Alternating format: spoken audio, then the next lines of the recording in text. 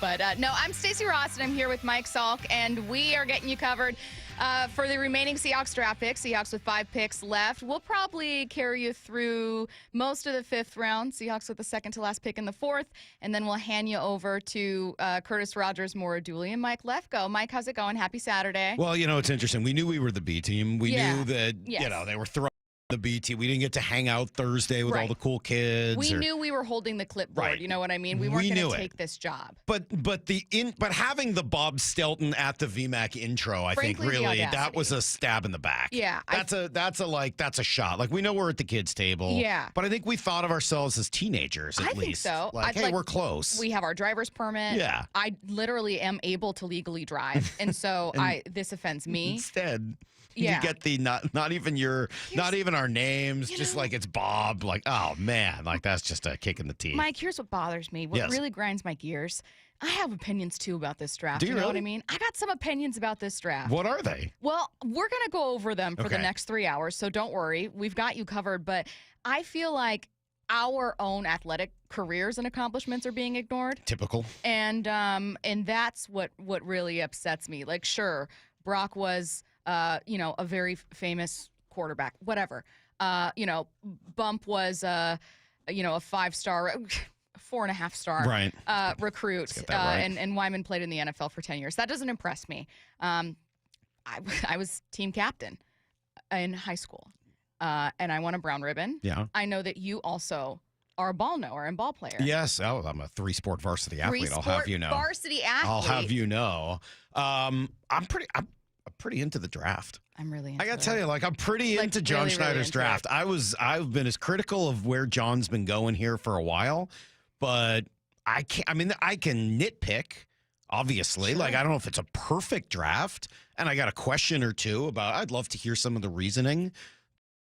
Tight end is the one pick where I've got the most questions. Because he's a tight end or because of the knee injury? Or a style of play? Probably 2 or 3 things. Okay. 1, the knee injury, right? 2, he's more of a pass receiving tight end than a do-it-all tight end.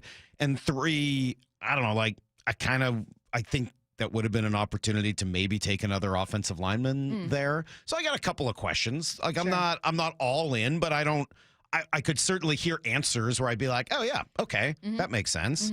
I love the Gray Zabel pick. We talked about that all morning yesterday. Yeah. I literally wrote in my email and predicted exactly what it would cost and the spot for Nick Emanwari. You did? Yes.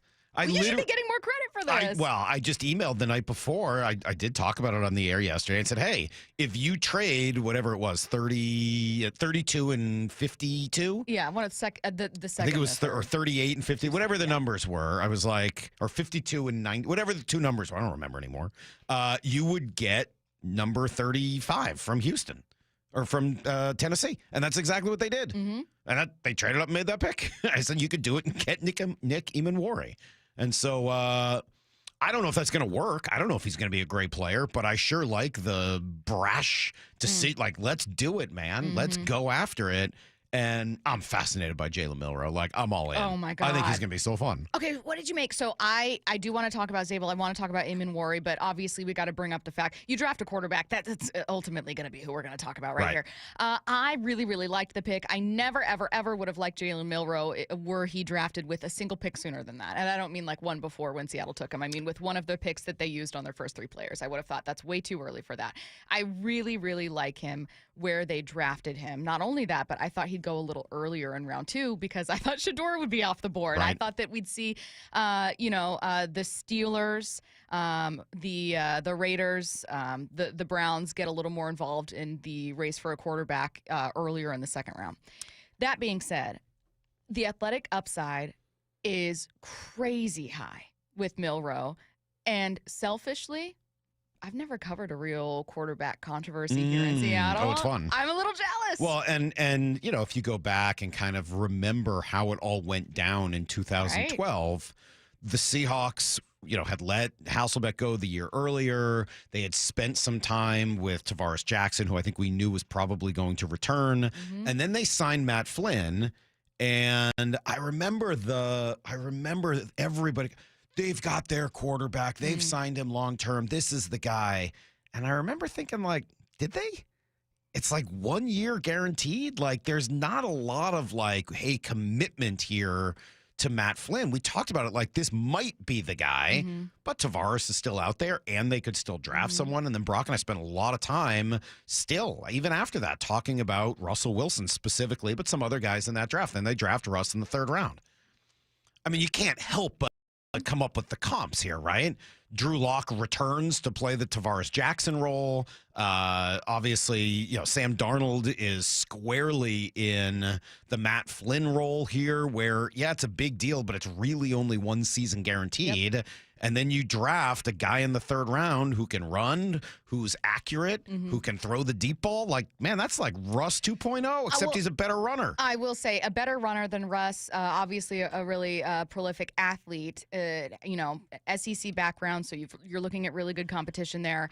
I think that the knock on Russ wasn't, he's such an unfinished product. It was that it was 2012, and we didn't yet know that a quarterback who was 5'10" and 5'8" could be that competitive at the pro level. I think that's true. With Jalen, you're like, man, sometimes his decision-making is so horrible. I'm sure it is. This is not the be-all, end-all stat, and I don't mean to like use everything I've got right off the bat in the first segment, but I can't help looking at this. What was Jalen Milroe's completion percentage in college? Off the top of your head, what would you guess it was? Sub 60? No. 62? Higher. No. Yeah. 65. It's about 64.5. It would round up to 65. Okay, so let's call it 65% just for the sake of this conversation. What was Russell Wilson's? I would have to guess higher. 60.9. No. Now, it was higher his last year in Wisconsin. It's a little affected by his time. What's his last year in Wisconsin? Almost 73%. I was going to say, I feel like I remember the argument. But that's coming off of 54.5, 59, 58.5. 54.5. Who are you, Jake Locker? Yeah, I mean, okay, like that's not even close. So over the course of the career, I know it's not exact. Sure. And I'm not trying to say he's a more accurate passer than Russ, but just looking at those numbers, it's pretty significant. What's the other guy he's compared to? Taysom Hill is really more of like what they could do, like a Taysom Hill package. Let's look at Taysom Hill's numbers in college. What was Taysom Hill's completion percentage in college? 58. 58.2. Whoa! Nice job, Stan. 0.2. What about Lamar? I looked at Lamar is too. Who he's drawn a ton of comparisons to, and I think there's been a bit of erasure with Lamar's college. Lamar Jackson spent 3 seasons playing at Louisville. What was his completion percentage there? I'm going to say 62. Sorry, no. No, lower? Yeah. 57. There you go. On the button, 57%. Wow. Now, again, this is not the be-all, end-all. I know there's more. There's touchdown to completion, the touchdown intercept. Sure. Like, there are other things that matter.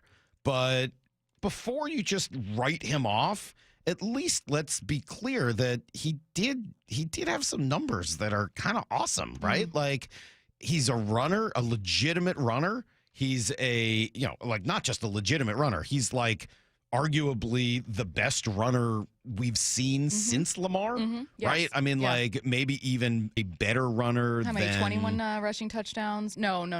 I think 19 or 20 rushing touchdowns in his final season. You want to go Josh Allen?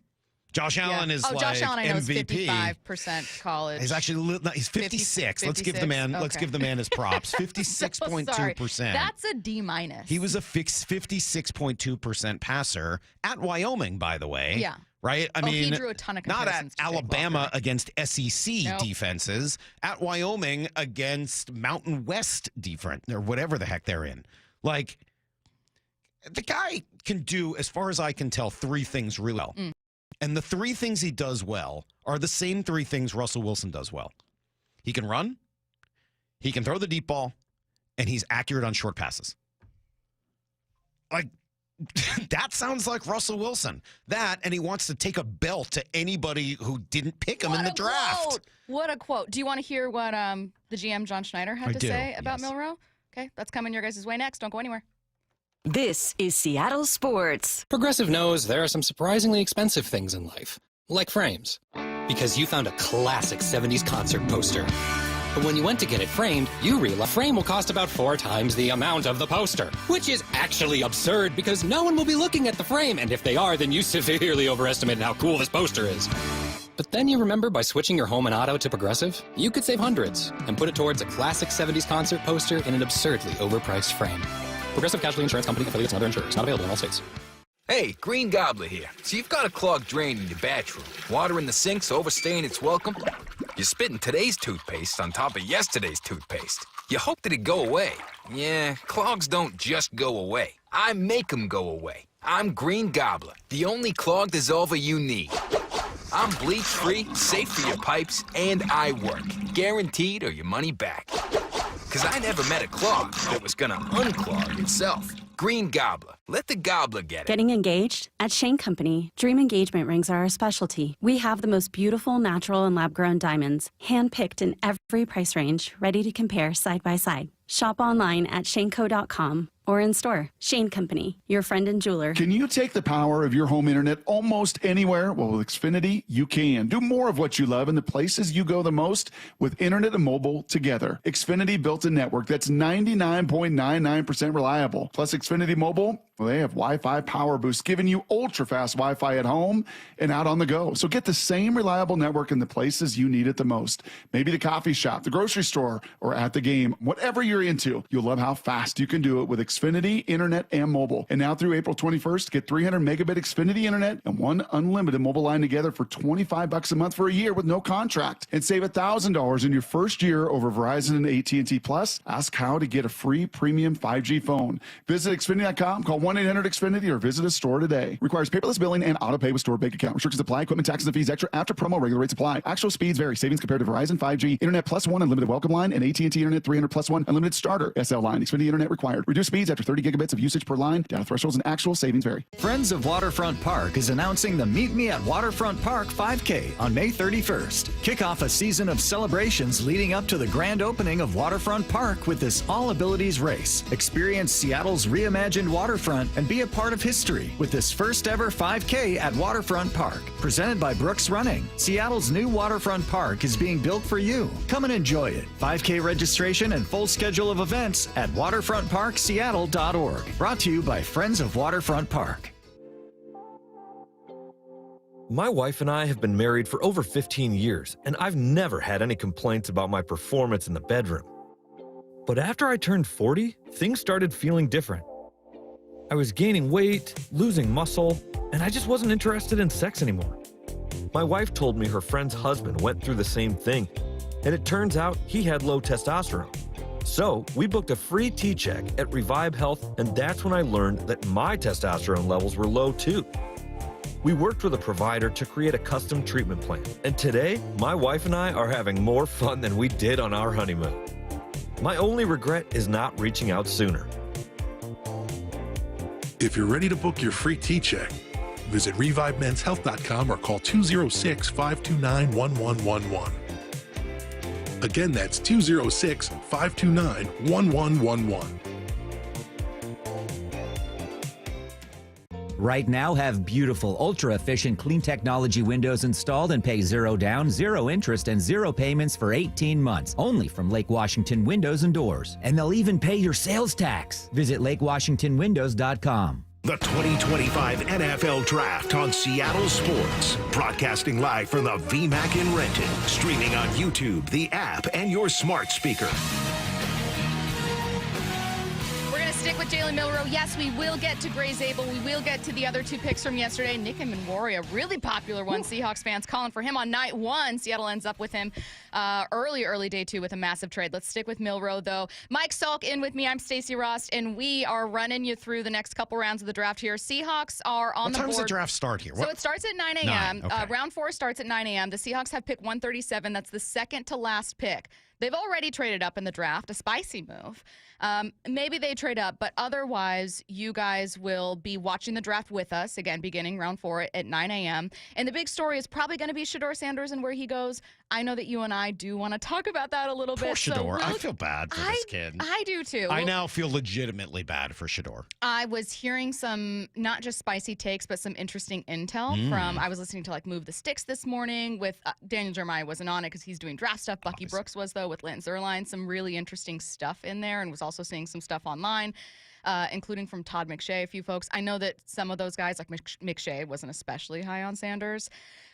We'll get to it as we get closer to the fourth round, because if you guys are watching the draft, I promise you they're talking about it on there. First, Mike, I promised you and listeners that I would play you some sound of what John Schneider had to say about Jalen Milroe, and this is, to me, the most fun conversation heading out of day 2 of the draft. So first, what caused the Seahawks to draft Milroe over other quarterbacks? Well, I mean, we give Ryan Florence and Aaron Heinlein a ton of credit. Those guys did a ton of work on him. It's really hard on those guys to be able to see that, 22 miles an hour or whatever he ran on film or on the field. But he's an incredible athlete. Very, very fast. I think literally it's 21.2 or something like that. His GPS speed, but hard worker. And he's like the William Campbell Award, like academic Heisman Award winner. He's had 4 different offensive coordinators, worked his tail off. His mom's, former Navy, dad's Marine. Like, he came in on a visit. He had a really great visit, and he was in a spot, and he just kept coming, and he was there by himself. They like a lot about him. What I hear, though, is in addition to praising his physical traits, in particular his speed, they seem to like a lot of the guys they've taken as people, toughness being a common thread. Well, you can certainly see that running through here, right? The resilience, the toughness, some of those old Pete Carroll traits that I think are still incredibly relevant to John as well. I think that's right. And as a quarterback, I think what's interesting about him is leader, right? Fits in the room. Look, the last 2 starting quarterbacks the Seahawks have had their own very bizarre leadership styles. I'm not going to call either of them bad leaders, but their leadership styles have been fairly unique. Interesting circumstances around both. Yeah, right? Though. I mean, like, Russ was largely detested by a lot of the people in his locker room. Had a different personality. Very different. Now, there was a lot of good about Russell's leadership. This is not a bash Russ or Gino thing, but let's just all agree that both of them had unique leadership challenges. Gino was very polarizing, especially to his wide receivers. Russ, very polarizing, especially to the Legion of Boom, who thought he was like, both guys had this polarization thing. I don't think you're going to find that with Jalen Milroe. I don't either. Like, this is a guy that fits in and tilts the room and leads his people. And yeah, I think that there's just a relatable element for him with a lot of the guys who are about to become his teammates. You know what's really interesting about one of those guys becoming his teammates? Obviously, fellow quarterback Sam Darnold. I don't know that Sam Darnold, I don't see Sam Darnold as a leader, in part because when he came into Minnesota's locker room, he was not. He was not supposed to be. And we asked folks covering the Vikings about his leadership and what that was like. And they were like, yeah, I mean, you see that, like, I think week 14 game. He's carried off. It's like you're watching Rudy. I mean, this guy's being beloved, lifted up, like just absolutely celebrated. But it took a minute to get there because he came onto the team and kind of initially had to defer to the leaders around him because it wasn't his team. Like, he had to be that, but also to grow into it as the season progressed. So maybe the version Seattle gets is the version that Sam was more comfortable being as the season went on in Minnesota. I would imagine so, because he's being brought in to be the starter in Seattle. In Minnesota, it was a still healthy J.J. McCarthy, and it was prior to the draft, but it was, we're bringing you in as a backup. It's a 1-year deal. It's a low-paid deal. That being said, do you think they hope that Jalen Milroe wins the job right away? I don't think so. I don't think this is the exact Russ situation where, like, hey, man, you win the job, go for it. I mean, I think if he does, he does. And John Schneider, you pointed out the Russell Wilson comparison, has shown a willingness to toss aside, hey, I know we spent money on this guy, but if Jalen can ball, he's out there. He's the starter. But I don't think that he'll be ready. I think that'd be hard to imagine. I'll go back to this was Kalen DeBoer. Brock and I got to talk to Kalen DeBoer, who coached him last year, obviously, in Alabama, and asked him kind of about, like, how long is it going to take this kid? You get him in whatever role he can, and I think then that's where you make an impact. I equate it kind of like to guys who do special teams, and then all of a sudden that grows their role to maybe being on the field more defensively and offensively. I think that's what you can do with him if that's where he ends up going, is to an organization where, that's the starting point for him. Right. So there's an opportunity for him to learn a little bit, and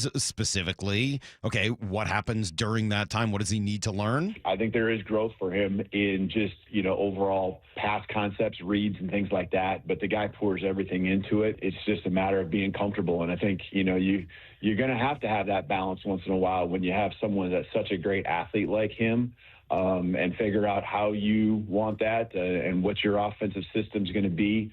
The best coordinators, can figure that out. And, you see that with Lamar Jackson and a few other guys, because Jalen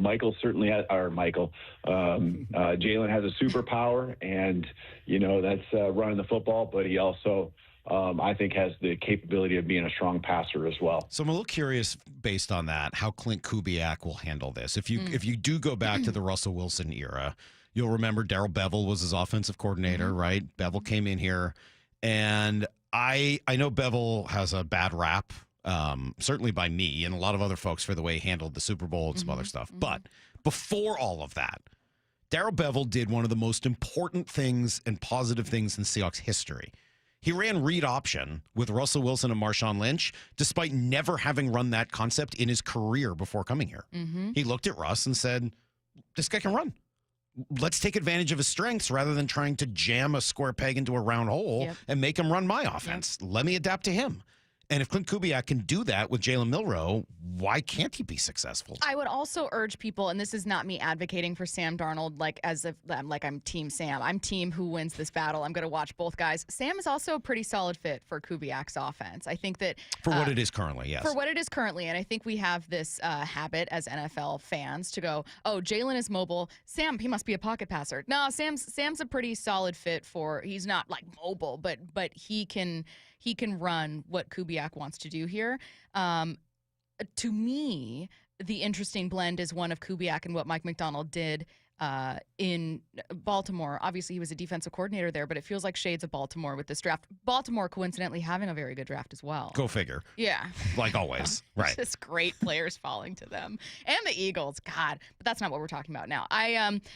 To your point, though, I agree. It's a really fascinating challenge for Kubiak. I wonder if it will be two slightly different approaches. You want your backup to be able to plug and play, but what happens when your backup is a guy you're kind of hoping works out long term? Right. Then you want to make sure you're planning for him as well. And is he your backup right away, or is this going to be a third quarterback situation, right, where Drew Lock is your backup for a year? I was going to throw that question your way. You keep all three of these guys. Yeah, I think that's a possibility.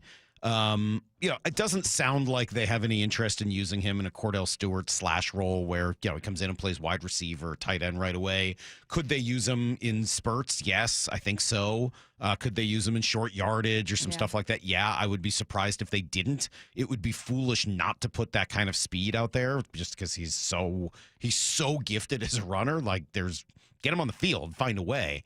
But in terms of actually coming in to be your every down quarterback, it wouldn't surprise me if he's just not. My guess is he's not as polished as Russell Wilson was when you drafted him. No. But the goal is that, with that, his running ability is much better than Russ's. If you could get him to a point where he's polished, then it might take a year or two. Okay. What if you have a superstar? I don't want to say counterpoint by any means, okay? But I will say John Schneider gets knocked fairly for a lack of great offensive lines here in Seattle. You could argue, though, that the best offensive line he ever had was when Russell Wilson was here. And it's kind of this elephant in the room of when we talk about, Milroe's development here and how soon can he jump into this role. Well, him and Sam are not only going nowhere fast, but you don't want to hinder Milroe's development if your offensive line doesn't take a step forward. That's a great point. And obviously you took a huge step to address that on Thursday night. A little surprised they didn't take any steps to address it yesterday. Really? Yeah, a little bit. I like what the Seahawks did yesterday. I'm not going to say this is not a rip job. I give them probably an A- for where they're at so far in the draft. Yes. The only pick I look at, again, I can't tell you that, what's his name, Tate Ratledge. I can't tell you that kid is going to be great. You should hold off on this one, actually, because I was going to tease it. Oh, okay, good. I was going to say this. I think I know your favorite pick from yesterday, and I also think I know your single biggest question from yesterday, and that is coming your way next. This is Seattle Sports. From groceries to home prices, the cost of living in Washington state keeps going up. Now, Olympia politicians are proposing the largest tax increases in state history.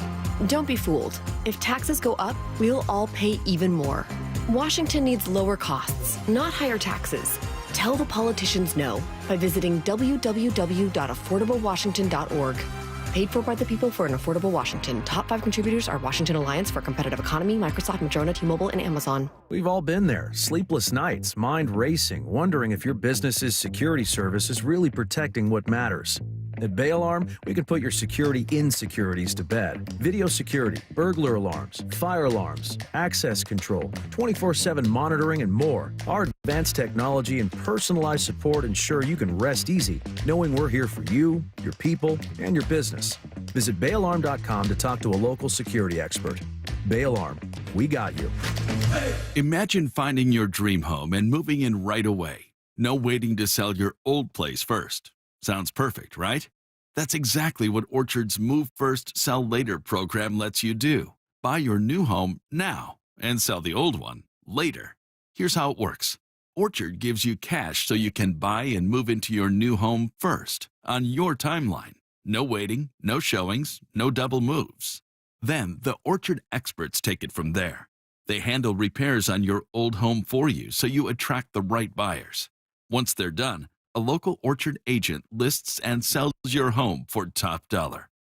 Orchard's Move First program gives you the freedom to buy and move into your new home first and sell your old home later. Buy before you sell and get top dollar for your home with Orchard. Ready to find out how much your home is worth? Visit Orchard.com to get your free home valuation.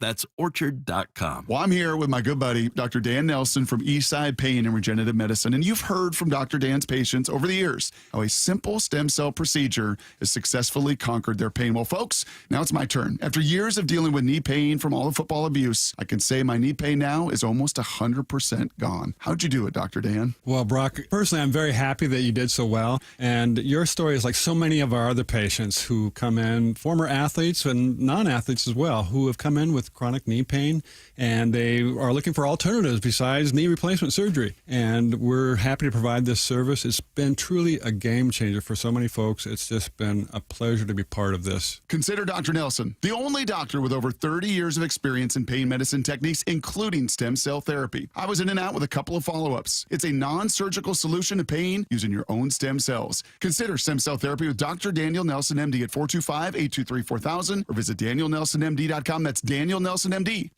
At Shane Company, we love a spring engagement, but you might be wondering, how do I find the perfect engagement ring? As a trusted family jeweler since 1929, we get asked this a lot. We have a wide selection of ring settings, like vintage designs with romantic details, floral settings inspired by nature, and classic styles with clean lines and sleek metals. Dreaming of the most beautiful diamond you've ever seen? At Shane Company, we handpick only the sparkliest center stones in all shapes and sizes, from oval to round to marquise, and more. We have gorgeous natural and lab-grown diamonds at competitive prices, in-store, ready to compare side by side. Drawn to certain colors? We're known for our rainbow of vivid natural sapphires, including shades of blue, straight out of a fairy tale, handpicked by our owner, Tom Shane. At Shane Company, we have the best free lifetime warranty that includes the center stone, plus resizing, repairs, and cleanings for life. Visit us at shaneco.com or in store. No appointment necessary. Shane Company, your friend and jeweler. Back to live coverage of the 2025 NFL Draft. Broadcasting live from the VMAC in Renton. On Seattle Sports. YouTube, the app, and your smart speaker. All right. I keep forgetting I'm hosting. I'm in here with, my name's Stacy Rost, here with Mike Salk. This is why we're the B team. Yeah, This no is kidding. why We don't I'm even on know the what we're B doing. team. I know. We're just guiding our way through. Round 4 of the NFL Draft. Day 3 kicks off in 30 minutes. The Seahawks have 5 picks. They are not on the board until the second to last pick of the 4th round, but we have a lot of picks to talk about. Both you and I, Mike, agree that it has been, you said an A-minus draft? Yeah. A-minus? Okay. I think that that's fair. I had it as like an A grade, just a solid A draft so far. Lots of really great athletic upside without big character concerns. And sometimes those don't go hand in Yeah, they got guys at positions they needed at the right spots in the draft. Like there's some really look fun picks. An A- is certainly no complaints. It's just a little question here. Yeah, you can get into Wazoo with those grades. That's true. So I've heard. You did have one pick that you especially loved. We might have already been talking about it. I was going to try to guess what it was. The pick I love most? Was it Nicky Manwari? No, it's Zabel. Okay, I like the Zabel pick the most. You have to do it. And then... I'm sorry, I can't get away from that. I spent the last few months, maybe the last year, just saying every day, like, you got to get an offensive line. Did you think John would? I did. I actually did. I mean, like... Did you always think he would, or did you recently change your mind and think he would? No, I always kind of... Because, like, he had to. When he decided not to take anyone in free agency at the position, like, kind of didn't leave himself a choice. He had to spend one of his first 3 picks on an offensive line. I started to doubt it when he started seeming defensive. The lazy narrative stuff? The lazy narrative stuff.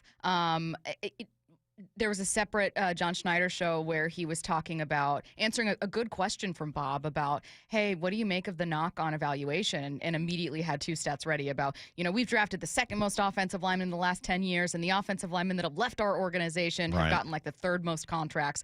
And I felt like it was initially some defensiveness. Since you've had a real good quality offensive line, and complaining about the coaching when there have been multiple coaches, and complaining about the fact that it's hard for everybody, like, yeah, I don't know what to tell you, man. Like, sorry, it's hard for everybody, but Detroit's got it. I know. And Philly's got it. Right. And Baltimore's got it. And like, some of these guys we figure it talk out. about with some of these teams. Detroit, granted, has used quite a few upper half first-round picks, but I mean, Philly hasn't always done that. But Philly fixed the problem first and then said, okay, now that we have the problem fixed, we can use those picks for whatever we want. Well, and we can make fun trades and acquire talent that ends up. Saquon doesn't have Saquon season without Philly's offensive line. Not that he's not a great talent. You can't put the cart before the horse. And they got the cart, or the horse, rather, all set. You can't get the throw pillows before the couch. That's also true. I've learned that since moving. Well, and you can't eat dessert without eating your dinner, and you can't have, Unless you're having a bad day.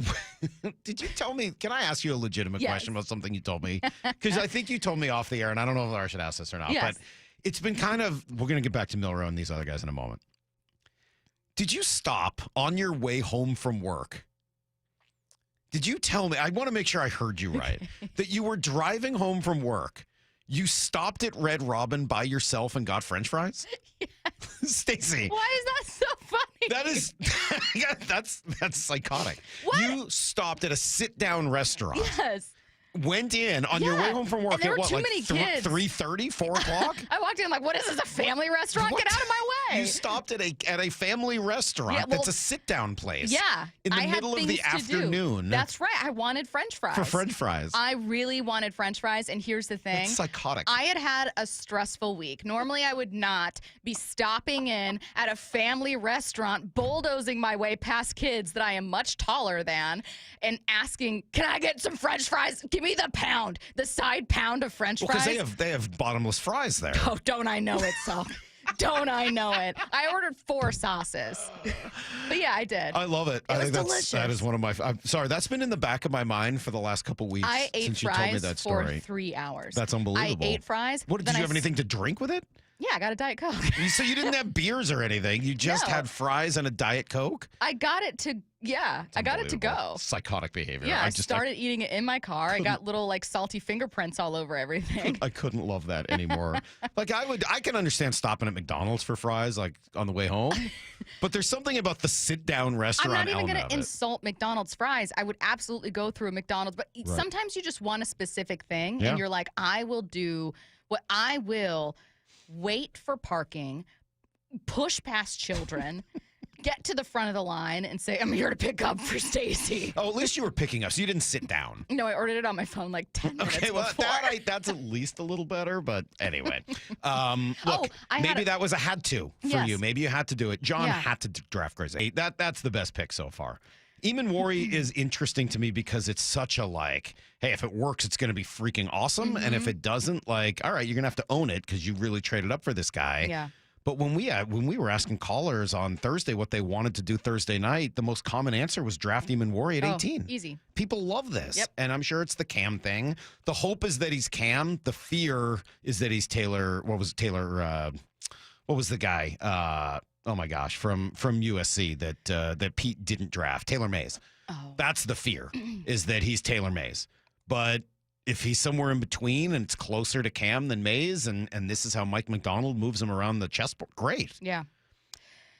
I want to get to your biggest Who was your question. favorite? My favorite pick was, from a selfish point of view, it was Milroe. Obviously. And I will admit that there's some people that I saw saying, like, well, he's not even going to start. Of course he's not. I mean, he might, but, like, the point is, if it's a $5 lottery ticket, but the potential win is much higher than anyone. Like, if Milroe works and Milroe hits his highest ceiling in the NFL, he is one of the best picks John Schneider's ever made. So I think that when you look at it that way, it's not a wasted pick, because doesn't everyone, you grab a lotto ticket, maybe you enter your name in a raffle. It's that. Yep. That's what Milroe is. And frankly, that's what a lot of picks are once you start getting to the third round. But no, he was my favorite from a selfish point of view. I thought Zabel was the smartest. But I know you had a big question. Well, before we get there, I want to follow up your point. About Fries or yes, okay. about Fries. No, about Fries. why you draft a quarterback that's not going to start for you right now. Evan Cohen is the host of Unsportsmanlike on ESPN Radio, who is the early morning show. He's great. I really do too. He and Michelle and Chris, they're awesome because they're real radio people that they put on the air instead of hoping a bunch of TV people will be able to do radio.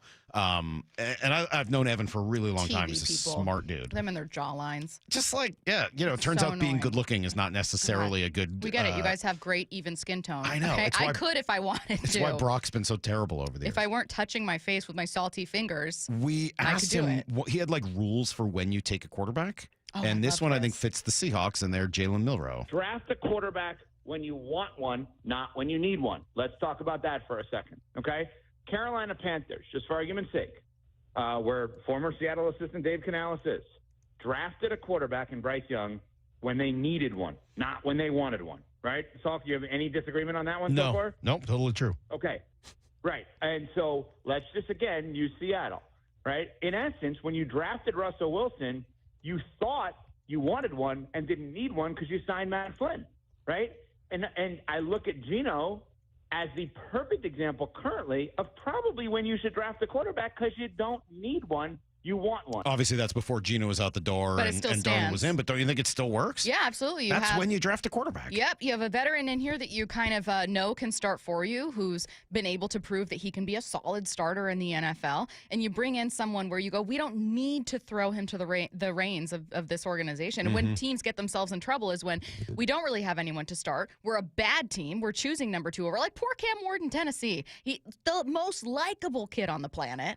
And I would love for him to succeed, but that's a bad team. Yeah. And those are the situations where you get yourself in trouble. One of his other rules, by the way, is you can do it when you've got a coach that you know is going to be around for a while and isn't a rookie head coach. Like there's some pretty good reasons. All right, question marks? Yeah, you had I called it your single biggest question mark of this one. Your question mark pick, Yeah, the one question mark has got to be Elijah Arroyo, doesn't it? Like, I'm not going to say they needed a wide receiver, so they should have taken that there, although I think that would have been a valid thing to do.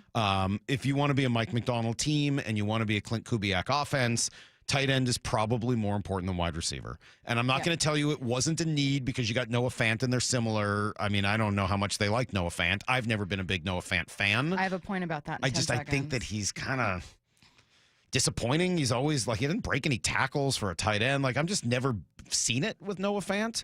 So if they move on, okay, he's a good replacement there.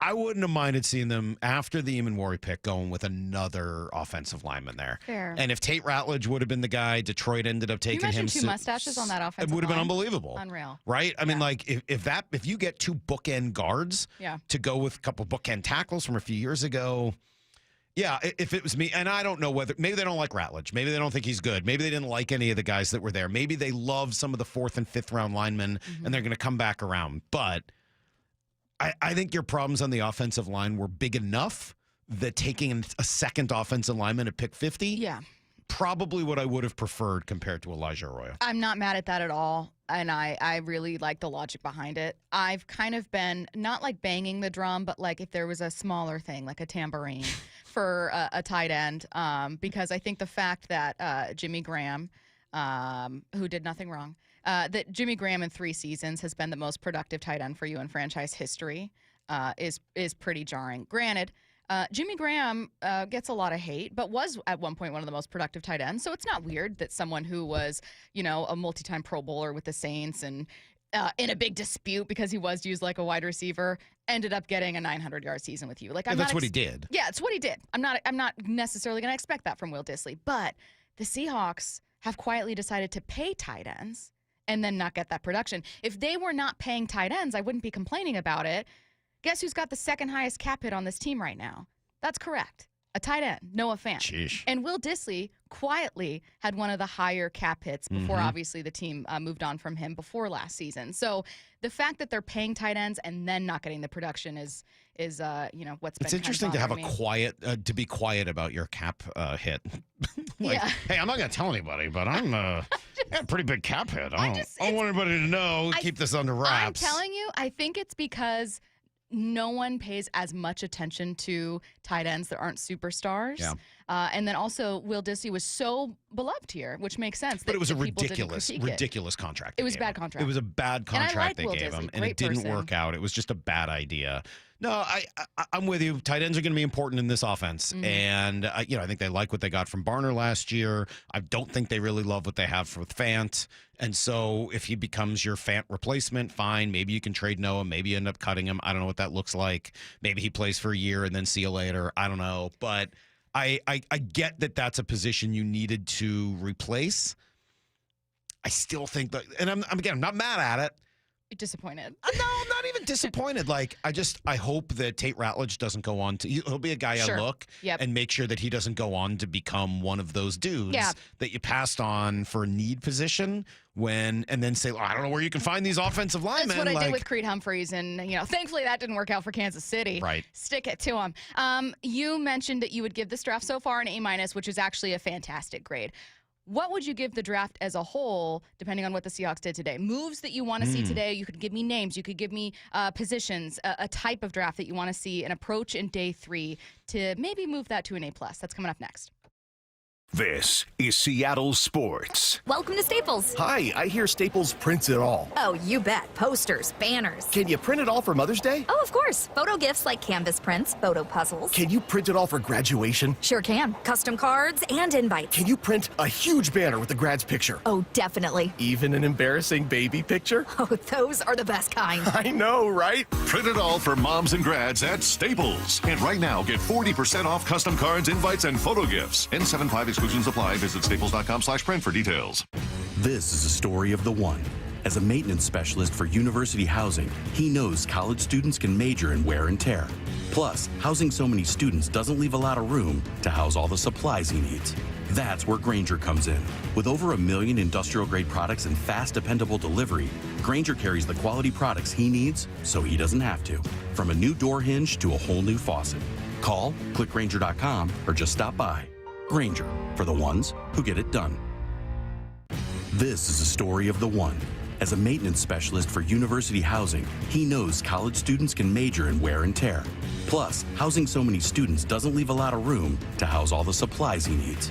That's where Grainger comes in. With over 1 million industrial-grade products and fast, dependable delivery, Grainger carries the quality products he needs so he doesn't have to. From a new door hinge to a whole new faucet.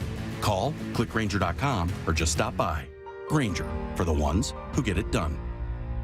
Welcome to Staples. Hi, I hear Staples prints it all. Oh, you bet. Posters, banners. Can you print it all for Mother's Day? Oh, of course. Photo gifts like canvas prints, photo puzzles. Can you print it all for graduation? Sure can. Custom cards and invites. Can you print a huge banner with the grad's picture? Oh, definitely. Even an embarrassing baby picture? Oh, those are the best kind. I know, right? Print it all for moms and grads at Staples. And right now, get 40% off custom cards, invites, and photo gifts. N75 exclusions apply. Visit staples.com/print for details. I can't believe how spotless my floors look after using the Swiffer Power Mop. No more dragging around a heavy mop and messy bucket. Now I get the same deep clean without all the work. Thanks to the powerful solution and scrubbing pad of the Swiffer Power Mop, dirt and grime don't stand a chance, and I don't break a sweat. Mic drop. Mop drop. Swiffer Power Mop. Swiffer Power Mop. A smarter way to mop. Try it or your money back. Ooh, ma. What was that? That is business phone bliss with the Ooma Cloud Phone System. It handles all our voice, video, and messaging needs. You sound very... Calm, I am. Ooma has everything I need to run my business more efficiently, like virtual receptionist, call routing, and video conferencing. And it starts at just $19.95 per month per user, plus taxes and fees. Ooma. Nice. Find your business comm at ooma.com/radio. Can you take the power of your home internet almost anywhere? Well, with Xfinity, you can. Do more of what you love in the places you go the most with internet and mobile together. Xfinity built a network that's 99.99% reliable. Plus, Xfinity Mobile, well, they have Wi-Fi power boost, giving you ultra-fast Wi-Fi at home and out on the go. So get the same reliable network in the places you need it the most. Maybe the coffee shop, the grocery store, or at the game. Whatever you're into, you'll love how fast you can do it with Xfinity Internet and mobile. And now through April 21st, get 300 megabit Xfinity Internet and one unlimited mobile line together for $25 a month for a year with no contract. And save $1,000 in your first year over Verizon and AT&T Plus. Ask how to get a free premium 5G phone.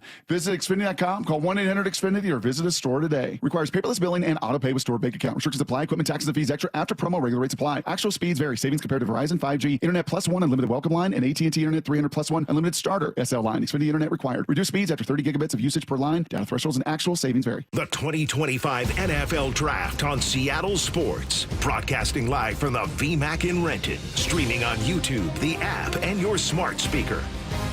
I'm Stacy Rost here with Mike Salk, and we are getting you through day 3 of the NFL Draft. We're going to be with you through most of the 5th round, and then we're going to hand you over to Curtis Rogers, Maura Dooley, Mike Lefko, and they will take you through the rest of the draft. Seahawks with 5 picks today. And, Mike, who knows whether or not they're actually going to use all 5, make a couple trades, get a little creative. They're on the board for the first time today with the 2nd pick of the 4th round. Draft starts in less than 15 minutes. What kind of draft, what kind of move makes you enter Sunday morning, enter into, a week of shows starting on Monday going, this was an A class. This is an A draft. I mean, I'm already there with what they've done so far, and I don't know that you could screw that up in rounds 4 through 7. I mean, the crux of the draft for me, yeah, exactly. The crux of the draft is your first 4 picks or 5 picks in this one, right? Your first 3 rounds. 4th round, okay, still sort of like kind of half part of that, and then 5, 6, and 7.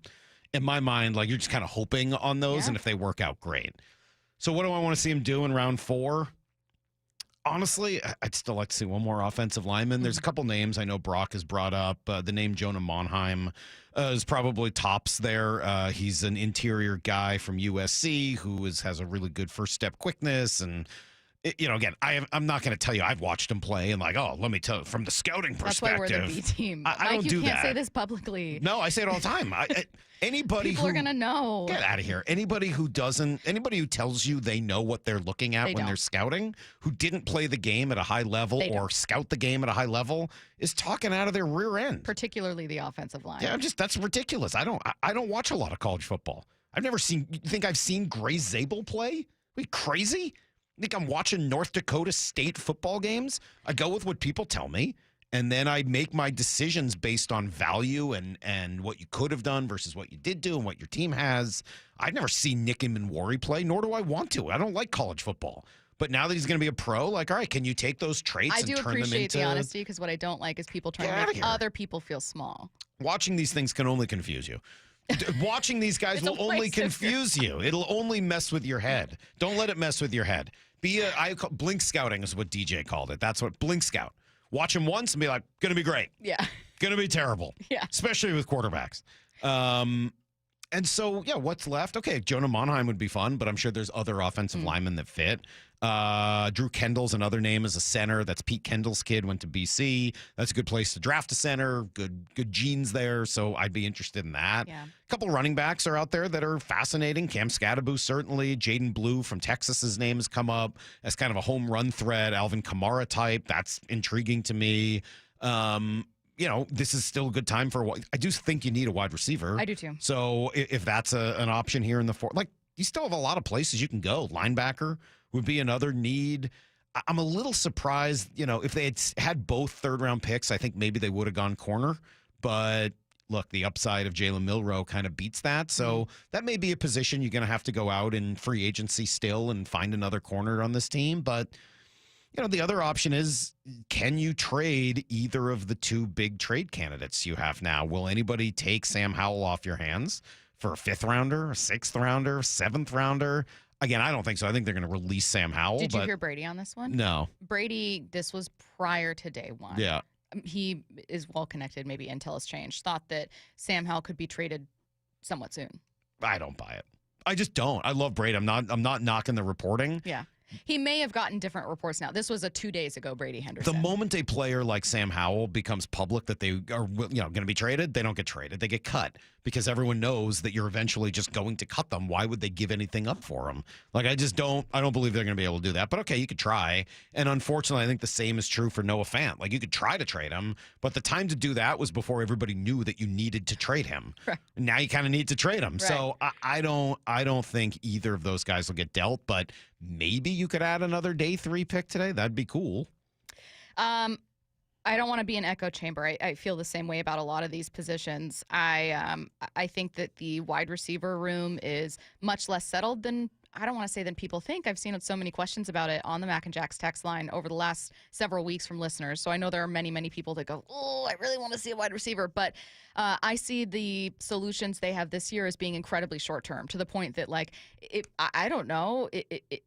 Are they here? Is MVS here? Is Cooper Kupp here in 2026? I have no idea. If they have really, really quiet years, maybe the team moves on from them. They're both in their 30s and both in their first year with this team. So I see that room as being very unsettled. And unfortunately, and I'm sorry to disappoint some people listening, I don't think Jake Bobo is your future wide receiver. No, I don't think he is either. So I think you need to fill that gap. I'd love to see a wide receiver. Maybe it's like an X-type wide receiver with a ton of upside who's raw. I have no idea, but maybe that's one of your picks today. Here's the thing, though, at wide receiver. If the season starts today, you can go out there and play. Yeah, but that's got to be kind of like all these guys, right? If the season started today, you could have your 5 starters on your offensive line, but do you feel great? But if the season had started Wednesday, you couldn't have. Like, you didn't have 5 starters. Like, you could throw some guys out there. Obviously, you have players on your team, but you did not have 5 starters on your offensive line on Tuesday or Do you Wednesday. have all those boxes checked now? Like, when you look at the team, is there any position group where you go, I don't know what this looks like week 1? I still don't know what your center and guard situation look like. I think Zabel's going to be one of them. Oh, I think they're rolling with Olu at center. Okay, well, I think that's probably a mistake. Like, I think you probably want to find another center to challenge him. And who's the other guard? Maybe it's if Richardson lives up, or Haynes. Haynes, I think ideally. I mean, like, sorry, like I think you need another guard, right? Like, I don't like Haynes. What he couldn't get on the field last year. The thing about you do need Bradford's another guard. been not good, and Laumea and Sundell, like. Yeah, I think that none of those guys are like they're starters. I don't feel that way either, but I think John might. Well, then, John was really high on, like, we had our coach. I'm paraphrasing what he was telling Wyman and Bob, but we had our coaches come in. Our coaches are really excited. Yeah, John and then he Beckton drafted and all a these guard. guys. Oh, yeah. I mean, like, I don't care what he says. Yeah. Like, I just don't care. That doesn't mean anything to me. Like, I don't believe that. Like, I know what I saw with my own eyes. Yeah. I know what I saw from Laumea. Didn't he get like a 1.5 grade for a game from Pro Football Focus? Like, I saw that. I know what I didn't see. I didn't know it went that low. I know I didn't see Christian Haynes on the field. Like, come on. There's still room for another offensive lineman. So, wide receiver, I'm not knocking wide receivers. I didn't want one in the first round. I'd be okay with one any point here. But you can play your season with what you've got right now at wide receiver. I know. I'm still not sure you can at offensive line. I know you mentioned, maybe you go and get a corner in free agency. Maybe you play out that final year with Rick Woolen and don't extend it. Whatever happens. Maybe Rick Woolen's amazing and you're paying 2 cornerbacks a lot of money. How do you feel about the front 7? Last year we entered the season with massive questions at linebacker. Maybe you don't have them now. Maybe Knight, kind of really grows into that role, and obviously you're paying Jones to be the leader there. And then obviously you're looking at your defensive line. I think that the most interesting pick of the second round was the first pick of the second round. That when the linebacker from UCLA, Schlesinger, went, the Seahawks decided to trade up at that point and take Eamon. And I have a gut feeling that if Eamon had gone there, they would have still traded up, but taken Schlesinger. Gut feeling. And I think you're right on by asking about linebacker. I do think that's a position of need. I have it written down here on my little sheet, my little cheat sheet. But I don't know that there were the right guys in the second or third round to fill that spot. If that was pick 137 for them in the fourth, wouldn't be surprised at that either, and sure wouldn't hate it. I don't think you go defensive end. Like, you got 4 starters on defensive end. I would have done it in the first round if you could have improved on one of those guys. Like, if you could have gotten, what's the kid from Georgia? Jalen Walker? Like, okay, he's better than what you've got. Fine. But you got 4 starters. I think you've got starters on your defensive line. If you had an opportunity to add a stud, if you could have gotten Kenneth Grant, okay, fine, I'm in. But you didn't, so I don't know that you need depth on your defensive line right now. Kind of seen where that goes. Yeah, linebacker. Wide receiver, corner, those are the spots, and offensive line. That makes sense to me still. We are obviously not done talking about the Seahawks, Mike and I. We have 2 more hours with you guys, and then, like we mentioned, you're going to be joined by Maura, Curtis, and Lefko, and the Seahawks have 5 picks today. Assuming there are no trades, we're going to talk about quite a few new Seahawks today. However, before we get back to the Seahawks, there's a non-Seahawks conversation that has been the most fascinating thing to me from days 1 and 2 that's coming your way next. This is Seattle Sports. Michael Bumpus here. And golfers, how does a golf handicap level up your game? First, it levels the playing field so you can compete with golfers of any skill level. 2, shooting par isn't realistic for many of us, so a handicap can set achievable goals on your actual skill level. Lastly, tracking your progress helps you set goals towards improvement like I have. You can get a handicap index in 3 easy steps. Sign up for a handicap ID, post your scores, and after 3 18-hole rounds, you got it. To learn more, visit wagolf.org/710. You know what's better than a limited time deal? An unlimited time deal. That's why the Wendy's $5 Biggie Bag with a Junior Bacon Cheeseburger, 4-piece nugs, Junior Hot and Crispy Fries, and small soft drink is available all the time. Because the best time for fresh, never frozen beef and Applewood smoked bacon is all the time. Duh. I feel like I'm repeating myself a lot. For the best deal of all time, gotta be Wendy's. Unlimited time does not mean forever. U.S. price and participation may vary. Prices may be higher in Alaska, Hawaii, and California and via third-party delivery. Fresh beef available in the contiguous U.S., Alaska, and Canada. Look out, world, we're getting strong. The future's here and we belong. She can STEM, she can do more. Like build a rocket and watch it soar. Or clean the oceans and make the world a better place. Oh, she can STEM, so can you. Find a cure, invent something new. There's no challenge in the world that she can't face. She can STEM. Learn more at She Can STEM. A message brought to you by the Ad Council. Hope springs eternal during the start of the season, but unfortunately, so do spring allergies. Hey, it's Dr. Ryan Stern of the Stern Sinus Center. Let us fix your ear, nose, and throat problems. Let's make your congestion, sinusitis, snoring, and allergies a non-issue. We can diagnose and treat everything from allergy testing and treatments to modern nasal breathing procedures to advanced balloon sinuplasty. Come and see us in Federal Way in Auburn or at sternsinus.com. That's sternsinus.com. Summer 2025 marks the grand opening season of Seattle's new Waterfront Park, and the waterfronts never felt more alive. Friends of Waterfront Park invites you to 6 months of free concerts, cultural festivals, food trucks, movement classes, and markets right by the Salish Sea. It all kicks off May 31st with the Meet Me at Waterfront Park 5K and community celebration. Registration open now. Be part of something big. Plan your visit at waterfrontparkseattle.org. 1877 Cars for Kids. KARS Cars for Kids. 1877 Cars for Kids. Donate your car today. 1877 Cars for Kids. KARS Cars for Kids. 1877 Cars for Kids. Donate your car today. Donate your car today at carsforkids.org. That's cars with a K. Your car, running or not, can be picked up as soon as the next day. You'll get a maximum tax deduction and a vacation voucher. 1877 Cars for Kids. KARS Cars for Kids. 1877 Cars for Kids. Donate your car today. Now accepting donations of land, homes, buildings, or any kind of real estate. We've all been there. Sleepless nights, mind racing, wondering if your business's security service is really protecting what matters. At Bay Alarm, we can put your security insecurities to bed. Video security, burglar alarms, fire alarms, access control, 24/7 monitoring, and more. Our advanced technology and personalized support ensure you can rest easy, knowing we're here for you, your people, and your business. Visit bayalarm.com to talk to a local security expert. Bay Alarm, we got you.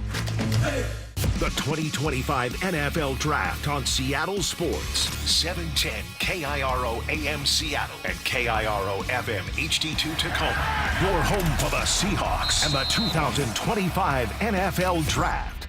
The 2025 NFL Draft on Seattle Sports. Broadcasting live from the VMAC in Renton. Streaming on YouTube, the app, and your smart speaker. All right, well, the fourth round of the draft is starting basically right now. It is Seattle Sports on 710. Mike Salk, Stacy Rost. We're an hour in. We got 2 hours to go before we hand things over to the next group. That'll be Maura Dooley and Curtis Rogers and Mike Lefko, and they'll take over for the rest of the afternoon. Seahawks still have, 5 picks left?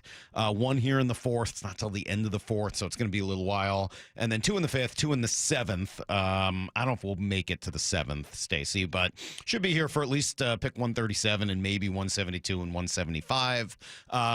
Let's see. Tennessee is on the clock now, and if there are interesting picks, names you've heard of, we'll try to bring those to you, but otherwise I'm not going to tell you every pick as they come in, because I'm going to imagine most people have never heard of a lot of the people being drafted here in the fourth round, and you probably don't care who Tennessee is taking in that spot. But eventually, someone is going to take Shedeur Sanders. Will they? Someone, I thought it would happen yesterday. I'm a little shocked. Certainly when Dylan Gabriel was taken and Tyler Shuck was taken without his dog, I don't know, man. That feels pretty like something's going on. Oh, absolutely. What's going on here, Stacy? So I think what's going on here is something that the general public just doesn't know, but we can all speculate about. The one thing I think we can say is there is no football reason that Shedeur Sanders is still available, because Dylan Gabriel is a worse football product. Objectively worse football product than Shedeur Sanders. So him being super entitled. The one thing I won't buy for a split second is when someone, tweets, "I saw this coming. Shedeur Sanders just isn't that good." That's what it is. That's what I'm seen that in the first round.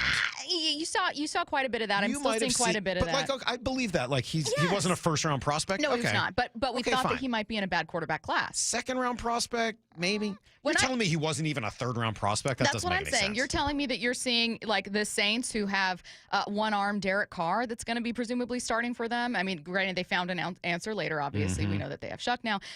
You're telling me that the Raiders with Geno Smith, that they've committed to for 2 years at least, but still some question marks. We were just having that conversation here in Seattle. It's the same one they're having right now. How long can you count on Geno? When does the wall hit for a quarterback that's in his mid-30s?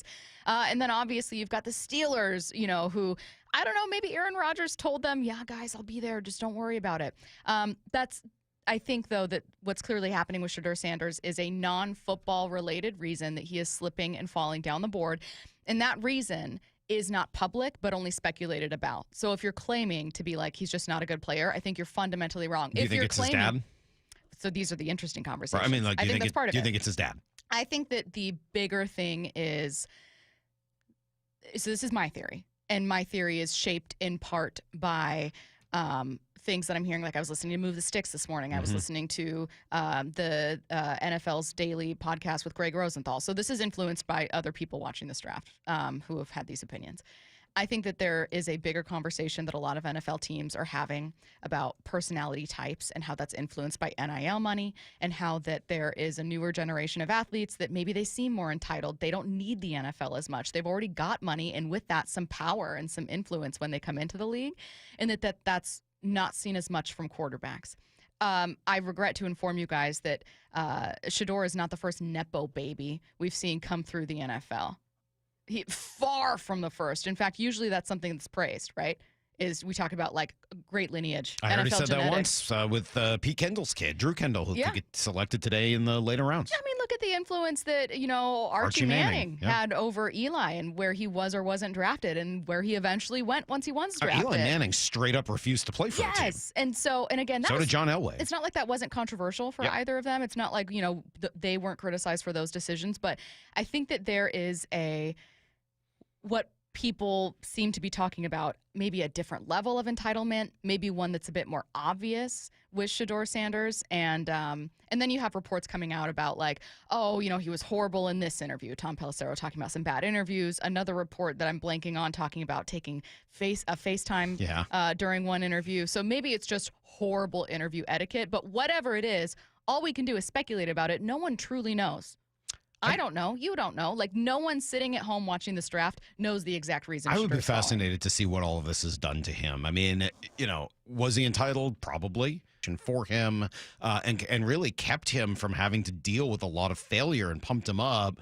Maybe this is a little too academic a comp for 9:06 on a Saturday morning. But I can't get the allegory of the cave out of my head. And for anybody who had to study that, Plato in probably high school, but maybe in college, I don't know. The allegory of the cave is about a guy who's sitting in a cave and he's chained up and he's looking towards the wall and he sees all of these shadows of the objects behind him flashing in the wall in front of him, and he thinks that's reality. And then one day somebody takes his chains off and he turns around and he's like, oh my God, the sun is just reflecting. Everything I saw wasn't real. This is reality now in front of me. And I do think there's an element of that that's happening right now to Shedeur Sanders of like, man, I everything I thought was real about my life and how good I was and how everybody thought of me is not true. It turns out this was a fabricated world that my dad created, and I've believed because he's my dad. Mm-hmm. Like, if I'm him, I'm having like a crisis of confidence right now of like, everything I thought was true. Is it? And his dad made him, he had to go out there after day one and talk to everybody in the room. He had to go out and talk to everybody again yesterday. By the way, I thought he handled both days really well, considering how awful it must have been for him. Not just realizing that he's being embarrassed on national TV, not just realizing that his dream is going up in smoke, but also realizing that his dad totally screwed him up. All of those things have to be running through his head right now. And then he's got to go out there in the public being judged by everybody and be like, hey, guys, legendary. Like, that's a tough gig. So I would love to see a team draft him today. It's not going to be the Seahawks, not after Jalen Milroe, and that's fine. But I think that the guy you draft now is either going to be on a mission from you-know-what, like, hey, I am going to show everybody that this is who I am, and I'm going to ditch my dad's, not ditch my dad, but ditch his influence. Or he's going to be a guy that's totally lost his confidence and he's shot, and then that's it. I don't know which it is. What do you make about the theories about? So again, I think it's a really complicated, to me, a very interesting conversation. The most interesting thing at the draft. I think that it's simplified by people who go, oh, he's just not mobile. Oh, there are quarterback needy teams who at this point are using a random lottery pick to see if he works out, and if he doesn't, fine. But people are drafting at this point special teams linebackers ahead of a quarterback. That being said, I'm going to throw you one theory people have. What have you made of the topics about some kind of collusion that like there was one or two NFL owners that really didn't like him, and now this is a concerted effort by multiple teams? That would be really hard for me to imagine. Okay. That would be pretty hard. I mean, it's something I'm seeing everywhere, so I'm throwing it your way. That'd be hard for me to imagine. That would be a lot, man. For every NFL team to say, I'm not going to take a quarterback just because one or two other owners say no. I mean, we know they've done it with one quarterback. Yeah, they did. But to me, yes. And I do think that there was an element of that the last time. I don't know whether this feels the same as that. But I mean, it is a long way to fall, man. It is a long way to fall. And if you think that's the case, I'm not going to get mad at it. No. That would surprise me. But man, that's a long way for a kid that was originally supposed to be the number one overall pick, and now we were in the fourth round. Mike, the thing I'm stuck on is that nothing I've heard about him, with the exception of kind of all of it being, ingredients in the same pot. Mm-hmm. Nothing I've heard about him are things I haven't seen in a million players before. You know what I mean? I know that, a lot of folks might have this idea. That's what I'm saying. I'm like, he has an ego. I covered Richard Sherman here in Seattle. He's tough to work with. I have covered players who other players did not like. I've covered Richard Sherman in Seattle. You just keep saying that one over and over again. Everything you don't like, General You, about Shedeur, I have covered on a player before, as has any reporter, as has any radio host, as has anyone. I have covered people whose parents played, whose parents are connected to front offices, whose parents are, you know what I mean? Maybe it's because all of it's coming together. The NIL stuff, the money, the influence, that's a new angle that this is, all of us are kind of covering that for the first time. Maybe it's all of it together. The problem, though, I don't know, man. There's Stacey, nothing here that seems fundamentally new. The thing is, if you're going to have all of those problems, You got to be able to play. Yeah. Like, you got to have the game to back it up and overcome all of those things. Sure. And I think that's the problem Shedeur has. Yes, there are lots of other players who have some of the same questions. There's a reason Sherm was drafted later, and, eventually it worked out for him, but it didn't have to. And plenty of other guys in that situation, it doesn't. If you're going to have some of those problems, you better have an elite game to back it up. And I don't think he has that. No, and not everyone does, though. I mean, from the 253, Sanders says he's legendary. What? I agree with you. He's not a legendary quarterback. Will Howard said he's the best quarterback in this class and should be number one. Will Howard is still on the board. This is not new. Right. What's interesting to me is what is causing the slide. Is it all of it together? Is it something that isn't public? So great questions, and we'll see. Hopefully it does end for him soon. I would still think Vegas would be a spot. I thought Tennessee might even be a spot. They went with a wide receiver, but Tennessee was on my mind. Just kind of thinking back to the Commanders draft years ago. They weren't called the Commanders then, when they took RG3 in the first round and then also ended up taking Kirk Cousins in the fourth, and that was the one that ended up working out. So I like taking another quarterback wouldn't be like the dumbest thing in the world for them. So we'll see. We'll see where Shedeur ends up. My guess is still that it's going to be with Pete Carroll when it's all said and done. The Seahawks have 4 picks in the books and 5 more to go. What do we make of it all? And specifically, the most interesting, intriguing, and talked about pick. It wasn't pick 1. It wasn't pick 2. It wasn't even pick 3. But the 4th pick the Seahawks made, there's a lot of debate. And it's next here on Seattle Sports. This is Seattle Sports. Now at Verizon, we have some big news for your peace of mind. For all our customers, existing and new, we're locking in low prices for 3 years guaranteed on My Plan and My Home. That's future you peace of mind. And everyone can save on a brand new phone on My Plan when you trade in any phone from one of our top brands. That's new phone peace of mind. Because at Verizon, whether you're already a customer or you're just joining us, we got you. Visit Verizon today. Price guarantee applies to then current base monthly rate. Additional terms and conditions apply for all offers. Accomplishing goals is hard. But when your goal is to learn a new language, Babbel makes it easy. Babbel is designed with you in mind. From expert-created lessons to conversational video units and even live classes, you can personalize your Babbel experience to be exactly what you need to really learn a new language more easily. Go ahead, set a goal for yourself. Accomplish it with Babbel. Try Babbel for free. Go to BABBEL.com. That's Babbel.com. Welcome to Staples. Hi, I hear Staples prints it all. Oh, you bet. Posters, banners. Can you print it all for Mother's Day? Oh, of course. Photo gifts like canvas prints, photo puzzles. Can you print it all for graduation? Sure can. Custom cards and invites. Can you print a huge banner with the grad's picture? Oh, definitely. Even an embarrassing baby picture? Oh, those are the best kind. I know, right? Print it all for moms and grads at Staples. And right now, get 40% off custom cards, invites, and photo gifts. N75 exclusions apply. Visit staples.com/print for details. This is Secret Clinical dominating extra stinky stress sweat. And this is regular deodorant. Secret Clinical in a heat wave. Oh, what a beautiful day. This is regular deodorant. Ugh, I can't. Secret Clinical with workout sweat. Let's run another marathon. And regular deodorant. How much more? Secret is the GOAT. Because nothing fights sweat better. Stay fresher under pressure. Hello, Seattle. It's your friendly neighbor, the T-Mobile Park roof. From up here, I can see it all.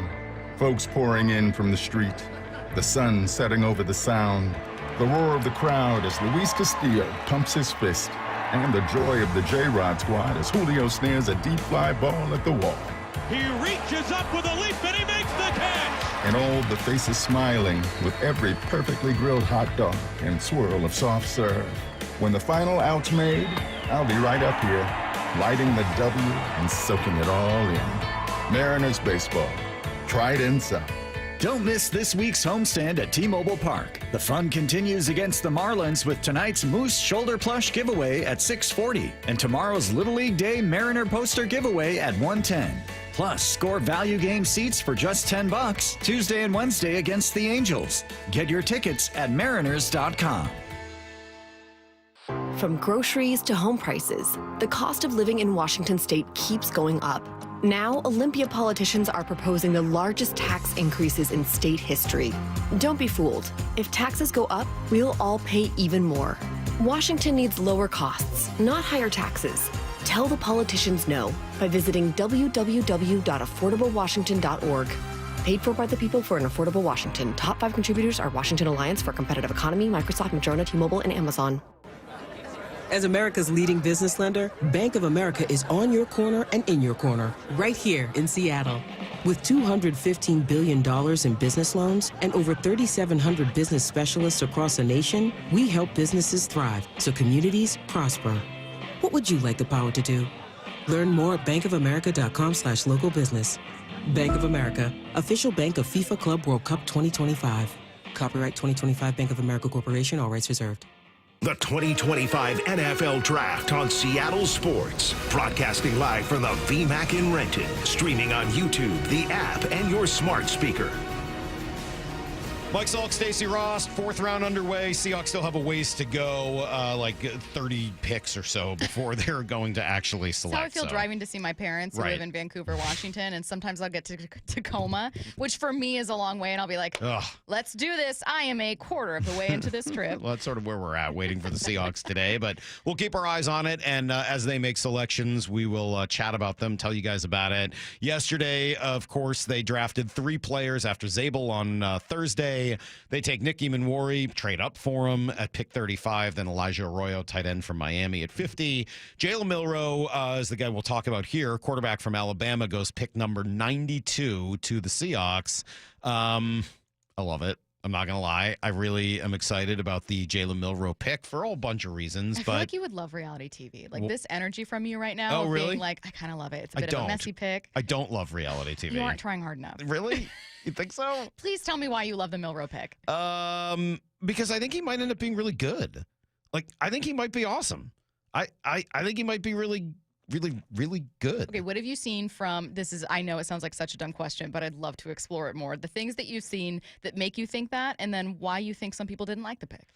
I don't know why anybody wouldn't like the pick. Like, what's not to like? I have a theory why some people wouldn't, but it's a boring theory I don't agree with. What? I think that some people think that basically every single draft pick should be used with purpose. It's just very I think there's a type A person that looks at the draft and goes, I don't understand this pick because he might not work. You already have a quarterback. You brought in Drew Lock, that this is a wasted pick. And they don't understand that part of the lottery part of the draft is kind of a lottery.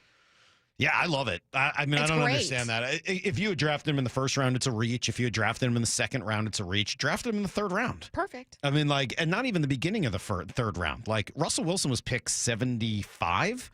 This kid's picked 92.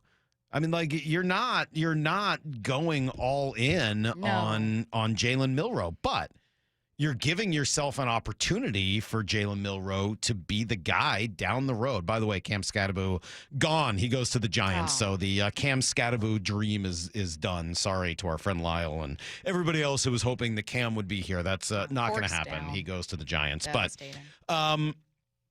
if Milroe hits, he is crazy talented because he has the single most elite trait of anyone in the draft. He's the fastest guy at quarterback. And if you're worried that he's just a runner and can't throw, the 65% completion percentage changes that. There are legitimate question marks about his processing and his decision making. And if he can't figure those out, he won't work. But he won't be a bust because he'll have been a 3rd round pick, not a 1st round pick. And if he does figure those things out, the arm strength, the accuracy, and the speed and elusiveness are going to show you that he has the opportunity to be a superstar. So what could possibly be the problem with this? I don't understand. I think it's people who, again, want purpose from every pick, to which I would say, well, Rasheem Green was a 3rd round pick. How'd that work out? He was with you for a couple years, but no one was thinking anything because they were like, oh, you need defensive help. It's quarterback's the most important position in sports. Most important position in football, certainly, obviously. And this is a guy who could work out. I love how high you are on his upside and challenging the accuracy questions about him.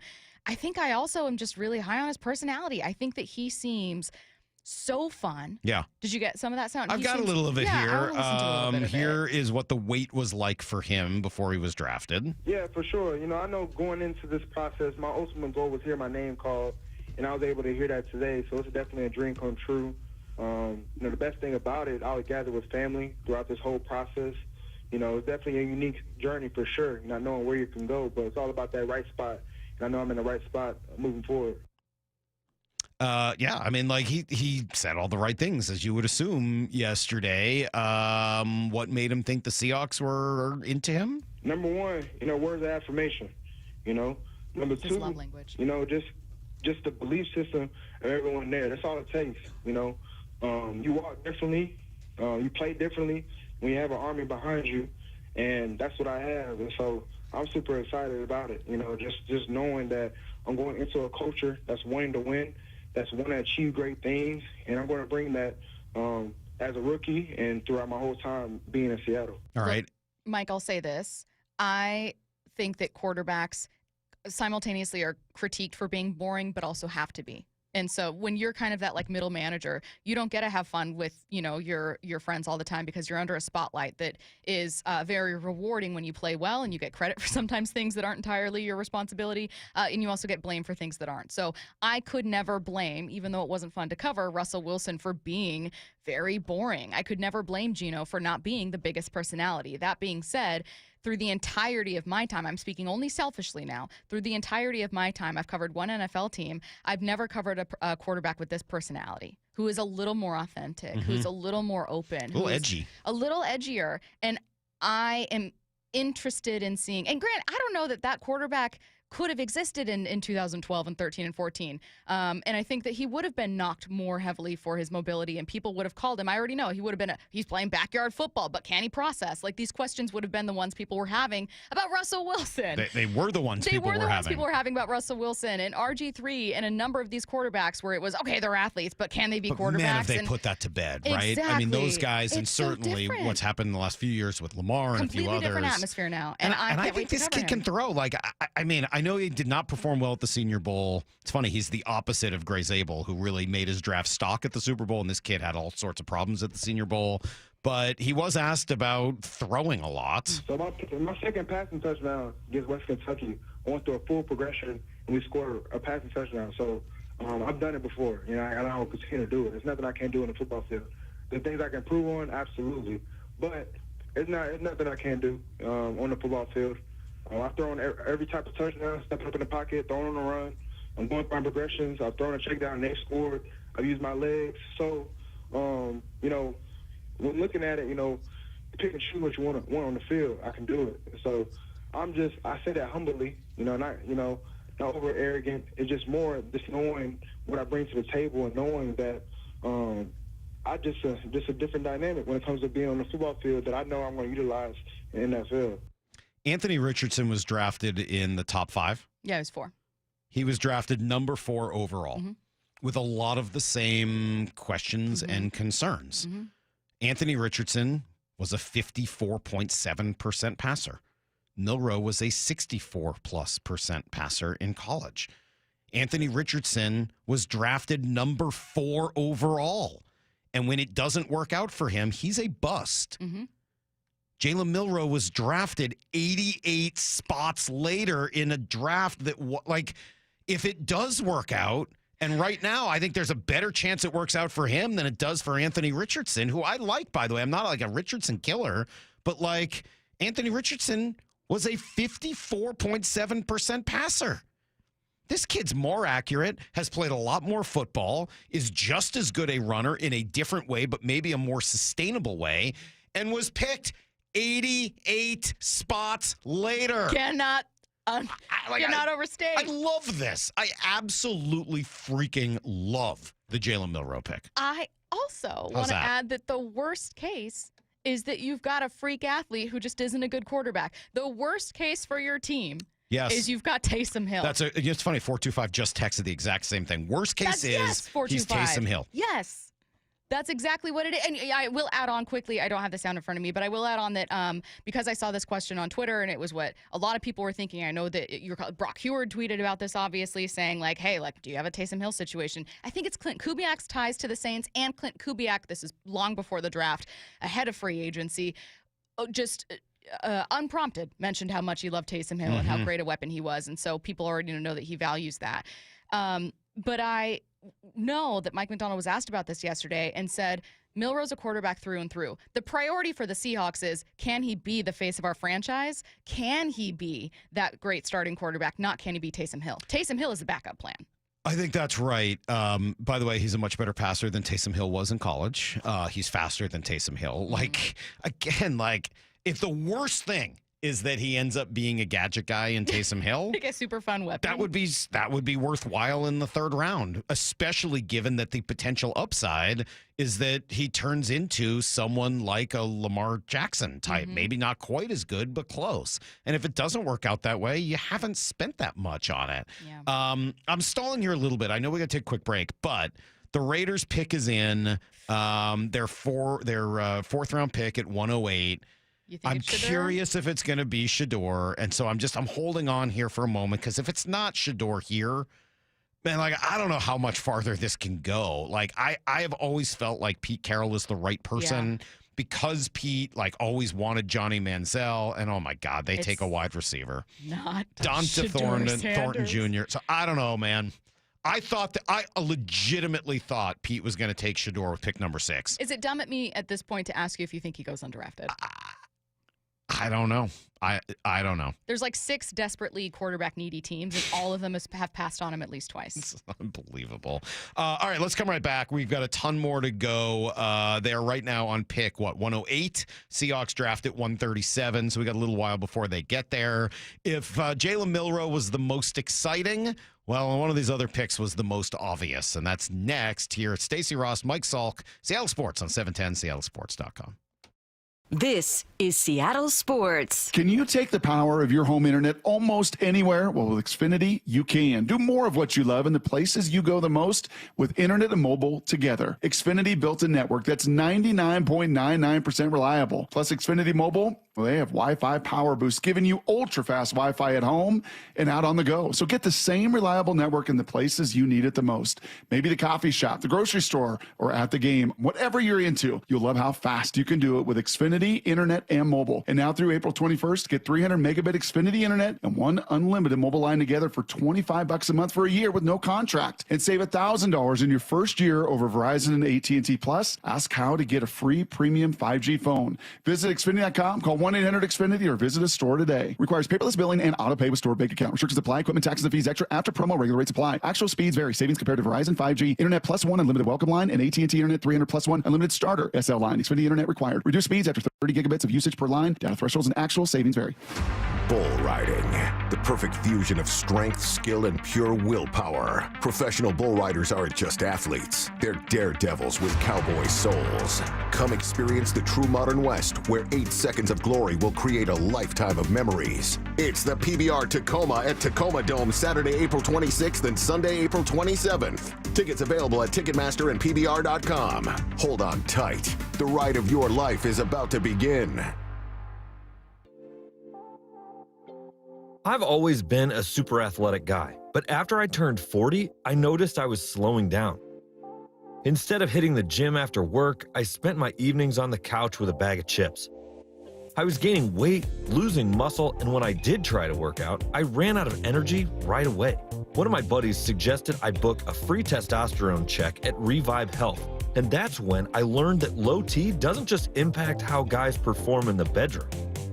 I worked with a provider to create my custom treatment plan, and today I'm feeling stronger than ever. Last week, I even set a new PR at the gym. My only regret is not reaching out sooner. If you're ready to book your free T-check, visit ReviveMen'sHealth.com or call 206-529-1111. Again, that's 206-529-1111. Getting engaged? At Shane Company, we'll help you find the perfect diamond. This is your engagement ring, aka only your life's most important piece of jewelry. No need to worry. As gemstone experts since 1929, we handpick only the most beautiful natural and lab-grown diamonds cut to our high standards in every price range. We have diamonds in all shapes and sizes, ready to compare side by side right here in our store. Come see for yourself at Shaneco.com or at your local store. No appointment necessary. Shane Company, your friend and jeweler. Imagine finding your dream home and moving in right away. No waiting to sell your old place first. Sounds perfect, right? That's exactly what Orchard's Move First, Sell Later program lets you do. Buy your new home now and sell the old one later. Here's how it works. Orchard gives you cash so you can buy and move into your new home first on your timeline. No waiting, no showings, no double moves. Then the Orchard experts take it from there. They handle repairs on your old home for you so you attract the right buyers. Once they're done, a local Orchard agent lists and sells your home for top dollar. Orchard's Move First program gives you the freedom to buy and move into your new home first and sell your old home later. Buy before you sell and get top dollar for your home with Orchard. Ready to find out how much your home is worth? Visit Orchard.com to get your free home valuation.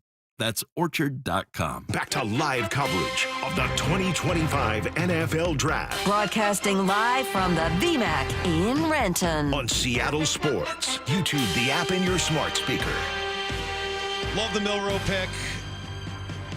Like the Nick Eamon-Warry thing. I like the idea behind it. We'll come back and talk more about him in a few minutes. Elijah Arroyo is maybe the bigger question mark of the 3 day 2 picks. But Mike Salk and Stacy Rost here with you till, 11 o'clock? So we're about halfway through, Stacy. Mm-hmm. And as we wait for the Seahawks, who won't be up here in round 4 for a while, let's just go back to Thursday, because at the end of the day, this is still the biggest pick they made, right? You had pick number 18. We had months of conversation about it. They could have gone in a few different directions.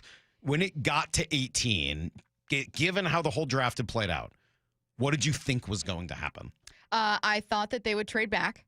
So in our video that we did for Seattle Sports, I said they're going to trade back, and it's not unique. I thought that they would take Gray Zabel. I thought Gray Zabel would have a lower grade than 18. Mm-hmm. So some of the big boards that I saw had Gray Zabel with a grade closer in the 20s. Not every single board. Like, I know Daniel Jeremiah was really high on him, right? And you were really high on him, and Brock was really high on him. But I thought that they would trade I'm back. not high on him. I don't know one. Really? I don't know him from anybody else. Like, Okay, I don't know fair, what to be high on him. And I don't either. But what I had seen was, this is a guy that might be graded in the 20s. And I combined that with the idea of that now infamous line from John Schneider: guards are overdrafted, overpaid, and I thought there's no way at 18 they're going to take a guard. And I think if the draft had played out differently in the first 17 picks, I think that's what would have happened. Yeah. I think you would like love Booker that. wasn't taken as high. But not just that. I made this point yesterday. 12 of the 17 picks ahead of you were on the line. Yeah. Not necessarily the offensive line, but on the line trenches. of scrimmage. Yeah. Like, those guys were gone.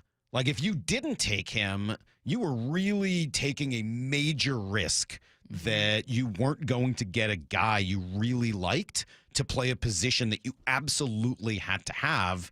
And even if it wasn't O-line, their defensive ends were basically gone. A lot of the defensive tackles, if you liked, the kids from Michigan, they were gone. Derek Harmon was gone. Like, a lot of those guys were gone. The kid right before you from Ole Miss. Cincinnati. To Cincinnati. Shedeur, like, Shedeur. at some point, you're just like, man, all these guys are gone. Yeah. I loved the pick. I loved it. I was hosting a casino event, like a draft event at a casino, and Lofa Tatupu and Cliff Averill were there. They both wanted to see offensive linemen. When we announced the pick on stage, the entire crowd lost their minds. I mean, I could not find a single person that, I wanted a wide receiver. Like, everyone was excited about this. How could you not be? It's what they needed to do. And the way the draft played out leading up to it, I think kind of made it impossible for John to do anything else. It straitjacketed him. Like, hey, man, you're going to do this. It's like having your eyes peeled open in A Clockwork Orange. Like, you're going to do this whether you think he's overdrafted or not, because you just don't have a choice. No, it was a walk-the-walk pick for Seattle. And there had been a bit of, and I know that a lot of people feel this way, a bit of cognitive dissonance between who the Seahawks wanted to be and the moves that they made. When John Schneider says during the Combine, we want to run the ball. We want to be a team that runs the ball.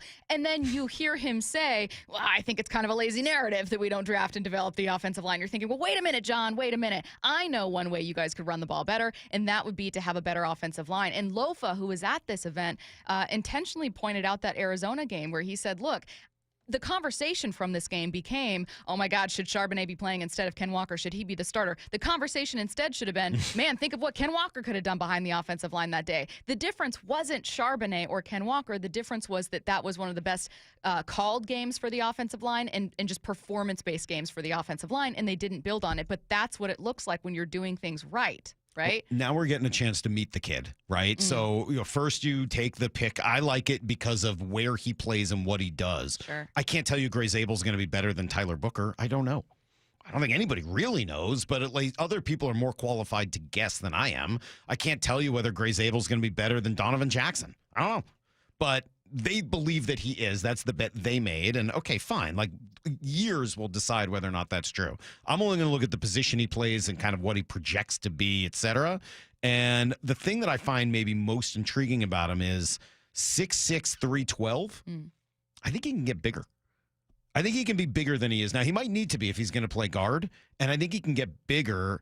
When he arrived in college, he told us he was not quite 312. I was 6'4.5", 244 pounds, I believe. Wow. So you've gained 60 pounds. Yep. Yeah. Yeah. Yeah, I just picked up 60. I showed up as a tight end, is what he just said. I walked in as a tight end. And I left as a 6'6", 312-pound monster who I think at that size, at 6'6", looks like he could still put on not 30 more pounds, but 10. Right. What if he ends up being 6'6", 220 and, or 320 rather, and he's a little bit more of an anchor at that point in pass protection, in addition to his athleticism and everything he brings to the table. It sounds like he fits the offensive line style they want. Yeah. I don't know what you could. I can't come up with a single criticism here. This isn't a criticism, but can I just be honest about something that's so non-football related, but something that I think about not just every single year, but I've just thought about while covering football. Now, before anyone explains the concept of puberty and men and women stopping growing at different times, as someone who has not grown taller since 5th grade, it still alarms me when I hear men, and again, no one needs to explain science to me, but as a very short person, when I hear players go, yeah, at 18, I grew another 2.5 inches. I'm like, what? Why? Who let you do that? I haven't been able to do that since elementary school. No one told me that I was allowed to keep growing. Julio grew an inch since coming into the league in his 20s. I did an interview once, the only interview I've ever done with Jimmy Graham, and he talked about being about 16, 17, 18, and he had a summer job working on a farm. And the question was, what's the worst job you've ever had? And he worked on a pig farm. And his answer was something about whatever the feeder is broke. So he had to use a wheelbarrow. So it was going to be this super easy job where he's just not thinking about it. And now it's a job that's all manual labor all the time. And he has to wheel this pig feed around all day for hours a day. And he said he grew 3 inches, not in one summer, but he ended up, in addition to growing several inches, he put on 30 pounds. And he was like, that was in hindsight, you look at Jimmy Graham, part of that came from a pig farm. Well, this kid's a farmer, as he said day one. Maybe he also football grew up family, on the farm. Football family and farming. Yeah, is what he said. I just Farming think was it's a big little deal. Unfair. I think it's a little rude. He said he often had to pick rocks as a punishment. As somebody who was never punished that way, I thought I would ask what that meant. Yeah. So basically how it is, or what we had to do growing up, was anytime we got in trouble, anytime maybe we got in a fight with one of the brothers in the house or something, we'd somehow find our way up there, and they'd drop us off at a field, and you'd go and you'd pick rocks. Because anytime if you disc it, plant it, combine it, if you hit a rock, it damages your equipment really badly. So you basically start at one corner, and you just start walking down and back and finding rocks. And, with a sack? No. Sometimes, it's probably not the safest thing to do, but you just kind of put the Ranger and let it idle right next to you, and it just goes straight. You just walk by it, pick up rocks, and throw it in there and stuff. That's how he got stronger.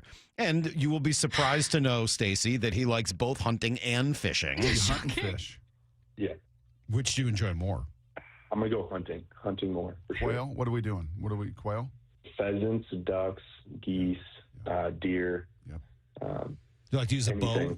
I don't, because I don't have enough patience. Okay. That's probably why he was also hoping to play center so he couldn't false start. Maybe there's a little patience. That's a great line too. Little patience issue. One of the best things about it is you can't false start, so that's nice. Well, I don't think he's going to be doing that, unfortunately for him. But yeah, you're getting just sort of a country dude, and that is an offensive line style sort of archetype that you've seen have a lot of success. I know, and I totally agree with you. I love that you're not all into hey, this guy's just like that guy here who used to play for the Seahawks. But I do think that one thing the Seahawks have missed on their offensive line is a spokesman, somebody who, just wants that role since Max Unger, since Robbie Tobeck. Like those guys. Dwayne Brown was a little like that, but he wasn't drafted by Seattle, so it was different. True. Yeah, that's fair. You're right. Dwayne Brown was some of that. You're right. Yeah, good point. Yes, I'll put Dwayne Brown in that But category. I can see what you mean about, like, they didn't go out and draft Dwayne Brown, and he came up in this program. Right. They took advantage of a great midseason But trade. he was that guy. You're right. Let me correct that. You're absolutely right. Dwayne Brown fits in there. But this kid, like, kind of likes to talk. Yeah. Like, he likes to communicate, and that may be another thing that they could use on this offensive line. No, I absolutely agree. And again, kind of going back to that idea of not only do I think I'm really excited about the pick, really excited about, kind of the attitude that they clearly want here in the building and on that offensive line.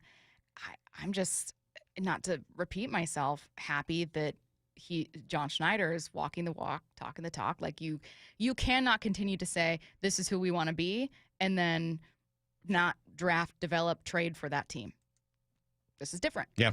So I love it. I'm excited. And by the way, if he does need to get bigger, he's got a plan for that. I mean, maybe he'll keep growing too. I think in my college career, I'd always be on a little bit of the lighter side to be more quicker and agile and faster and stuff. But through this process, I mean, I was able to gain some weight because I knew I was going to have to play interior, so you got to be a little bit heavier. So, I mean, big thing about gaining weight is just steaks and squats. That's all you got to do to put on some pounds. Pretty simple, I want that on a T-shirt. Or just, stop off at Red Robin on your way home for some bottomless fries. It didn't make me grow taller. All great ways to get bigger. It's just a matter of which direction you want to go. All right, Stacy Rost, Mike Salk going to be with you guys till 11, and then Curtis Rogers and Mike Lefko and Maura Dooley will all be here for the later rounds of the draft as well. Seahawks pick at 137 right now. The Saints are selecting a linebacker at 112. So we got a little time. So why not talk about the most surprising move the Seahawks made yesterday? Shocked a lot of people. Should it have? That's next on Seattle Sports. This is Seattle Sports. Wesley Financial Group is not a law firm. Are you a victim of the timeshare trap and think there's no way out? I'm Chuck McDowell, founder of Wesley Financial Group, the original timeshare cancellation expert. And I'm here to tell you that there is a way out. All you need to do is give my office a call. I will send you a timeshare exit information kit absolutely free, explaining how the timeshare industry works and your options for cancellation. Call Wesley now for your free info kit. 800-961-5544. 800-961-5544. Hey, Green Gobbler here. So you've got a clogged drain in your bathroom. Water in the sink's overstaying its welcome. You're spitting today's toothpaste on top of yesterday's toothpaste. You hope that it go away. Yeah, clogs don't just go away. I make them go away. I'm Green Gobbler, the only clog dissolver you need. I'm bleach-free, safe for your pipes, and I work. Guaranteed or your money back. Because I never met a clog that was gonna unclog itself. Green Gobbler. Let the gobbler get it. Ready to order? Yes. We're earning unlimited 3% cash back on dining and entertainment with a Capital One Saver card. So let's just get one of everything. Everything? Fire everything. The Capital One Saver card is at table 27, and they're earning unlimited 3% cash back. Yes, Chef! This is so nice. Had a feeling you'd want 3% cash back on dessert. Ooh, tiramisu. Earn unlimited 3% cash back on dining and entertainment with the Capital One Saver card. Capital One, what's in your wallet? Terms apply. See CapitalOne.com for details. This is a story of the one. As a maintenance specialist for university housing, he knows college students can major in wear and tear. Plus, housing so many students doesn't leave a lot of room to house all the supplies he needs. That's where Grainger comes in. With over 1 million industrial-grade products and fast, dependable delivery, Grainger carries the quality products he needs so he doesn't have to. From a new door hinge to a whole new faucet. Call, click Grainger.com, or just stop by. Grainger, for the ones who get it done. Testing. We're live from Chick-fil-A. This is Grant. And this is Laura. And a little thing we love about the Chick-fil-A Smokehouse Barbecue Bacon Sandwich is that sweet bun. And that chicken filet was perfectly crispy and soft at the same time. And that Smokehouse Barbecue sauce, it's a lot of fun. And the brown sugar bacon definitely had a little bit more pizzazz. Also, the Mac, one of the all-time greats. Man, I'm getting hungry. Order the Smokehouse Barbecue Bacon Sandwich and our Coca-Cola on the Chick-fil-A app for a limited time. Real guests paid for their testimonials. Spring cleaning isn't just for clutter. Let Benjamin Franklin Plumbing take care of your appliances. From water heater replacement or repair to advanced water filtration installation, Benjamin Franklin Plumbing is here to provide a worry-free summer for you and your family. Visit BenjaminFranklinPlumbing.com to schedule. You can count on the punctual plumbers. where your comfort and safety come first. Book now. Visit BenjaminFranklinPlumbing.com. Ready to order? Yes. We're earning unlimited 3% cash back on dining and entertainment with a Capital One Saver Card, so let's just get one of everything. Everything? Fire everything. The Capital One Saver Card is at table 27, and they're earning unlimited 3% cash back. Yes, Chef! This is so nice. Had a feeling you'd want 3% cash back on dessert. Ooh, tiramisu. Earn unlimited 3% cash back on dining and entertainment with the Capital One Saver Card. Capital One, what's in your wallet? Terms apply. See CapitalOne.com for details. The sports calendar is heating up, and with ESPN Bet Sportsbook, you can go from checking news to stats to placing bets in a couple of taps. Stream games, bet live, and get exclusive offers when you link your ESPN account. Right now, you can get $100 in bonus bets when you make your first $10 wager. Download the ESPN Bet app and sign up with promo code USL to get started today. Must be 21 or older. Gambling problem? Call 1-800-GAMBLER. Terms and conditions apply. See app for details. Offer not available in New York. The 2025 NFL Draft on Seattle Sports. Broadcasting live from the VMAC in Renton. Streaming on YouTube, the app, and your smart speaker. Seahawks still with 5 picks to go today, and then we'll be done with the draft and analyzing the whole thing. I think giving them an A- as of right now. I don't know what else you could really ask. Could I nitpick? Sure, and maybe that's where the minus comes from, but really like what they've done with their first 4 picks in the first 3 rounds. It's Mike Salk, Stacy Rost. We'll be with you for another hour plus till 11 o'clock as we wait for the Seahawks, who are still 23 picks away here in the 4th round. That's how yesterday started, though, right? They started off with picks 50 and 52, and you're like, it's going to be a while. Settle in. I went to the store. You did? Well, okay. Oh, Can I just say, I need to say something because I need to defend myself, first of all. I was on air for 5 hours. So it's not like I wasn't covering the draft.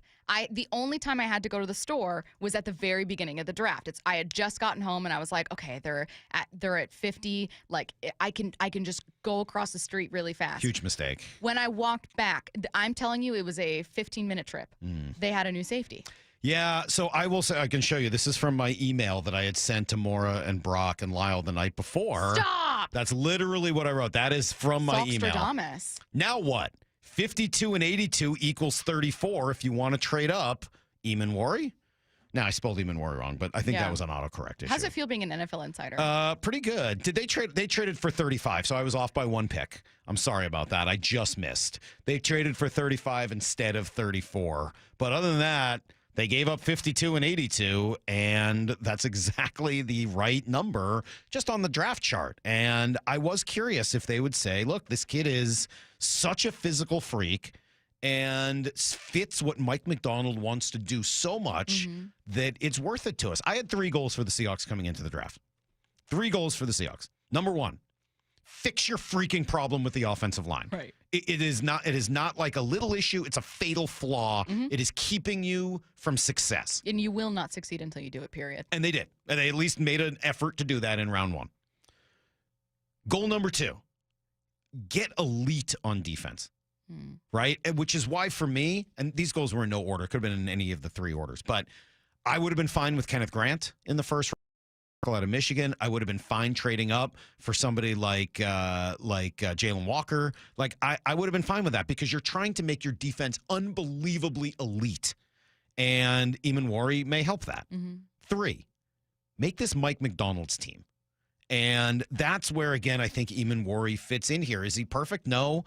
Listening to Brock, like he's not quite Cam in terms of his ball instincts, and this isn't the old Pete Carroll single high safety system where he's going to play in the box all the time. He's going to have to play some real safety, and there's questions about the instincts. This is not a home run, slam dunk, easy, absolute pick. But the physical freakiness, Mike Macdonald's use of safeties, what he's done with Kyle Hamilton and Geno Stone and others in Baltimore, and the fact that this makes it a Mike Macdonald kind of a guy with an unbelievable upside to make your defense top-notch, best in the league kind of elite, it's worth it's worth the risk. I love it. Yeah, absolutely. And I think that I love 2 things about that. Number 1, this team is much closer to being a defense than they are a top 5 offense. Yes. And I want to see them be top 5 at something. I want to see them be elite at something. And I cannot think of a Super Bowl winning team that was not elite with something. There was not something they did better than everyone else, Mhm. right? And we can think of, obviously, in Super Bowl 48, we know that the defense was elite, but there were questions about the team. I mean, people wondered whether or not, will the league's best offense be able to, handle that defense? And then will Seattle's offense do enough? Like, there were all kinds of questions about a team that in hindsight, we go, oh my God, they were stacked. They had a reservoir of talent. They could have lost starters and still potentially won that Super Bowl. This team is not only not close to that, but I cannot think of a single thing from last season. And I do not mean to discredit the real improvement they made with run defense. I do not mean to discredit Jackson Smith and Jigba's excellent season. I cannot think of a single thing where I left thinking, man, they do that better than almost anyone. Yeah, I think that's fair. I think that's absolutely right. They don't. Yeah. They're good in a lot of spots. Their defense was trending in that direction last year. But no, I mean, like, pass rush, good. Not right? Like, run stopping, defensive line, good, and heading in the right direction, not great. Linebackers, pretty good, not great. And not a single thing on offense, obviously. Right. So for that reason, I agree with you. The Eamon pick felt to me like, well, let's change that. They seem to believe, obviously, that his versatility is a big part of this. Here's John Schneider. Mike probably gets tired of this and our defensive staff, but I mean, the way I was raised in this business was with Ron Wolf was like, why couldn't he be a corner? I mean, he'd be a shutdown. Like, he has coverage skills. He's just a unique. Again, the combine was one of the most impressive things we've seen. I mean, not for how big and explosive he is. Yeah, he's really big and really explosive, and all of that. I mean, the numbers on the guy are insane. Can he translate it to a football field? I'm not going to just ignore John's comment there of can he play corner? Like, this is a guy who looks like Cam Chancellor, but they're asking, can he play corner? What if he does? What if he does play a little slot corner and you move Witherspoon outside more? What if you do use him rushing off the edge at times? What if you do use him as a thumper on third down to play and still shadow, running quarterbacks or, guard against the run or crossers on third down? And there's a lot of different ways you can use a player like that. So I can't tell you that's going to work. I don't know. There's question marks about Nick Eamon, but I don't know that you were going to get physical freak like that any later. And so you give up one of the picks you have. Mm-hmm. Okay, I'm in. Yeah. Count me in. I'm in. It reminds me of one that I think putting him at slot is a really interesting idea, and it does eliminate some of those risks that you talked about with Brock's analysis of him. And number two, I think that it reminds me a bit of the Reek Woolen pick, not because both are similar players, but because you're leaning on athletic upside over a polished product. Eamon is a more polished college product than Reek Woolen was at corner. It's also why Reek Woolen was a fifth rounder. But both drew a lot of intrigue for their athletic upside. And one thing that I feel like every conversation about great teams or great players always get down to is you can't just have football IQ your way to being an all-pro, right? You got to know how to play. You got to have instincts. You got to have drive. You got to have want to and hunger. There is not a blue chip player in the NFL that isn't more athletically gifted than everyone else. Mm-hmm. And I know everyone's going to throw out like a Tom Brady, but eliminate quarterback from this conversation.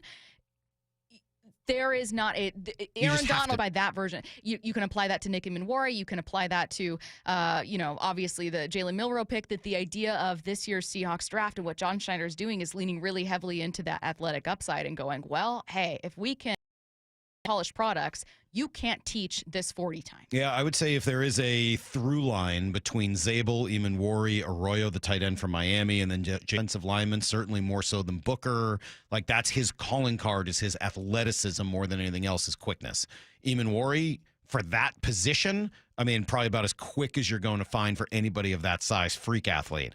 Arroyo, more of a pass receiving tight end than he is a run blocker, may even end up being, I saw somebody say he can even play some X receiver if you need to. Okay. And then obviously Milroe's the most athletic quarterback, not just in the draft, but some people said ever. I don't know about that. Like, let's not get carried away. I think we're ignoring some of Lamar Jackson. Whenever I see people go better than Lamar, I don't know about that. Like, go back and look at Lamar's I watched Michael stats. Vick. I watched Lamar. Man. Let's not get carried away. That's some there fun was a level of bias. acceleration that those two guys have that I don't know that I've ever seen on anyone on a football field before. But okay, the fact that you're even like mentioning him in a breath with those guys is a huge compliment and speaks to his athleticism. So four picks in, this is an athletic draft, probably more than it is anything else. Absolutely agree. Can I thing I really talk about in hour 3. Yeah, because we're getting close. I know we're getting close. Again, it's pick 116 in. We're at pick 137, right, Yeah. for Seattle. So still a way to go. Who knows? Maybe they trade up again. They've got 5 picks today. I'm anticipating some running backs. So later in our last hour together, maybe we talk about some fun positions Some we'd like to names see here. and people, and yeah. What I would absolutely love to talk about is the thing that is more important than any single player the Seahawks draft this weekend. Well, if that's what you want to talk about, Stacey, Mhm. we're going to do it next. That's What coming up Stacey wants, Stacey gets. She's Stacy Rost. I'm Mike Salk. I'm really just here to serve her. And we got More another hour to fries. go on Seattle Sports on 710 SeattleSports.com. This is Seattle Sports. Mike Salk here, and luxury awaits at Snoqualmie Casino and Hotel, where comfort meets elegance. And this summer, you can experience the breathtaking Cascade views, the world-class dining and entertainment, and elevate your next getaway by combining effortless style with the utmost relaxation. Plus, Snoqualmie Casino and Hotel's award-winning outdoor summer concert series is back with amazing artists like Hanson, Austin Jenks, Melanie Fiona, and POD. This summer, overlooking the beautiful Snoqualmie Valley, snocasino.com for tickets. Seattle's closest is now Snoqualmie Casino and Hotel. Michael Bumpus here, and have you ever thought, I'm not good enough to get a golf handicap, or I don't play enough golf to get one? Maybe you just like to have fun and don't think you need one. Think again. Any golfer, whether they're highly skilled or just starting out, can get a handicap. It can turn any round into a competition, for fun, or for a club trophy. You can get a handicap in 3 easy steps. Sign up for a handicap ID, post your scores, and after 3 18-hole rounds, boom, you got it. To learn more, visit wagolf.org/710. Hello, Seattle. It's your friendly neighbor, the T-Mobile Park roof. From up here, I can see it all. Folks pouring in from the street, the sun setting over the sound, the roar of the crowd as Luis Castillo pumps his fist, and the joy of the J-Rod squad as Julio snares a deep fly ball at the wall. He reaches up with a leap and he makes the catch. And all the faces smiling with every perfectly grilled hot dog and swirl of soft serve. When the final out's made, I'll be right up here, lighting the W and soaking it all in. Mariners baseball. Try it inside. Don't miss this week's homestand at T-Mobile Park. The fun continues against the Marlins with tonight's Moose Shoulder Plush giveaway at 6:40 and tomorrow's Little League Day Mariner poster giveaway at 1:10. Plus, score value game seats for just $10 Tuesday and Wednesday against the Angels. Get your tickets at mariners.com. Can you take the power of your home internet almost anywhere? Well, with Xfinity, you can. Do more of what you love in the places you go the most with internet and mobile together. Xfinity built a network that's 99.99% reliable. Plus, Xfinity Mobile, well, they have Wi-Fi Power Boost, giving you ultra-fast Wi-Fi at home and out on the go. So get the same reliable network in the places you need it the most. Maybe the coffee shop, the grocery store, or at the game. Whatever you're into, you'll love how fast you can do it with Xfinity Internet and mobile. And now through April 21st, get 300 megabit Xfinity Internet and one unlimited mobile line together for $25 a month for a year with no contract. And save $1,000 in your first year over Verizon and AT&T Plus. Ask how to get a free premium 5G phone. Visit Xfinity.com, call 1-800-XFINITY, or visit a store today. Requires paperless billing and auto pay with stored bank account. Restrictions apply. Equipment, taxes, and fees extra after promo. Regular rates apply. Actual speeds vary. Savings compared to Verizon 5G, Internet Plus One, unlimited welcome line, and AT&T Internet 300 Plus One, unlimited starter SL line. Xfinity Internet required. Reduced speeds after 30 gigabits of usage per line. Data thresholds and actual savings vary. From groceries to home prices, the cost of living in Washington state keeps going up. Now, Olympia politicians are proposing the largest tax increases in state history. Don't be fooled. If taxes go up, we'll all pay even more. Washington needs lower costs, not higher taxes. Tell the politicians no by visiting www.affordablewashington.org. Paid for by the people for an affordable Washington. Top 5 contributors are Washington Alliance for a Competitive Economy, Microsoft, Madrona, T-Mobile, and Amazon. Shane Company engagement rings are expertly crafted to fit both your style and your lifestyle. My wife's an artist and works with her hands. Shane Company helped me create a ring that's beautiful and sleek. She loves it.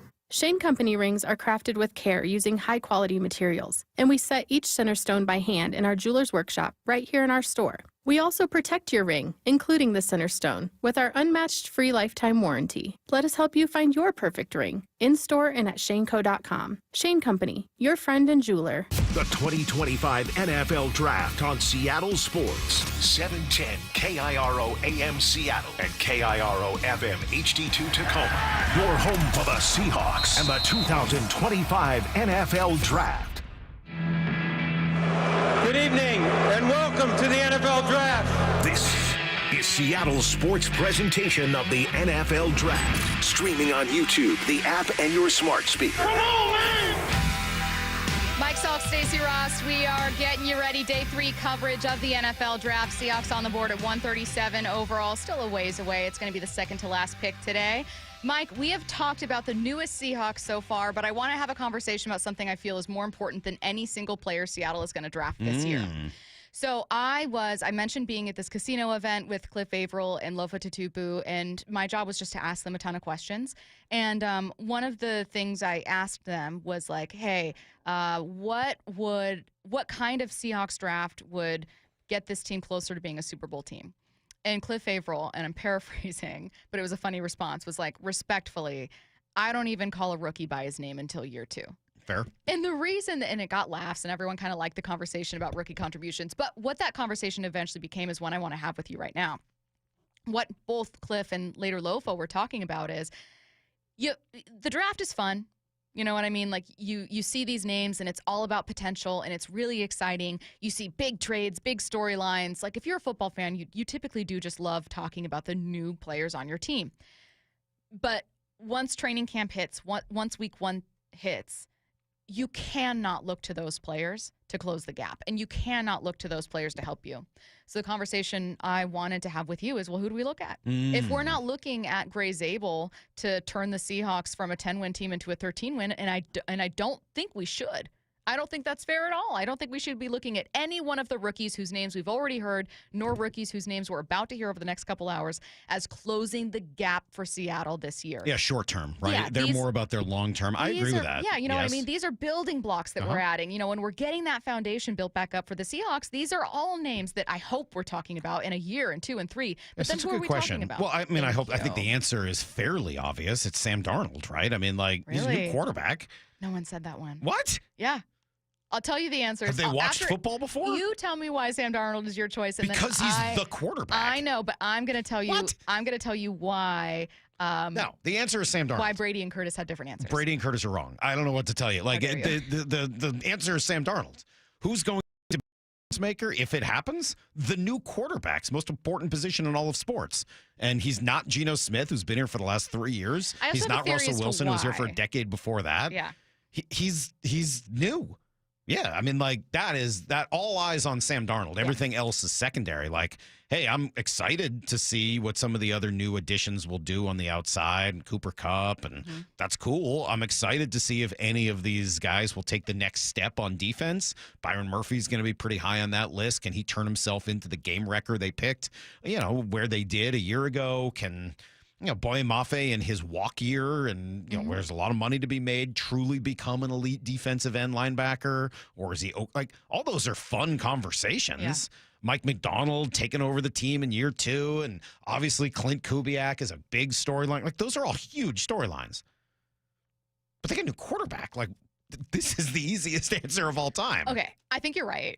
And I think the answer to who impacts the game the most is always going to be who's holding the ball first. Yeah. Why does the center, right? The center's like, what about me? But no, it's always going to be the quarterback, and I absolutely agree. The reason I think Brady and Curtis had the answers they did, and why I really liked those answers, is that it became a conversation not just about closing the gap, but about, like, don't forget about the toys you got last Christmas. That's, I think, why they were looking at names like Devin Witherspoon, Byron Murphy II. They looked at Jackson Smith and Jigba, who obviously is coming off a phenomenal year. Maybe he doesn't even touch that production, but the idea was every single year we get these shiny new toys. Last year we were going, oh, Byron Murphy, Christian Haynes, you address the trenches with the first 2 picks. And we just had a conversation about, like, well, what's Christian Haynes going to do, right? Like, you get this shiny new toy that you're so excited about, and you talk about all the things that new toy can do for your team, the questions he answers, the potential that he has. And then the next round of rookies comes in, and you get to have that conversation all over again. Well, wait a minute. Byron Murphy was the 2nd defensive player taken last year. There was such a run on quarterbacks that he, in any other draft class, could have gone higher. He was brought in, and we were having conversations about how he could stop the run. And Brady made a really good point about the only reason we didn't see more from Byron Murphy is because Leo Williams started being so amazing that you simply couldn't take him off the field.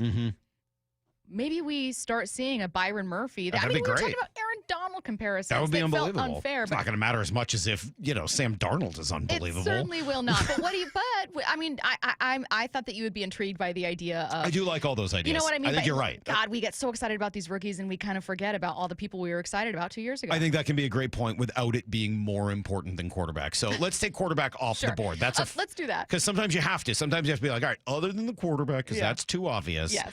Who else? All right, so if you make me not say Sam Darnold. Then it's more fun.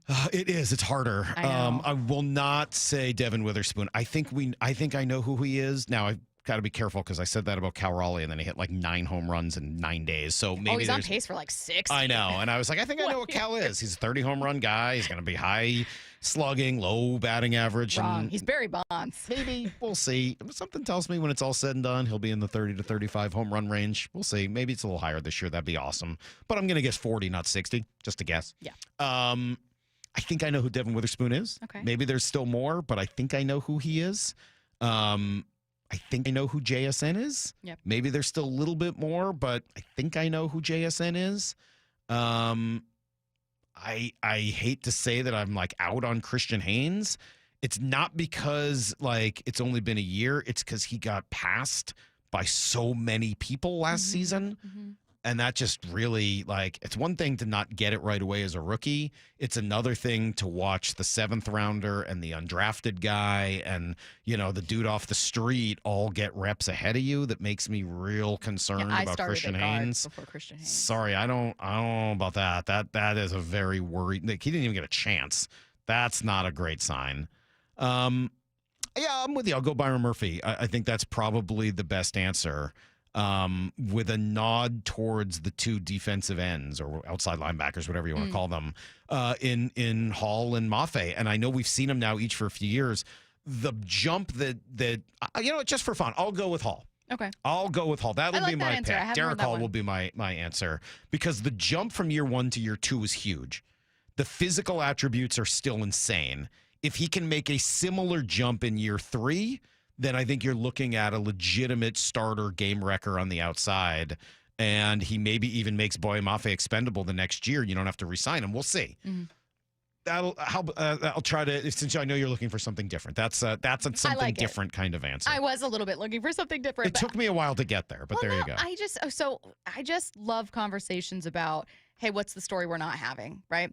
What's the story we're not having when it comes to Shedeur Sanders? What's the story we're not having when it comes to Seahawks drafts? What's the story we're not having? Because it kind of challenges us to think of different ways. And I found that after about 4 hours of Curtis Brady and I talking about the draft, it was like, you know what? The story we're not having is about the players that... Who's here? Yeah, who's here?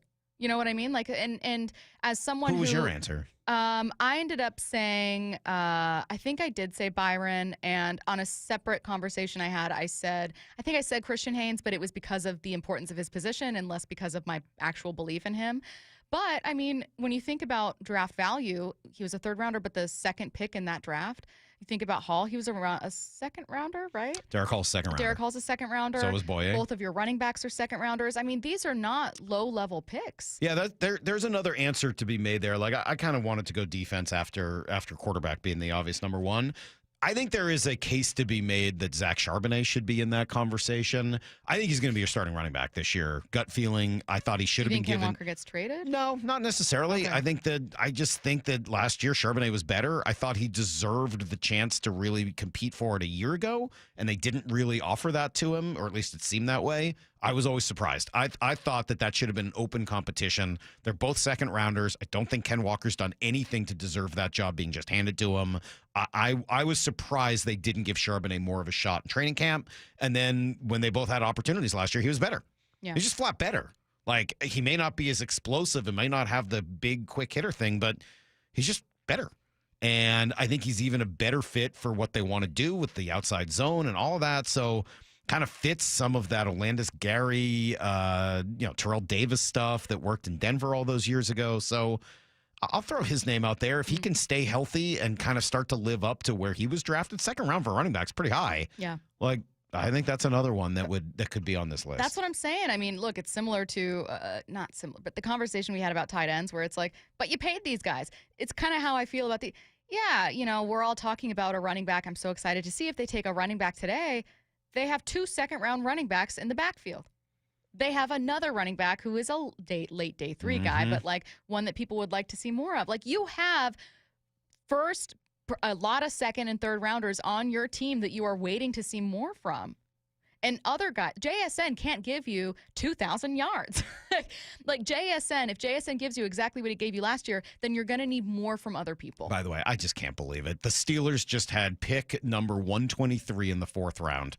They don't have a quarterback, and they just took Jack Sawyer instead of Shedeur Sanders. Mike, like, we're in the 4th round. Are we going to I'm going to say something reckless and irresponsible. Oh my God. Are we going to see Shedeur Sanders in the CFL? I don't know. The UFL, maybe. Like, this is bizarre. Honestly, like, this is a bit much. You're telling me Pittsburgh is willing to consider Aaron Rodgers and the way he would wreck an organization, but not Shedeur Sanders in the 4th round for free? 2 things when we get back. That doesn't make sense. I want to talk about this for just 5 minutes. I'm not getting enough of the Shedeur Sanders conversation. It's a deal. I want to talk about this for a little bit when we get back, and then I want to talk about some potential day 3 running backs that we could be looking at here. That's all coming your way next.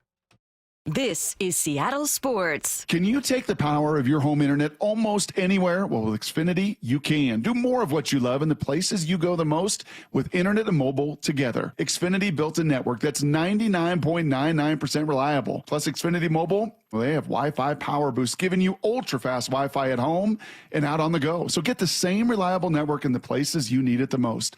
Maybe the coffee shop, the grocery store, or at the game. Whatever you're into, you'll love how fast you can do it with Xfinity internet and mobile. And now through April 21st, get 300 megabit Xfinity internet and 1 unlimited mobile line together for $25 a month for a year with no contract. And save $1,000 in your first year over Verizon and AT&T Plus. Ask how to get a free premium 5G phone. Visit Xfinity.com, call 1-800-XFINITY or visit a store today. Requires paperless billing and auto pay with stored bank account. Restrictions apply. Equipment, taxes, and fees extra after promo. Regular rates apply. Actual speeds vary. Savings compared to Verizon 5G, Internet Plus 1 unlimited welcome line, and AT&T Internet 300 Plus 1 unlimited starter SL line. Xfinity Internet required. Reduced speeds after 30 gigabits of usage per line. Data thresholds and actual savings vary. We've all been there. Sleepless nights, wondering if your business's security service is really protecting what matters. At Bay Alarm, we can put your security insecurities to bed. Our advanced technology and personalized support ensure you can rest easy knowing we're here for you. BayAlarm.com.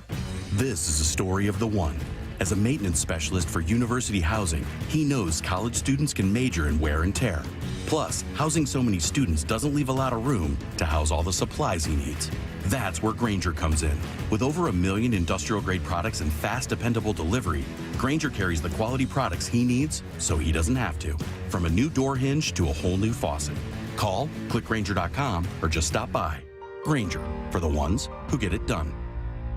Welcome to Staples. Hi, I hear Staples prints it all. Oh, you bet. Posters, banners. Can you print it all for Mother's Day? Oh, of course. Photo gifts like canvas prints, photo puzzles. Can you print it all for graduation? Sure can. Custom cards and invites. Can you print a huge banner with the grad's picture? Oh, definitely. Even an embarrassing baby picture? Oh, those are the best kind. I know, right? Print it all for moms and grads at Staples. And right now, get 40% off custom cards, invites, and photo gifts. N75 exclusions apply. Visit staples.com/print for details. This is a story of the one. As a maintenance specialist for university housing, he knows college students can major in wear and tear. Plus, housing so many students doesn't leave a lot of room to house all the supplies he needs. That's where Grainger comes in. With over 1 million industrial-grade products and fast, dependable delivery, Grainger carries the quality products he needs so he doesn't have to.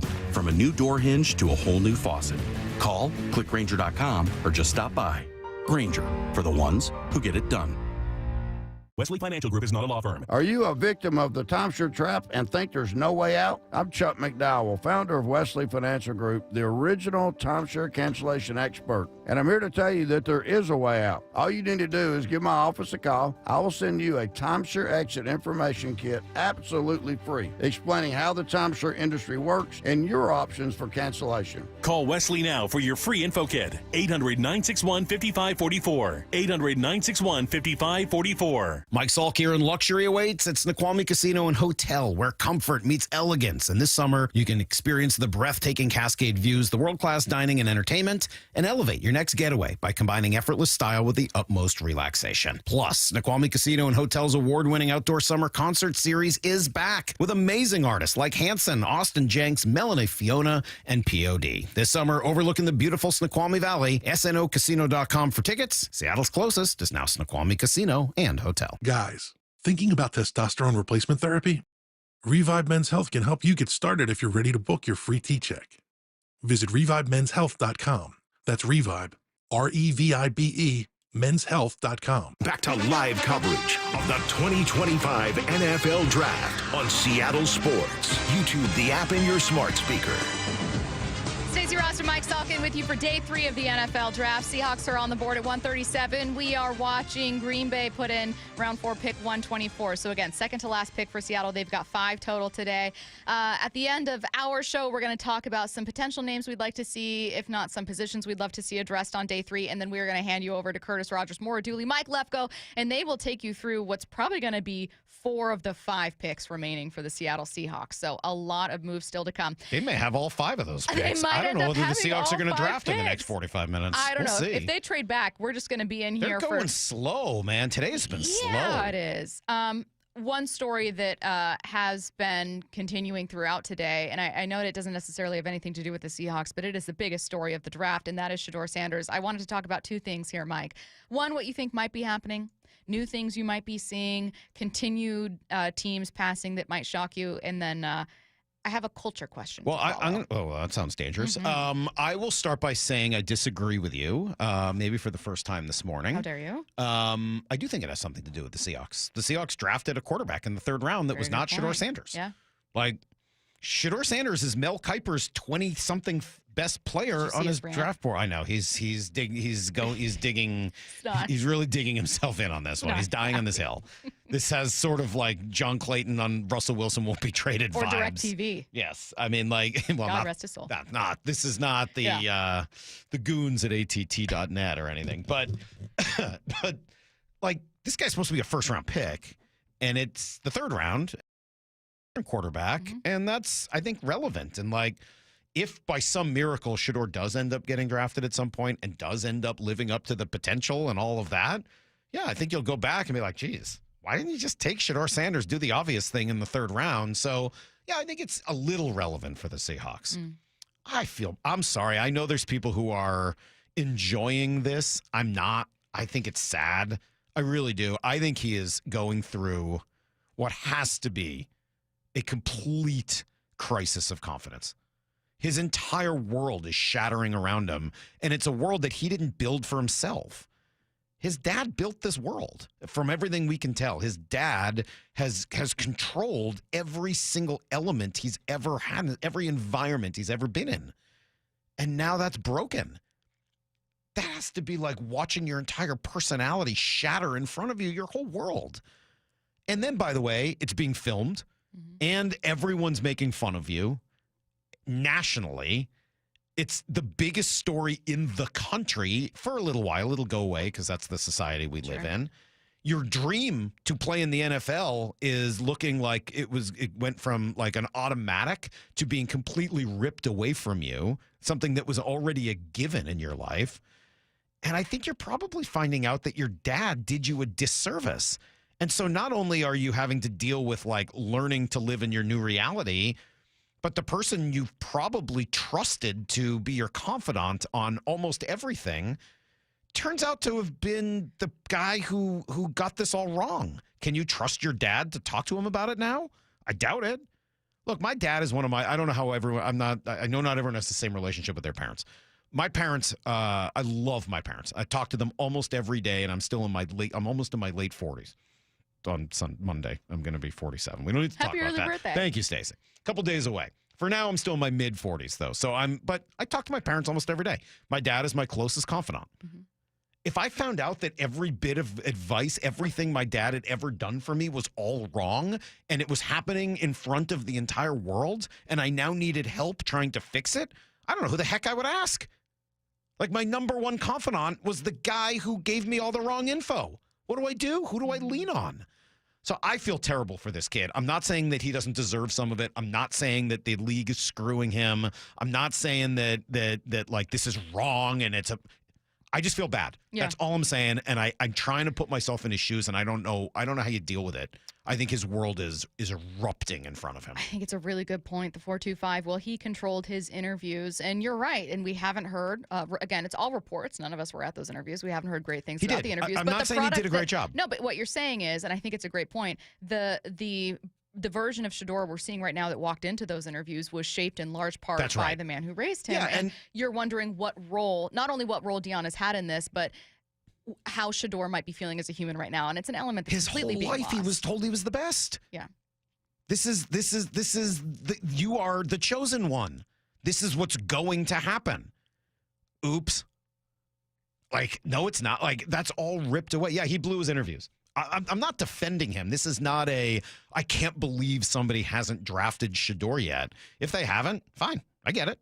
Like if you don't think it's what's right for your football team, you don't owe him. Like, sorry, dude. Like, you blew your interview. This is the consequence that comes with it. I'm not an anti-consequence person, but I can feel bad for him at the same time, right? I mean, like, man, we see this this is like a movie scenario. I'm trying to think of a good example of a good guy in the movie who has, friends who keep leading him astray and he can't quite get out of a bad situation. And so they end up going back. And at the end, you're like, hey, man, you made your choice. So you're going to get killed or thrown in jail or whatever it is that happens next.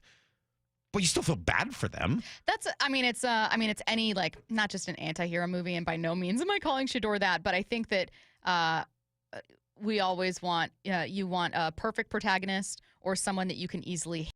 And the most fascinating people are somewhere in the middle. Yeah. The most fascinating people are someone where I think Shedeur seems like he's got a huge ego. And I do not like that he threw his offensive lineman under the bus, even though he plays behind a bad offensive line. But it's kind of one of those things where it's like fans are allowed to say the offensive line is bad, but you look bad as a quarterback when you say it. However, I think Shedeur is a man in his early 20s who has grown up in a very, privileged, also incredibly unique and interesting world. It's almost sheltered in its own way. Absolutely. Because it was so carefully constructed by his dad. And this would be very jarring. There was a report a few months ago that looks even more interesting to me now than it did then. And that was the reports that Jerry Jones and Deion Sanders were talking about Deion coming to coach the Cowboys. Remember those reports that kind of popped up and the Cowboys looking for a coach and we're like, it's sort of silly. They're leveraging this and that. Yep. I believe it. I think Deion was absolutely trying to continue to control this kid's narrative so that he can go to the Cowboys and draft his kid and make sure that his kid landed somewhere in the first round. Because I'm going to bet that somewhere deep inside Deion's very interesting, strange, and confused mind, there is a question as to whether or not he was wrong all along. That he's always wondered, like, man, I keep saying this kid's the best. I hope it's not just faking it. I hope he's actually living up to it. I hope that he's not so delusional that there was not like even a little part of him.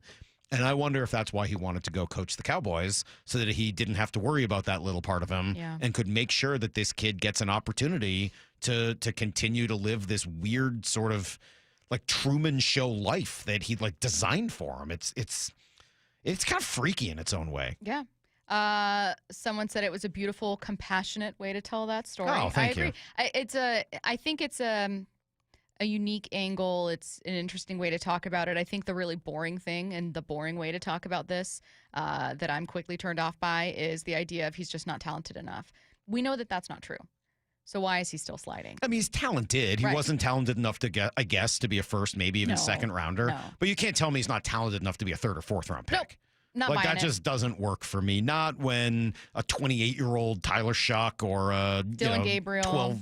12-pound Dylan Gabriel. Like, sorry, I'm not buying that. No. I'm not buying that one at all. But that's why it becomes a very interesting story. So on the one hand, we're talking about why he's sliding. And on the other hand, I think you're wondering openly and in a very interesting way, like, well, what might he be feeling right now? And I think when we see people that are like, well, he grew up rich and his dad's prime time and, he got things he didn't reserve. They retired his jersey when he didn't deserve it. I don't care how he feels. I don't know, man. I'm watching a video on Twitter of these kids prank calling him, pretending to be a team drafting him. And I don't know about you, but I feel kind of bad. I think that that's a little unnecessary. Especially because he's got to go out and explain it. And I think for all of the faults, I think he's handled those moments pretty well.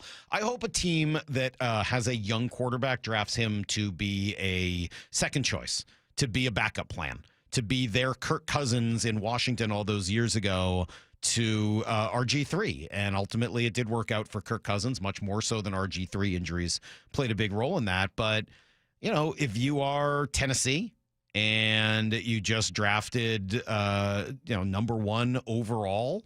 Like, what if you were to also draft Shedeur? And if it doesn't work out down the road, then maybe you don't want the circus around it. But I think that circus is going to look a whole lot different now that he's being picked in the 4th or 5th round or wherever it goes down. I don't know that the circus is going to look the same. No. And you may be getting a kid who wants to truly go out and learn now for the first time how to be a real person rather than now you also might be drafting a guy who's broken, but you might be getting a guy, and this is where you start to take risks like that, who could finally figure out what it's like to like be a real human being.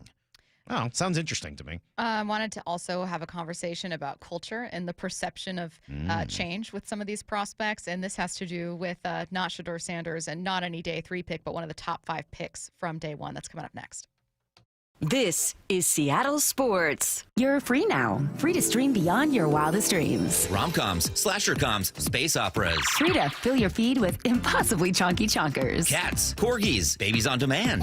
Free to make your smart devices do silly things. Bowl of chips on the Robo-Vacuum. Free to open a world of remote work and Gametopia. Who's the boss now? Free to be everything you imagine. That's how it feels to have Quantum Fiber Internet. Your world unleashed. Learn more at quantumfiber.com. Limited availability, service in select locations only. Attention! If you owe money to the IRS, this is an urgent message. The IRS is cracking down by sending out collection letters, garnishing paychecks, seizing bank accounts, and putting liens on homes and businesses. They call it enforced compliance, and you better watch out because penalties and interest on unpaid taxes compound daily, making it even harder to get out of debt. Don't let tax debt destroy your life. You need to call Optima Tax Relief, America's #1 tax resolution firm. They're experts in taxpayer assistance programs that can save you thousands if you qualify. A+ rated by the Better Business Bureau, Optima's resolved over $1 billion of tax debt for their clients. Let them fight on your behalf, helping to put your tax problems to rest. Call the tax professionals at Optima now for a free consultation. Call 800-343-6460. 800-343-6460. 800-343-6460. Optima Tax Relief. Some restrictions apply. For complete details, please visit OptimaTaxRelief.com. At Shane Company, we love a spring engagement. But you might be wondering, how do I find the perfect engagement ring? As a trusted family jeweler since 1929, we get asked this a lot. We have a wide selection of ring settings, like vintage designs with romantic details, floral settings inspired by nature, and classic styles with clean lines and sleek metals.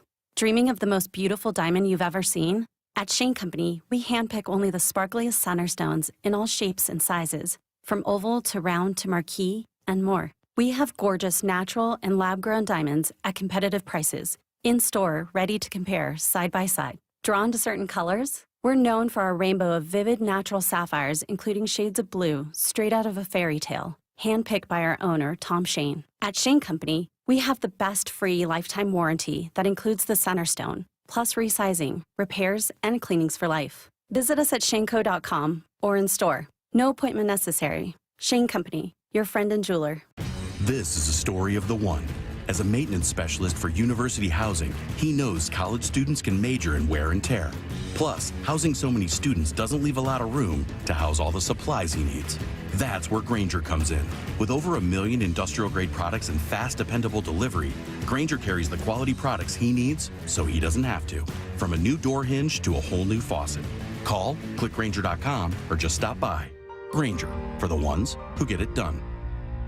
Welcome to Staples. Hi, I hear Staples prints it all. Oh, you bet. Posters, banners. Can you print it all for Mother's Day? Oh, of course. Photo gifts like canvas prints, photo puzzles. Can you print it all for graduation? Sure can. Custom cards and invites. Can you print a huge banner with the grad's picture? Oh, definitely. Even an embarrassing baby picture? Oh, those are the best kind. I know, right? Print it all for moms and grads at Staples. And right now, get 40% off custom cards, invites, and photo gifts. N75 exclusions apply. Visit staples.com/print for details. Mike Salk here, and luxury awaits at Snoqualmie Casino and Hotel, where comfort meets elegance. And this summer, you can experience the breathtaking Cascade views, the world-class dining and entertainment, and elevate your next getaway by combining effortless style with the utmost relaxation. Plus, Snoqualmie Casino and Hotel's award-winning outdoor summer concert series is back with amazing artists like Hanson, Austin Jenks, Melanie Fiona, and POD. This summer, overlooking the beautiful Snoqualmie Valley, snocasino.com for tickets. Seattle's closest is now Snoqualmie Casino and Hotel. hotel. The 2025 NFL Draft on Seattle Sports. Streaming on YouTube, the app, and your smart speaker. Mike Salk, Stacy Rost in with you. We have a trade in the NFL on day 4. It is not the Seattle Seahawks, though. No, it is the New York Jets. Round 4, pick 130 right now. Seahawks on the board in 7 picks. Pick is in at 130.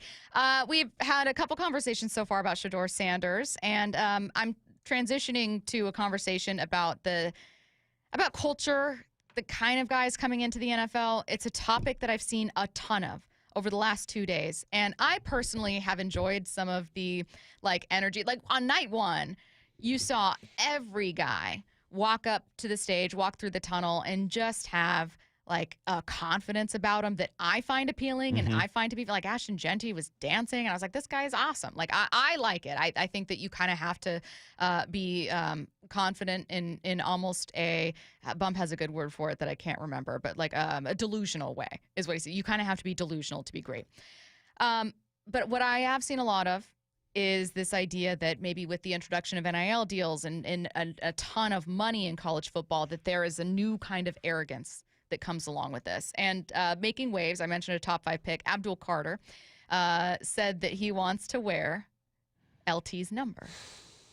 And someone asked if you'd seen that, and I thought it was a good way to transition to the idea of, is there more confidence than we've ever seen? Is there a kind of arrogance that feels new? If you know me, see, you're hitting on a tough example. Because if you know me, then I've done my job. You know that there are few people in the world that I worshipped as a kid more than Lawrence Taylor. I think Lawrence Taylor is the greatest football player who ever's played. I will hear no other arguments. I've been more than Brady, more than anybody. Lawrence Taylor is my favorite player of all time.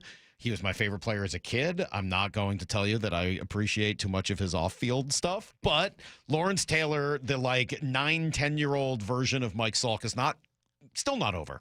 How much I was in love with Lawrence Taylor at that point in my life. So nobody gets to wear 56. LaDainian Tomlinson should be ashamed of himself for stealing his nickname and using it as if that's totally acceptable. You want to be LDT? Fine, but you're not LT. That's taken. That's Lawrence Taylor's. And no, Abdul Carter, you don't get to wear number 56 for the Giants. What are you even talking about? That's absurd. But I don't think that is necessarily indicative of a generational issue. That is just me sticking up for my guy LT, who's the greatest football player of all time.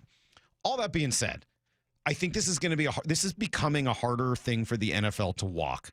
If this started years ago, the biggest sea change in the NBA came when LeBron James and Dwayne Wade and Chris Bosh made the decision together to work together, to say, GMs, not anymore, we're in charge.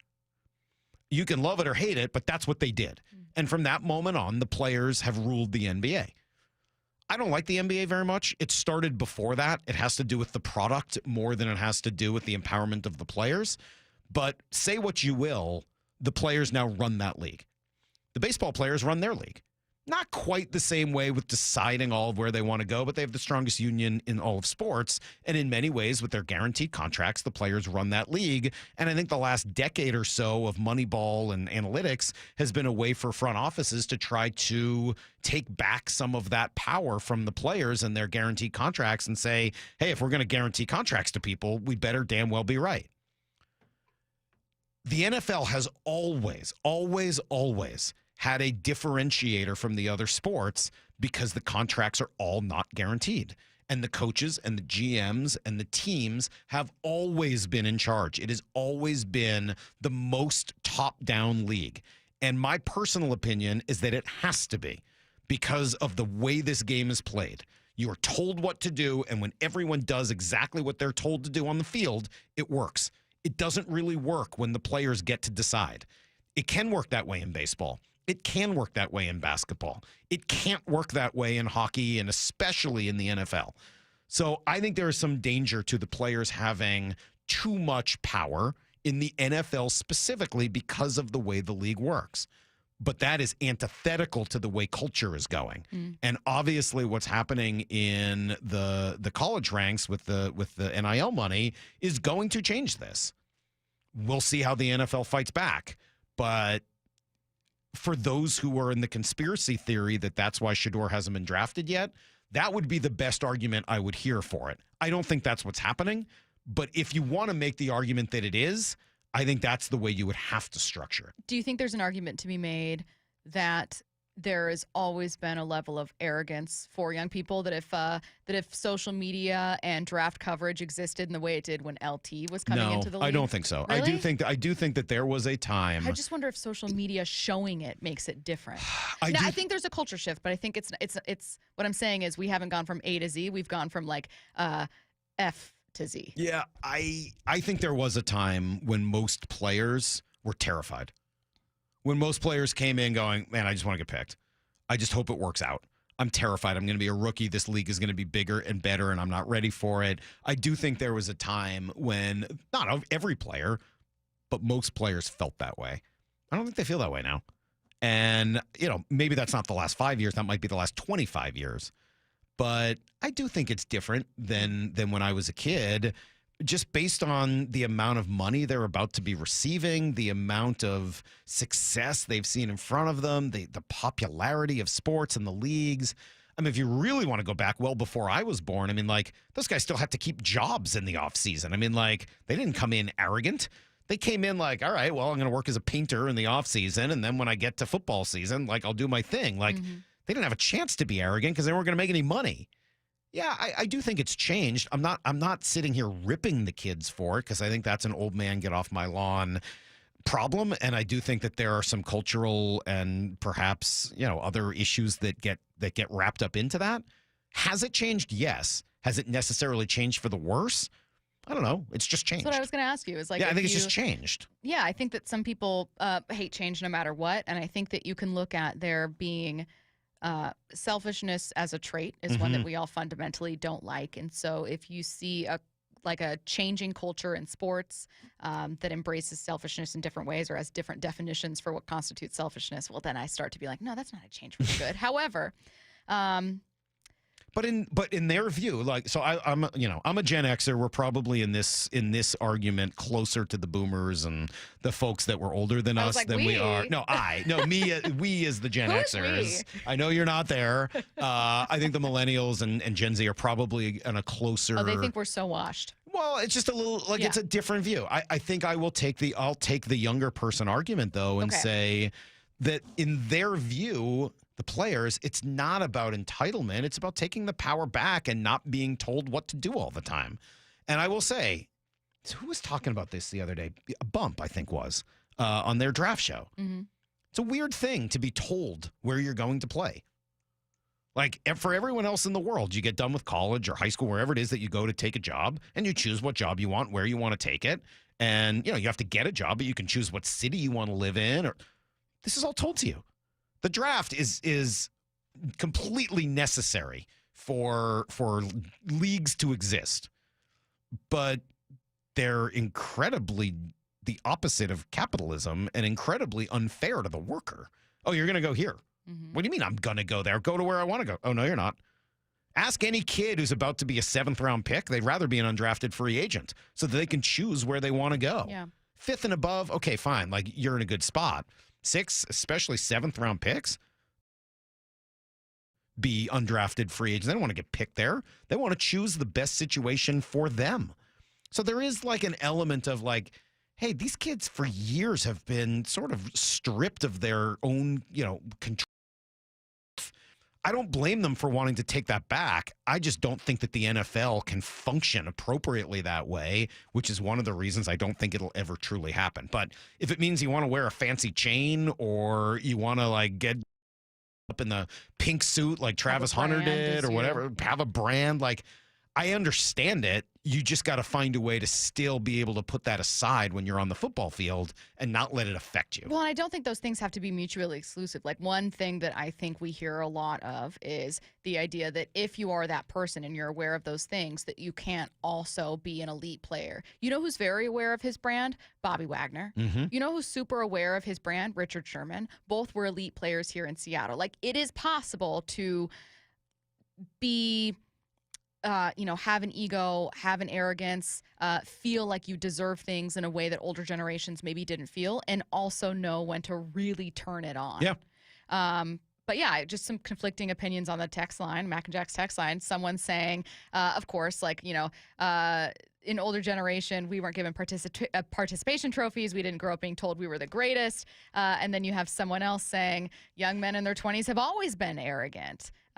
There's probably an element of that. Like, Yeah. I answers here. Like, there's a lot of ways to look at this, but I don't necessarily, again, if you don't want that kid, then don't take him.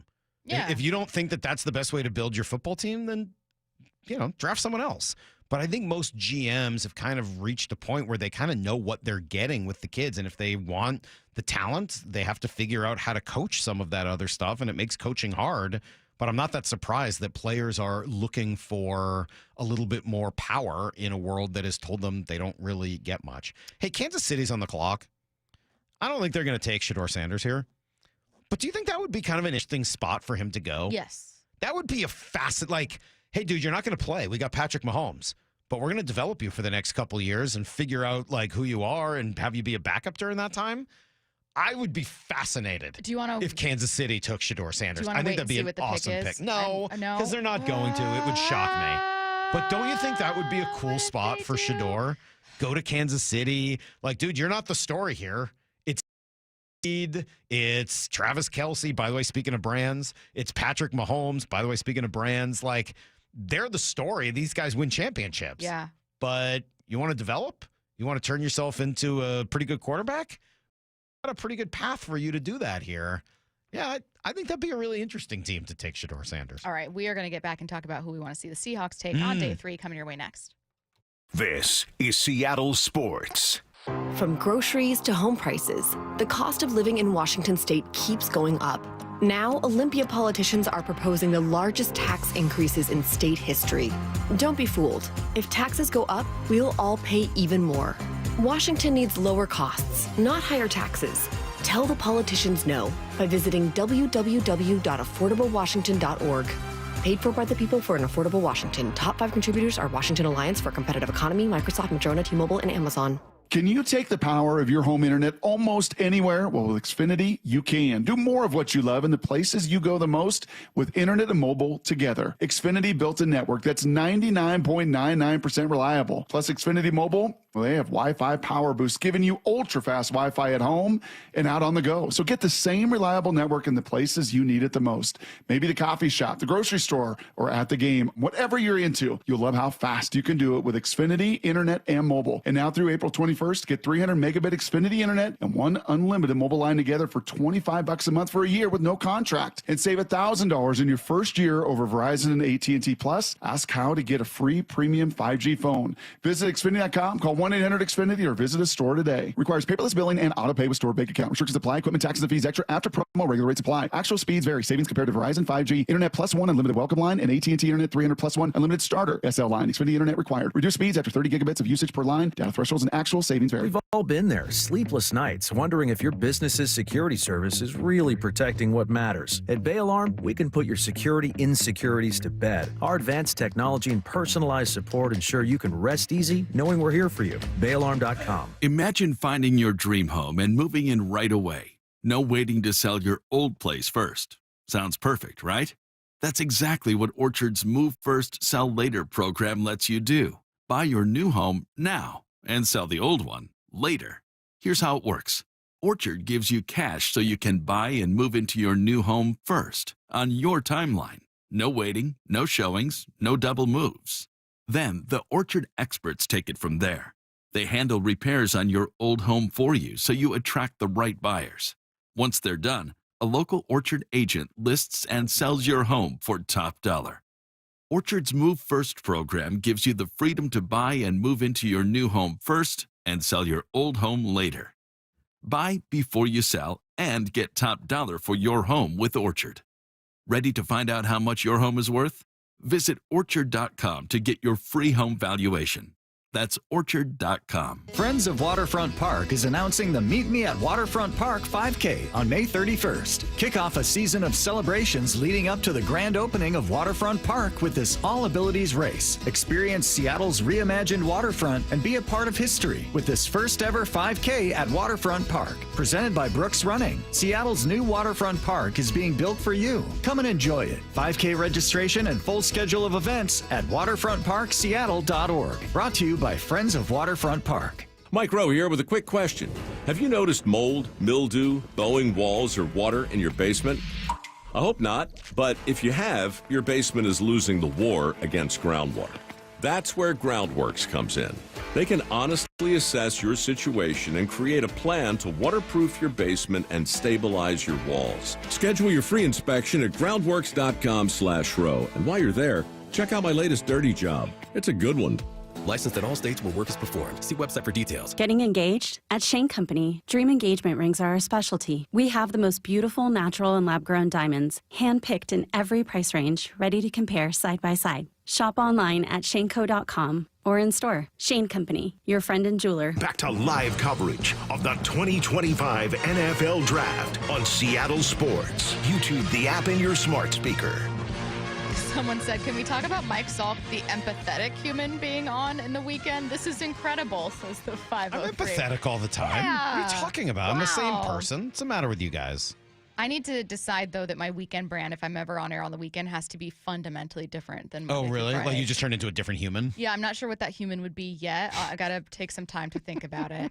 Mike Salk, Stacy Rost with you. We got 15 more minutes with you guys. Well, I don't know that the Seahawks are picking. We're 3 picks away technically at 137, but TBD if that's going to be happening while we're on the air. I don't think so. Once we get back, or once the station gets back at 11, you're going to be with Maura Dooley, Mike Lefko, Curtis Rogers, and they may have all This five is good for day you, three Stacy. picks. This is what Brock and I deal with all the time. All the breaking news that you and Bump Oh. have gotten over the last couple it years, feels great. right? Man, Now let me you tell now you what. see what the other side is like, where you just sit and talk and talk and talk, and then you go off the air, and the team's like, "Guess what? We traded Gino." And you're imagine like, knowing it's going to happen. Like you and Brock know that these things are going to happen, and then That would be even you're worse. just waiting for it. That would be waiting even for worse. it, and then I get it. A couple of interesting Shedeur locations, by the way. The Raiders pick is in. Again, I still have always felt like Pete Carroll's the perfect fit for Shedeur. After that, Baltimore is up next. Similar argument as I just made with Kansas City, who, of course, took a wide receiver, not him. But, like, hey, you come to Baltimore, you're not the show. Like, there's no expectation for you here at all. Yep. Lamar's the show. John Harbaugh's the show. The Ravens way is the show. You're here, and if you want to learn from it, great. So, like, I do think there are some interesting, again, Pittsburgh and Vegas, but maybe also places like Philadelphia, Where there's an Kansas established City, answer. right? Baltimore, where, like, they don't need you, but you want to be the backup quarterback here and learn, and maybe they trade you in a couple of years when you got your name cleaned. Yeah, I think there's some value A there. question for you, and then we're going to move on from Shedeur, though. Okay. Certainly until he's selected, he's going to be the number one conversation today. Do you think that it will change all of this? His slide will change the way people watch him? Because I'm telling you right now, if he Yes. was number 9 for the Saints, people would be watching with a very critical Yeah, lens. and now I think we're going to be rooting like hell for him. I kinda hope this think guy so. shows the world that he was pretty good. I mean, will be anyway. Not everyone, but I think that he, through sliding, Yes. and annoy some people who don't like him, but I think he's gained fans. It is not Shedeur at pick 135 for the Amazing. Raiders. Tonka Hemingway, great name, from South Carolina, Nick Minwari's teammate, going to Vegas. Let's talk about some moves that we'd hope to see on Okay. day 3 before we hand this over to the incoming crew. I'm just going to start with running back. I'm not especially particular on a name that I love more than others at this point. I haven't done a deep dive into day 3 running backs, but given that this is one of the deepest classes, that Daniel Jeremiah expected so many running backs to go today, and that John Schneider said it's a great running back class. Yeah. I couldn't help himself. I anticipate that being I don't know if this selection. is the number 4, fourth round pick, or whether this is somewhere in the 5 or 7 range. But the name that I think it was DJ gave us last week was Jaden Blue, running back from Texas, who is kind of pipe. Kind of like a pass receiver, home run hitter. I think sort of an Alvin Kamara comp. Doesn't mean that he's as good as Kamara. Obviously, that's a legend. But, I don't know whether he's a 4th rounder, 5th rounder, 6th, 7th. But if you want to go in that direction, that's a name and a description of that. Again, I'm more about the description of the player than I am about what he's actually done, because I don't know what the heck. I haven't watched him play. But a guy catch the ball out of the backfield and be a compliment to what you've got now, yeah, that sounds pretty interesting to me. How do you feel about this description? The first player at a school to record 1,000 rushing yards in 3 straight seasons, a patient runner, blocks well on power runs and makes good decisions on zone runs. That sounds fine. Great. I'm cool Who's with that. That is Devin Neal out of Kansas. He's now the next best available from ESPN. He's a name that Jordan Reed, ESPN draft analyst, said on with us that he liked for Seattle. So, yeah, I mean, running back would be fine. I honestly, if you ask me what position I would like them to take right now in the 4th round, I'd probably say offensive line.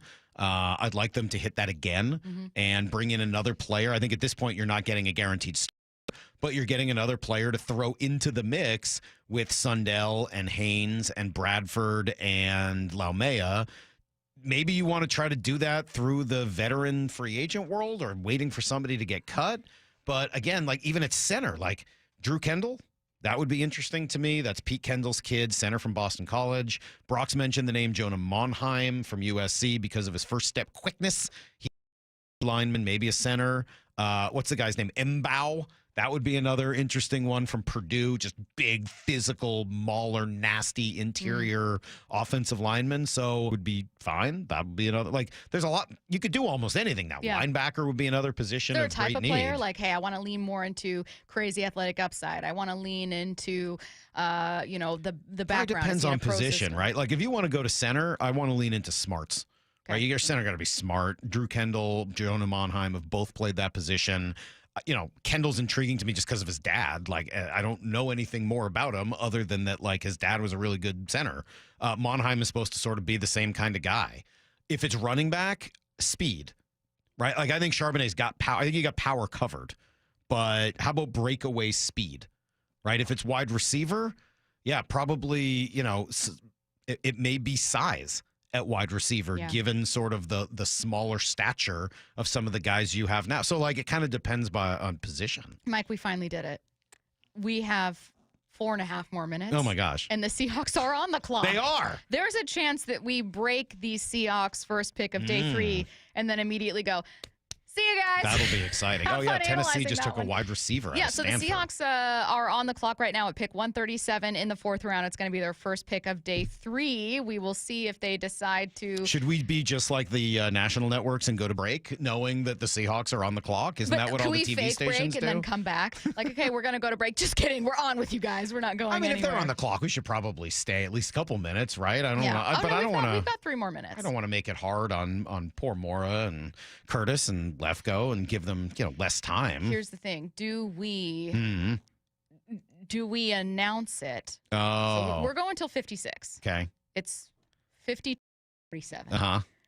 Do we let them announce it as a gift, or do we cruelly steal the announcement? It's not going to matter. Because the Seahawks have traded pick 137 to the New England Patriots. Dang it. And the Patriots all guess we can go immediately now. made their pick, so they obviously had somebody they really wanted. Yeah, I don't think we Kyle got would to be happy trade. about it. That's too bad. Any reaction at all to this? Here's the thing. I'm not like super against a trade back by the Seahawks. Well, it only here. looks like they traded back 6 spots. They trade to number 143, it looks like. So they go from 137 to 143. So, that pick will still get made in a few minutes. I don't know what else they got from that. Here's what I hope they always get. I always want to pick next year. I'm a big get more picks next year guy. See if there's we'll move down 6 spots. Give us your 4th rounder next year, your 3rd rounder next year. I would have loved for them to get a first. That's why I love what the Browns did on Thursday. They got a first rounder next year. But no, Seahawks get 144 early in the 5th round and a 5th rounder. You still have, so I mentioned Devin Neal. He's 8th best available from ESPN right now. Maybe he's still there depending on need, obviously, for the following teams.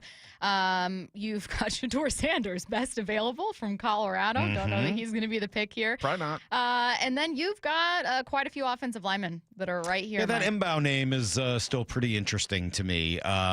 Big, physical, either him or Monheim. If I had to make a selection here, just based on the people Brock's told me about or other guests have told me about, I'd like to see them come back to offensive line. I think that would be a pretty good time for it. Yeah, I think that this is going to be a draft. I thought, what's so funny is entering into this draft, and I talked to Jeremiah so much about it. It was always described as a meat and potatoes draft, and I fully expected that I would be leaving day 3 or even leaving the morning show that we'd be doing going, I got to go research some more of these guys, and this is going to be a draft where maybe I'm not excited about it, and we get some special teamers. This has been the most fun draft that I have covered in years. Totally agree with you. With the lowest expectation. I would say most fun since the Russell Wilson draft, 2012. Easily. Yeah, I mean, I really like what they've done just to kind of put a capper on it. I love the Zabel pick. I like the upside of what they did with Eamon Warrior and how convicted they were. Arroyo worries me a little bit. And then Milroe, I think, is it's all upside, no downside. Yep. I just love what they did there. All right, so again, Maura Dooley, Curtis Rogers, Mike Lefko will be with you. Hi, Maura. Brady on the board. Thanks, Brady, for being with us this morning. Again, the Seahawks did not draft a pick 137, sending that pick to the New England Patriots. So they pick up, you mentioned, an extra fifth. An extra fifth? No, they get the fifth and an extra seventh. Because that's what you need is 3 7th-round picks. That's where you new Seahawks that you're going to hear about over the next couple hours, and those guys joining you next. This is Seattle Sports. Now at Verizon, we have some big news for your peace of mind. For all our customers, existing and new, we're locking in low prices for 3 years guaranteed on My Plan and My Home. That's future you peace of mind. And everyone can save on a brand new phone on My Plan when you trade in any phone from one of our top brands. That's new phone peace of mind. Because at Verizon, whether you're already a customer or you're just joining us, we got you. Visit Verizon today. Price guarantee applies to then current base monthly rate. Additional terms and conditions apply for all offers. Accomplishing goals is hard. But when your goal is to learn a new language, Babbel makes it easy. Babbel is designed with you in mind. From expert-created lessons to conversational video units and even live classes, you can personalize your Babbel experience to be exactly what you need to really learn a new language more easily. Go ahead, set a goal for yourself. Accomplish it with Babbel. Try Babbel for free. Go to BABBEL.com. That's Babbel.com. My wife and I have been married for over 15 years, and I've never had any complaints about my performance in the bedroom. But after I turned 40, things started feeling different. I was gaining weight, losing muscle, and I just wasn't interested in sex anymore. My wife told me her friend's husband went through the same thing, and it turns out he had low testosterone. So we booked a free T-check at Revive Health, and that's when I learned that my testosterone levels were low too. We worked with a provider to create a custom treatment plan, and today, my wife and I are having more fun than we did on our honeymoon. My only regret is not reaching out sooner. If you're ready to book your free T-check, visit ReviveMen'sHealth.com or call 206-529-1111. Again, that's 206-529-1111.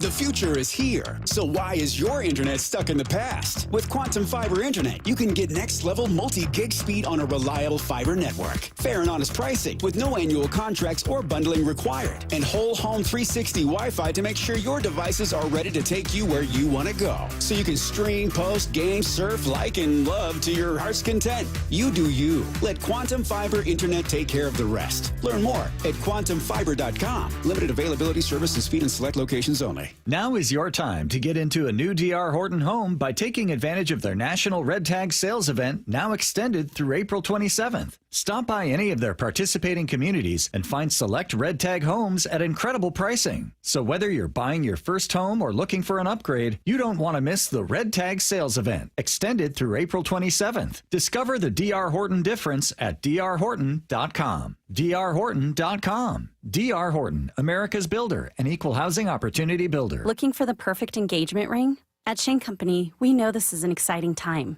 It can also be overwhelming. Customers say this a lot. Where do I start? How do I choose? At Shane Company, this is where the magic happens. Since 1929, we've been experts at helping customers find the perfect engagement ring. We invite you into the design process, help you pick out the perfect diamond or colorful gemstone, and choose a style that speaks to you. Come see us in store and at shaneco.com. Shane Company, your friend and jeweler. Mike Salk here, and luxury awaits at Snoqualmie Casino and Hotel, where comfort meets elegance. And this summer, you can experience the breathtaking Cascade views, the world-class dining and entertainment, and elevate your next getaway by combining effortless style with the utmost relaxation. Plus, Snoqualmie Casino and Hotel's award-winning outdoor summer concert series is back with amazing artists like Hanson, Austin Jenks, Melanie Fiona, and POD. This summer, overlooking the beautiful Snoqualmie Valley, snocasino.com for tickets. Seattle's closest is now Snoqualmie Casino and Hotel. The 2025 NFL Draft on Seattle Sports. 710 KIRO AM Seattle and KIRO FM HD2 Tacoma.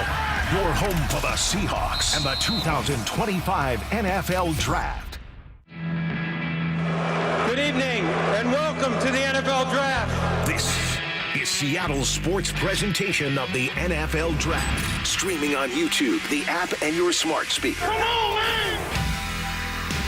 I'd like to personally thank the Seahawks for making the next 3 hours full of action, because there are going to be picks coming every which way, and the Seahawks trading down out of the fourth round completely. The fifth round underway. The Seahawks will pick at 144. We're currently at pick 139, which is in right now, which belongs to the Vikings.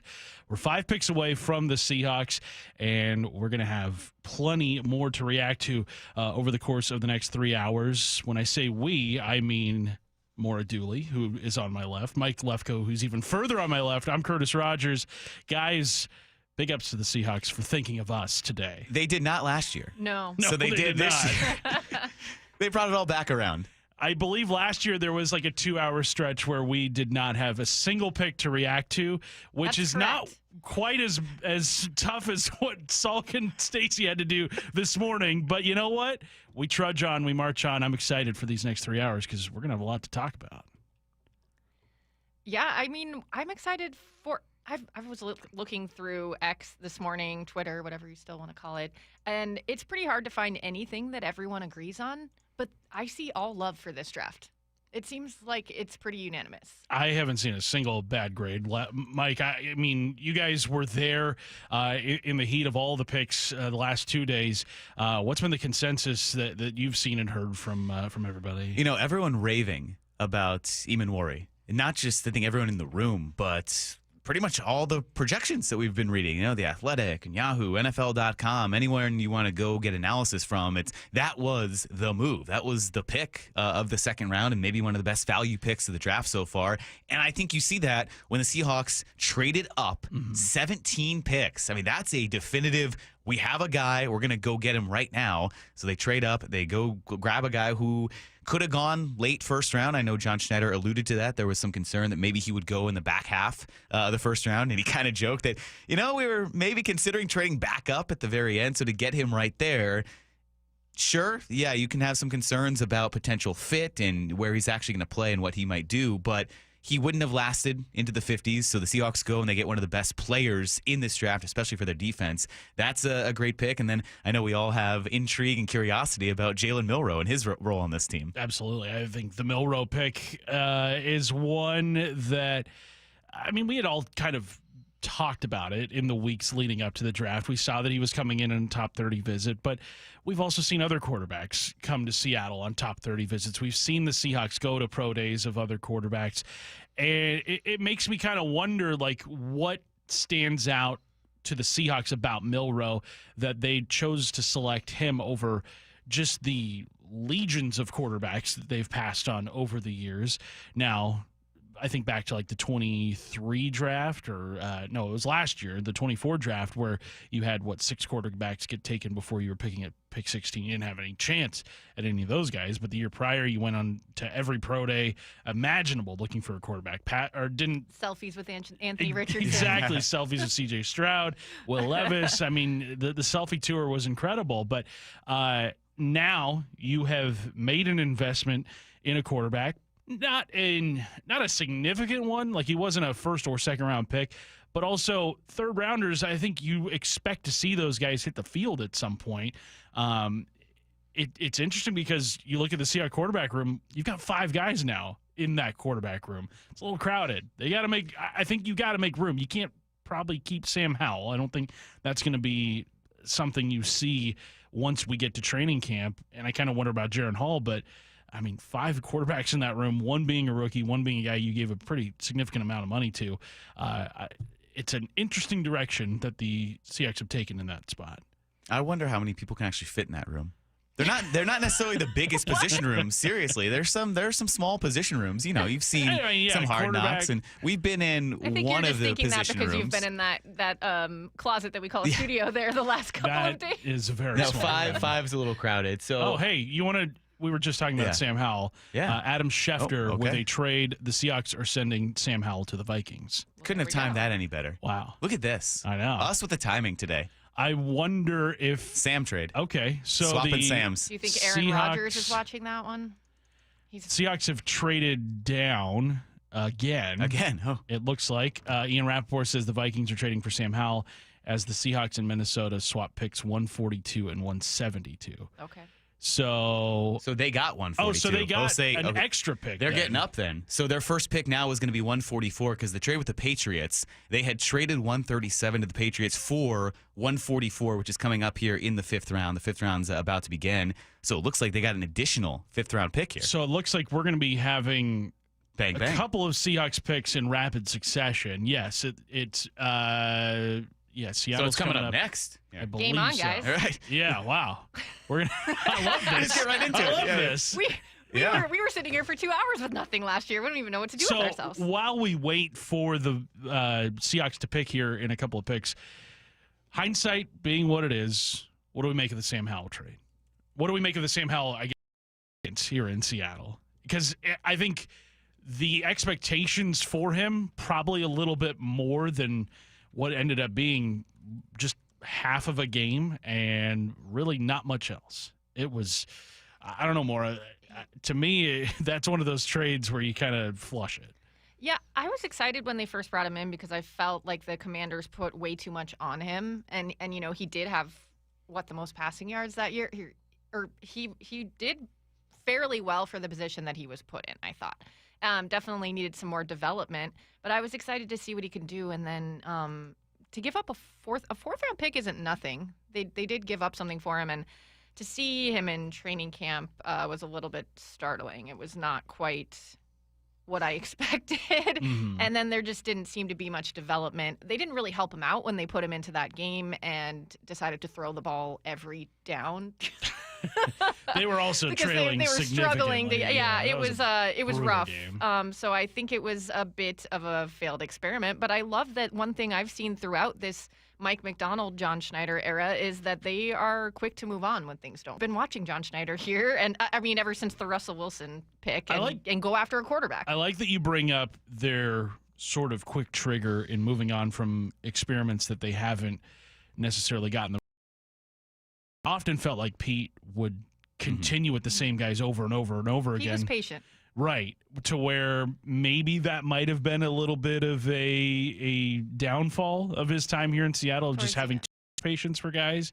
Whereas McDonald, as we saw, I mean, midway through the season last year, Mike made significant changes on the defense, and then making significant changes on the offensive side of the ball immediately after ends, letting go Ryan Grubb and switching out your quarterback, switching out your top receiver. We were talking about one of those guys that became a big impact on this day last year, Tyrese Knight, who was the 4th round pick and became one of the most impactful players on that team. So if you're looking back at the draft last year, you could argue now with a full season behind you that Tyrese Knight was the most important pick because it allowed them to move on from a couple of those linebackers. He became a starter. He goes in now as a starter. So as we get into positions they might need to address throughout this draft and throughout these now plethora of picks with 2 coming up here in the 5th round, there's no linebacker depth.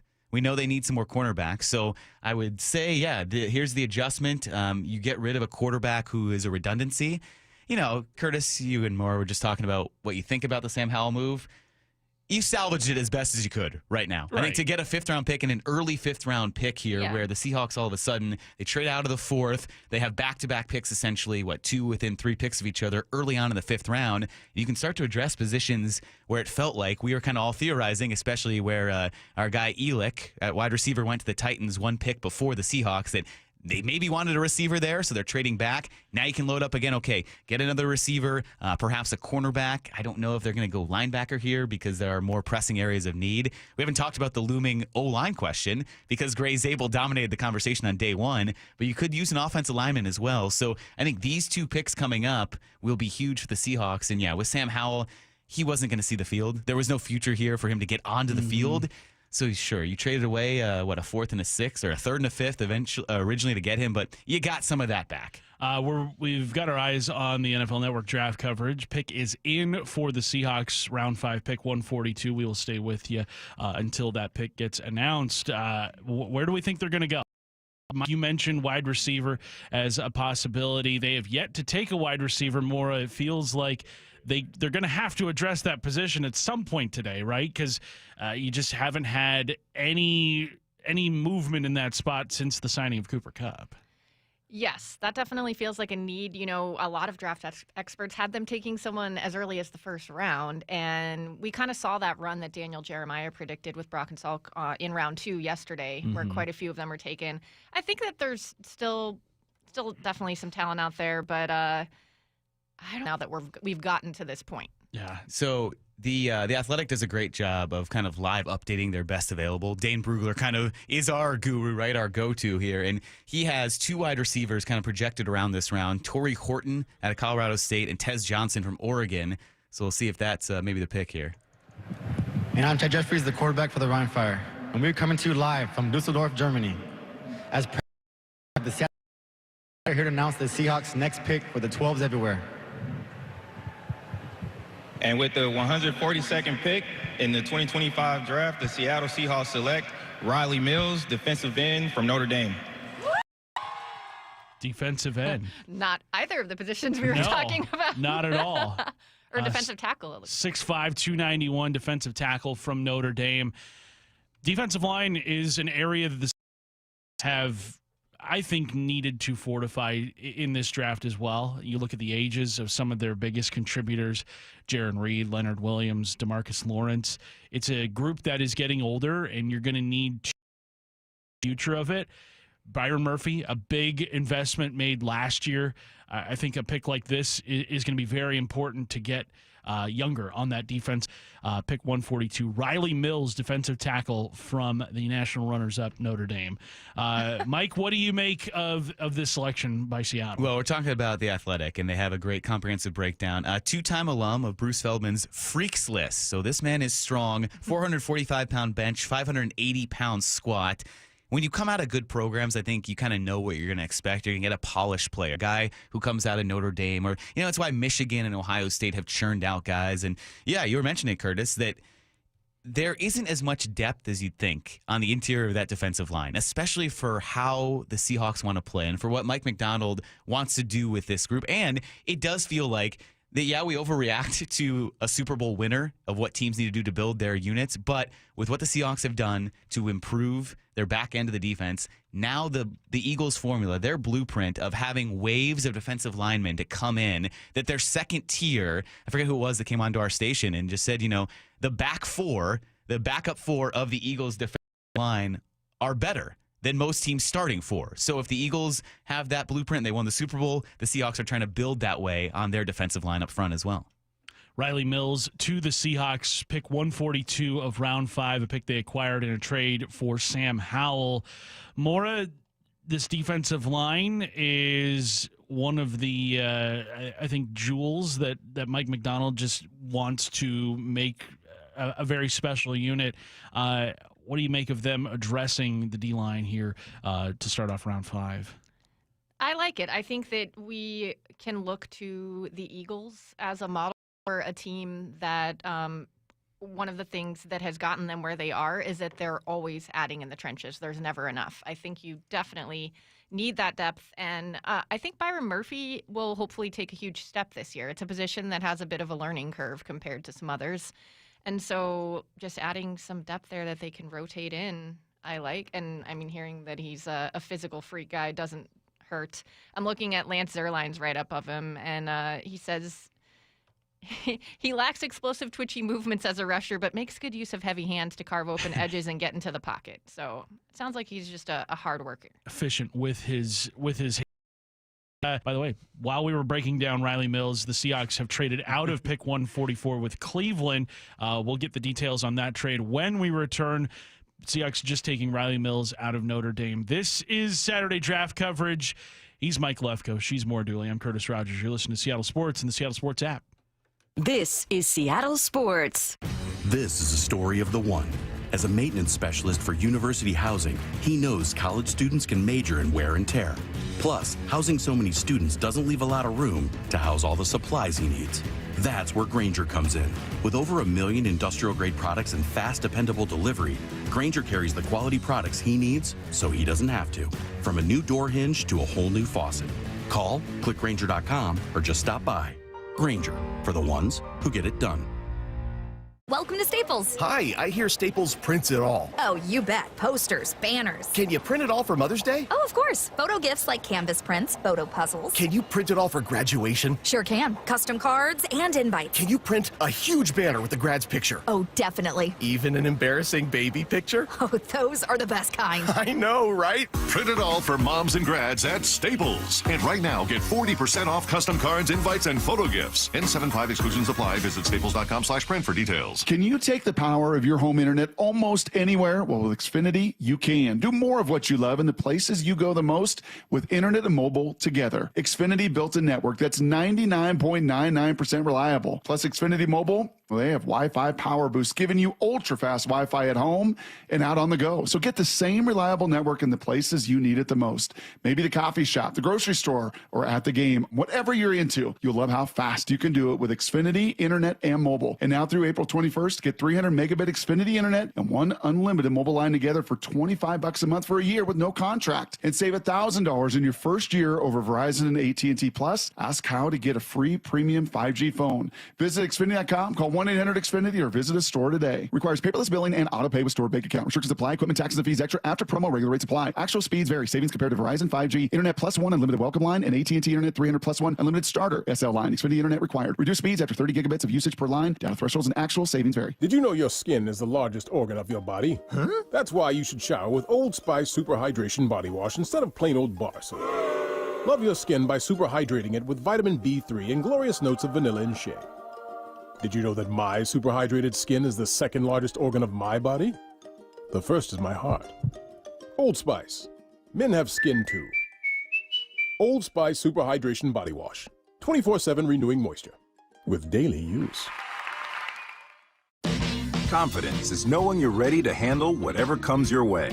That's what it feels like to take on your workday with Cintas.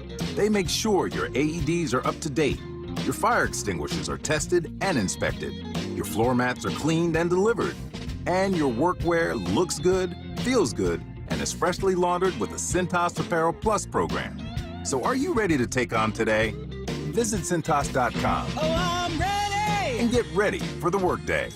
We've all been there. Sleepless nights, mind racing, wondering if your business's security service is really protecting what matters.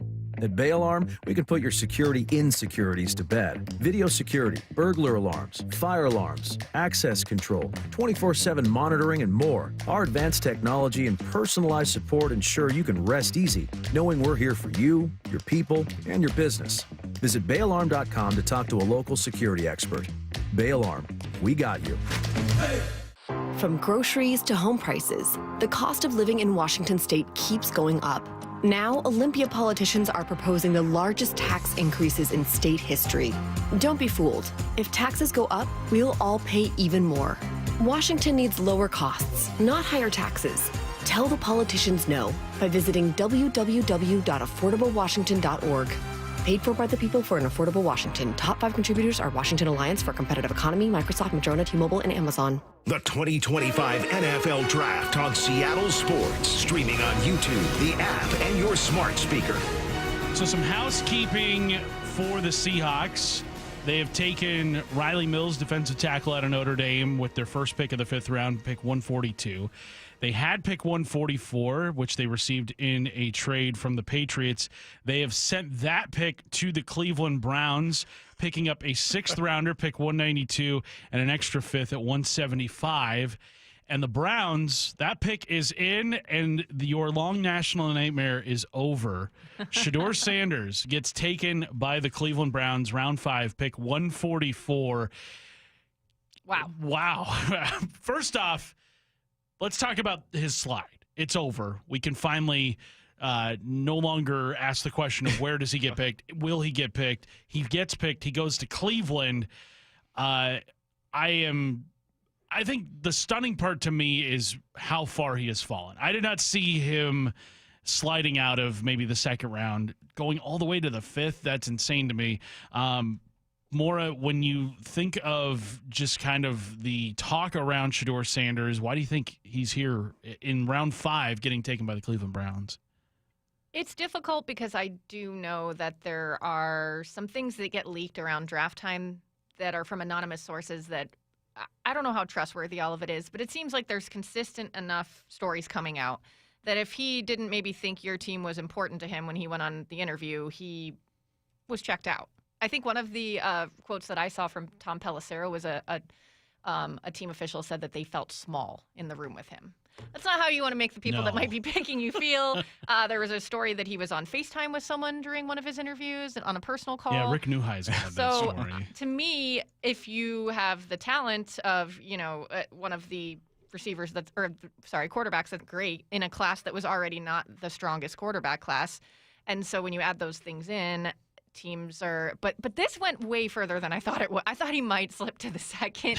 At this point, it almost felt like teams were trying to prove a point. Like, we don't like you and your dad's whole thing. Shebang. Yeah. And so we're proving a point because, this just went further than anyone thought it would. Well, do you think he yelled, Cleveland? When he got picked? No, probably not. I don't think so. What are the Browns doing? I'm more confused by that. Right. Not necessarily Shedeur Sanders slide because they took Dylan Gabriel. Here's the Browns quarterback room right now. Real Joe Flacco, the presumed starter, Dylan Gabriel, Kenny Pickett, Shedeur Sanders, and Deshaun Watson. Wow. What are they doing? Watson, Speaking of too many quarterbacks. I think Watson automatically goes on a contract, obviously. They just brought in Kenny. They brought in all 4 of those guys this offseason. For Kenny Pickett. Yeah. You signed Joe Flacco. One of Gabriel or Sanders probably going to the practice squad. Quantity over quality. Yeah. Somebody's got to hit, right? Who wants to play quarterback this series? They're stuck with Watson for one more year, right? Yes. Okay. And a lot of money. Yeah. Yeah. Even though no one thinks he's going to actually. We see him on the field at all this season because he re-injured that Achilles, midway through his rehab. So, yeah. Just tack on an extra. Don't you think that you're just to that? Making Shedeur disgruntled even more by taking a quarterback right ahead of him? Maybe, but maybe trying to motivate him. Are you trying to humble him a little? Has he's never had a competition in college. No. Yeah. He's always been the assumed starter. He has never once had to fight for his job. This is, I think, maybe something that could benefit him. You're not just being handed the job as the starting quarterback of the Cleveland Browns, but you look at the competition that's around him. Are you trying to use Dylan Gabriel in Jalen Milroe-like packages, kind of that we talked about with the Seahawks, or even Taysom Hill some, because he is a good runner? And it's just, what does Dylan Gabriel bring to you now? He feels redundant, and you picked him higher than Shedeur Sanders. Because Sanders has the pedigree, and he has the kind of annoying insistence that if he's sitting there and not getting reps, that feels like it's going to be more of a problem than if he's actually being a productive quarterback. So do you force rep time? We've heard from all these coaches. Mike McDonald was mentioning that they're going to try to get as many reps for as many people as possible, but it's so hard now with limited amounts of practice time. It's the most baffling situation in the NFL right now. Well, and what do you make, too, of your backup quarterback or one of your many backup quarterbacks being probably the most popular option of your fan base, which is never a good spot to be in. We've seen it play out. I made the comparison yesterday of Tim Tebow in Denver. Who I lived there at the time. Yeah. There was billboards for him. But what was it, Kyle starting quarterback of the Broncos at that time. And anybody with anybody with a set of eyes could see that Kyle Orton's a better quarterback than Tim Tebow. And yet, Tebow being who he was, and a Heisman Trophy winner, and a multinational champion, and just one of the most polarizing football figures we've ever seen, that fan base grew so vocal to where the Broncos were like, fine, here. Well, and then they had a really good defense. They just used him as a glorified running back and and they won like their first 6 games straight, and everyone thought they were going to go to the Super Bowl. But in Denver, everyone thought. I wonder, too, if that's why a lot of teams passed on him this weekend, because you don't want to have a situation where your backup quarterback is more popular than your starter. That's kind of right. All the analysis we've read and kind of discussed coming out of that is now he's definitively a backup quarterback. And for everything you guys just mentioned, do you want that circus and the chaos of a backup who's taking away valuable snap time and reps from guys who you want to be in a starting role? I still think if you're Pittsburgh, you should have taken that shot with the boat that they're in, though. And Tomlin's been really good at controlling things like that. I think why Pittsburgh has not done anything is because they're waiting on Aaron Rodgers. That's insane, too. Exactly. I honestly think what Cleveland did, which is insane, is smarter than what the Pittsburgh Steelers I are think doing. Shedeur Sanders has more better football ahead of him than Aaron Rodgers does. I agree. I don't think there's any question about that. And if you're a team that is kind of in this weird state of limbo, I wonder if the Vikings trade of Sam Howell means that they're done in their pursuit of Aaron Rodgers. I wonder if they're saying we've got J.J. McCarthy and then we'll have Sam Howell as his backup. I think, is Nick Mullins still in Minnesota? Maybe, I don't know, but I think maybe the Sam Howell trade is Minnesota being like, all right, we're done waiting on Aaron Rodgers. We don't want to wait. Some info, and I think we're going to have the audio of this conference call coming up in a little bit. But Rylie Mills, draft pick, is on a conference call right now with the local media, and he confirms that he suffered a torn ACL against Indiana in the college football playoff. So that was the injury that he's still recovering from. This is from Bob Condotta, who tweeted out that Mills says he thinks he could be ready by training camp. So there is some development there, some working him back from injury. But, it's a fifth-round pick. I don't think you expect him to come in and be a starter, especially where you are with that defensive line. But there is going to be a little bit of an injury concern or just a delayed start to perhaps his training camp. Certainly won't be ready by rookie minicamp, which is coming up, and then OTAs. So there's a key note there about Rylie Mills and maybe why, as a very good starter for Notre Dame, he fell all the way here to the 5th round. Biggest news of the day so far in the NFL draft, Shedeur Sanders finally off the board, taken at pick 144 by the Cleveland Browns. That pick was owned at one time by the Seahawks this morning. They sent that to Cleveland in exchange for pick 175 and 192. We are less than 30 picks away from the Seahawks' next selection. San Francisco currently with their pick in at pick 147. They go Jordan James, running back out of Oregon. But we will continue on as we get closer and closer to pick 175. Maura Dooley, Mike Lefko, I'm Curtis Rogers. We are with you on day 3 here on Seattle Sports and the Seattle Sports app. This is Seattle Sports. Getting engaged? At Shane Company, we'll help you find the perfect diamond. This is your engagement ring, a.k.a. only your life's most important piece of jewelry. No need to worry. As gemstone experts since 1929, we handpick only the most beautiful natural and lab-grown diamonds cut to our high standards in every price range. We have diamonds in all shapes and sizes, ready to compare side by side right here in our store. Come see for yourself at Shanco.com or at your local store. No appointment necessary. Shane Company, your friend and jeweler. This is a story of the one. As a maintenance specialist for university housing, he knows college students can major in wear and tear. Plus, housing so many students doesn't leave a lot of room to house all the supplies he needs. That's where Grainger comes in. With over 1 million industrial-grade products and fast, dependable delivery, Grainger carries the quality products he needs so he doesn't have to. From a new door hinge to a whole new faucet. Call, click Grainger.com, or just stop by. Grainger, for the ones who get it done.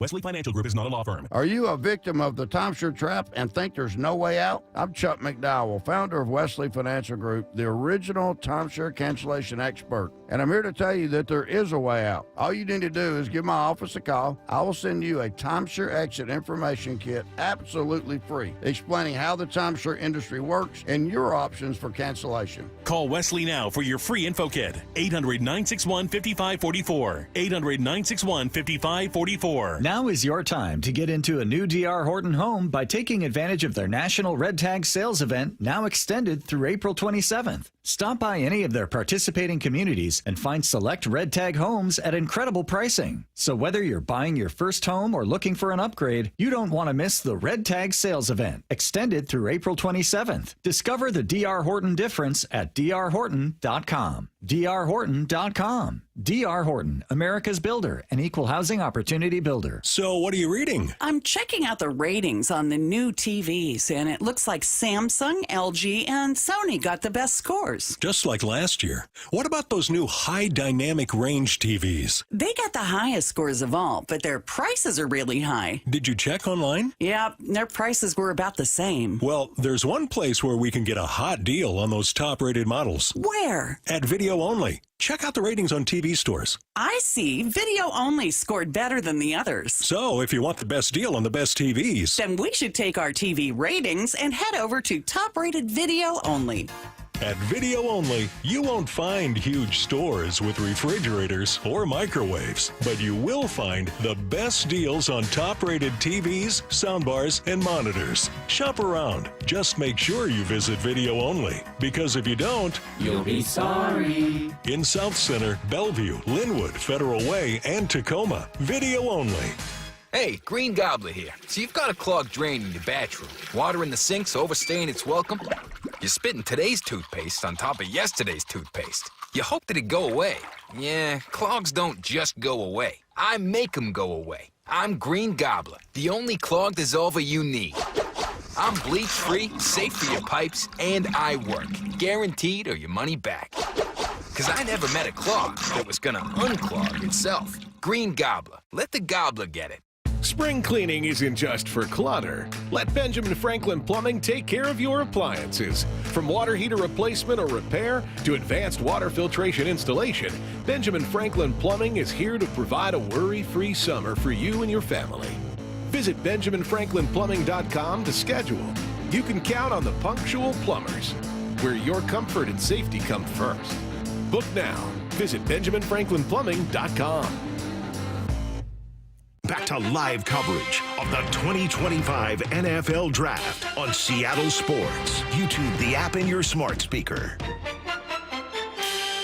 Seahawks about 17 picks away from their next selection at pick 166. Cowboys currently on the clock. We're waiting to hear what they're going to do at pick 149. I'm Curtis Rogers, joined by Maura Dooley and Mike Lefko here we're at the midway point of day 3. Guys, remember when the draft was like all on Saturday? They did like all 7 rounds. They're just like, you real sickos are going to sit here for 10 hours and watch it all. And we did. Oh, man. I remember those days. Those were incredible days. And you're right. I was a sicko for doing that. 15-minute. Can you imagine how long 15 minutes would be now? 15 minutes for those first-round picks. Goodell. This is an eternity. Goodell yesterday was on Pat McAfee saying that he wanted to do 7 minutes in the first round, which I don't know. One of the few things that Goodell has said I would support. Yeah. By the way, Jaden Blue just got picked. There have now been 8 running backs picked so far today, and 6 went the first 24 picks. So I don't know what this means. You know, we've talked about the Seahawks and a running back potentially, but there's been a big run on running backs. We heard that this was going to be a very deep running back class. I think they said as many as, 30 running backs could be taken in the draft. That's a 10th of the draft, basically. It could be running backs. Let's talk about the Seahawks running back situation. Ken Walker, Zach Charbonnet, we all know those names. Kenny McIntosh is there. But it kind of feels like maybe there's a little bit of uneasiness with this running back group because of just the injuries that have happened over the years. Maybe Ken Walker not living up to what we saw him be in his rookie season. Maura, what do you make of the state of the Seahawks running back group position they have not taken here to start this draft, but they still have 6 picks remaining today? Yeah, I really didn't see them taking one in this draft, but now we have started to see some rumors floating around that there's the possibility of a Ken Walker trade. I don't think I've seen it from any significant sources, but it's just being floated. And so if that's the case, then I would look for them to take a running back in one of these later rounds because they don't have the deepest room there. And we have seen year after year that there are injury struggles for that group usually.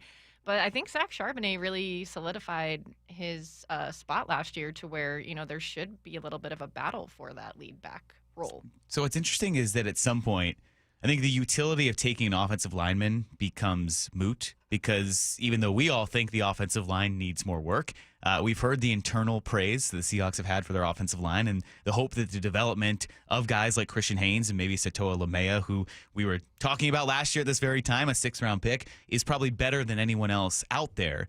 So I still think, okay, if we see another lineman, it's going to come next in these 2 picks in the 5th round, but then there are so many running backs, like you guys were saying. Yeah, maybe you do take someone. And, Ollie Gordon, just because of his college production, jumps out there to me. Curtis, you and I were just throwing names back and forth right before all of these running backs. Oh, just naming guys, nothing better. Of all these running backs on Dane Brugler's The Beast, and there's like 36 running backs listed. So someone like Donovan Edwards, who we couldn't believe was still there, or Khalil Mullings from Michigan as well, or Ollie Gordon. Maybe you get a guy like that with your 2nd pick here in the 5th round or even in the 6th. But running back, I think with all these skill positions, it does feel like you can never have enough of those guys because of the fickle nature of the positions going forward because of Ken Walker's uncertainty. He's coming up on the end of his rookie contract. So what happens there? That's a huge 2022 class with a lot of decisions to make because they're all going to need renewals. And those are guys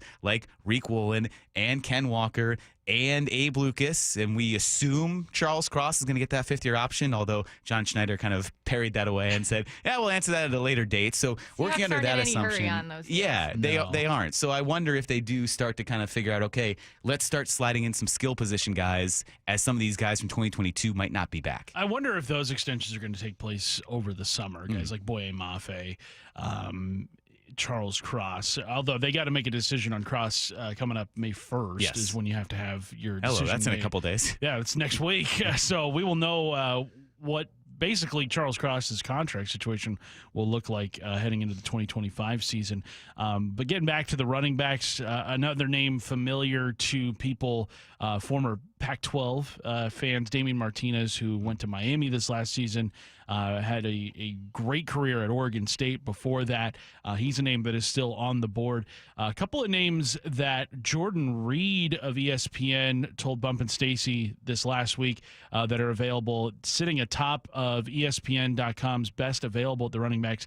That'd be Devin Neal and DJ Giddens out of Kansas and Kansas State. Devin Neal out of Kansas is one that I like quite a bit. Had a prolific career there with the Jayhawks. Really a stoutly built running back and running between the tackles. Really good on the perimeter. Really soft hands as a pass catcher as well. Another one of my personal favorites is DJ Giddens of Kansas State, who really came on late in the draft process. One of the biggest question marks about him was just how fast he was, but he ran 4.43 at the combine. So he silenced that question. He's a really good pass catcher out of the backfield as well. Fantastic vision. He can make guys miss on the 2nd and 3rd level as well.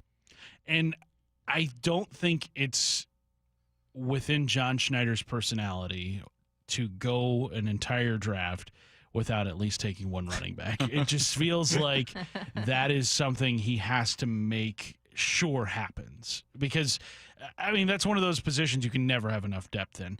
And, I mean, what do we make of the depth, too, that the Seahawks have? Because outside of Walker and Charbonnet, it's kind of unproven. Like, Kenny McIntosh has seen action a little bit, but not a lot. He's shown that he can be flashy in the chances he's gotten. I'm just not sure why he hasn't gotten more, but I guess they were struggling to run the ball at all last year, so there wasn't a whole lot of opportunity. I would like to see more of him. I don't know how you guys feel about that. Yeah, it's been when you get a guy out of Georgia, they're like we talked about some of these programs where they come out of college and they seem ready. They seem NFL ready because they have played in a de facto NFL environment, especially in the SEC and Big Ten now. So McIntosh had that potential, and it was the great unknown of, well, this guy's there, so we want to see what he can prove, and he never got the opportunity. So you have that itch that hasn't been scratched yet. I would say at this point, there must be some reason why he's not beating these two guys out like you guys were mentioning, but it does feel like he can give you a nice change of pace from the kind of physical bruising running of Zach Charbonnet, and then if you want to spell Walker for a bit. So they are kind of set right now, short-term running back-wise. But, yeah, you can never have enough at running back. And then, I'm curious, if we're looking skill position, where do you think they need to address soon? Not line right away, but, if we're looking at receiver and cornerback or even linebacker, where would you like to see them address in these next few picks? Wide receiver. Yeah. That's first above the rest of these? I think so. I was banging the table for wide receiver yesterday in round 2 because you had that great group of guys that Daniel Jeremiah pointed to that was like, oh, there's going to be a run on these players. And the Seahawks didn't go after that. Now, not to say that I did not like the picks that they made in round 2 yesterday. I think Nick Emenwari and Elijah Arroyo are going to be big contributors for this ball club. But I just really want to see a wide receiver. Maura, what skill position would you want?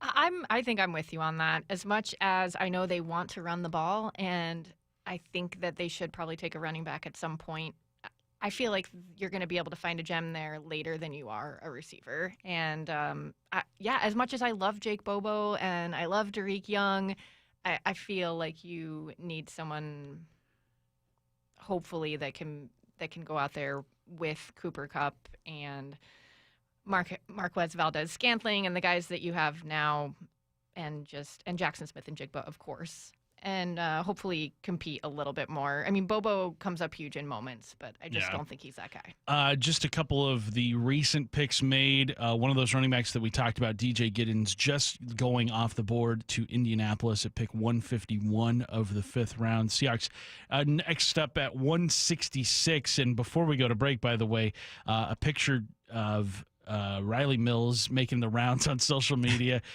posted by his trainer, Kerry Neal. The Seahawks actually retweeted it.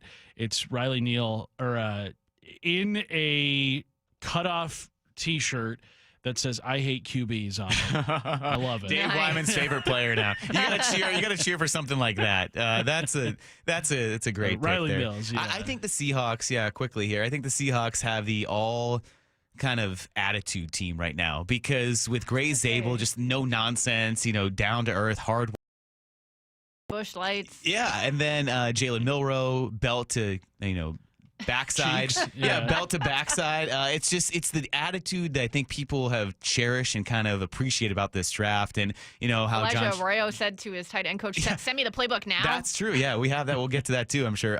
But yeah, I think John Schneider likes to make a big deal about that. This is their blue collar day. That they love this day. They came out with those work a couple years ago. So getting guys like that maybe throughout the draft kind of help solidify the identity of the Seahawks team. We are here with you on day 3 of the NFL draft. Seahawks 13 picks away from their next selection at pick 166. Probably will get to that in the noon hour, but we're with you all throughout. We're with you until 2 p.m. He's Mike Lefko. She's Maura Dooley. I'm Curtis Rogers. You're listening to Seattle Sports and the Seattle Sports app. This is Seattle Sports. Imagine finding your dream home and moving in right away. No waiting to sell your old place first. Sounds perfect, right? That's exactly what Orchard's Move First, Sell Later program lets you do. Buy your new home now and sell the old one later. Here's how it works. Orchard gives you cash so you can buy and move into your new home first on your timeline. No waiting, no showings, no double moves. Then the Orchard experts take it from there. They handle repairs on your old home for you so you attract the right buyers. Once they're done, a local Orchard agent lists and sells your home for top dollar. Orchard's Move First program gives you the freedom to buy and move into your new home first and sell your old home later. Buy before you sell and get top dollar for your home with Orchard. Ready to find out how much your home is worth? Visit Orchard.com to get your free home valuation. That's Orchard.com. Hello, Seattle. It's your friendly neighbor, the T-Mobile Park roof. From up here, I can see it all. Folks pouring in from the street, the sun setting over the sound, the roar of the crowd as Luis Castillo pumps his fist, and the joy of the J-Rod squad as Julio snares a deep fly ball at the wall. He reaches up with a leap and he makes the catch! And all the faces smiling with every perfectly grilled hot dog and swirl of soft serve. When the final out's made, I'll be right up here, lighting the W and soaking it all in. Mariners baseball, Trident Sun. Don't miss this week's homestand at T-Mobile Park. The fun continues against the Marlins with tonight's Moose Shoulder Plush giveaway at 6:40 and tomorrow's Little League Day Mariner poster giveaway at 1:10. Plus, score value game seats for just $10 Tuesday and Wednesday against the Angels. Get your tickets at mariners.com. Can you take the power of your home internet almost anywhere? Well, with Xfinity, you can. Do more of what you love in the places you go the most with internet and mobile together. Xfinity built a network that's 99.99% reliable. Plus, Xfinity Mobile, well, they have Wi-Fi Power Boost, giving you ultra-fast Wi-Fi at home and out on the go. So get the same reliable network in the places you need it the most. Maybe the coffee shop, the grocery store, or at the game. Whatever you're into, you'll love how fast you can do it with Xfinity Internet and mobile. And now through April 21st, get 300 megabit Xfinity Internet and one unlimited mobile line together for $25 a month for a year with no contract. And save $1,000 in your first year over Verizon and AT&T Plus. Ask how to get a free premium 5G phone. Visit Xfinity.com, call 1-800-XFINITY or visit a store today. Requires paperless billing and auto pay with stored bank account. Restrictions apply. Equipment, taxes, and fees extra after promo. Regular rates apply. Actual speeds vary. Savings compared to Verizon 5G, Internet Plus One Unlimited Welcome Line, and AT&T Internet 300 Plus One Unlimited Starter SL Line. Xfinity Internet required. Reduced speeds after 30 gigabits of usage per line. Data thresholds and actual savings vary. I've always been a super athletic guy, but after I turned 40, I noticed I was slowing down. Instead of hitting the gym after work, I spent my evenings on the couch with a bag of chips. I was gaining weight, losing muscle, and when I did try to work out, I ran out of energy right away. One of my buddies suggested I book a free testosterone check at Revive Health, and that's when I learned that low T doesn't just impact how guys perform in the bedroom. I worked with a provider to create my custom treatment plan, and today I'm feeling stronger than ever. Last week, I even set a new PR at the gym. My only regret is not reaching out sooner. If you're ready to book your free T-check, visit ReviveMen'sHealth.com or call 206-529-1111. Again, that's 206-529-1111.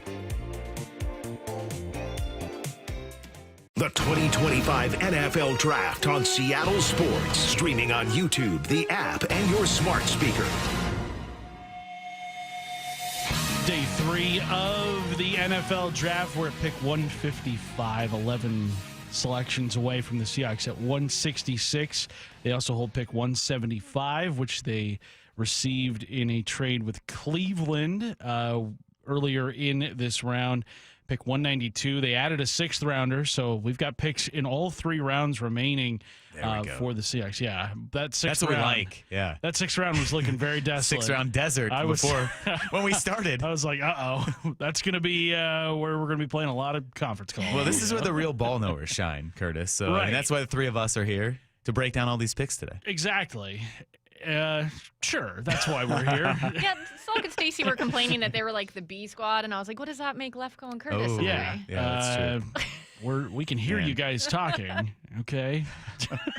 No, but the Seahawks about 10 picks away after the Dolphins make their selection here.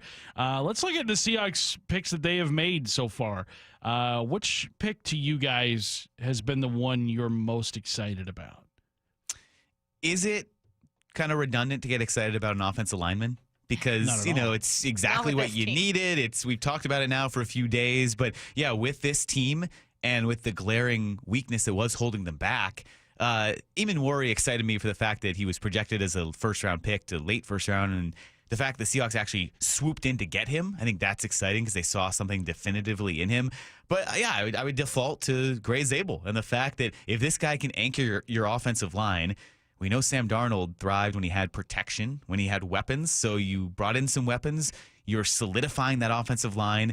If you get a healthy Abe Lucas and a healthy Charles Cross, and now one interior spot is fixed, they are high on Olu. So, all right, maybe you have 3 to 4 spots that are fixed on that offensive line. That is really appealing to think what could happen if you now have a plug-and-play 7 to 10-year guy in there at guard. Maura, who are you most excited to see? Or just excited about? I mean, yeah, honestly, I love the whole draft, but yeah, I would say probably Worry. We took phone calls on the Brock and Salk show on Thursday before the draft, and it was amazing how many of the calls were people wanting him. And I think it probably has something to do with him most commonly being comped to Cam Chancellor, a beloved Seahawk, obviously, and beloved for like his hard-hitting style. But you pair a guy that can hit like that with, someone like Ernest Jones, I think this defense is going to be nasty, and I think you can see what Mike Macdonald is starting to try to bring the identity to. Yeah, I think the picks of Zabel and Eamon Murray are the ones that I'm obviously most excited about. Maybe the one that interests me the most outside of those two is just kind of what they might have in Jalen Milroe. And it's been so long since they've taken a quarterback here. I think, 2017 was the last time? It was like 2017, 18. Alex Magoo, who, by the way, is no longer a quarterback. Yep, 7th-round pick. I believe he's a wide receiver in the UFL. Oh. So can we say the Seahawks have taken a quarterback now since Russell Wilson if he's no longer playing quarterback? Well, at the time. So they hadn't, gets wiped away. Right. Yeah. So, no, they hadn't, He was I an guess. undrafted signing, right? Magoo? Or was He was a last 7th round. Okay, last round. 220th overall, 2018 7th round. So out of Florida International? You knew it really wasn't a quarterback pick. I mean, that was the thing, right? At the time, like, hey, Russell Wilson wasn't going to allow you to take a quarterback. Right. So to have a 7th round pick in there, it's like, hey, we need a body. We need someone behind him. So, yeah, this is the first exciting quarterback pick that you have in a long time, because there are possibilities. There are opportunities to work him in this year, to make packages around him. I know Brock had been talking about the Taysom Hill comparisons because of Kubiak coming here and because of how he's a explosive runner. So the fact that he can make an impact this year and then going towards the future, what he might bring to that team, yeah, it is a pretty intriguing possibility there. One of the guys who had a big hand in his college career, that'd be Nick Saban, was on ESPN's draft coverage last night, and probably nobody better equipped to talk about him or his other head coach at Alabama, Kalen DeBoer. But here was what Saban said that Milroe will bring to Seattle. Yeah. Well, I tell you, he's going to give the Seahawks an element of offense that nobody else in this draft can give anybody, because this guy's fast, he's explosive, and look, he can throw the ball. He's got a strong arm. He's a great deep ball thrower. He just needs a little refinement and consistency in the passing game, and he could be an outstanding player. One thing that I do think is a good draft strategy, and I see this more in like the NBA draft than you do in the NFL draft, but just drafting guys based off of like elite traits, where like in the NBA, draft an elite shooter. Like, you can work on the other stuff, but he's got the most important part down in shooting. Like, draft an elite defender, draft an elite shot blocker, draft an elite rebounder. You're drafting an elite runner at quarterback. Like, that is a valuable thing to have in 2025 at the quarterback spot. You don't see too many traditional pocket passers anymore. Even Sam Darnold can move around and extend plays with his feet. I wonder, though, how much patience the Seahawks are going to have with the arm with Jalen Milroe. Now, 3rd-round pick, you are allowed a couple of years grace, I think, before you start to maybe look elsewhere. But I think drafting a quarterback that has maybe the most elite trait of any quarterback in this draft, that's got to stand for something.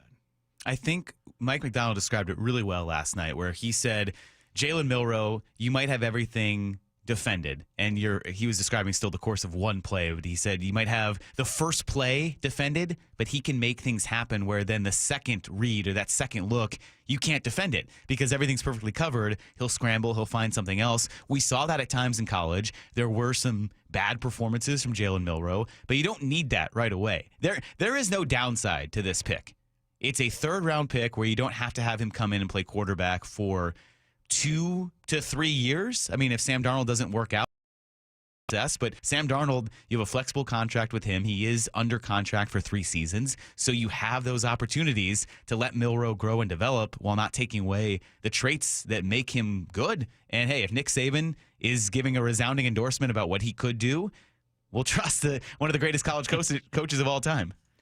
Yeah, and I think that Darnold has a unique point of view that he can probably help instill in Jalen Milroe. And Gino would have had some of the same, but he's talked about his journey in the NFL and how you take things from each failure and you take things from each place that you go. And I would think he could instill a lot of wisdom in Jalen Milroe as he's growing. And then you can also get him on the field and get his feet wet with some fun gadget plays with some of the stuff that he brings. Brian Baldinger was talking about that on one of his Baldy's breakdowns last night.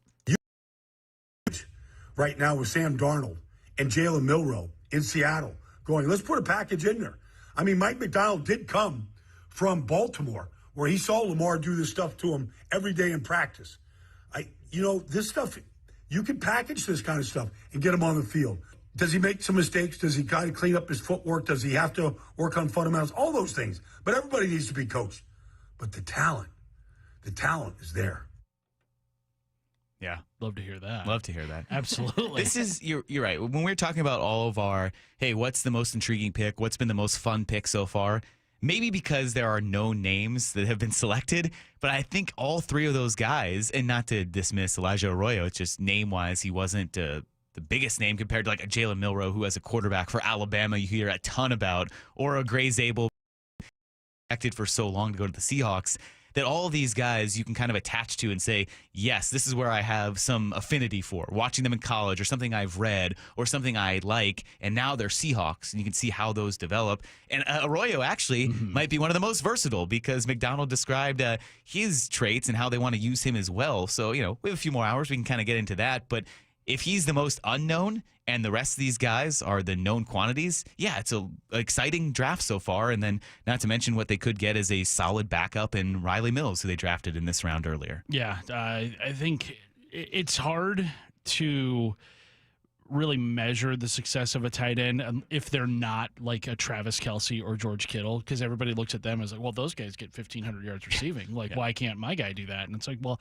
there are different responsibilities for different tight ends. Not everybody can be a 1,400, 1,500 yard receiving tight end. In fact, the ones that are those are the ones that are going to the Hall of Fame, and not everybody can be that. And by the way, the last time the Seahawks had one of those guys at tight end, people hated it here. People hated Jimmy Graham, even though he did nothing wrong. I will stand by that. You and Stacy have been the strongest advocates for Jimmy Graham. Jimmy Graham did nothing wrong, but I'm not to say that Elijah Arroyo will be that. The only thing they share right now is an alma mater. But we have got a lot still to get to over the course of the next couple hours. We will hear Rylie Mills, his press conference with the media at Seahawks headquarters. We'll also get you to pick 166. We are just a big handful of picks away from that. The Chargers right now picking at 158. We have got lots and lots and lots of picks still remaining. 6 to get to over the next couple of hours. He's Mike Lefko. She's Maura Dooley. I'm Curtis Rogers. You're listening to Day 3 coverage of the NFL Draft on Seattle Sports and the Seattle Sports app. This is Seattle Sports. The Puyallup RV Show, May 1st through 4th. 400 new and used RVs, plus manufactured homes. Over 1,000 floor plan options. It's your best chance to save all year. Browse the exhibits, chat with the experts, free parking. Tickets at PuyallupRVShow.com. Sponsored by Progressive Insurance. From groceries to home prices, the cost of living in Washington state keeps going up. Now, Olympia politicians are proposing the largest tax increases in state history. Don't be fooled. If taxes go up, we'll all pay even more. Washington needs lower costs, not higher taxes. Tell the politicians no by visiting www.affordablewashington.org. Paid for by the people for an affordable Washington. Top 5 contributors are Washington Alliance for a Competitive Economy, Microsoft, Madrona, T-Mobile, and Amazon. We've all been there, sleepless nights, wondering if your business's security service is really protecting what matters. At Bay Alarm, we can put your security insecurities to bed. Our advanced technology and personalized support ensure you can rest easy knowing we're here for you. BayAlarm.com. Did you know that most people wait 6 or 7 years before they buy a new TV? That's a lot of time in front of one TV. So why not get one of the best sets for the next 7 years, like one of the top-rated Samsung, LG, or Sony models? Too expensive? What if you could get up to $1,000 trade-in for your old set? Who would do a stupid deal like this? Right now, at Video Only, you can get big bucks for your old set as a trade-in and a hot price on the new models. Don't be sorry. Check out Video Only. Progressive knows there are some surprisingly expensive things in life, like fences. A house with a big yard and a white picket fence was always the dream. But then you saw the price to install a fence and you're wondering if the color is driving the price up. Nobody ever dreams of a beige or a gray picket fence, right? So maybe those fences are cheaper. But no, they're not. Then you remember that switching your home and auto to Progressive could save you hundreds and make all your dreams of a fence come true. Progressive Casualty Insurance Company affiliates and other insurers. Not available in all states. Hey, Green Gobbler here. So you've got a clogged drain in your bathroom. Water in the sink's overstaying its welcome. You're spitting today's toothpaste on top of yesterday's toothpaste. You hope that it go away. Yeah, clogs don't just go away. I make them go away. I'm Green Gobbler, the only clog dissolver you need.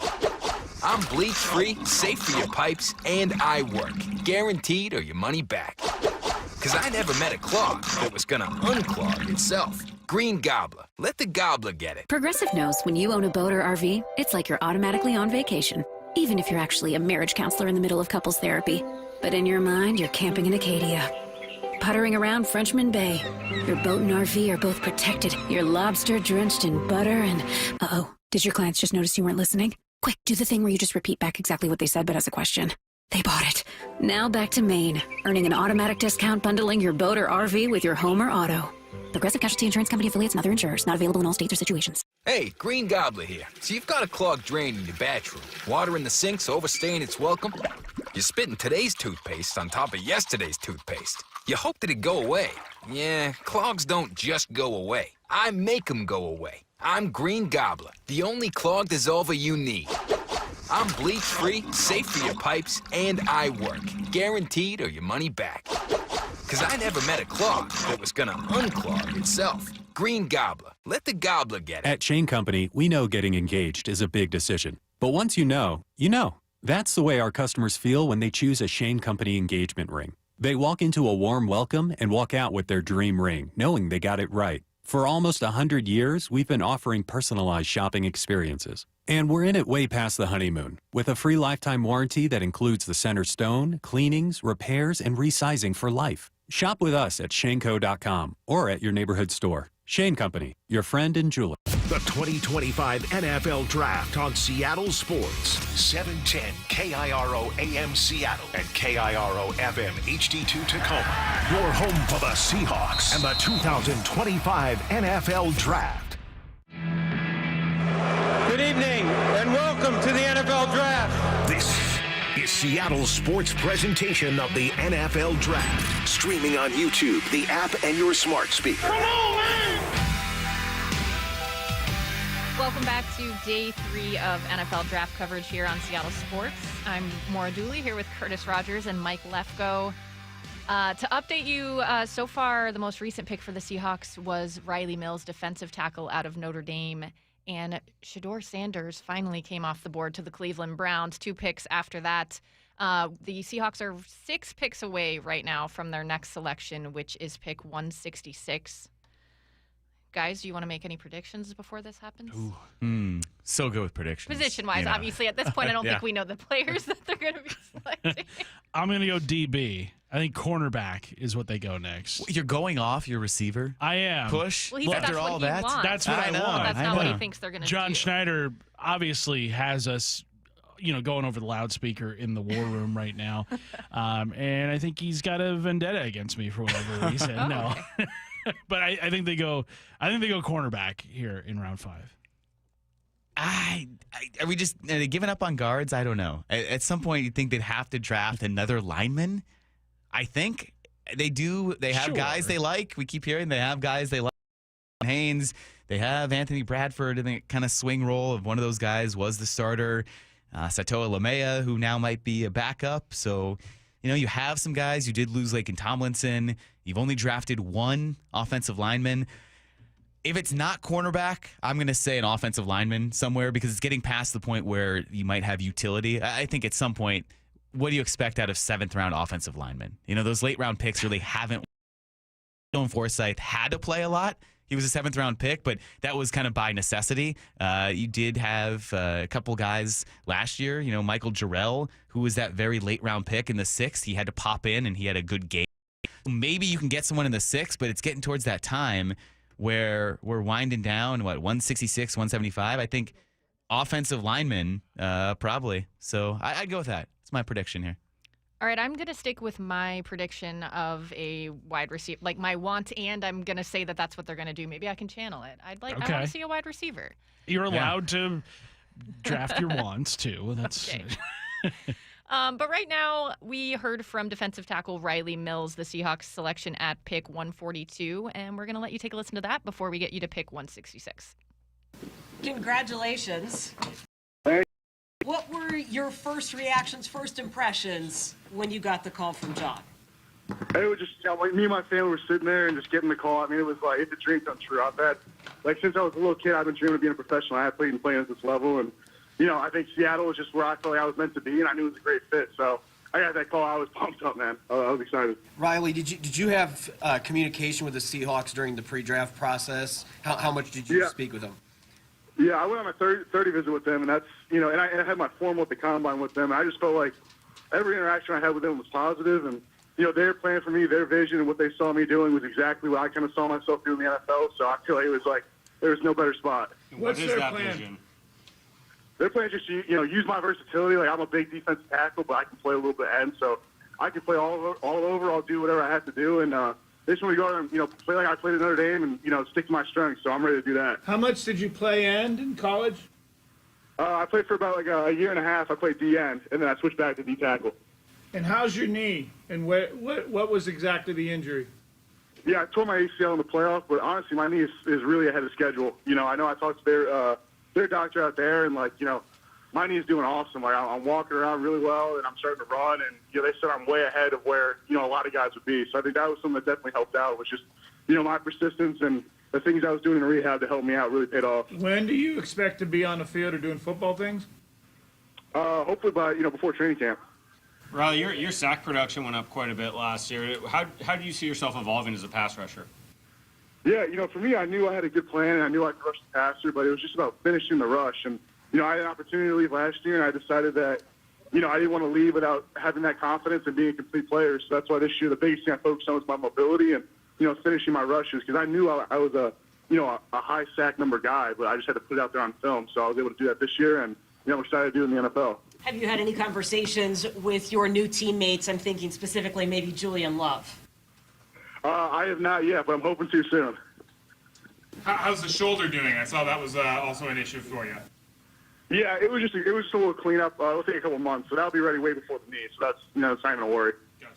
Rylie, how have you approached this rehab? Where obviously you went down in the playoff and had to miss those last two games, and going to the draft, that's got to be a bummer. But just mentally, how have you kind of approached coming back from that?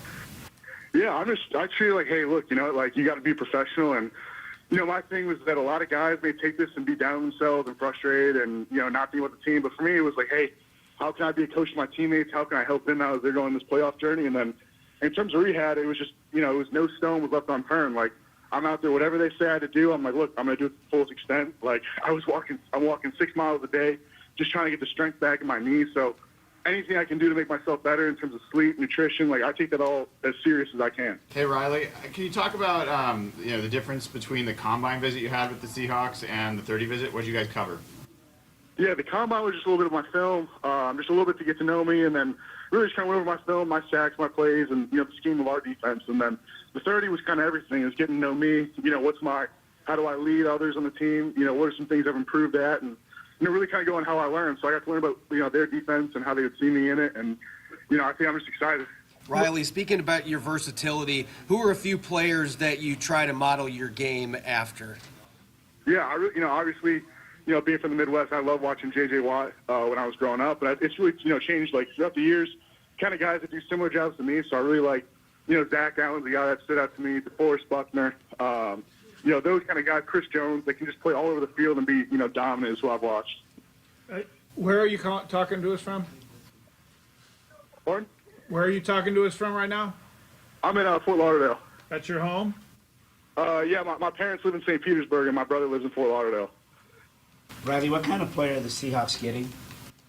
They're going to get someone who's gritty, who's tough, and then, just comes in with the mindset that I want to get better every day and be dominant. Like, for me, it's about how can I go out there and maximize myself every day to be, give us the best chance to win and win a Super Bowl. And it's something I've done my whole career. Like, when I was in high school, I approached it that way, and then, especially in college, I really matured, and, I just approached the game like a professional, and that's what I want to continue doing. So I want to get in there and, I want to earn the respect of my teammates and just every day try to better myself.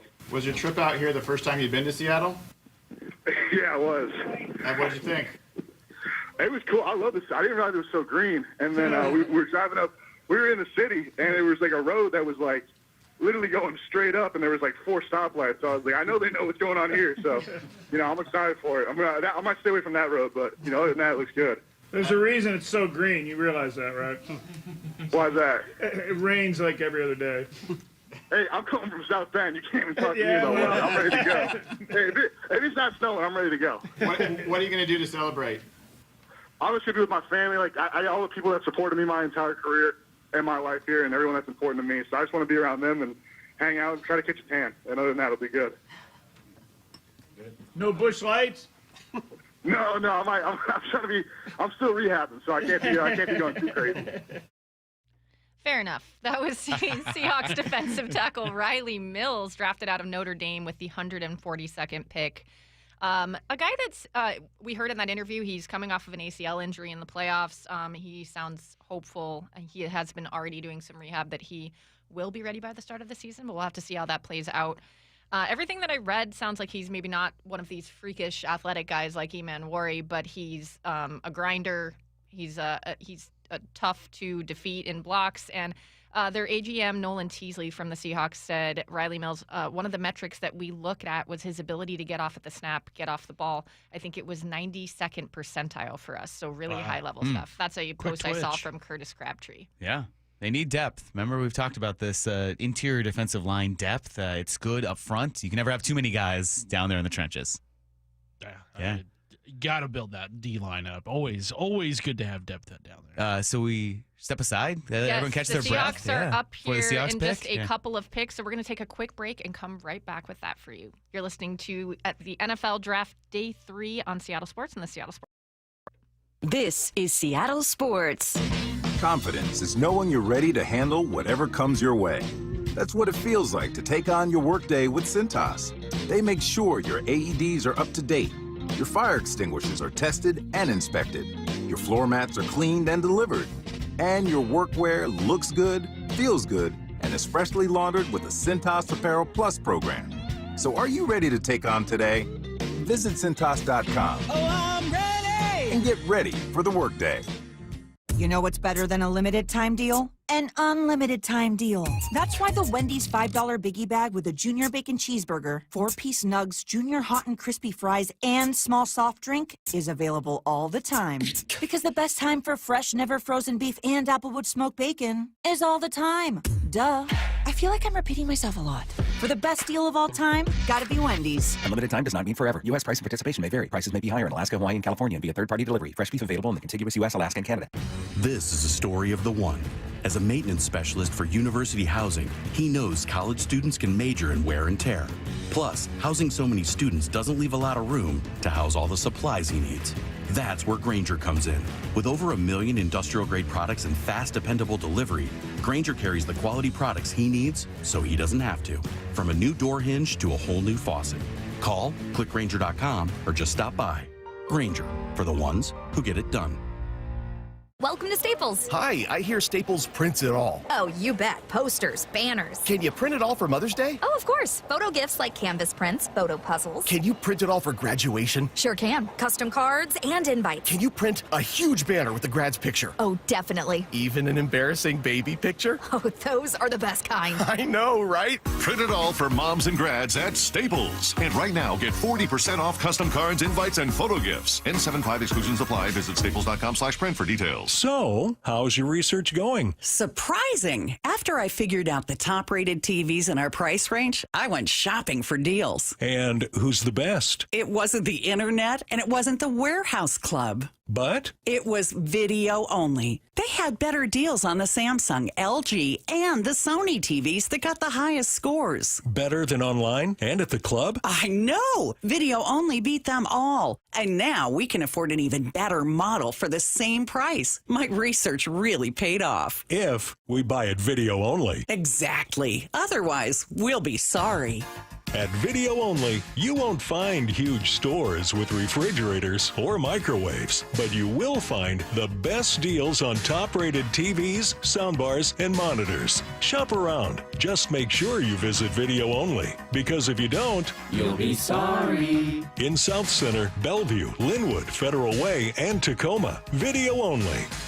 Can you take the power of your home internet almost anywhere? Well, with Xfinity, you can. Do more of what you love in the places you go the most with internet and mobile together. Xfinity built a network that's 99.99% reliable. Plus, Xfinity Mobile, well, they have Wi-Fi power boost, giving you ultra-fast Wi-Fi at home and out on the go. So get the same reliable network in the places you need it the most. Maybe the coffee shop, the grocery store, or at the game. Whatever you're into, you'll love how fast you can do it with Xfinity Internet and mobile. And now through April 21st, get 300 megabit Xfinity Internet and one unlimited mobile line together for $25 a month for a year with no contract. And save $1,000 in your first year over Verizon and AT&T Plus. Ask how to get a free premium 5G phone. Visit Xfinity.com, call 1-800-XFINITY or visit a store today. Requires paperless billing and auto pay with stored bank account. Restrictions apply. Equipment, taxes, and fees extra after promo. Regular rates apply. Actual speeds vary. Savings compared to Verizon 5G, Internet Plus One Unlimited Welcome Line, and AT&T Internet 300 Plus One Unlimited Starter SL Line. Xfinity Internet required. Reduced speeds after 30 gigabits of usage per line. Data thresholds and actual savings vary. The 2025 NFL Draft on Seattle Sports. Streaming on YouTube, the app, and your smart speaker.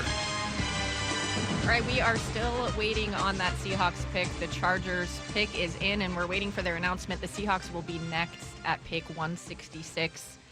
As we wait, Curtis, you were telling us something interesting during the break about this whole Sam Howell being traded to the Vikings and Shedeur Sanders getting picked. It's further proof that we live in a simulation. So only 2 quarterbacks in NFL history have ever been picked at pick 144. Shedeur Sanders today, and Sam Howell when he was with the Commanders a couple of years ago, and Sam Howell traded to the Vikings today with pick 144 used on Shedeur Sanders. We are all connected. What does it all mean? Nothing, probably. Probably not. But it's interesting. Can I just say, before the Seahawks pick comes in, if I'm banging the drum for guard still. So now on Dan Brugler's best remaining available on The Athletic, he has his 300 prospects and all those guys, and on a lot of boards, I think, as well. Miles Frazier, a guard, the best remaining available, and the Seahawks pick is in. So we'll see if they listened here. Ooh, pick is in at pick 166. Let's just sit here silently until They have the last 10 picks up on the board on NFL Network right now. Live. Receiver. And we are going to see Smail Money. No, it's not the Seahawks pick. It's not the Seahawks pick. Yeah, we were joking about that because he went to the really Eagles. Letting this one draw out. Let's show the past 10 players drafted, their highlights. That was really confusing, by the way. It felt like some of the Really picks confusing. yesterday were moving along quicker than they are today, which you would think in the later rounds it would be moving quicker. But Yeah, I mean, kind of staggered these picks for TV because I feel like some come in rapid succession where it's like one after another, and then others it's like that's true. You there's do a need some long time to do way. the packages and all right. highlight these So players. I And think the pick is in. The pick is in. Who's going to say it? Go for it. With the 166th pick in the 2025 NFL Draft, Seahawks select wide receiver Tory Horton out of Colorado State. They did go wide receiver. There it is. They did it. Ball knower over there. Also, he had been one of Colorado State, a pick there that's going to be very big for the Seahawks team to replenish that youth on the wide receiving core. So the Athletic had Tory Horton rated as a 3rd to 4th round grade, so potential steal here in round 5. He was their 13th wide receiver ranked overall between Kyle Williams of Washington State and Savion Williams of TCU. So Horton, a guy not taken where I think a lot of people maybe had expected him to. A little bit of a slide here, but he did miss the second half of 2024 with a knee injury. And had a growing injury too in that 2024 season. What is he, Dave Wyman? Jeez. But a lot of hey, injuries. No. Look, you found a wide receiver. Yep. That's somebody I like the position. I think it addresses a really big need on this team. What do we make of a wide receiver here going round 5? I'm interested to see how he's used because we know they're going to board, and it sounds like with everything that they mentioned yesterday, McDonald and Schneider after day 2 concluded, they really like Elijah Arroyo. So you have Arroyo as a pass-catching option. You have A.J. Barner. We've started to speculate what this means for Noah Fant as a receiving option. And you do have a guy that at least is a receiver under control for a number of years. Because, sure, you brought in some receivers, but it's MVS on a 1-year deal. It's Cooper Kupp. Kind of get out of a little bit as well. So here is your youth. Here's your guy that you can bring in as that secondary complement to JSN. And now maybe this is the start of that receiving core. JSN, Tory Horton, and then those key pieces around them in MVS and Cooper Kupp. But the more pressure you can take off of like a Cooper Kupp to be the main pass receiving threat outside of JSN, the better for the Seahawks offense. And Sam Darnold, who we know last year with the Vikings, really thrived with an abundance of weapons. Yeah, and I like that at 6'2.5", you're getting a little bit of height there. Not the biggest guy, but he's not small either. And I'm looking at Lance Zierlein's write-up on him. He says, route runner with a feel for burst and timing and rarely drops what's thrown his way. Like to hear that he has nice hands and also that he was a 2-time captain. I think there's been a lot of turnover, obviously, in this receiver room this offseason, and you get some veteran help there with Cooper Kupp, but it's nice to bring in a guy that seems like he's got some leadership qualities. One aspect of his game that the Seahawks haven't had a lot of dudes in is punt return. 3 punt return during his time at Colorado State, 79, 78, and 72 yards, average 16.3 yards per return. That is an Igwebuike had that like half season while he was here where he was. I was so mad where they didn't keep him either because he was one of my one of my XFL Seattle Dragons right. guys. I loved him. He was a good dude, and he had some explosive plays for the Steelers after that too. I don't know why, because he would have been cheap. I'm not sure why they didn't value that. Well, I think he ended up retiring recently. But look, if you can find somebody that can make a difference in the game, that's going to be an area that I think we kind of overlook a little bit. I know Michael Bumpus has always been pounding the table for the Seahawks to get a good kick returner because that was a role that Bump played during his time in the NFL. But I think that is something that I think we should be really especially interested especially with the rule changes this year where they think they've made it so that you're going to be able to return those a little bit more than what we've been seeing. It is dynamic, according to the NFL. It's going to be a dynamic kickoff. It has been for a few years. But yeah, you're right. I mean, just a quick glance of the Seahawks roster, they don't really have a kick returner or a punt returner. No Laviska Shenault anymore. And we saw DJ Dallas have what? Didn't he have a kick return touchdown last year for wherever he is for the now? Cardinals, for the Cardinals. Thank you. Yeah. So they've had guys, Travis Homer, right? He had that role for a little bit. They've had guys that have now gone elsewhere, but this could be key. Good eye there, guys. I think, this is an important pick there for Tory Horton because you don't have a kick returning or pass or punt returning or kick returning option. No more Tyler Lockett who would go back there at times, and you don't really want JSN back there, I don't think. So, this could be an interesting pick there, and his role will certainly evolve in multifaceted ways for the Seahawks. Horton grew up a multi-sport athlete, and he played just about every sport available to him. Baseball was reportedly his first love. Basketball, his dad's favorite sport.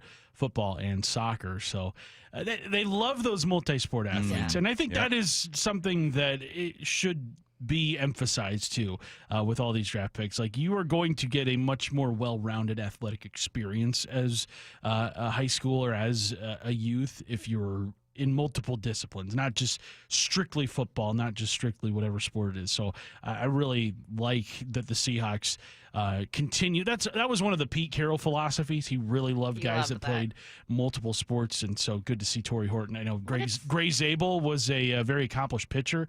I think he touched like through low 90s. Low 90s playing in North Dakota. So good to see that. Well, it's something I think that's harder and harder to find nowadays because so many of these guys are told that they need to specialize and join these like 7-on-7 groups that take up so much of your time. I think it's more difficult to be a multi-sport athlete nowadays. It does feel like this was kind of the combination of best available versus need kind of coalescing again. And it's not an either or. I think people get that confused. You know, we've heard from John Schneider, there is a range where this grouping of players is among their best available. It's not like it comes down to 18 or 166 here, and it's like, okay, it's this guy or a guy 3 or 4 spots lower, and we're taking the guy that's literally above him. It's all right, we're going to feel comfortable taking any of these players within this grouping of 6 to 7. And so here, where, they could have used some other positions, but also a receiver, based on what we're watching on NFL Network, what we've read on any of these projection websites, that Tory Horton,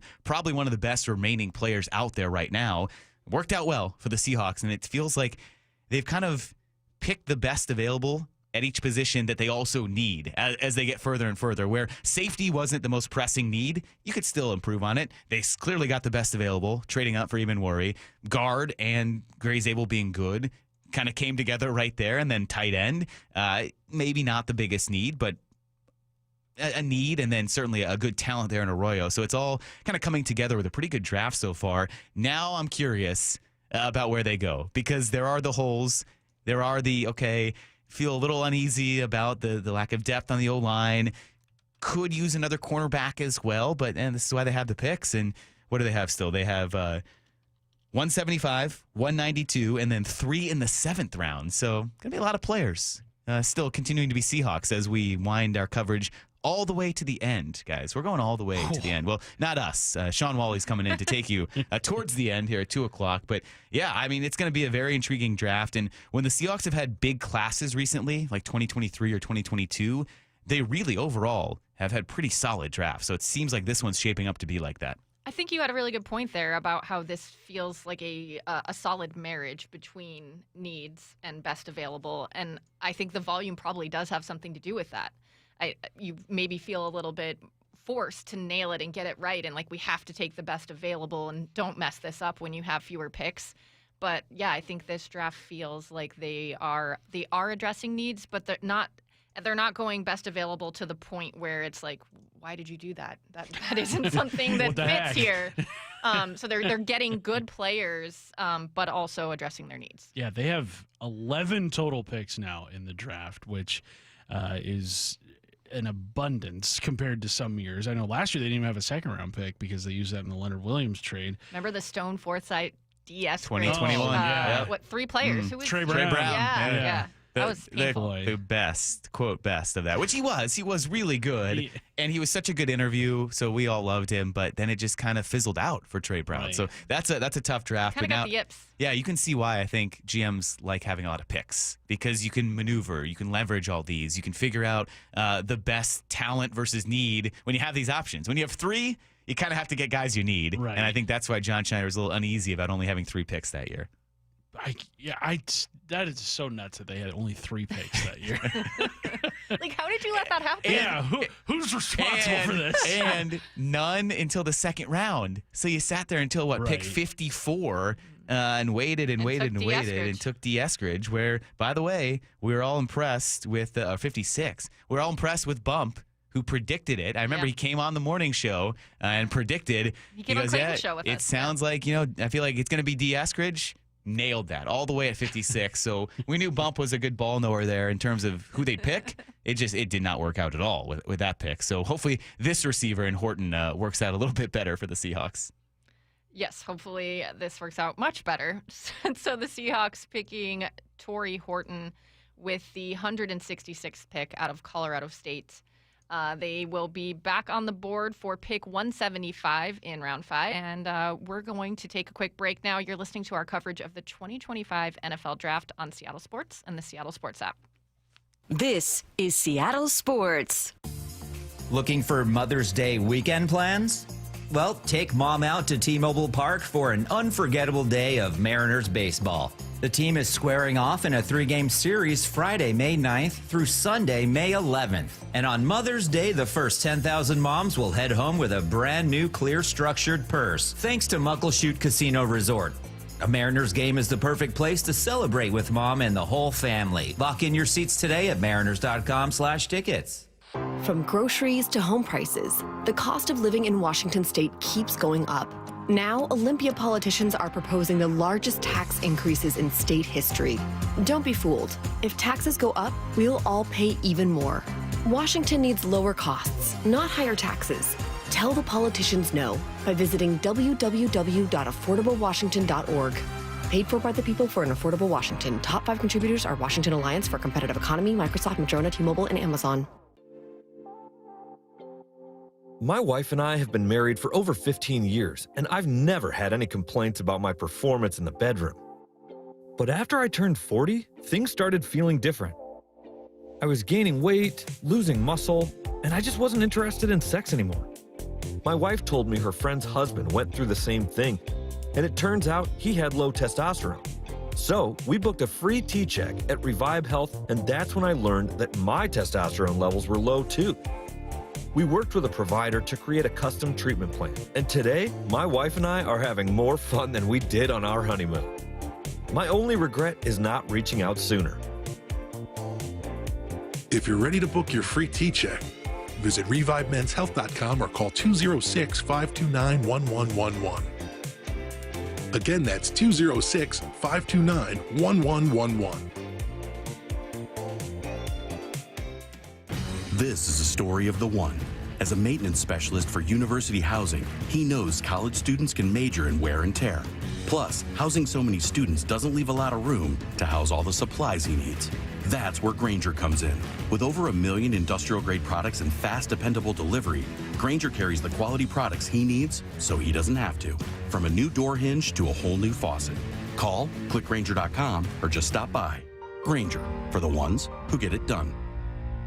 Welcome to Staples. Hi, I hear Staples prints it all. Oh, you bet. Posters, banners. Can you print it all for Mother's Day? Oh, of course. Photo gifts like canvas prints, photo puzzles. Can you print it all for graduation? Sure can. Custom cards and invites. Can you print a huge banner with the grad's picture? Oh, definitely. Even an embarrassing baby picture? Oh, those are the best kind. I know, right? Print it all for moms and grads at Staples. And right now, get 40% off custom cards, invites, and photo gifts. N75 exclusions apply. Visit staples.com/print for details. We've all been there, sleepless nights, wondering if your business's security service is really protecting what matters. At Bay Alarm, we can put your security insecurities to bed. Our advanced technology and personalized support ensure you can rest easy knowing we're here for you. BayAlarm.com. Bonneville International radio station contests are open to participants 18 years of age or older that are residents of Washington State unless otherwise specified. Employees or agents of the station, Bonneville International Corporation, other area radio stations, or any entity associated with the contests are not eligible to win,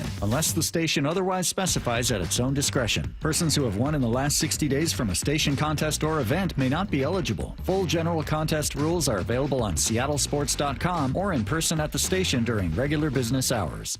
Friends of Waterfront Park is announcing the Meet Me at Waterfront Park 5K on May 31st, an all-abilities race presented by Brooks Running. 5K registration and full schedule of events at waterfrontparkseattle.org. Brought to you by Friends of Waterfront Park. Back to live coverage of the 2025 NFL Draft on Seattle Sports. YouTube the app in your smart speaker. Welcome back to Seattle Sports coverage of the 2025 NFL Draft. I'm Maura Dooley here with Curtis Rogers and Mike Lefko. We're going to be taking you up to the Seahawks' next pick, 175. Right now we're on 172. The Rams pick is in.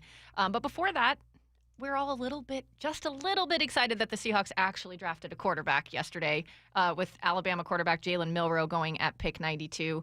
And Kalen DeBoer was on the Brock and Salk show recently to talk about his quarterback. And we want to let you listen to a little bit of that. The first question they asked him was, how is he different than Anthony Richardson, someone that he gets compared to often?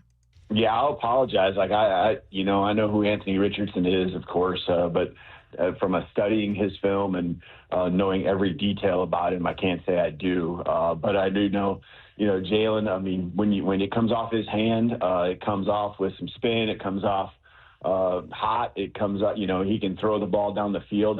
2 years ago, he had a really good season throwing the ball, vertically down the field. And, one of the higher completion percentages, Penix, I think was right up there. They were in the top 2 or 3 together in 2023. I think just continuing to I think there is growth for him in just, overall pass concepts, reads, and things like that. But the guy pours everything into it. It's just a matter of being comfortable. And I think, you're going to have that balance once in a while when you have someone that's such a great athlete like him, and figure out how you want that and what your offensive system is going to be. The best coordinators, can figure that out. And, you see that with Lamar Jackson and a few other guys, because Jalen has a superpower, and that's running the football, but he also I think has the capability of being a strong passer as well. How good is he at running the football? He's elite. And we did a lot of things just putting him in the gun and trying to give him as many reads, and then sometimes reads where you give the ball to the tailback, but also there was times where we just, emptied the backfield and picked a side and, checked our numbers and let him go. And, he was as good as any running back, I've really ever been around, just with the ball in his hands that way. Kalen DeBoer here with us over like almost 19 years on the college football trail. It was really interesting over that time frame to see guys, and many of them bristled at being running quarterbacks. I don't want to do that. And guys that were super skilled at it because of perception and playing in the league and wanting to throw in the pocket and do all of that stuff. Is Jalen a guy that if the league said, hey, man, we want you to come in here and do some of this wildcat, some of this joker, be more than just a drop back quarterback? Does he have a willingness and a want to be and utilize that super skill set of running the football? Yeah, I think that's a question actually I've been asked probably as much as anything to, what's his willingness to come in and, does he feel like he's got to be the guy right away and a starter? Is he willing to learn? Is he, the role, early on? I everything I know about Jalen Milroe, he's unselfish. He'll do whatever it takes. He's excited about the next step and, just finding the right organization that he can mesh with, on a personal level, but also obviously the professional level. So, you get him in whatever role he can, and I think then that's where you make an impact. I equate it kind of like to guys who do special teams, and then all of a sudden that grows their role to maybe being on the field more defensively and offensively. I think that's what you can do with him if that's where he ends up going, is to an organization where, that's the starting point for him. But I think, growth for him is going to happen because he observes, he pours everything into it. He's going to, be there early and stay late. And so, whatever you ask of him, he's going to learn, process, and continue to grow. Well, I think the Seahawks are a pretty fitting destination for what he described there, somewhere where he will have that ability to develop and sit behind a veteran quarterback and learn. And I'm pretty excited to see how this works out. I think on our side, just to be able to talk about the potential of Jalen Milroe throughout this to be able to talk about a quarterback, yeah. Yes. Oh, yeah. But I think preseason games are going to be very interesting to watch this season. I think the fans are pretty excited just to have a young, talented quarterback to get excited about as well. For sure. It's been so long since the Seahawks have had a quarterback like this in their building, one that is as young as he is, that is a drafted quarterback. I also like it too from a standpoint of, like, let's say he does impress, but let's say the Seahawks have an entrenched starting quarterback. Let's say Sam Darnold has this kind of year he had in Minnesota. Like, what if Milroe's value becomes one where it's like, what if another team is like, hey, we'll give you a first-round pick for this guy, just as like Jimmy Garoppolo got the Patriot, or the second-round pick is what Garoppolo fetched the Patriots. Like, that's a valuable thing to have too, is just a backup quarterback that teams are kind of envious of, because then you can get a draft pick in return that maybe is better than what you spent on him. By the way, the Seahawks are, I guess, technically on the clock right now, even though the Cardinals are still. We'll talk about their pick. Well, I've got a page up here that says their pick is in. Their pick's in. We will be giving you the Seahawks selection with the 175th pick here momentarily. Well, I was going to say a run on cornerbacks recently here in the later half of this fifth round. So we just saw the second Ohio State cornerback get picked in the last 6 picks.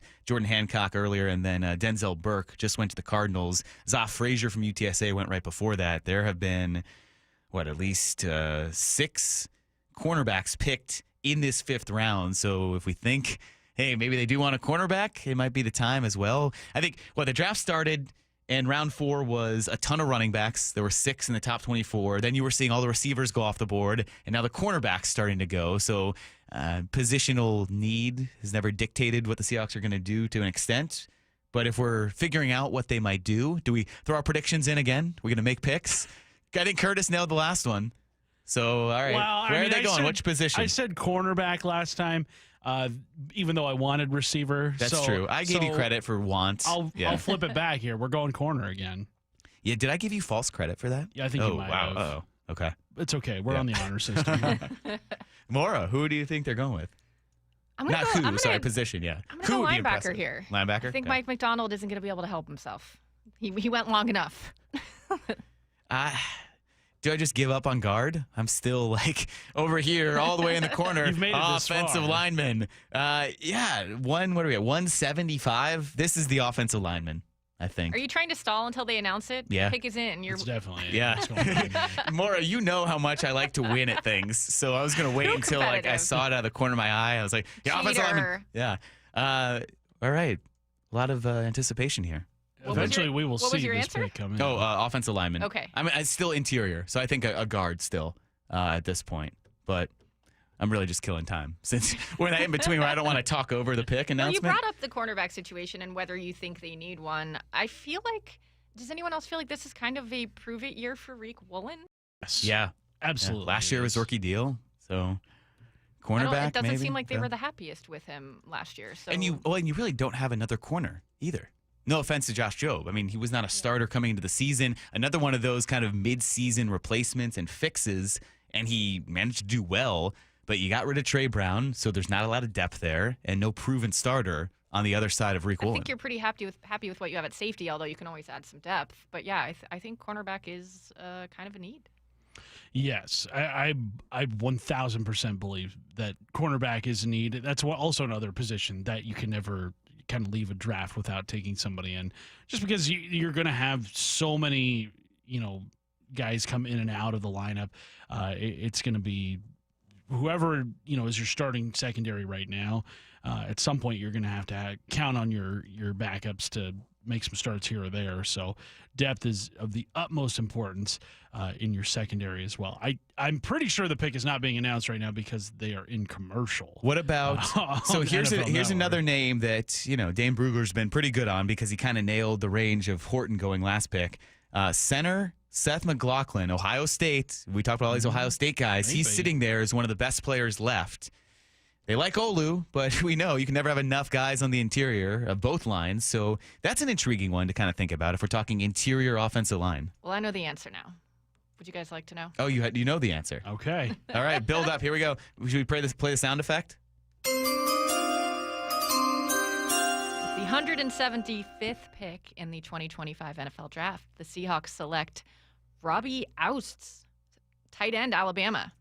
Okay. Is that how you pronounce it? O-U-Z-T-S. Okay. O-U-Z-T-S. Outs. I can't say that There it I'm is. saying that correctly for sure. I apologize. Another tight end to add to the group that was you've got. not what any of us Definitely not. predicted Yeah. there. Yeah, this is definitely the most surprising pick. 6'4", 270 out of Alabama. He had 8 catches for 108 yards and 2 touchdowns last year. So blocking tight end? I mean, kind of a little bit in the mold of A.J. Barner, where maybe you're not expecting him to be that pass-catching option. Sports Illustrated has him listed as a fullback/tight end. Oh, This could be a The Clint Seahawks went Kubiak fullback. decision here. He's getting his fullback. There it is. It makes sense now. Yeah, just had 16 career receptions in 4 years at Alabama. This is very fullback. This is a fullback. The Seahawks got their Says fullback. he is a solid blocker. Yeah, built like an iron worker who has a squat. Yes. Built like an iron worker who has a squat rack in the garage. He's compact and muscular, but surprisingly athletic in routes and moves on blocks. This is from Sports Illustrated. So yeah. Okay. This is, I think, Clint Kubiak's guy. 6'3", 278 is what he measured at Alabama's pro day. 9.5-inch hands. I think, this is very much a fullback, which is to the delight of quite a few Seahawks fans because that is a position that has been overlooked here for a number of years. And you also have Brady Russell, who is making the conversion from tight end to fullback too. So you're going to have options here in camp and in the preseason.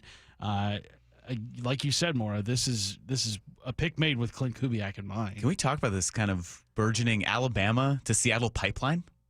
Milroe. It's getting bigger. Yeah, Milroe, Ouzts. Ouzts is, I believe it's how it's pronounced. Oh, wait, that's even better. Robbie Ouzts. So we just got a guy named Ouzts that can be a fullback who has that steak and squats diet of Gray Zabel. Okay. This is the most fun out there pick of the draft so far for the Seahawks. They've made 3 picks today. This one, the wildest by far. So That is, this is just one projection, but the Sports Illustrated page I pulled up did have him projected at round 6 to 7 or undrafted. So yeah, this may be the first kind of leap that we've seen them take. Little bit. A couple of guys have fallen to them, or they've moved up for Worry. So. Yeah, Ouzts in Nick Saban's time with Alabama. Spent a lot of time in I formation when Bill O'Brien was the offensive coordinator for the Crimson Tide. And then last year was an H-back, played some tight end as well in Kalen DeBoer's scheme. Did have 2 receiving touchdowns a year ago. Just had 8 total receptions for 108 yards. Spent his entire career at Alabama. So he is comes from a obviously the best program in college football. But, this is not your traditional tight end. He is listed as a tight end, but I think we can read into this that this is a fullback. All right, we are going to take a little bit of a break now, but stay tuned. We are going to hear from wide receiver Tory Horton, who was their pick before this, and have much more on the way for you. You're listening to our coverage of the 2025 NFL Draft on Seattle Sports and the Seattle Sports app. This is Seattle Sports. Are you curious about who offers the best deals on top-rated Samsung, LG, and Sony TVs? The answer is surprising. It's not online, and it's not the warehouse clubs. The best deals on top-rated TVs are at Video Only. Don't believe it? Then check out the trade-in deals at Video Only. How about $500 for your old TV? Try doing that online. Before you buy that new TV, drop into Video Only. If you don't, you'll be sorry. Now is your time to get into a new D.R. Horton home by taking advantage of their National Red Tag Sales Event, now extended through April 27th. Stop by any of their participating communities and find select Red Tag homes at incredible pricing. So whether you're buying your first home or looking for an upgrade, you don't want to miss the Red Tag Sales Event, extended through April 27th. Discover the D.R. Horton difference at drhorton.com. drhorton.com. D.R. Horton, America's builder, an equal housing opportunity builder. Hello, Seattle. It's your friendly neighbor, the T-Mobile Park roof. From up here, I can see it all. Folks pouring in from the street, the sun setting over the sound, the roar of the crowd as Luis Castillo pumps his fist, and the joy of the J-Rod squad as Julio snares a deep fly ball at the wall. He reaches up with a leap and he makes the catch! And all the faces smiling with every perfectly grilled hot dog and swirl of soft serve. When the final out's made, I'll be right up here, lighting the W and soaking it all in. Mariners baseball. Try it in some. Don't miss this week's homestand at T-Mobile Park. The fun continues against the Marlins with tonight's Moose Shoulder Plush giveaway at 6:40 and tomorrow's Little League Day Mariner poster giveaway at 1:10. Plus, score value game seats for just $10 Tuesday and Wednesday against the Angels. Get your tickets at mariners.com. Mike Salk here, and luxury awaits at Snoqualmie Casino and Hotel, where comfort meets elegance. And this summer, you can experience the breathtaking Cascade views, the world-class dining and entertainment, and elevate your next getaway by combining effortless style with the utmost relaxation. Plus, Snoqualmie Casino and Hotel's award-winning outdoor summer concert series is back with amazing artists like Hanson, Austin Jenks, Melanie Fiona, and POD. This summer, overlooking the beautiful Snoqualmie Valley, snocasino.com for tickets. Seattle's closest is now Snoqualmie Casino and Hotel. This is a story of the one. As a maintenance specialist for university housing, he knows college students can major in wear and tear. Plus, housing so many students doesn't leave a lot of room to house all the supplies he needs. That's where Grainger comes in. With over 1 million industrial-grade products and fast, dependable delivery, Grainger carries the quality products he needs so he doesn't have to. From a new door hinge to a whole new faucet. Call, click Grainger.com, or just stop by. Grainger, for the ones who get it done. This is Secret Clinical dominating extra stinky stress sweat. And this is regular deodorant. Secret Clinical in a heat wave. Oh, what a beautiful day. This is regular deodorant. Ugh, I can't. Secret Clinical with workout sweat. Let's run another marathon. And regular deodorant. How much more? Secret is the GOAT. Because nothing fights sweat better. Stay fresher under pressure. Announcing the Million Hour Volunteer Rally. G here, join me, Safeway and Albertsons, and donate your time and skills to support local food banks and host food drives or fundraisers. You can win free groceries for a year and a $5,000 donation to your favorite hunger relief agency. Visit albertsons.com/volunteer to learn more. Find volunteer opportunities and log your hours. 1 million hours will help create food secure communities. Visit albertsons.com/volunteer. The 2025 NFL Draft on Seattle Sports, streaming on YouTube, the app, and your smart speaker. All right, welcome back to the Seattle Sports 2025 NFL Draft coverage. The Seahawks just selecting fullback. We're officially going to call him that. He was a tight end at Alabama, Robbie Ouzts, with the 175th pick. And it looks like this is a pretty amazing week for him, because I also just saw, as I was searching him, that it looks like he posted a She Said Yes Instagram post just a few days ago. Just on the 22nd, so big week. What a guy. He's the feel-good story of the draft now for the Seahawks, because he's a fullback, because he's going to be that guy that everyone rallies around, because who doesn't love a fullback? And now he's getting engaged. Wow. What a day. Big week. I will venture to say not many people have had a better single day today than Robbie Ouzts has had. So good for him. He's got a strong mustache, too. Does it? It is powerful. Impressive. So the Seahawks are going kind of all mustache gang, too. Gray Zabel had that pretty good stash going. I feel like Gray Zabel and Robbie Ouzts probably will get along famously. I've stayed in the dark about this guy. I haven't wanted to see what he looks like, because I have an image in my mind, but I got to look it up now. Yep, that's exactly what I thought he looked like. Okay. This is Gray Zabel's brother now. They're going to get along well. Well, we were talking during the break about how this was actually kind of high in the 5th round for the Seahawks to take this fullback that Kubiak wanted. So they're showing how much of an emphasis they place on this. And I know former beloved fullback from the Seahawks, Michael Robinson, joined the Brock and Salk show recently. And he talked about Clint Kubiak saying that it was his preference to run personnel groupings with a fullback. When you talk about that system, that's, you know, that Mike Shanahan, Kyle Shanahan system, which they're all disciples of, and Clint Kubiak, actually, I'm sorry, Kubiak was part of the old system. His dad was. And so this system stresses a defense with the outside zone. And you're trying to circle the defense, and you keep trying to circle the defense. And when the defense won't let you get outside, the running back and the fullback can put his foot in the ground and get north and south. And the running back can kind of pick where it goes, and the passing game can come off of that. I think it's going to be tremendous for the Seattle Seahawks team.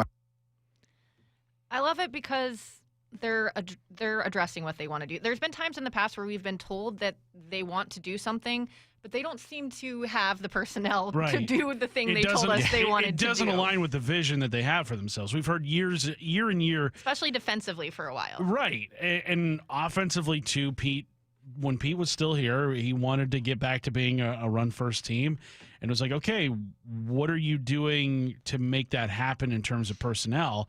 Especially not to say that the draft pick of Jackson Smith and Jigba was a bad pick by any stretch of the imagination. He is your number one receiver, which is exactly what you want to see from a first-round pick.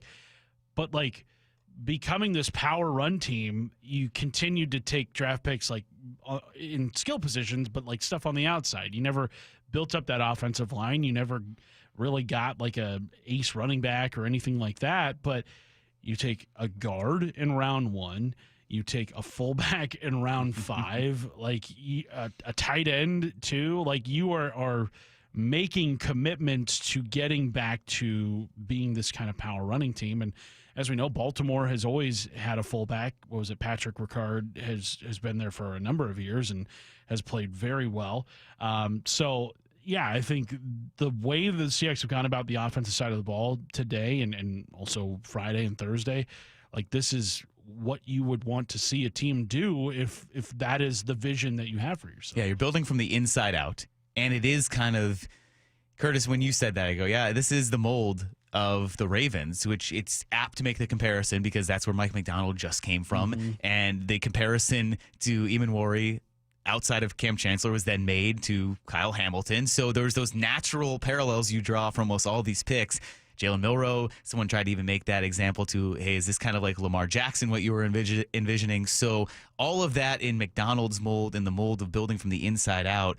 And they have started to address that, in spades. And when you guys started talking there to start the segment, I couldn't help but think about all those situations just last year where the Seahawks couldn't pick up a yard or 2 yards or first and goal 13 times from the red zone against the Jets and you couldn't score. The Rams game, those interceptions down there. Maybe the back-breaking sequence that cost them a playoff spot against the Vikings where they have first and 10 from like Minnesota's 38 and instead of running, Geno Smith drops back to pass 3 times, and they get pushed out of field goal range. They miss a field goal. Now Seahawks quarterback Sam Darnold leads the Vikings to a win. So just the ability to get a couple of easy yards and break down an opposing defense, it feels like this is what you can do with a guy like Ouzts, or some now movement and versatility on the offensive line with Zabel. What was that sequence against the Jets? It felt like 13 plays. It might have been 11. It was like 11 plays from within the 5-yard line, and they did not score a touchdown in those 11 plays. Quite remarkable. We'll find it. The internet fails. So, that was so brutal. And that's a great point you bring up, Lefko. And that, like, this team's inability last year to gain those short yardage spots, like, have been what kept them out of the playoffs ultimately. I know it's hard to really dwindle it down to just something so small, but you pick up a yard here or there against the Rams, you probably win that game. And you lost to the Rams on, like, what was it, the 5th tiebreaker this year? Like, that's why you did not make the playoffs, was based off of strength of record. It wasn't even anything to do with head-to-head at that point. So, yeah, you got to be able to pick up those short yardage spots, and I bet that killed Mike McDonald every single time that they weren't unable to. And it felt like anytime they were in those spots, they weren't going to pick it up. Should we relive the 8-play glory sequence? As outlined well by Seattle Sports' Stacy Rost in her game recap and kind of breakdown after this one. 1st and goal from the 4, incomplete pass. 2nd and goal, Ken Walker, 1-yard run. 3rd and goal, incomplete pass, penalty on New York, moves them to the 1. 1st and goal, Ken Walker, no gain. 2nd and goal, incomplete pass. 3rd and goal, Charbonnet, no gain, penalty on the Jets, redo the down. 3rd and goal again, incomplete pass. 4th and goal, pressure immediately. Geno Smith runs around like crazy, sacked for a loss of 15 yards. So if you avoid a situation like that ever again, great job in this draft. Let's get out of that situation where you have things like that when all you have to do is pick up a yard. We'll see if Robbie Ouzts can help shore things up. I think you got to put a little more of the Ouzts on it, right? Ouzts? Oh, yeah. See, I'm going to go a little like northern Midwest Minnesota on that thing, okay, even though he's from South Carolina. Robbie Ouzts. I did like this text we got from Casey the Barber after talking about Outz's mustache. He said, with great mustache comes great responsibility. Oh, I mean, Casey the Barber, He's looking for some business. There you go. You may have a new client. All right, we're at pick 179 right now. The Seahawks pick again in round 6 at 192. So stay with us. We're going to be bringing you all of that. We'll be hearing from some of the Seahawks draft picks as we get that sound from the Seahawks. And you're listening to our coverage of the 2025 NFL Draft here on Seattle Sports and the Seattle Sports app. This is Seattle Sports. Can you take the power of your home internet almost anywhere? Well, with Xfinity, you can. Do more of what you love in the places you go the most with internet and mobile together. Xfinity built a network that's 99.99% reliable. Plus, Xfinity Mobile, well, they have Wi-Fi power boost, giving you ultra-fast Wi-Fi at home and out on the go. So get the same reliable network in the places you need it the most. Maybe the coffee shop, the grocery store, or at the game. Whatever you're into, you'll love how fast you can do it with Xfinity internet and mobile. And now through April 21st, get 300 megabit Xfinity internet and one unlimited mobile line together for $25 a month for a year with no contract. And save $1,000 in your first year over Verizon and AT&T Plus. Ask how to get a free premium 5G phone. Visit Xfinity.com. Call 1-800-XFINITY or visit a store today. Requires paperless billing and auto pay with stored bank account. Restrictions apply. Equipment, taxes, and fees extra after promo. Regular rates apply. Actual speeds vary. Savings compared to Verizon 5G, Internet Plus One, Unlimited Welcome Line, and AT&T Internet 300 Plus One, Unlimited Starter SL Line. Xfinity Internet required. Reduced speeds after 30 gigabits of usage per line. Data thresholds and actual savings vary. At Shane Company, we know getting engaged is a big decision. But once you know, you know. That's the way our customers feel when they choose a Shane Company engagement ring. They walk into a warm welcome and walk out with their dream ring, knowing they got it right. For almost 100 years, we've been offering personalized shopping experiences. And we're in it way past the honeymoon, with a free lifetime warranty that includes the center stone, cleanings, repairs, and resizing for life. Shop with us at shaneco.com or at your neighborhood store. Shane Company, your friend and jeweler. With Progressive, renters can save on protection for the things that make your place yours, even things that don't make sense to everyone. People always wonder why I don't get rid of my guitar since I never play. But it's like, what if I actually end up taking lessons? Sure, I've had it for 8 years, but if I get rid of it, then what will my New Year's resolution be next January? Exactly. So bundle your renters and auto and save with Progressive and protect the things that make sense to you. Progressive Casualty Insurance Company and affiliates and other insurers not available in all states or situations. Coverage subject to policy terms and conditions.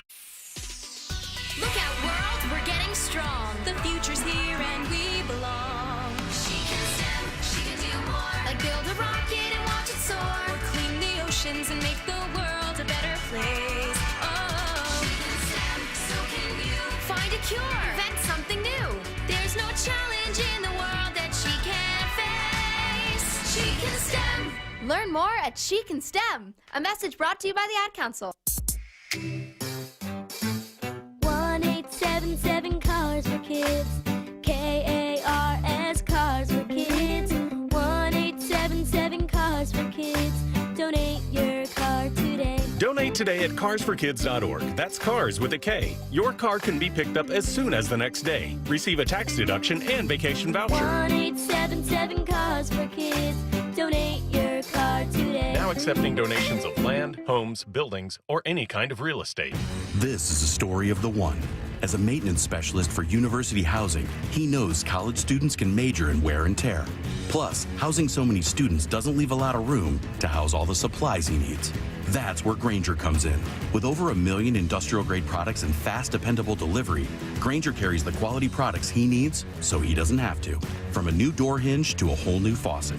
Call, click Grainger.com, or just stop by. Grainger, for the ones who get it done. This is Secret Clinical dominating extra stinky stress sweat. And this is regular deodorant. Secret Clinical in a heat wave. Oh, what a beautiful day. This is regular deodorant. Ugh, I can't. Secret Clinical with workout sweat. Let's run another marathon. And regular deodorant. How much more? Secret is the GOAT.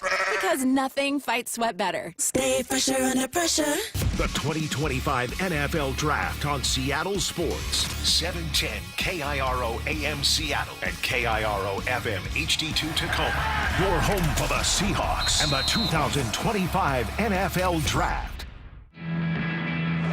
Good evening and welcome to the NFL Draft. This is Seattle Sports presentation of the NFL Draft. Streaming on YouTube, the app, and your smart speaker. Come on, man! We're in round 6 of the NFL Draft. The Seahawks' next selection about 10 picks away, 192 coming up in round 6. Mike Lefko here with you alongside Maura Dooley and Curtis Rogers. Guys, it's been a fun, exciting day 3 of the NFL Draft, and it started really kind of leading us into it. We came on with the news the Seahawks had traded out of the 4th round back to the 5th. We're getting ready to talk about that selection, and then, lo and behold, they traded Sam Howell to the Vikings. So that kind of kicked off a day of adventure where the Seahawks made 3 trades within the first, I think, 20 minutes that we were on the air because the Seahawks then traded 144 in the 5th round, the pick they got from the Patriots, to the Browns to move back and get 175 and 192. The Browns took Shedeur Sanders. We were off. We were going from there. But what do you guys think about this draft so far from the Seahawks and this kind of day 3 with all this movement and now where they have picked so far? The 3 picks they have made, Rylie Mills, Tory Horton, and Robbie Ouzts, a fullback out of Alabama. I think you can say that they have drafted for need, but I think they've also done a really good job of finding the best players available in those spots. I think the Emin Worry pick, to me, is the one where it's like, oh, okay, like, let's go. He's like, still here? Yeah, like, oh, wow. And to me, I think to come away from this draft with having addressed so many of these needs, and look, you're not just drafting for 2025, but you're also drafting to build out your roster in 26 and 27, too, with each of these picks. I think a lot of these guys have a really good shot at making an impact because they're being taken in positions where it's like there's opportunity for competition. Yeah, I really like that, like we talked about earlier, it feels like they are following through on the identity that they said they want to have. And I also appreciate that I think sometimes it's hard for a defensive coach to not like sway things a little bit. I think we probably saw that a little bit with Pete Carroll and get, I don't know, I thought we were going to see, like I said, a linebacker sneak in right when we got that fullback pick or something. I mean, they've got a couple with Rylie Mills and Damien Worry, but overall, I think the defense was finished, a top 10 unit last year, and the offense was what needed more work, and they've followed through on that with the draft so far. I have to interrupt everyone to announce it. We have our first kicker selected. And it came in round 6, pick 182, the Patriots, Andres Borregales. So there you go, out of Miami. I don't know, Dave Wyman likes to say that kickers and punters aren't real people, but he got drafted before a quarterback like Quinn Ewers. So is that newsworthy? Not so much. But no, it is interesting. We're at that run, kind of, you get to your fantasy drafts. You Patriots play know fantasy their football. kickers. Yeah, they do. They do. I think Steven Gostkowski was a draft pick. I guess. I don't know if Vinatieri was. Watch out, world. Might be undrafted, but wow. All right, we're in the kicker. Yeah, I think Jason Myers. He's shown enough to continue going forward. I mean, kicker's one of those spots where if you don't have to worry about it, that's the best possible thing you can say about it. But what you were getting at, Maura, before I just had to sway the conversation to really no point at all towards the kicker. Yeah, it's got to be interesting for Mike Macdonald as a defensive coach where you can see exactly what you want to do and where you want to improve, and then to hand things over to the offense where, credit Macdonald, he has given them full autonomy. And I think there was frustration there last year because Ryan Grubb had full autonomy and he was, a little over his head perhaps, first time at the NFL level, solely directing everything and all elements of this offense. But here, I know we've discussed this, especially with this pick of Ouzts, and we can kind of keep getting into it. It seems like we're feeling the Clint Kubiak influence and effect, where he brought a lot of his guys over from New Orleans. He's going to have sole control over the offense. It's not like there's a head coach looking over his shoulder, even though he's calling plays. No, this is Clint Kubiak. All right, you have full sway over this offense. And, with some of these picks that we're seeing, like a Gray Zabel or an Elijah Arroyo, or, as we keep saying, the fullback just selected, Robbie Ouzts by the Seahawks, this is the mold and identity that Clint Kubiak kind of wants for this team. Yeah. I just left you guys silent. That's great. I left you speechless. Nothing else to say. All right. Brilliant analysis right but there. I think Perfect. not every defensive-minded coach can do that. Yeah. It would be too enticing to get a couple of toys for your side of the ball, especially a defensive coach that calls the plays. And I think so far he's shown some, he stood strong, yeah. And the offense is the side that needs more help. Yeah. I mean, because there's some good defensive talent in this draft too. There is, and I think it's interesting too, the shift that we have seen this roster take just within the last year. Because heading into last year's draft, everybody was like, defense, build up this defense, like make every pick on the defensive side of the ball if you have to. That didn't happen, obviously, but that's how desperate things were. And now, this weekend, everybody's offense. What are you only pick offense, please? I think that speaks well to where the defense is at after year one of Mike Macdonald. And I think going into this 2025 season, I think we all kind of feel comfortable about the defense and how it can play. You re-sign Ernest Jones. You add Nick Emmanwori to the secondary. DeMarcus Lawrence to the defensive line. Like, these are moves that I think are going to have a pretty big impact on how things are going to be done on that side of the ball. So offensively, you've got, I think, a pretty good idea of what the starting group is going to look like. I don't know if anybody else picked the rest of today is going to have a big say in who's going to be the starter. So right now, what we're looking at is kind of what the offense is going to be heading into at least, minicamp. Well, and if we had designs on a running back that we kind of threw out there earlier in our draft coverage, now some of the best remaining running backs are starting to come off the board. So Ollie Gordon out of Oklahoma State went to the Dolphins a couple picks ago, and Devin Neal, pretty good running back out of Kansas, just went to the Saints at pick 184. So now we're getting to that sense where, we have made this clarification a couple of times today, but it's important that draft for need versus best available, they're not counter to each other. They're often the same, especially when you get to a range of picks, and especially when you get to the end of a draft where it comes to a point, like you were just saying, Curtis, where best available, all right, if they're not going to make an impact, if the best available is a running back right now, but you also have a lineman or a cornerback that's sitting there in that similar range, we might start to see that judgment of, this is a best available. Well, it's also a pick that they need and best available. So I think you're going to see that here in these final few picks where the Seahawks have 192. That's coming up here in the 6th round. They're at pick 184 right now. And then in the 7th round, 223, 234, 238. which they got some of those picks. They got some of those picks by trades today, so maybe a couple of those are traded away for them to move up.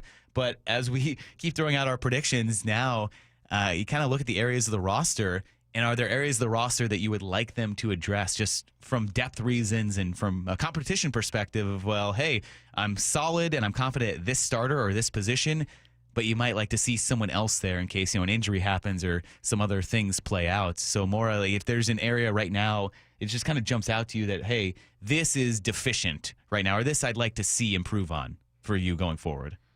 Well, I think because we just talked through it in the last segment, cornerback is a pretty big need, I feel. I know Charles Davis actually had them taking Jahdae Barron in with their first pick because he said you could move Witherspoon back to nickel and have Reek and Barron on the other side there. But yeah, they need some depth there, and it's just a position that they've kind of loved for so long that I can't see them getting out of too many more rounds without one. Yeah, some of the names available at corner right now: Tommy Hill of Nebraska, Zy Alexander of LSU, Robert Longerbeam from Rutgers, and then how about this? What if this happens? Kobe Bryant of Kansas. What if that is who the Seahawks take? Destined to happen now. Now that you mention it, there are a range of cornerbacks available. Kobe Bryant, COBEE, and then Kobe Bryant, COBY. Oh, wow. Another Bryant. name, too, familiar to college football fans around here of both the Huskies and Ducks, that'd be Jabbar Muhammad, who started at UW, then finished his career at Oregon. Just an unspeakable act. No, follow the money, buddy. I have no ties to either program, but that'd be an interesting one, making his way back to Seattle if that were to happen. Yeah, so the Seahawks are getting closer. Pick 192 in the 6th round. That's their final pick. And they got that pick by trading with the Browns for Shedeur Sanders. The Browns came up to 144, traded with the Seahawks to get Shedeur Sanders. And I think that capped off for many of us what was kind of the biggest overarching story of draft weekend that fall for a quarterback that, based on conjecture, might have been a first-round quarterback and kept falling, fell to the 3rd day of the draft as another quarterback is now picked. Ohio State to the Steelers pipeline continues. Will Howard just went to the Steelers after Kyle McCord got picked by the Eagles. So now this is this final run of quarterbacks as well. But yeah, what was it? 5 quarterbacks had been picked before Shedeur Sanders, and it just seems like a fascinating environment for him to land in Cleveland. Yeah, one interesting thing to note about Will Howard is that his personal quarterback coach is a guy who we're all familiar with, one Jake Heaps. And Jake is going back to Pittsburgh. Yeah, I was going to say. Because stay there. That's where Hard Knocks legend, Jake Heaps. You're taking a quarterback in the 6th round if you're the Steelers. Probably not somebody who's going to start, but definitely somebody that is in the mix for the backup job. I think this is Pittsburgh signaling that it's Aaron Rodgers or bust at this point. Yeah, their depth chart consisted of Mason Rudolph, and now they have another quarterback in Will Howard. So we are getting closer to the Seahawks selection at pick 192 here in the 6th round, and then kind of rapidly winding down on the 2025 NFL Draft. You're listening to our coverage of the draft here on Seattle Sports. This is Seattle Sports. Hey, Green Gobbler here. So you've got a clogged drain in your bathroom. Water in the sink's overstaying its welcome. You're spitting today's toothpaste on top of yesterday's toothpaste. You hope that it go away. Yeah, clogs don't just go away. I make them go away. I'm Green Gobbler, the only clog dissolver you need. I'm bleach-free, safe for your pipes, and I work. Guaranteed or your money back. Because I never met a clog that was going to unclog itself. Green Gobbler. Let the gobbler get it. This is a story of the one. As a maintenance specialist for university housing, he knows college students can major in wear and tear. Plus, housing so many students doesn't leave a lot of room to house all the supplies he needs. That's where Grainger comes in. With over 1 million industrial-grade products and fast, dependable delivery, Grainger carries the quality products he needs so he doesn't have to. From a new door hinge to a whole new faucet. Call, click Grainger.com, or just stop by. Grainger, for the ones who get it done. I learned patience from my adoptive dad. All he had to say was, "Hey, you got this. Just breathe." Hey, we're pretty good. Yeah. Might have to start a band. I got it. Learn about adopting a teen from foster care. You can't imagine the reward. Visit adoptuskids.org to find out more. This message is brought to you by Adopt US Kids, the U.S. Department of Health and Human Services, and the Ad Council. Ooma. What was that? That is business phone bliss with the Ooma cloud phone system. It handles all our voice, video, and messaging needs. You sound very calm. I am. Ooma has everything I need to run my business more efficiently, like virtual receptionist, call routing, and video conferencing. And it starts at just $19.95 per month per user, plus taxes and fees. Ooma. Nice. Find your business comm at ooma.com/radio. With Progressive, renters can save on protection for the things that make your place yours, even things that don't make sense to everyone. People always wonder why I don't get rid of my guitar since I never play. But it's like, what if I actually end up taking lessons? Sure, I've had it for 8 years, but if I get rid of it, then what will my New Year's resolution be next January? Exactly. So bundle your renters and auto and save with Progressive and protect the things that make sense to you. Progressive Casualty Insurance Company and affiliates and other insurers not available in all states or situations. Covered subject to policy terms and conditions. Hey, Green Gobbler here. So you've got a clogged drain in your bathroom. Water in the sinks overstaying its welcome. You're spitting today's toothpaste on top of yesterday's toothpaste. You hope that it go away. Yeah, clogs don't just go away. I make them go away. I'm Green Gobbler, the only clog dissolver you need. I'm bleach-free, safe for your pipes, and I work. Guaranteed or your money back. Because I never met a clog that was gonna unclog itself. Green Gobbler. Let the gobbler get it. So what are you reading? I'm checking out the ratings on the new TVs, and it looks like Samsung, LG, and Sony got the best scores. Just like last year. What about those new high dynamic range TVs? They got the highest scores of all, but their prices are really high. Did you check online? Yeah, their prices were about the same. Well, there's one place where we can get a hot deal on those top-rated models. Where? At Video Only. Check out the ratings on TV stores. I see. Video Only scored better than the others. So, if you want the best deal on the best TVs, then we should take our TV ratings and head over to top-rated Video Only. At Video Only, you won't find huge stores with refrigerators or microwaves, but you will find the best deals on top-rated TVs, soundbars, and monitors. Shop around. Just make sure you visit Video Only, because if you don't, you'll be sorry. In South Center, Bellevue, Linwood, Federal Way, and Tacoma, Video Only. Back to live coverage of the 2025 NFL Draft on Seattle Sports. YouTube the app in your smart speaker. We're just a few picks away before the Seahawks select at 192. I made a couple trades already today, so we'll see how this progresses. But yeah, they got this pick by making a flurry of moves that toward the end of round 4, as we were winding down and kind of waiting, and Salk and Stacy had been eagerly waiting for about 3 hours for him to make a pick. Lo and behold, the Seahawks traded out and traded right in time for us to come on the air. Mike Lefko, Curtis Rogers, and Maura Dooley with you until 2 o'clock. And then Shawn Walli will take you the rest of the way here on Seattle Sports. But they used that pick to then get another pick in the 5th round, 142, because they traded Sam Howell to the Vikings. I know we talked about it initially when it happened, but when you get a sense of this Howell move and kind of his very brief tenure here, and now it's over, how do you kind of sum up what happened with Sam Howell and what the Seahawks got out of him? I think it was worth taking a shot on him last offseason because Drew Lock didn't wait around, and you were then left without a backup quarterback. And seeing Howell's starting experience, and it was not just like years ago, it was immediately he had been a starter in the NFL, started, I think, all 16 games for the Commanders, and he was young. I think he was, 23 last season, had more starting experience than anybody in the draft class, and was, younger than most of the quarterbacks in the draft class. You could see the vision. Mm-hmm. And if Sam Howell had been a productive backup, came in and gave the Seahawks a fighting shot in any game, then I think maybe he would still be here.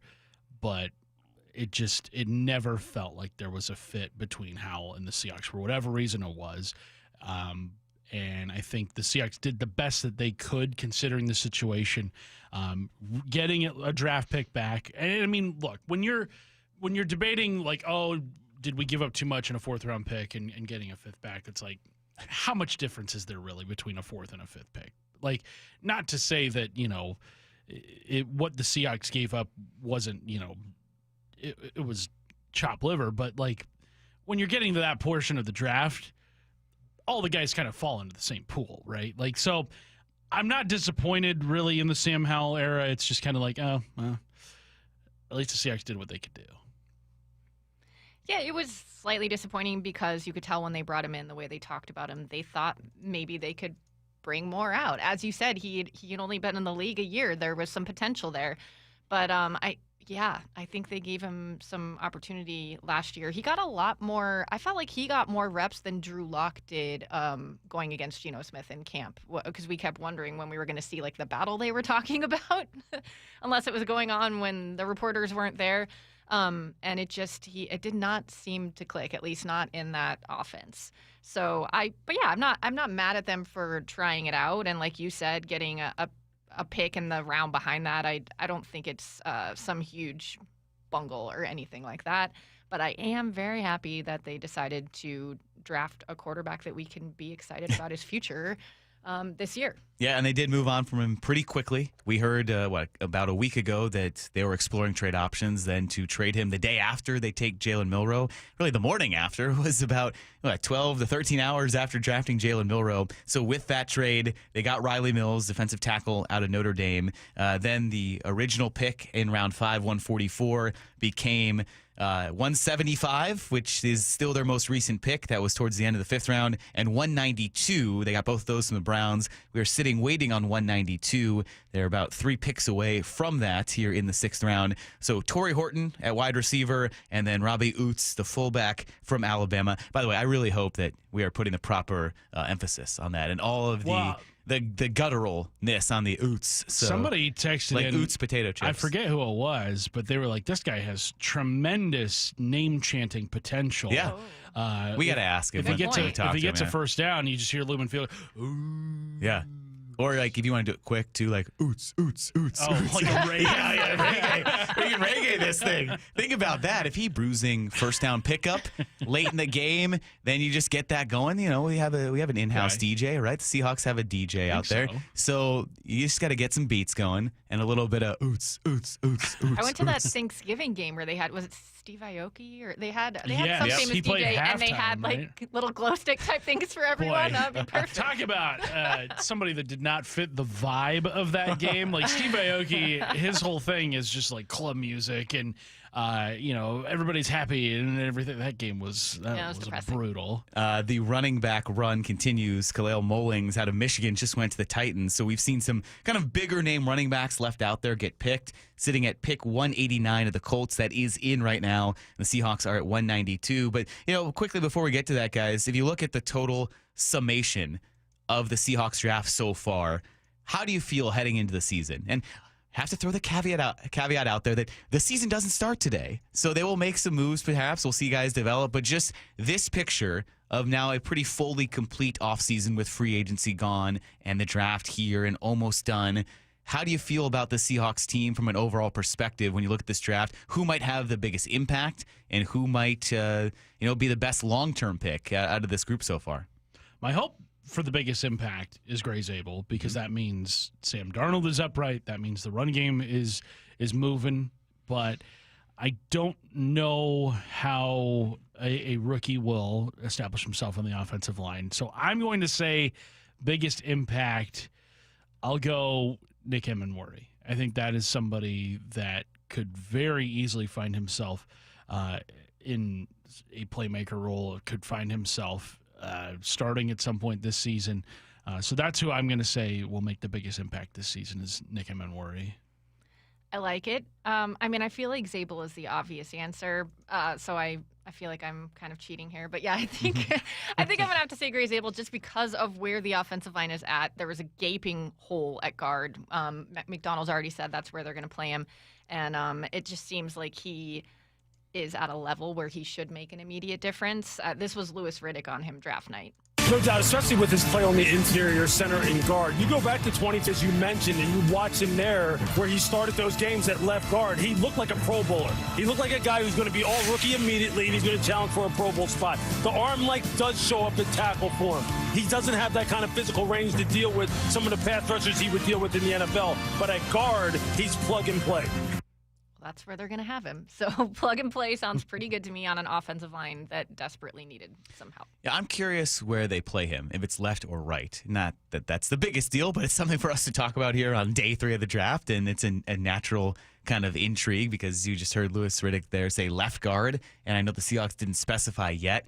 You literally don't have a left guard right now because Laken Tomlinson has departed. There are a couple of guys that played at right guard last year, so if we're going to go venture a guess, that seems like, hey, that would be great. You have your guy at left guard right now. You have a couple people in Christian Haynes and Anthony Bradford who have been developing, and Christian Haynes was just a third-round pick last year. So if Gray Zabel is your left guard, the whole left side protected, your blind side is protected, that's fantastic. Charles Cross is the most solidified guy on there, just because Abe Lucas has had injuries. So, yeah, strengthen up the whole left side. That would be great. In terms of kind of answering what I asked you guys, longevity, yeah, I would hope. I'll combine your two answers. Longevity, I would hope it would be Zabel, because to get a lineman to a second contract, that's been the oft-discussed thing with John Schneider and the Seahawks regime, that they don't have guys they signed to second contracts. As compared to the Eagles, as compared to the Eagles, where now they have locked up 4 of their starters in their Super Bowl team to long-term extensions. So their line intact. The Chiefs have done that with 2 of their big high-profile guys, and Creed Humphrey and Trey Smith. So if you start to do that with Charles Cross and with Gray Zabel, all of a sudden you're building to what the best teams in the NFL have. But I'm going to go with Curtis in terms of who makes the biggest immediate impact. I hope it's Imanwori, because the Seahawks traded 17 picks up. That was a bold move. We were just settling in. I don't know what you guys are doing. We were just settling in yesterday, starting our draft show. We're like, all right, we're going to be on for 6 hours. They don't pick until 50. It's pick 33. It's like, does that... Let's say Seahawks. Seahawks are on the clock. Oh, okay. So they're at 35 right now. So to go up there and make that move and identify someone, I would hope he makes the impact. Where I was yesterday, I was about to go pick up our girls from daycare. I'll get this in before we go to break. And I get to the parking lot of their daycare, and I hear that the Seahawks trade. I stay in the car for a couple extra minutes because I was like, okay, I got to hear what's going on. Obviously, I picked up the girls. Everything was fine, but okay. They're not still there. No, they're not. I remember to get them, but I heard the Nick Emenwari. I was like, oh, okay. So had to make sure I heard that one.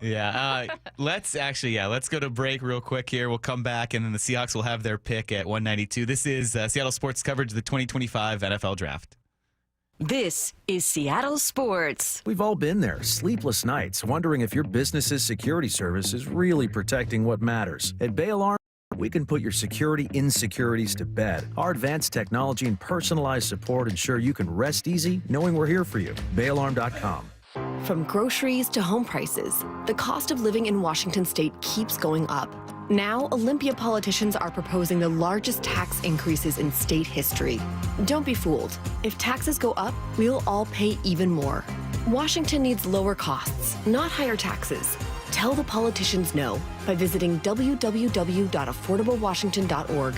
Paid for by the people for an affordable Washington. Top 5 contributors are Washington Alliance for a Competitive Economy, Microsoft, Madrona, T-Mobile, and Amazon. Can you take the power of your home internet almost anywhere? Well, with Xfinity, you can. Do more of what you love in the places you go the most with internet and mobile together. Xfinity built a network that's 99.99% reliable. Plus, Xfinity Mobile, well, they have Wi-Fi power boost, giving you ultra-fast Wi-Fi at home and out on the go. So get the same reliable network in the places you need it the most. Maybe the coffee shop, the grocery store, or at the game. Whatever you're into, you'll love how fast you can do it with Xfinity Internet and mobile. And now through April 21st, get 300 megabit Xfinity Internet and one unlimited mobile line together for $25 a month for a year with no contract. And save $1,000 in your first year over Verizon and AT&T Plus. Ask how to get a free premium 5G phone. Visit Xfinity.com, call 1-800-XFINITY, or visit a store today. Requires paperless billing and auto pay with store bank account. Restrictions apply. Equipment, taxes, and fees extra after promo. Regular rates apply. Actual speeds vary. Savings compared to Verizon 5G Internet Plus 1 unlimited welcome line and AT&T Internet 300 Plus 1 unlimited starter SL line. Xfinity Internet required. Reduced speeds after 30 gigabits of usage per line. Data thresholds and actual savings vary. This is a story of the one. As a maintenance specialist for university housing, he knows college students can major in wear and tear. Plus, housing so many students doesn't leave a lot of room to house all the supplies he needs. That's where Grainger comes in. With over 1 million industrial-grade products and fast, dependable delivery, Grainger carries the quality products he needs so he doesn't have to. From a new door hinge to a whole new faucet. Call, click Grainger.com, or just stop by. Grainger, for the ones who get it done. Welcome to Staples. Hi, I hear Staples prints it all. Oh, you bet. Posters, banners. Can you print it all for Mother's Day? Oh, of course. Photo gifts like canvas prints, photo puzzles. Can you print it all for graduation? Sure can. Custom cards and invites. Can you print a huge banner with the grad's picture? Oh, definitely. Even an embarrassing baby picture? Oh, those are the best kind. I know, right? Print it all for moms and grads at Staples. And right now, get 40% off custom cards, invites, and photo gifts. N75 exclusions apply. Visit staples.com/print for details. At Shane Company, we love a spring engagement, but you might be wondering, how do I find the perfect engagement ring? As a trusted family jeweler since 1929, we get asked this a lot. We have a wide selection of ring settings, like vintage designs with romantic details, floral settings inspired by nature, and classic styles with clean lines and sleek metals. Dreaming of the most beautiful diamond you've ever seen? At Shane Company, we handpick only the sparkliest center stones in all shapes and sizes, from oval to round to marquise, and more. We have gorgeous natural and lab-grown diamonds at competitive prices, in-store, ready to compare side by side. Drawn to certain colors? We're known for our rainbow of vivid natural sapphires, including shades of blue, straight out of a fairy tale, handpicked by our owner, Tom Shane. At Shane Company, we have the best free lifetime warranty that includes the center stone, plus resizing, repairs, and cleanings for life. Visit us at shaneco.com or in store. No appointment necessary. Shane Company, your friend and jeweler. We are Seattle Sports. 7:10 a.m. on your radio. Streaming through the Seattle Sports app. Get new videos, podcasts, and articles on the Seahawks and Mariners from your favorite Seattle sports personalities daily. Back to live coverage of the 2025 NFL Draft on Seattle Sports. YouTube the app in your smart speaker. Well, we have a pick for the Seahawks at 192. The Seahawks have gone back to that offensive line. Guard Bryce Cabeldue out of Kansas, 6'5", 308. And I don't know, young, well, it caught us off guard, but born in 2001. So, these 2000s babies are coming into the NFL now. But there they go. They address the offensive line in the 6th round there at 192. What stands out about this guy, guys? Another guard. Outside of his name. And yeah, he's another guard. So it's kind of similar to, the LaMea pick last year, that 6th round pick in the 2024 draft. Didn't expect that he would get a lot of playing time. He actually did start to come in there. So another guard, and now you have what we think is a backup behind Gray Zabel. You have an increasingly interesting competition between Christian Haynes and Anthony Bradford, who might be feeling some squeeze, and now Bryce Cabeldue, and the line has been solidified, it seems like, at this point. Yeah, I'm looking on the 33rd teams right up of him, and it says Kansas ran gap and zone heavy rushing offenses, so he should be familiar with a lot of different concepts, which is nice because everyone's been talking about the outside zone with Kubiak. And also that, he got experience at tackle, played left tackle last year, but they think he's destined to play on the interior, so that's perfect for what the Seahawks need right now. Yeah, you got to have depth on the offensive line. And this is about the portion of the draft where you're making those kinds of selections.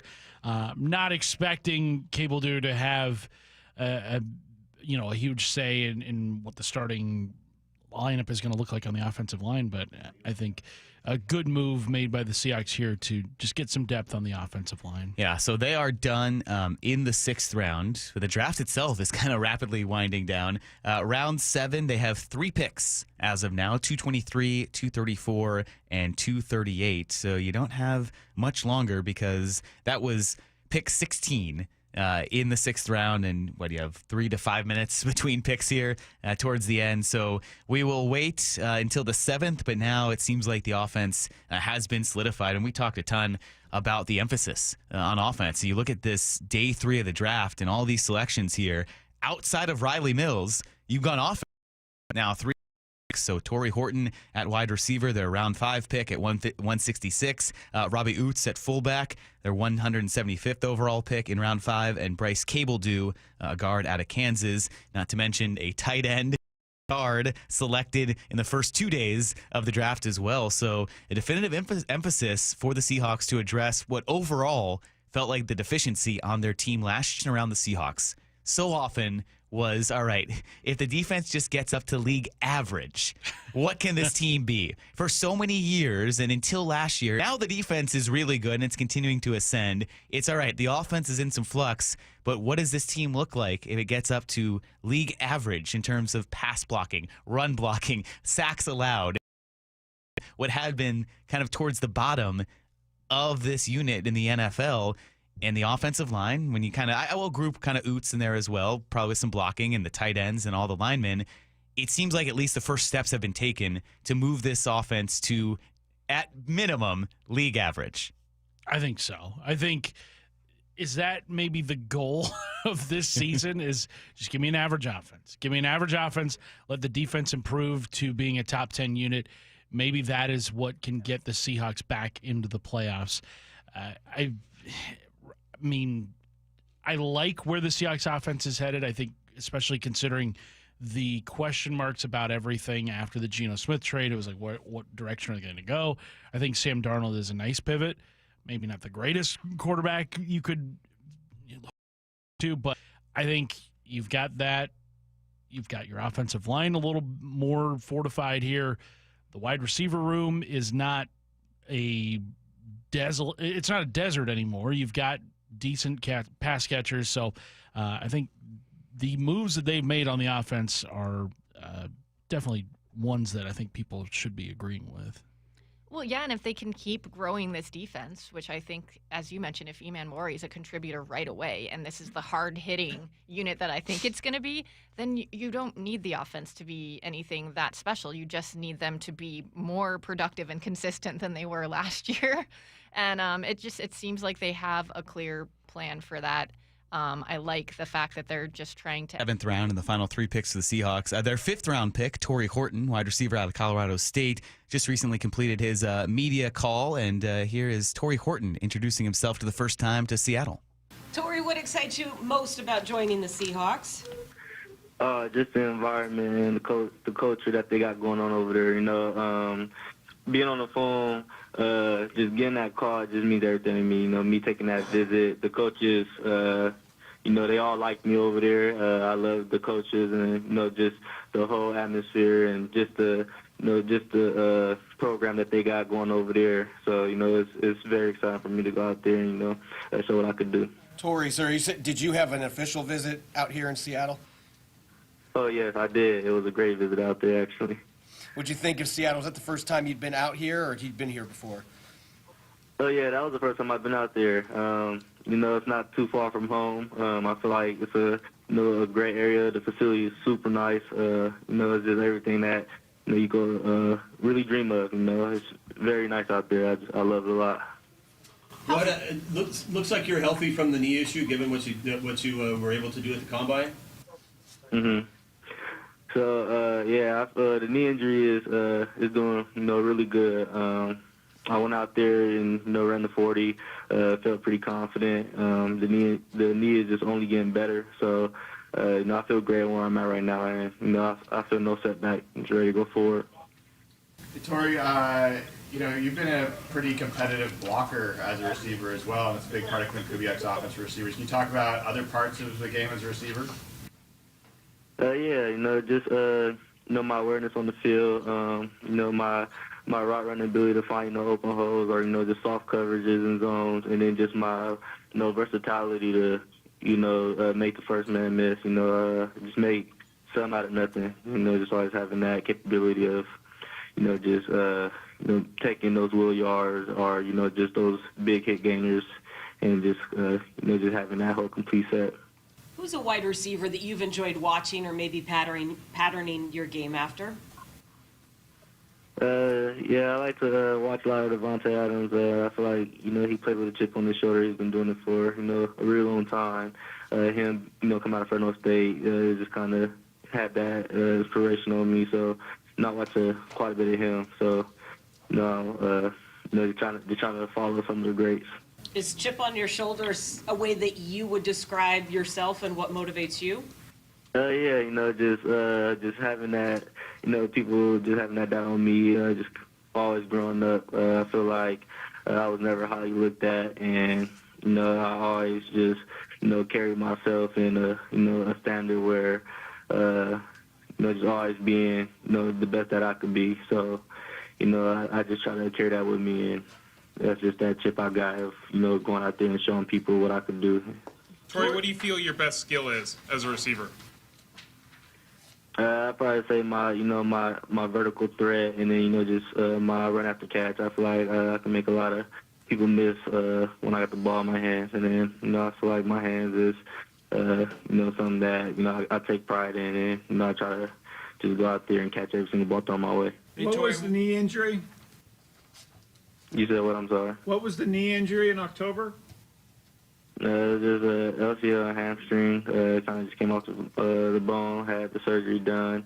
The surgeon confirmed with me saying, this is, it's not a tear, so it's something that's going to recover real quick, and just won't be no longevity issue down the road. So I'm really confident. I feel really good. When were you running again? I want to say I started running 2 weeks before the draft. Before the combine? Or not draft, the combine, yeah. Okay. Yeah, 2 weeks before the combine. And then did you run at a pro day, or you just left with the 4.41? I did the 4.41, just kind of wanted to focus on, my changing directions and things like that on pro day. So I just did routes, did the broad jump. What's the best 40 you've run before? The best 40 I've had was a 4.35. So yeah, I was going to ask. I mean, considering you were only running a couple weeks before the combine, do you feel like if not for the injury, you could have run a better time there? Oh yeah, absolutely. I knew I had more in the tank.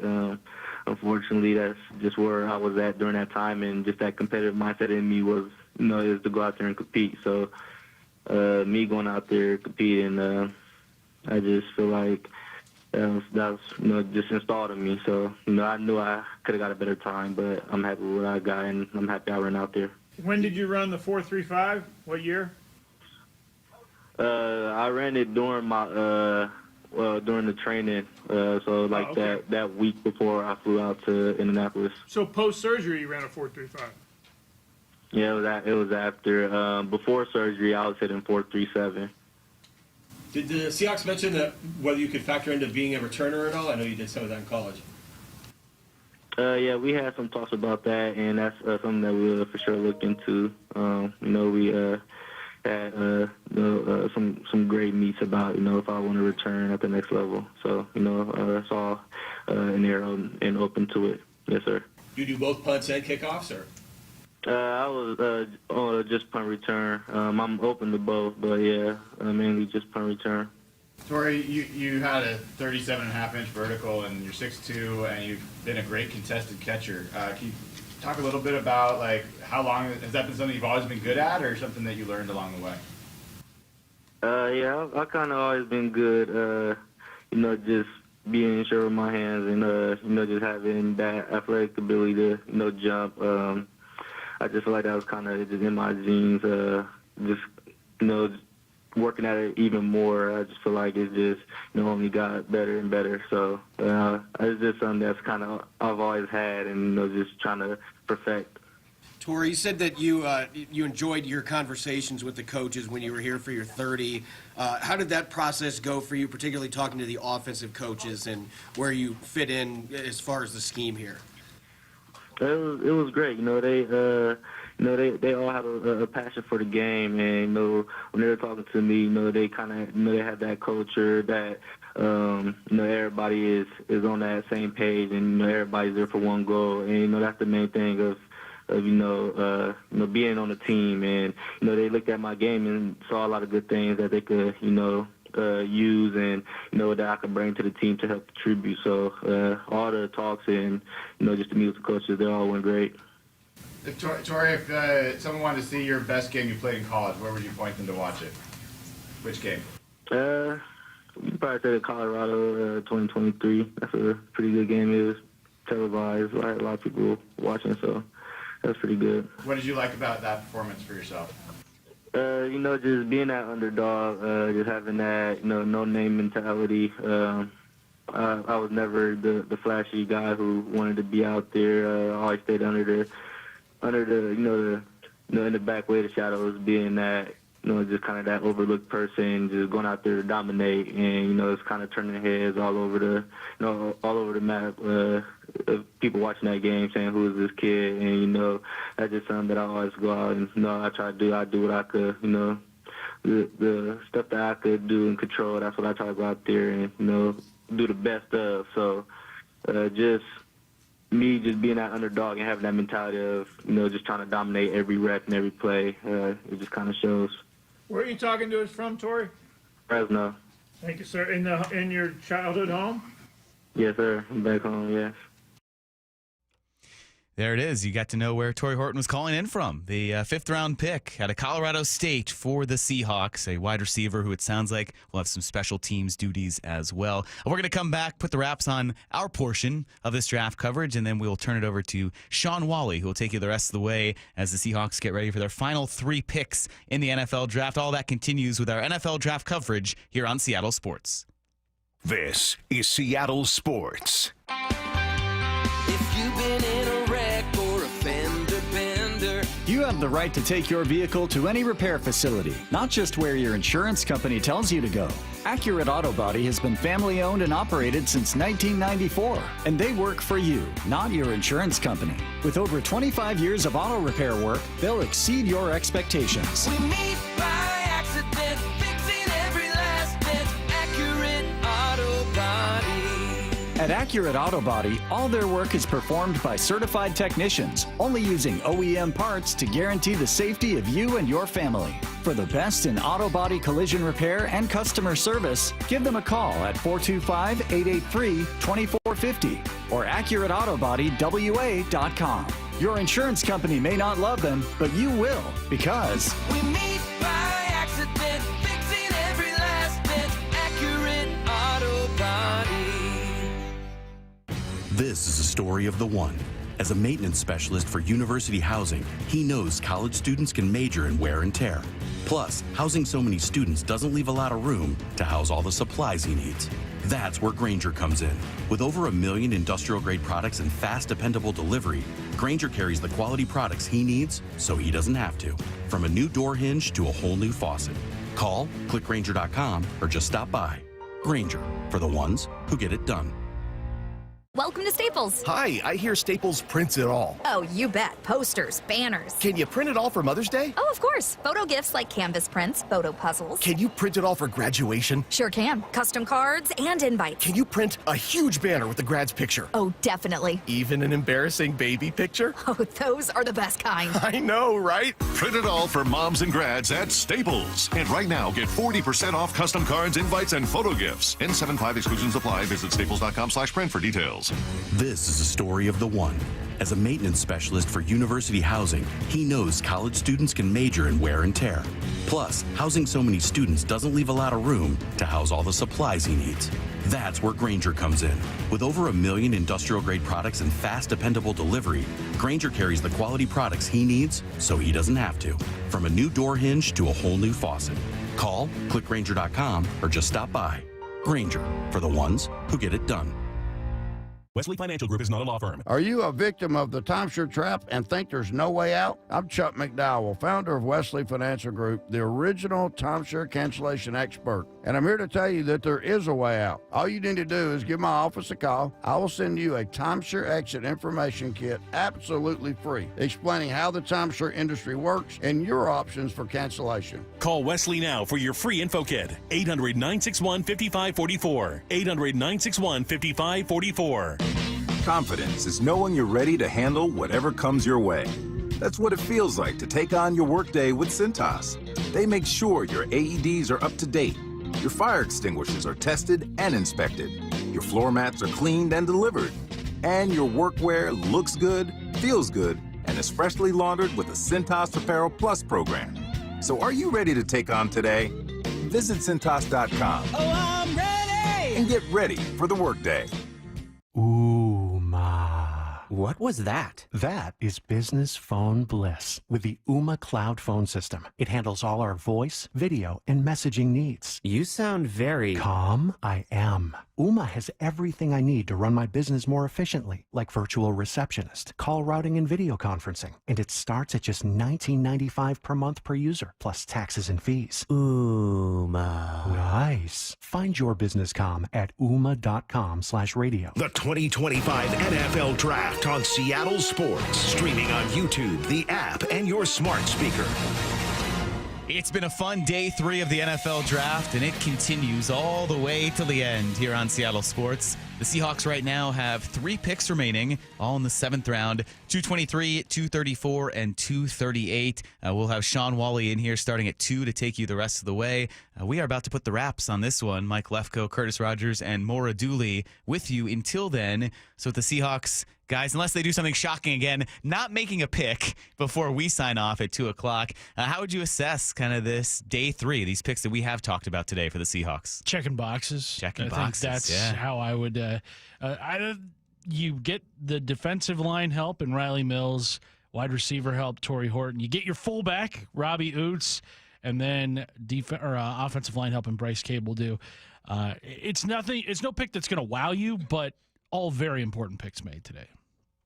Yeah, I think they did what they needed to do. They addressed their biggest needs, but they also found some value in a guy like Damien Martinez, who fell a little from what people thought he was going to be. They were aggressive in moving up to get him. Jalen Milroe, he was still available at a point where it's like, well, you might as well go ahead and take this quarterback who has a ton of talent that you could develop. And then they, just filled the depth that they needed after that. I'm thrilled with it. I think, like I said, it's pretty hard to find people unanimously happy on social media, but it seems like most people are. To me, the only thing that you could maybe be worried about is that there's a few guys in here with injury concerns. Rylie Mills, Tory Horton, and Arroyo, the tight end that they picked yesterday, is also coming off of knee injuries, I think. So just hopefully everyone stays healthy. Yeah, actually, after hearing from Tory Horton, he kind of described that in a more gruesome way than it seemed like with his injury, but we had heard about that, and then he mentioned all of it, but it sounds like those concerns are past with the way he had been running lately, so that's going to be an interesting pick there. And then getting some more info on Bryce Cabeldue, who they picked in the 6th round, a guard out of Kansas. He's played in a few spots. He had played at tackle, but the Seahawks listed him as a guard. He's listed as a guard, so he'll be inside. But some people who work with the Senior Bowl broke down that he is one of the most athletic offensive linemen in the draft. All so right. you put that alongside Gray Zabel, and it just seems like the theme of this offensive line now, the mentality going forward under Clint Kubiak, can move, can get outside, can finish in space. They're versatile. They're going to be quick. Doesn't mean they're undersized, but they can get out and make plays and block down in that second line as you move down the field. We know how fun it is to watch an offensive lineman out in space just leveling a linebacker. So if you can get a guy like that in Cabeldue and Gray Zabel, that's a good start on the interior. Does add a lot of questions for what happens to these existing guys. So that's going to be a pretty fascinating. If you can say that an offensive line position battle is fascinating, because it's not a quarterback battle, but you might have your most heated competition come in the interior this year on that right side of the offensive line going into training camp. I think that's a good thing. I think you want to see guys who are battling for that job instead of having it kind of handed to them. And I think there are a lot more options there. You've got Sautola Mea, you've got Cabeldue, you've got Christian Haynes. Like, there are a number of guys right now that could be vying for that right guard spot. So I think that's going to be really good. Any positions that you guys are surprised the Seahawks have yet to take so far? We still haven't seen DB. Still haven't seen running back. Any More? Are you going back to linebacker there? Oh, that's a good one. Yeah, I would say probably either cornerback or linebacker. I feel like the cornerback one has to be coming, right? Yeah, there are 3 picks still. I mean, we're about to sign off, but the draft will continue, so it's not like they have the wraps on this. 3 picks in the 7th round. It's where they kind of loaded up on receivers a couple years ago with those 2 7th-round selections of Bo Melton and Derek Young. Melton obviously didn't make the team or then was traded to Green Bay, but you can get a position right there. And we were on air when they took the 2 cornerbacks right out of Auburn, so they have gone in bunches. But you're right. If that's the most glaring one to you, I think since Curtis, you were pushing for it a couple rounds ago, Yeah, it seems like cornerback is the biggest area of uncertainty right now.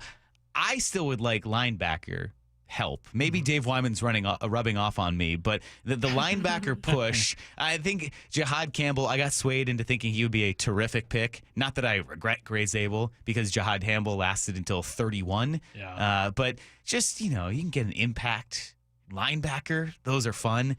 The Seahawks have 2 starters, and they got one of them last year here in the draft. So part of your linebacking core is young, but there's not a lot behind it. Right now, you've got Drake Thomas and Patrick I was going to say, behind who's behind Tyrese Knight and Ernest Jones right now? So linebacker or cornerback. And it's also going toward the finish. A weird portion of the draft, too, where you see a lot of these guys that were kind of surprised, haven't been picked yet. You mentioned like Quinn Ewers, somebody that's surprised me. I do kind of wonder if a lot of these guys are getting calls from teams saying like, hey, we'll take you as an undrafted free agent. And that's kind of what this portion of the draft is. I also kind of wonder, too, if you're a draft prospect into the 6th and 7th round, you're almost kind of like, don't take me because I want to have my pick of where I want to play. But it's also probably a tremendous honor to get drafted. So I think maybe some of these guys like Damien Martinez of Miami, that might be somebody of interest, especially, gosh, if you could get him in the 7th round he was one of the big-name running backs in college football heading into the 2024 season. I feel like that would be definitely a pick worth investing in, especially if you get him in the 7th round. Feels like offensive line we feel good about now. They took that second guy. I don't know if you were as worried as I was. I was just getting a little concerned there. But now they have 2 offensive linemen selected, 2 guards as well. I'm curious how center's going to shake out, but they must think Olu Oluwatimi and Jalen Sandell are going to develop enough. Those are the guys. Yeah. Teammate of Gray Zabel. Yeah, Gray Zabel. In college. Yeah. Yep. Jalen Sandell, yeah. So they know each other well. That'll be fun. Got all of that going. We'll see. Linebacker, a little bit of concern depth-wise, but I think you trust Mike McDonald. He has shown quite a knack for evaluating talent there. And Curtis, you mentioned it. At this point, we'll see what happens in the 7th round, but then also that frenzied push for these unrestricted free agents. And it's a big part of the offseason process. I know teams really put a lot of stock in that, and there's a lot of maneuvering going on right now. You sometimes see up to 20 signed, and then as they compete for spots. So there will be a lot to get to with that. But we have to say goodbye. It's flown by, guys. It's been a lot of fun, and we had a lot of picks to talk about, which was great because I think last year the Seahawks perfectly timed it out that they did not pick at all while we were on air. They had one pick in like the 3 hours we were on air. I think it was Satoa Lomea, but we got a plethora of picks. So a lot of fun breaking it down. For Brady Robick, who is on the board, and we'll stay with you for a little bit longer. Thank you, Brady. You were fantastic back there. The silent help beyond all of us keeps us on air. And for Curtis Rogers and Maura Dooley, I'm Mike Lefko. The Seahawks have 3. Shawn Walli will take you the rest of the way through the 7th round of the NFL Draft as our coverage continues here on Seattle Sports. This is Seattle Sports.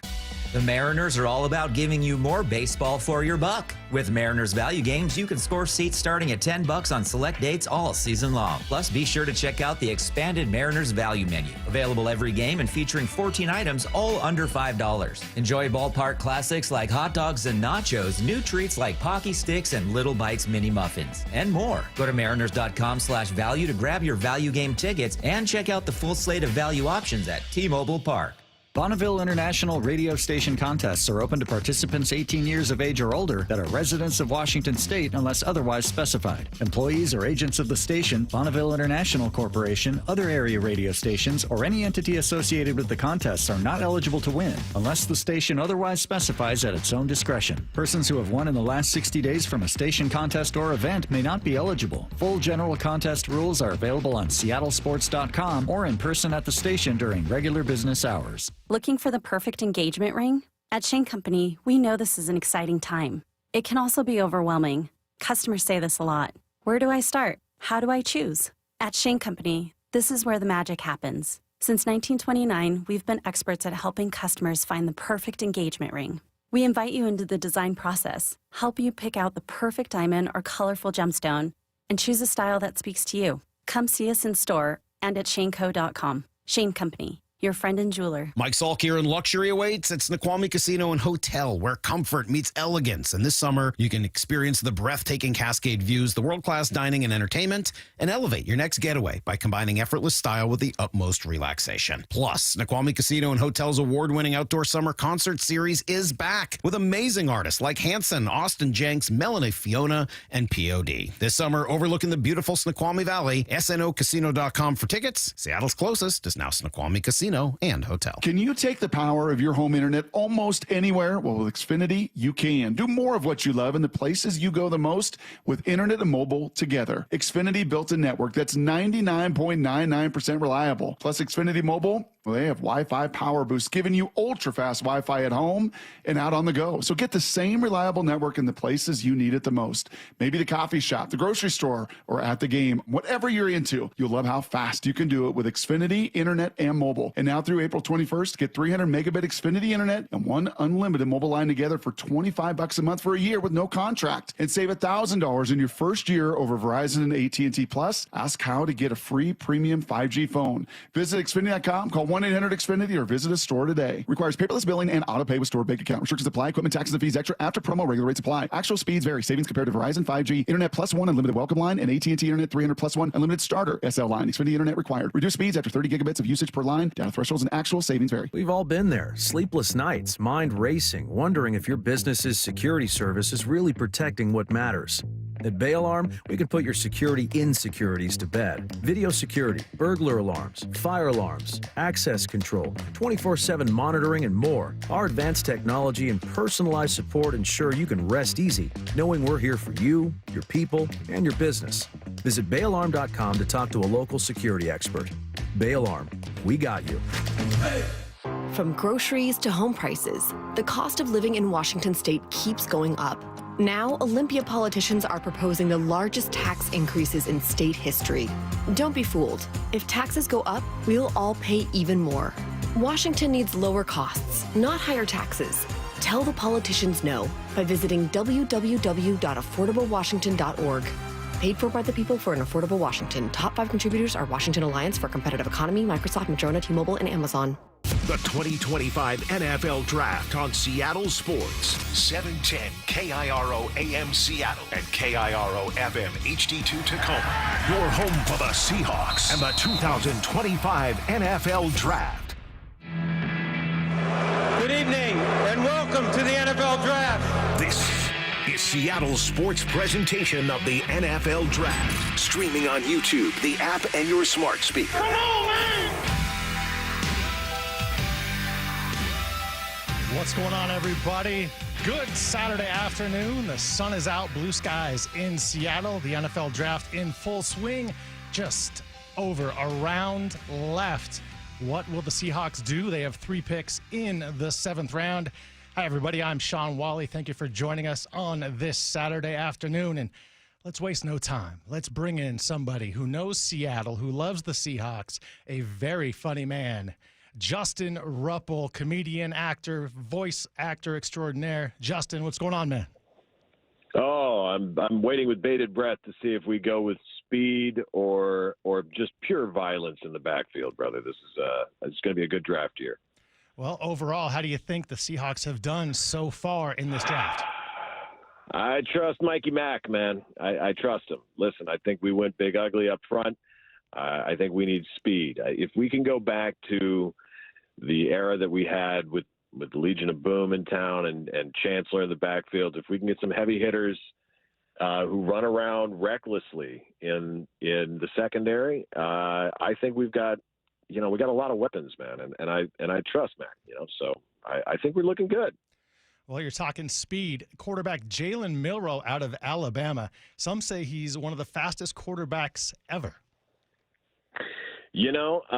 I haven't had him on my Madden joystick yet, but I would love him to wear a Seattle Seahawks jersey. It's been a long time since I've just, run quarterback draws and then just run around the infield with him. That would be sick. I'd love to have some speed, see if we can run the option maybe a little bit. Well, he's going to get that opportunity. He was drafted here for the Seahawks. That'll be exciting to see what they do with him because, man, now they have not one, not two, but 3 potential quarterbacks on the roster. Not often do teams keep 3. No, but I'll tell you what does happen when you have 3 is competition. You learn from the all of that competition that breeds. Every one of these players has grown up learning that you got to best the man next to you. And if it's not just 1, but it's 3, you really have to figure yourself out as a pro quarterback. And we have young talent at the quarterback position, so they are going to have to rise up. It's going to feel a little bit like it did in college. So I like that mentality. Competition, the name of the game for sure. And Justin, for those that don't know you, you grew up here in Issaquah. You love Seattle, all things Seattle sports, and man, you've been on America's Got Talent. You've been in movies. You've been the voice of Tough Nut in How to Train Your Dragon 3. You keep hope alive. You keep the dream alive. What's been the tops for you? Oh man, listen, I'll tell you, I just want to see our Seattle teams do well. Whatever we have to do. I had the pleasure of working with the Savannah Bananas, who came in. We're actually coming into T-Mobile Park at the end of the year, but we got to add more entertainment, more flair, man. You know, you, by the way, I love your voice in town. We need to get you in the broadcast booth. We need to get a coach in the broadcast booth. We get like Al Pacino in the broadcast booth. That would be great. You know, from any given Sunday, just have him up there for the 2025 season. Just all right, here we go. We are gonna rock the NFC West. Booyah, baby. Raise that left flag. Hooah. I think it's going to be good. I think that would be I think more attention on us for sure. That's amazing. You know, I mentioned you grew up here in Seattle. We've had a ton of great broadcasters. Who are some of your favorites? Oh, well, listen, we have Steve Rabel for doing the Seahawks. And I had the pleasure of editing up some of those broadcasts at 710 Cairo, coming out of the greatest college in the universe, Washington State University. A former intern here at Cairo, that's right. That's right. It's right. Under Glenn Johnson, and that's another Cougar first down. Those are some great voices. Also, the greatest voice, I think even Steve and Rick Riz would admit, it was good old Dave Niehaus, everybody. Hello, friends. It's going to be another great year of baseball. My, oh, my.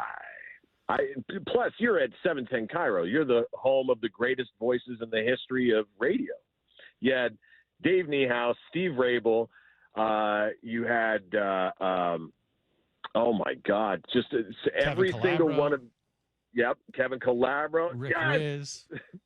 Rick Riz from – listen, it's that you are at the home of the excitement in all of Seattle sports. And quite frankly, we've been holding it down for the entire Northwest corner.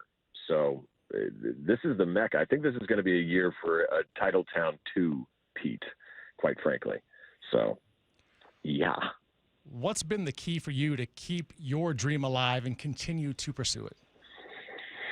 Honestly, brother, I have been doing this for a long time, and I think a little bit comes from that Seattle mentality. You know, right now you got sunshine up there. I'm in Los Angeles doing a gig tonight.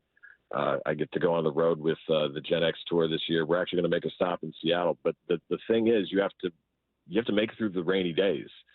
But if you don't see those rainy days as a lost day, if you learn like a Seattleite to go, all right, listen, it's just a little moist outside. It doesn't matter. I'm going to get another cup of coffee, get on with my day. And you take more pride in the days that come with the celebration. You know, when it's beautiful out in Seattle, it is breathtaking. So I kind of take that as a metaphor to my career. There's going to be a lot of rainy days, but if you wait for those sunny ones and soak those up, man, it's all worth it. I've got to see you come up the same way that you got to see me come up. And if you just make sure that you know that you're not going to get that wet, you'll dry off. The sun will come out. So I think that's the key. I think it's Seattle. It brought up a lot of great entertainers, Adam Ray, Macklemore, a lot of great guys out there. So these NFL players new NFL players, college players that are getting their names called in this draft.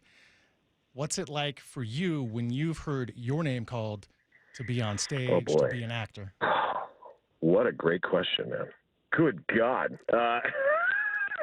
All right, it's a little two things happen. You know, I think we can all liken it to when you played football or when you played baseball and you had to step up to the plate or the pass was thrown to you. There's a little bit of that fear kicks in, like, oh boy, don't screw this up.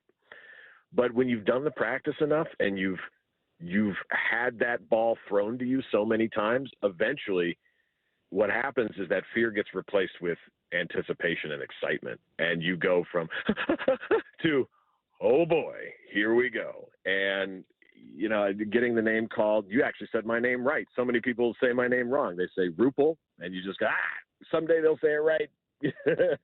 So getting your name called, I can identify with those kids in the draft right now because it's a culmination of all that hard work. But the fun thing is, it's just the beginning.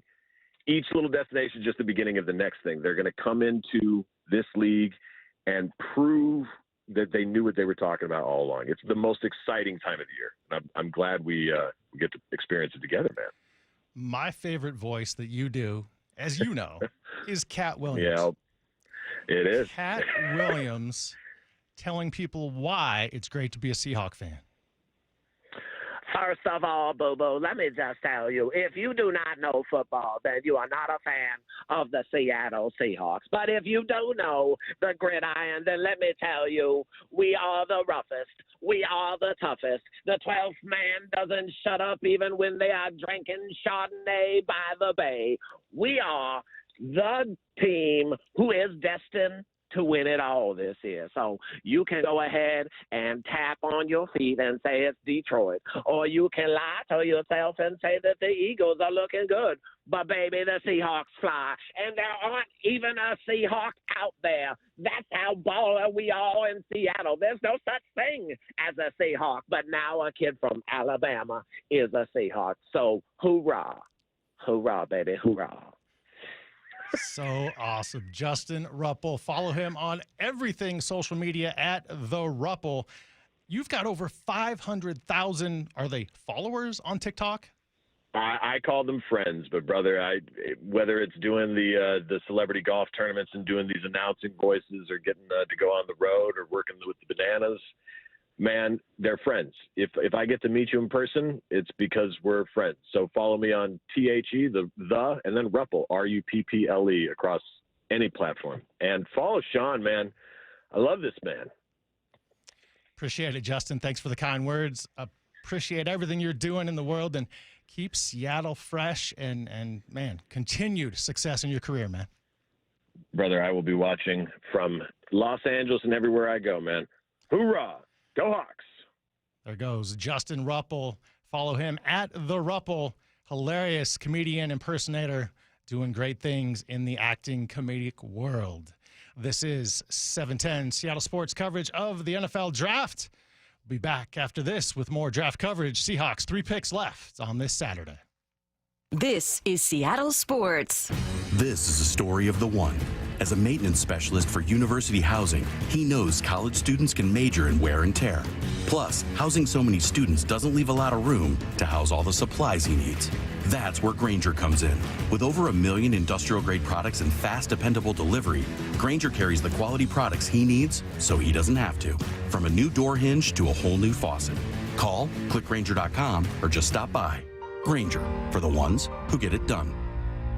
Wesley Financial Group is not a law firm. Are you a victim of the timeshare trap and think there's no way out? I'm Chuck McDowell, founder of Wesley Financial Group, the original timeshare cancellation expert. And I'm here to tell you that there is a way out. All you need to do is give my office a call. I will send you a timeshare exit information kit absolutely free, explaining how the timeshare industry works and your options for cancellation. Call Wesley now for your free info kit. 800-961-5544. 800-961-5544. Attention! If you owe money to the IRS, this is an urgent message. The IRS is cracking down by sending out collection letters, garnishing paychecks, seizing bank accounts, and putting liens on homes and businesses. They call it enforced compliance, and you better watch out because penalties and interest on unpaid taxes compound daily, making it even harder to get out of debt. Don't let tax debt destroy your life. You need to call Optima Tax Relief, America's #1 tax resolution firm. They're experts in taxpayer assistance programs that can save you thousands if you qualify. A+ rated by the Better Business Bureau, Optima's resolved over $1 billion of tax debt for their clients. Let them fight on your behalf, helping to put your tax problems to rest. Call the tax professionals at Optima now for a free consultation. Call 800-343-6460. 800-343-6460. 800-343-6460. Optima Tax Relief. Some restrictions apply. For complete details, please visit OptimaTaxRelief.com. This is a story of the one. As a maintenance specialist for university housing, he knows college students can major in wear and tear. Plus, housing so many students doesn't leave a lot of room to house all the supplies he needs.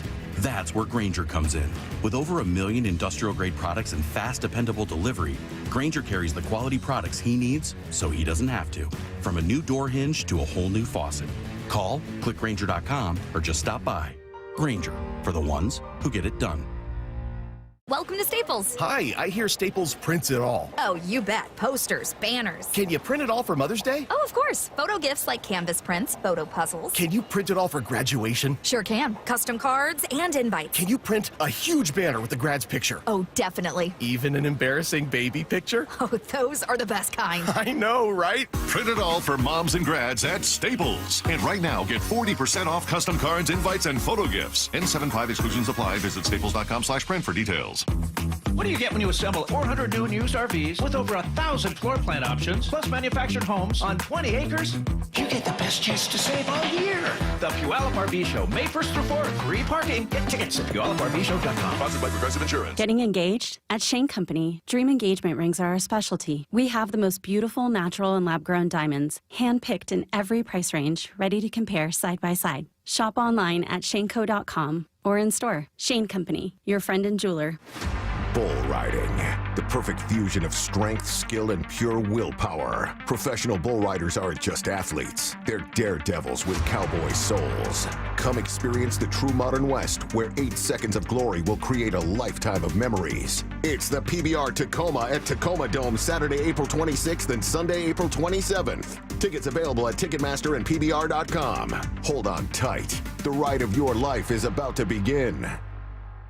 Back to live coverage of the 2025 NFL Draft on Seattle Sports. YouTube the app in your smart speaker. Welcome back to the NFL Draft coverage here on Seattle Sports. I'm Shawn Walli, and Stacy Rost might like this. I'm the anchor. A swimming term, of course. Stacy grew up swimming, doing great things as she is here at Seattle Sports.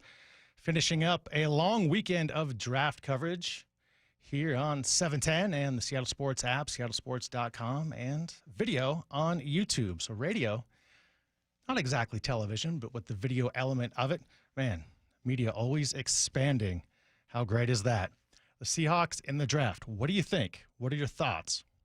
Do you like what they've done? Do they need to do more? They have 3 picks left as of now, all in the final round, the 7th round. But man, starting out doing the unsexy thing, not the flashy, not the great speedy wide receiver, not the dominant defensive end that's going to sack the quarterback 20 times. They got the road grader. They got the offensive guard they need. Gray Zabel doing amazing things at North Dakota State. The Bison becoming a Seahawk, a dream come true for not only him, but all these players. But man, what's the one thing, the one area John Schneider, Mike McDonald, these guys had to improve? The trenches. When were the Seahawks the best? 2013, 2014, go back to 04, 05 in the Mike Holmgren era. They were dominant up front on both sides of the line. The Cliff Avrils, the great defensive line, the Legion of Boom. They were built from the inside out. the offensive side, Walter Jones, Steve Hutchinson. Gray Zabel is among the possibly very elite on that offensive line to protect the quarterback, something that Geno Smith never had in the previous 3 seasons. Russell Wilson, his last couple years in Seattle, was running for his life. Now, the interesting question will be, who is Gray Zabel and that line going to protect?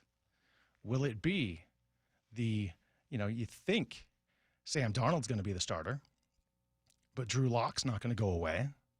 They like Lock enough to bring him back for a second tenure with the Seahawks. And then today, they draft Jalen Milroe. Just, now what? 3 quarterbacks on the roster. Will they keep 3? Will they end up trading Lock? Will Milroe do enough to warrant him being on the field and him being an option and active every game? He could be more of a wildcat option. They say he's one of the fastest quarterbacks to come out of the draft. Some say he's a better runner than Lamar Jackson with Baltimore. Michael Bumpus says that's nonsense. But, I mean, shoot. When you got guys like supposed experts, Mel Kiper thinking Shedeur Sanders was the top quarterback in the draft, doesn't go till the 5th round, could he end up being the top pick? Absolutely. Not the top pick, but the best quarterback of the draft. That's what's always so perplexing and interesting about the NFL draft. The overreaction. We don't know how it's really going to unfold. We don't know on paper right now how it'll play out this season, next season. We might not know for 2 years who the 2025 draft was best for. Think back to some of those Seattle Seahawks drafts that, 2012 comes to mind, rated one of the lowest ever, got D's and F's from the quote-unquote experts. I think Russell Wilson has something to say about that. And that's the thing. It's these guys, these quote experts, their job to say, hey, here's what I think. It's really an opinion. It's my opinion right now. Is Gray Zabel going to be good? Everything points to yes.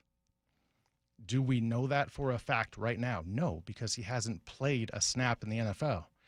But what he did do was go to the Senior Bowl and crush it. Made the most of his opportunity. He showed that he can play against FCS competition, FBS competition, both. And he has his own and then some.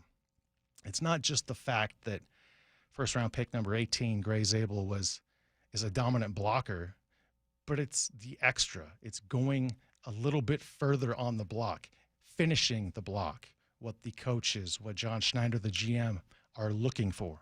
And he does that.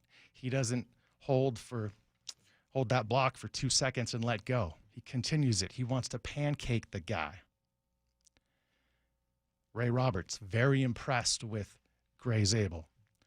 Brock Heward, if you were listening or watching to Thursday's draft coverage here on Seattle Sports, was completely just thrilled beyond belief that Gray Zabel is a Seattle Seahawk. And the fact that all these guys they've drafted appear, at least in their initial post-draft interviews, conference calls, they appear to be humble. They appear to be hungry. Whereas these guys were the high man on the totem pole coming out of college. But you know what? They're going to get a reality check when they show up for rookie minicamp. It's all brand new for them. It's something they have never been through. It's not the same as it was at North Dakota State for Zabel. It's not going to be like Alabama was for Jalen Milroe. It'll be interesting to see how these guys transition to life in the NFL. Of course, a lot of these college athletes now have money, so the money factor doesn't change as much anymore because of NIL. Now, that's a whole nother topic, whether or not that's good for the college game and whether it's benefited the college game. It's definitely benefited the athletes, the student athletes, their families. Why do we work? Yes, hopefully you're working in something that is a passion for you, something you love to do.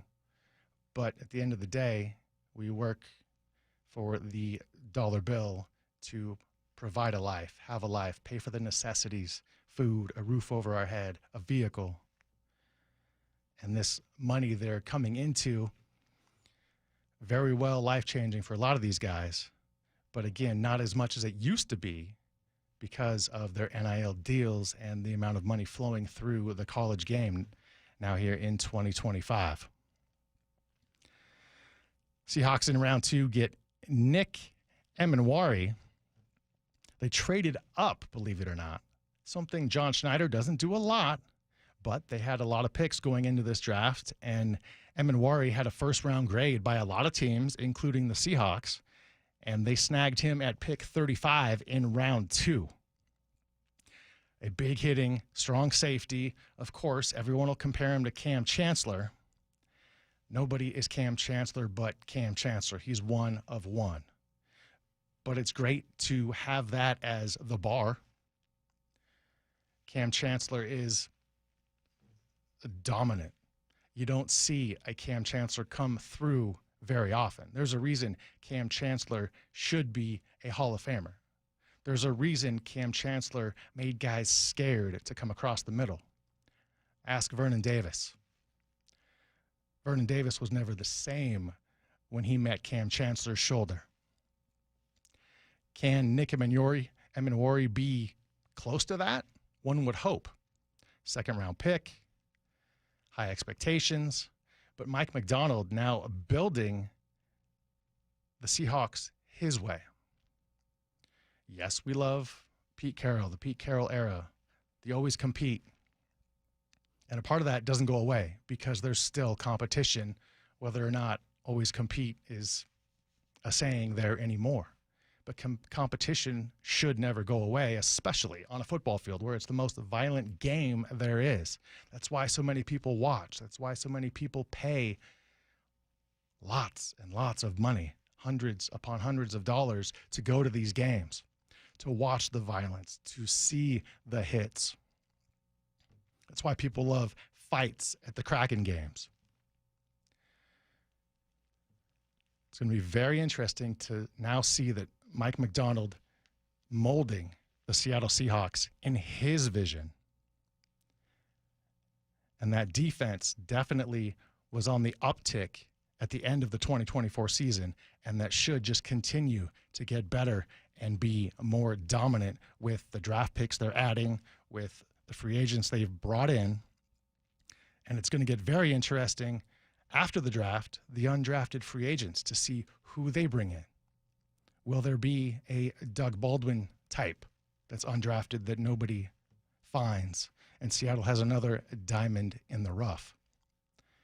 You know, when the draft ends, as we are approaching round 7, the final round, it's not over.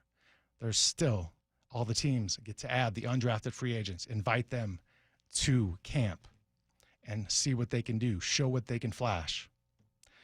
And a guy like Doug Baldwin or that type of player definitely will take advantage of that. This is the 2025 NFL Draft coverage on Seattle Sports and the Seattle Sports app. This is Seattle Sports. This is a story of the one. As a maintenance specialist for university housing, he knows college students can major in wear and tear. Plus, housing so many students doesn't leave a lot of room to house all the supplies he needs. That's where Grainger comes in. With over 1 million industrial-grade products and fast, dependable delivery, Grainger carries the quality products he needs so he doesn't have to. From a new door hinge to a whole new faucet. Call, click Grainger.com, or just stop by. Grainger, for the ones who get it done. Welcome to Staples. Hi, I hear Staples prints it all. Oh, you bet. Posters, banners. Can you print it all for Mother's Day? Oh, of course. Photo gifts like canvas prints, photo puzzles. Can you print it all for graduation? Sure can. Custom cards and invites. Can you print a huge banner with the grad's picture? Oh, definitely. Even an embarrassing baby picture? Oh, those are the best kind. I know, right? Print it all for moms and grads at Staples. And right now, get 40% off custom cards, invites, and photo gifts. N75 exclusions apply. Visit staples.com/print for details. Staples. Mike Salk here, and luxury awaits at Snoqualmie Casino and Hotel, where comfort meets elegance. And this summer, you can experience the breathtaking Cascade views, the world-class dining and entertainment, and elevate your next getaway by combining effortless style with the utmost relaxation. Plus, Snoqualmie Casino and Hotel's award-winning outdoor summer concert series is back with amazing artists like Hanson, Austin Jenks, Melanie Fiona, and POD. This summer, overlooking the beautiful Snoqualmie Valley, snocasino.com for tickets. Seattle's closest is now Snoqualmie Casino and Hotel. O'Reilly. Check engine, ABS, or maintenance light on? Take the guesswork out of your warning lights with O'Reilly Veriscan. The service is free and provides a report with solutions verified by ASE certified master technicians. And if you need help, we could recommend a shop for you. Ask for O'Reilly Veriscan today. O'Reilly Auto Parts. Paying rent can feel like throwing money away. And when you're spending so much, it can be hard to see yourself buying a home. So Rocket Mortgage is helping you put your monthly rent towards home ownership with Rent Rewards. For the first time, save up to $5,000 off the cost of your first home just by paying rent. Only at Rocket Mortgage. Call 800-4ROCKET or visit rocket.com to find out more. Rocket Mortgage, LLC. Licensed in all 50 states. NMLSconsumeraccess.org, number 3030. Can you take the power of your home internet almost anywhere? Well, with Xfinity, you can. Do more of what you love in the places you go the most with internet and mobile together. Xfinity built a network that's 99.99% reliable. Plus, Xfinity Mobile, well, they have Wi-Fi power boost, giving you ultra-fast Wi-Fi at home and out on the go. So get the same reliable network in the places you need it the most. Maybe the coffee shop, the grocery store, or at the game. Whatever you're into, you'll love how fast you can do it with Xfinity Internet and mobile. And now through April 21st, get 300 megabit Xfinity Internet and one unlimited mobile line together for $25 a month for a year with no contract. And save $1,000 in your first year over Verizon and AT&T Plus. Ask how to get a free premium 5G phone. Visit Xfinity.com, call 1-800-XFINITY, or visit a store today. Requires paperless billing and auto pay with store bank account. Restrictions apply. Equipment, taxes, and fees extra after promo. Regular rates apply. Actual speeds vary. Savings compared to Verizon 5G, Internet Plus One Unlimited Welcome Line, and AT&T Internet 300 Plus One Unlimited Starter SL line. Xfinity Internet required. Reduced speeds after 30 gigabits of usage per line. Data thresholds and actual savings vary. Announcing the Million Hour Volunteer Rally. G here, join me, Safeway and Albertsons, and donate your time and skills to support local food banks and host food drives or fundraisers. You can win free groceries for a year and a $5,000 donation to your favorite hunger relief agency. Visit albertsons.com/volunteer to learn more. Find volunteer opportunities and log your hours. 1 million hours will help create food secure communities. Visit albertsons.com/volunteer. The 2025 NFL Draft on Seattle Sports. Streaming on YouTube, the app, and your smart speaker.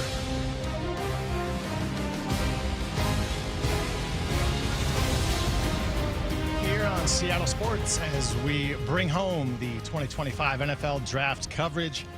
What's very, very intriguing to me is the pick of Jalen Milroe, quarterback out of Alabama by John Schneider and the Seahawks. John Schneider has not drafted quarterbacks very often. The last time they took a quarterback in the third round, his name was that of Russell Wilson. I believe that worked out pretty well. Am I correct there, Brady?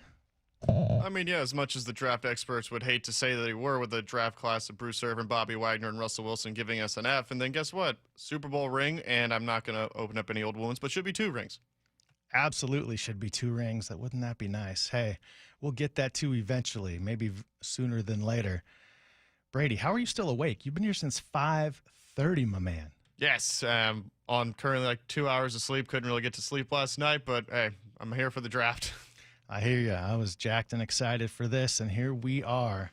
Not a ton of sleep, but hopefully I got a little more than you. Thanks for doing all your hard work today. I'm still young. I can still go with it. Indeed you are. Jalen Milroe, the big question. We all know he can run. We all know he's very, very fast, quick with those legs.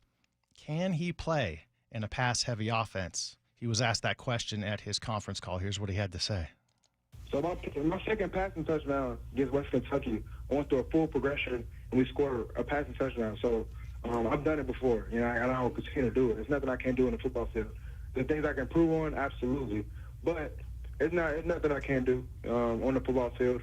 I've thrown every type of touchdown, stepping up in the pocket, throwing on the run. I'm going through my progressions. I've thrown a check down, they scored.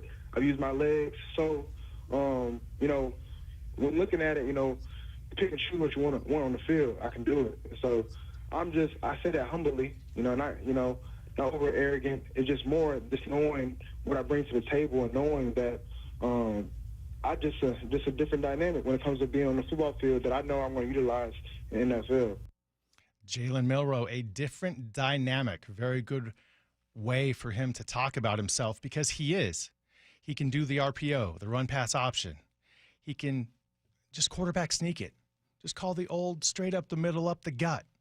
How many times have we wanted quarterbacks to get that extra yard or two or explode, have the line that can actually open a hole, part the Red Sea?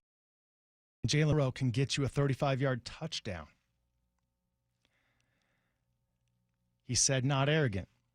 He didn't sound arrogant to me. What I hear is confidence. And you need confidence to play big-time college football, to have a shot in the NFL, and not be a deer in headlights, and not freak out when the stars and lights are the brightest. Here's Milroe on continuing to learn and grow. So I'm coming in to learn, grow, and bring nothing but positive vibes to the offense, and fulfilling all that as a necessity with my role on the team. So, of course, once I get there, I'll understand my niche for sure. But, ideally, I'm competing, no matter what day it is, no matter how many reps I get, competing for when that opportunity presents itself at the quarterback position. What do the Seahawks do with their 3 quarterbacks on the roster? Does Jalen Milroe have a shot to start? Right now, you would say no. Sam Darnold is the man. But Drew Lock's going to push him. Drew Lock knows the system that new offensive coordinator Clint Kubiak is bringing here to Seattle. Sam Darnold played for Clint Kubiak for one season as a backup in San Francisco / Santa Clara, the home of forever beloved Seahawk great KJ Wright, now coaching for the 49ers. But goodness, Jalen Milroe is a possibility. Will it be 2025? Maybe he'll sit a year and 2026 be his time, because really Sam Darnold's contract can be just a one-year deal. Options are nice. And you've got injury prevention. You've got injury insurance. Because if someone does get hurt, whoever the starter is, you've got decent options behind him. There's also another angle you could take on this. I mean, yeah, Jalen Milroe probably not going to be a starter here in 2025, and I don't think anyone out here is expecting him to be. But a lot of people earlier, and he even got asked in his interview to compare himself to Taysom Hill with the Saints. Whether it's a wildcat, you could have Sam Darnold out there and Jalen Milroe, 2 guys that both can throw the ball, act as a running back. You could also be a decoy out there as a fake screen option. It can clear up other options. Options, a great word. A good word the Seahawks have now at the quarterback position. When did Milroe have a clue, and how did he know that the Seahawks were liking him and his style? Number one, words of affirmation. Number 2, just the belief system of everyone there. That's all it takes. You walk differently, you play differently when you have an army behind you, and that's what I have. And so I'm super excited about it. Just knowing that I'm going into a culture that's wanting to win, that's wanting to achieve great things, and I'm going to bring that as a rookie and throughout my whole time being in Seattle. Key word there for Milroe, culture. He understands that culture is key. There's a great culture at Alabama, a very long time culture that goes back decades upon decades of winning. They don't accept anything else. Kalen DeBoer got that firsthand. Former Husky coach, of course, now at Alabama. Milroe had the experience of being Nick Saban's final quarterback and Kalen DeBoer's first quarterback. he's learned from some of the best minds in college football. And now he's got a chance to learn from Clint Kubiak, the offensive coordinator, Mike McDonald, who many have said football-wise is a genius. And we hope we see that every year consistently here in Seattle. And Brady, you mentioned that we don't expect Milroe to start. That very well could be true, but very few expected Russell Wilson to start when Matt Flynn was guaranteed all that money from the Seahawks. That is very true, and there's one thing that, I mean, I don't know if it might have been overinflated or underinflated about Russell Wilson's game that I really like that I do see in Jalen Milroe, which is he's extremely mobile. He's not afraid to run the ball. I kind of saw towards the end of Russell's tenure here in Seattle, he stopped doing those run options and everything. He wouldn't run the ball anymore. He was protecting his body, which on one side is great, but when you take out half the game, they had to put out a QB spy in the middle of the field almost every game when he was doing that, which freed up options, not only for the receivers, but for him to run as well. And if you can get that style of play back in Seattle, you're going to find more success because you have to defend against not only the quarterback running, but also with a real running back, and now with a bolstered offensive line, this could be a great power play for the Seahawks. Is your money right now on Sam Darnold starting? If I had to put money down on it, yes, I would say Sam Darnold's going to be the day one starter. Will that be the same at the end of the season? I can't say that. That's definitely the smart bet. But the bet that would pay off more, the larger odds, would probably be Jalen Milroe. That's true, but I like my money. I don't like losing. And anytime you put something down on a bet, you don't know how it's going to go. You like your money. That's why you've been here since 5:30 in the morning. I do like my money, and I do like keeping it. I tell you what, we switched to the number 18 pick on Thursday, Gray Zabel. Talk about a guy that is down to earth, humble, just seems like an average, all-around awesome dude. And this is from Friday's Brock and Salk interview with him, the first radio interview with Gray Zabel in Seattle, on how he would be punished as a kid on the farm. Yeah, so basically how it is, or what we had to do growing up, was anytime you got in trouble, anytime maybe we got in a fight with one of the brothers in the house or something, we'd somehow find our way up there, and they'd drop us off at a field, and you'd go and you'd pick rocks, because anytime if you disc it, plant it, combine it, if you hit a rock, it damages your equipment really badly. So you basically start at one corner and you just start walking down and back and finding rocks. And, with like a sack? No. Sometimes, I mean, it's probably not the safest thing to do, but you just kind of put the Ranger and let it idle right next to you, and it just goes straight. You just walk by it, pick up rocks, and throw it in there and stuff. Brady, are you ever going to look at picking up rocks the same again? Because now it's a punishment. Well, one, I never really thought about picking up rocks just for fun anyway, and it would seem like a punishment, especially if you just get dropped off on a hillside or in a valley, and it's like, oh, there's some rocks. Why don't you go pick them up, and I'll let you know when you can stop. Here's a question I wished they had asked or Gray had mentioned. Is it a timed thing to where he has to pick up rocks for an hour, or he has to pick up rocks until there's 100? 1,000? I feel like it's how bad did you mess up to get punished determines the duration of the punishment. Pick up rocks to improve the farm and get the rocks out of the soil. Just a kid that grew up on a farm and equates farming and football are very similar in his mind. Impressive young man, Gray Zabel out of North Dakota State. This is the 2025 NFL Draft coverage here on Seattle Sports and the Seattle Sports app.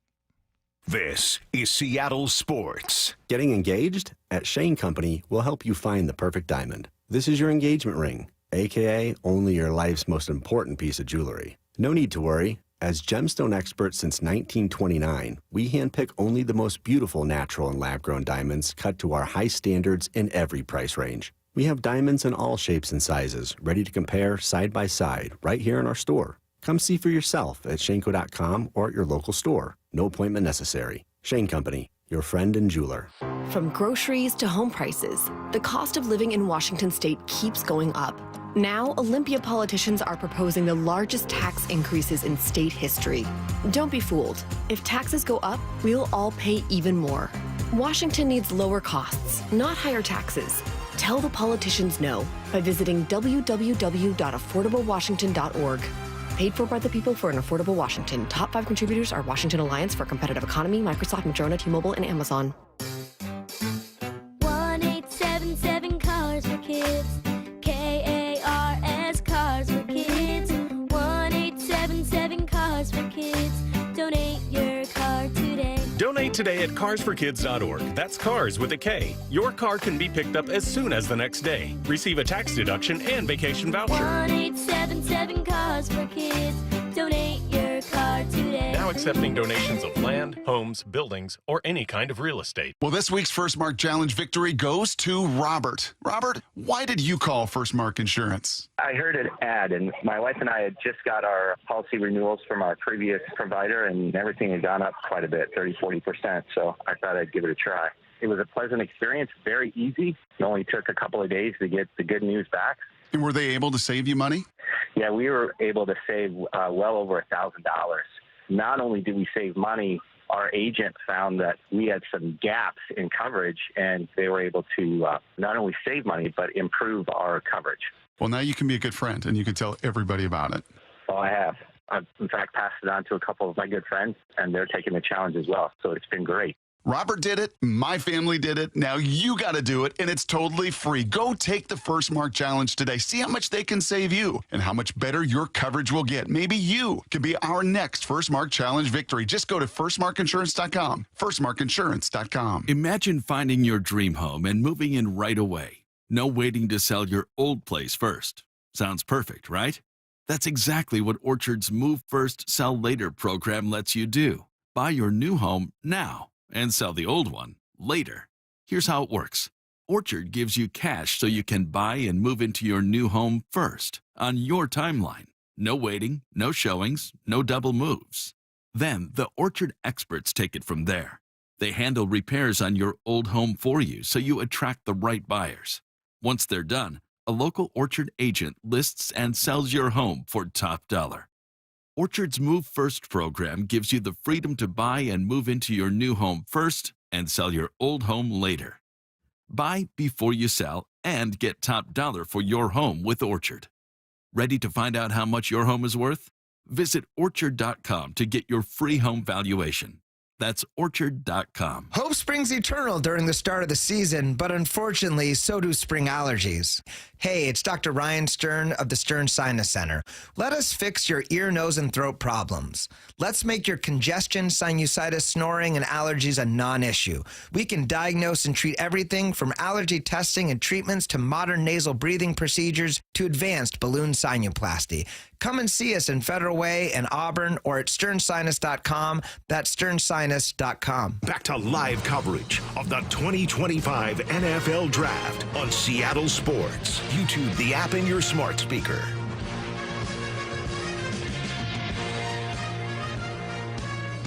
Good Saturday afternoon, everybody. Shawn Walli with you. Thank you for joining me on this anchor leg of the NFL Draft coverage here on Seattle Sports, the Seattle Sports app, streaming on YouTube as we get set for the first of 3 potential picks for the Seattle Seahawks in the 7th and final round. Will it be lucky 7?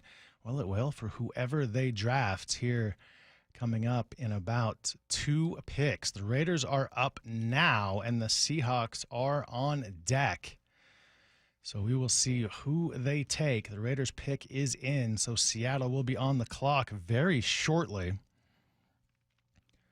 See what Mike McDonald and John Schneider decide to do with their 7th round pick. They've got 3 of them. The first of them here coming up soon at 2:23. Man, can you imagine being one of the players selected in the NFL Draft, and life is about to change in a big way, in a quick way. Something a lot of these guys have been dreaming of for hopefully most of their lives. And that's what I think is key for Schneider and McDonald in 2025. They want guys that love football. If you don't love football, if you don't want to be here, if you don't eat, sleep, drink football, hit the road, Jack. I hate to say it, DK Metcalf, for whatever reason, didn't want to be here anymore. We've heard he didn't get along with Geno very well, but both of them are gone. So DK could have stayed. He didn't want to. Why? I don't know that we'll ever know the true reason. Definitely wasn't money.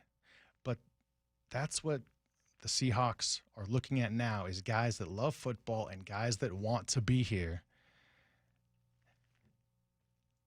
And it does look like their pick at 223 is in. As soon as we get word who it was, we will absolutely let you know. The first pick in the 7th round. Who will the Seahawks add here at pick 223? If you had to go for a position, what would you want us to pick this late in the draft? I know it's maybe not a crucial pick, but at the same time, what position would you like to see us go with? I think depth and competition at running back are necessary. And as I say that, the pick is in. With the 223rd pick in the 2025 NFL Draft, the Seattle Seahawks select Damien Martinez, running back, Miami. There you go. You were right. You got a running back for the depth room because what? We have Kenny Walker, we got Zach Charbonnet, we got Kenny McIntosh, if I remember, unless we lost him for whatever reason. I don't think we did. And now we got Damien Martinez out of Miami. Yeah, McIntosh still around, and I think he's kind of the wild card right now because he's probably the fastest of the backs in that room. And if he stays healthy, he got a little bit more opportunity, more reps in 2024. So will he get more of a shot in 2025? And with Ken Walker struggling to stay healthy for an entire season, depth at every position is crucial. And it's the 7th pick in the 7th round from the U. Damien Martinez of Louisville, Texas, 6 foot tall, 217 pounds. His arms, Robert Turbin will appreciate this. His arms are 30.5 inches around. This good old Turbo, really big about the arms. Turbo still working those arms, and man, he's jacked. Damien Martinez appears to be a similar build, 6 foot 217, 30.5 inch arms. Had a 4.51 40-yard dash, a 4.51, 35-inch vertical, 10.4 broad jump, and a 10-yard split of 1.56. So depth added. He has angry runs. He likes to hit people, run over people. He looks for contact. That's something you love to see, kind of a la Marshawn Lynch. That was one of the things I was going to wonder about him, because are we getting another kind of like juke kind of guy? We do having Ken Walker, or are we going to get a bulldozer like Zach Charbonnet? Those two kind of complement each other in that way. And now with a fullback potential drafted and with a solid offensive line maybe coming up, you might see those A-gap up the gut. Like, we don't care if you're there. We're going to hit you. Damien Martinez, the latest draft pick for your Seattle Seahawks out of the U, the Miami Hurricanes. Depth, very important, because unfortunately guys will get injured. It's a violent game. And you said potentially, hopefully, an upgraded and healthier offensive line. Can Abe Lucas maintain for an entire season? He's got that knee injury. He came back last season, held out, finished the season. So he's going to be coming into 2025 healthy, which is going to be amazing and just a great improvement for the line itself. Charles Cross, the final year of his deal, you know John Schneider's not wanting to let him walk. The quality left tackle that he is. Now you add Zabel to the mix. There's a chance, and these new tight ends, this fullback they've drafted. Maybe some more evolution of Oluwatimi on the line as well, because we need to get back to the running downhill kind of run game where we kept going with the more bounce it outside, kind of play off the tight end on the edge and have a wide receiver seal. We weren't really going straight up the gut, and when we were, it was only goal line. And even if we did it midfield, for example, we just were not having too much success getting to the second level. And when the box is stacked against a line that can't create those holes, it's nearly impossible for the running backs. And we saw that too many times on those goal line, short yardage, 4th and 1, 3rd and goal plays. The other team knows what you're going to do, and they can stop it because, unfortunately, the offensive line in Seattle hasn't had the proper talent. Haven't had the talent, and then when you do get caught like that, you're trying to run it up the gut, and whether or not you do get any form of separation, a lot of times what you end up seeing is holding penalties. You can't keep your guy. You can't actually seal the edge, seal the line, and get the ball moving forward. That's when the penalty flags start coming up, because you have to get the ball running if you want to have a chance to win, and sometimes you do a little bit too much, a little too much extra, and it ends up hurting you more than it helps you. How much do you think the run-heavy offense that we hear the Seahawks are getting back to or trying to get back to with Clint Kubiak running the offense as the offensive coordinator, do you think Jackson Smith and Jigba hears that and doesn't like what he hears? Not at all, because, yes, you could go to a run-heavy offense, but what does that do? It opens up options in the passing game because you're going to see more people stacked in the box. You're going to see more people trying to do those blitzes and trying to attack the line of scrimmage, where that would actually free up space upfield for JSN to do what he does. And JSN also has said multiple times he loves to block. He loves to block, and he loves to deke out the defenders when he's running downfield, pretending like he's going to catch a ball to free up Geno Smith running up there. That could also be for a running back if you do a delayed handoff and the guys just aren't paying attention to it. You can drag guys with you. You may not be blocking them, but you're bringing them with you. Could be a good possibility. K9 can run past as Jackson Smith and Jigba's holding that block, or maybe this Damien Martinez, the first pick for your Seahawks in the 7th round out of the University of Miami. Running back, 6 foot tall, and he was graded as a 6 on NFL.com. His overall production score, 75 out of 100. So we will see what Damien Martinez is able to bring to the running back room. Man, just stay healthy. If K9 can do that, if Charbonnet can do that, if Kenny McIntosh can do that, and now a 4th guy, Damien Martinez, the sky could be the limit for the ground game in Seattle. I mean, staying healthy as a running back is one of the harder things to do in football. It's like keeping your starting rotation all 100% and have all the starts made in baseball. You just don't really see it too often anymore, but having depth allows you the benefit. If one guy does go down, you got people there. The last thing you want to do is have to sign some dude off another practice squad midway through the season and try to get him to fill the role that he may not be able to fill. But with 4 guys now, I think we have a good competition in that running back room. Brady Robick, thank you for all your efforts today. You've gone the extra mile here at Seattle Sports, running the board, keeping us on the rails. Go take a nap. What are you going to do with the rest of your day? Well, I got to get some food. I haven't really eaten too much today, but yes, some just R&R, relaxation. I just need to lay down. Brady, thanks for your help. Thanks for your time, your efforts. Go get some rest. Brady is out. Nathan ready to jump in on the board. Seahawks have 2 more picks in the 7th round. This is the 2025 NFL Draft coverage on Seattle Sports and the Seattle Sports app.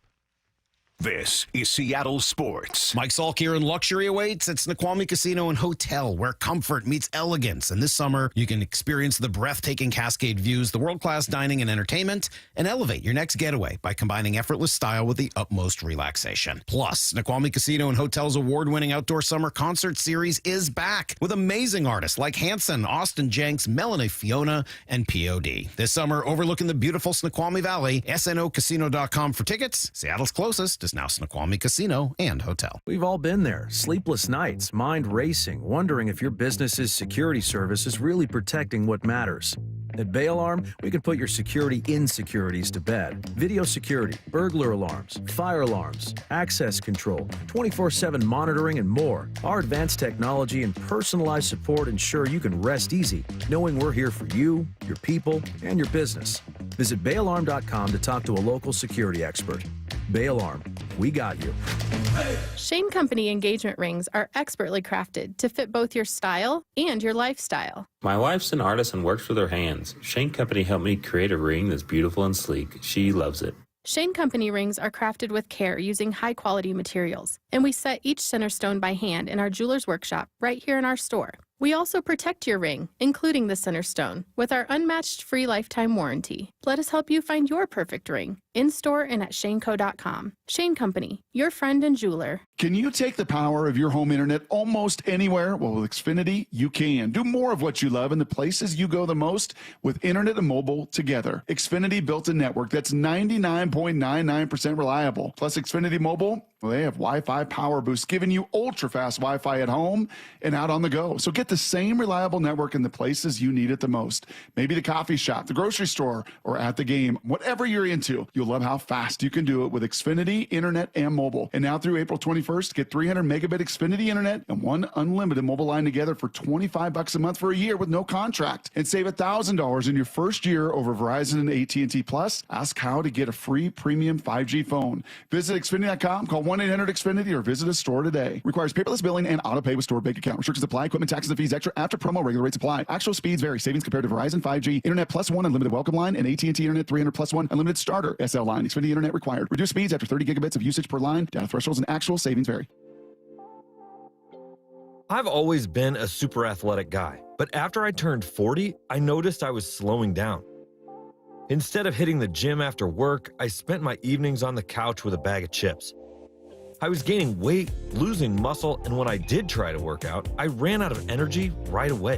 One of my buddies suggested I book a free testosterone check at Revive Health, and that's when I learned that low T doesn't just impact how guys perform in the bedroom. I worked with a provider to create my custom treatment plan, and today I'm feeling stronger than ever. Last week, I even set a new PR at the gym. My only regret is not reaching out sooner. If you're ready to book your free T-check, visit ReviveMen'sHealth.com or call 206-529-1111. Again, that's 206-529-1111. Bonneville International radio station contests are open to participants 18 years of age or older that are residents of Washington State unless otherwise specified. Employees or agents of the station, Bonneville International Corporation, other area radio stations, or any entity associated with the contests are not eligible to win unless the station otherwise specifies at its own discretion. Persons who have won in the last 60 days from a station contest or event may not be eligible. Full general contest rules are available on seattlesports.com or in person at the station during regular business hours. The 2025 NFL Draft on Seattle Sports. 710 KIRO AM Seattle and KIRO FM HD2 Tacoma. Your home for the Seahawks and the 2025 NFL Draft. Good evening and welcome to the NFL Draft. This is Seattle's sports presentation of the NFL Draft. Streaming on YouTube, the app, and your smart speaker. Come on, man! What's going on into hour number 2, the final hour of NFL Draft coverage for the weekends, live on Seattle Sports, the Seattle Sports app, YouTube, so many ways with technology to find us, and also 710 on your AM dial. A little bit surprising, this has not been played yet in its entirety here on Seattle Sports, so let's get you to Gray Zabel's Thursday night conference call with the media here in Seattle. Great, congrats. Just what was your reaction to getting that call from the Seahawks?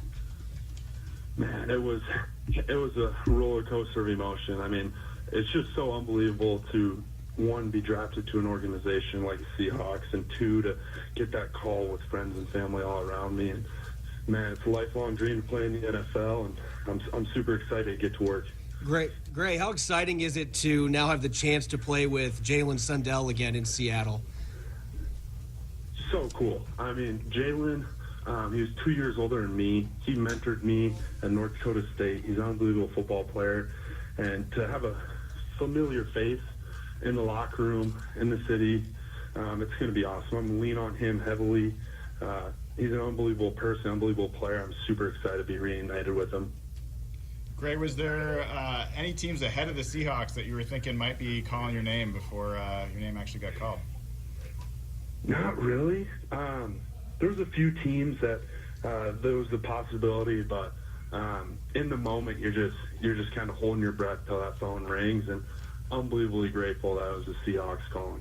Gray, have they talked to you about which position they want you to play? I'm assuming it's going to be somewhere on the interior. Not sure yet. We'll have to wait till I get to Seattle and kind of talk with the coaches. But wherever I play, whatever I do, I'm super excited to do it for the Seahawks. Do you have a preference? Not really. At the end of the day, you're an offensive lineman. You got to block somebody, and you got to protect the quarterback and move the line of scrimmage. So whatever position that is, that's where I want to go compete and play my best football at. But I'm excited to do it wearing the Seahawks logo. When did you first play guard, Gray? Who moved you there? What coaches? And how does that fit your game? Yeah, I first played it my true freshman year. North Dakota State, I played right guard, and Coach Larson was crazy enough to throw a true freshman in there, and started a few games and played there for him. And I think it's going to turn out pretty well that I got some experience there. How's that fit your game, guard? Yeah, I think guard, just the type of style that I play is quick. Try and use my athletic ability and my benefits, and basically at the end of the day, it's all mentality playing the offensive line. So those three things are kind of something I kind of hang my hat on at the end of the day. Super excited.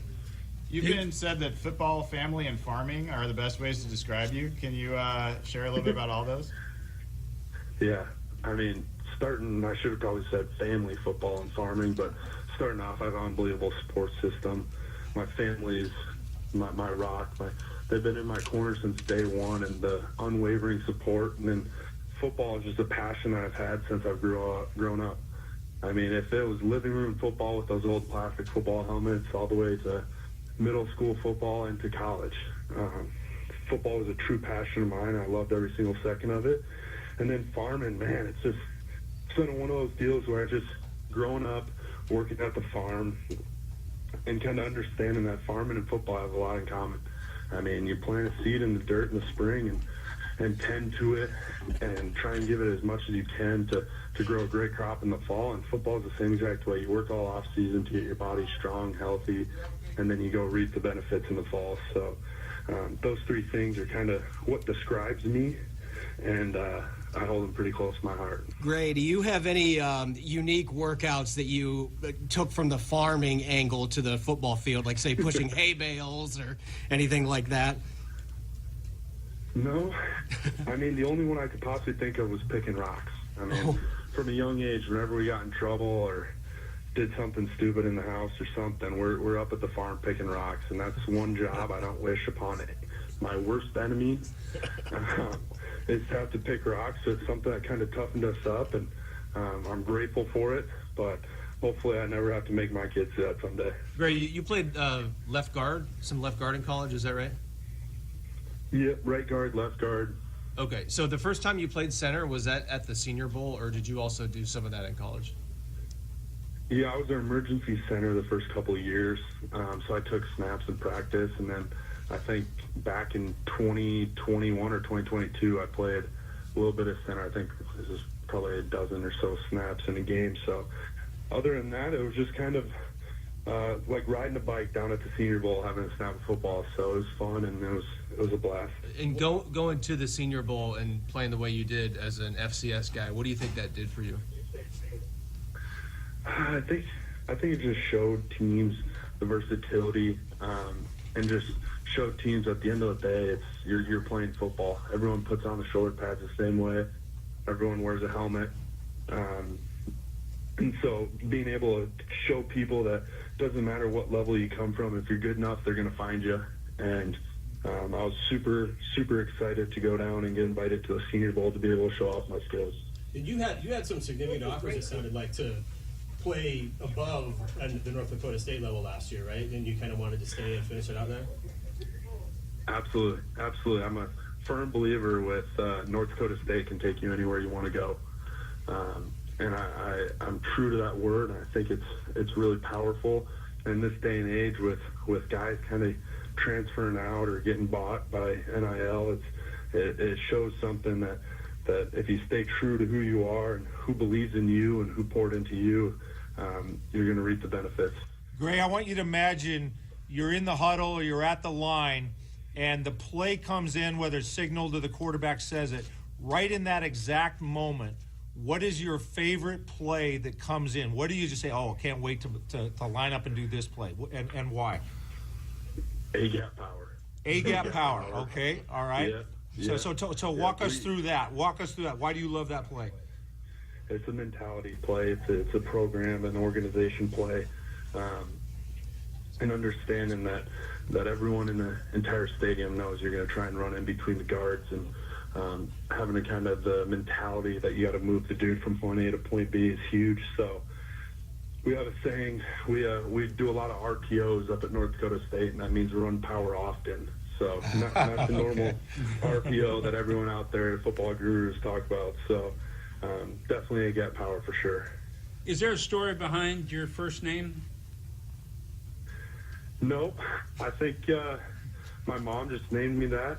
Growing up, she used to tell me I was named after Grey's Anatomy, but I soon found out when I was kind of a teen that Grey's Anatomy came out in like 2005 or 6, so I was born way before that. But yeah, you were a pitcher in high school. Can you tell us about that?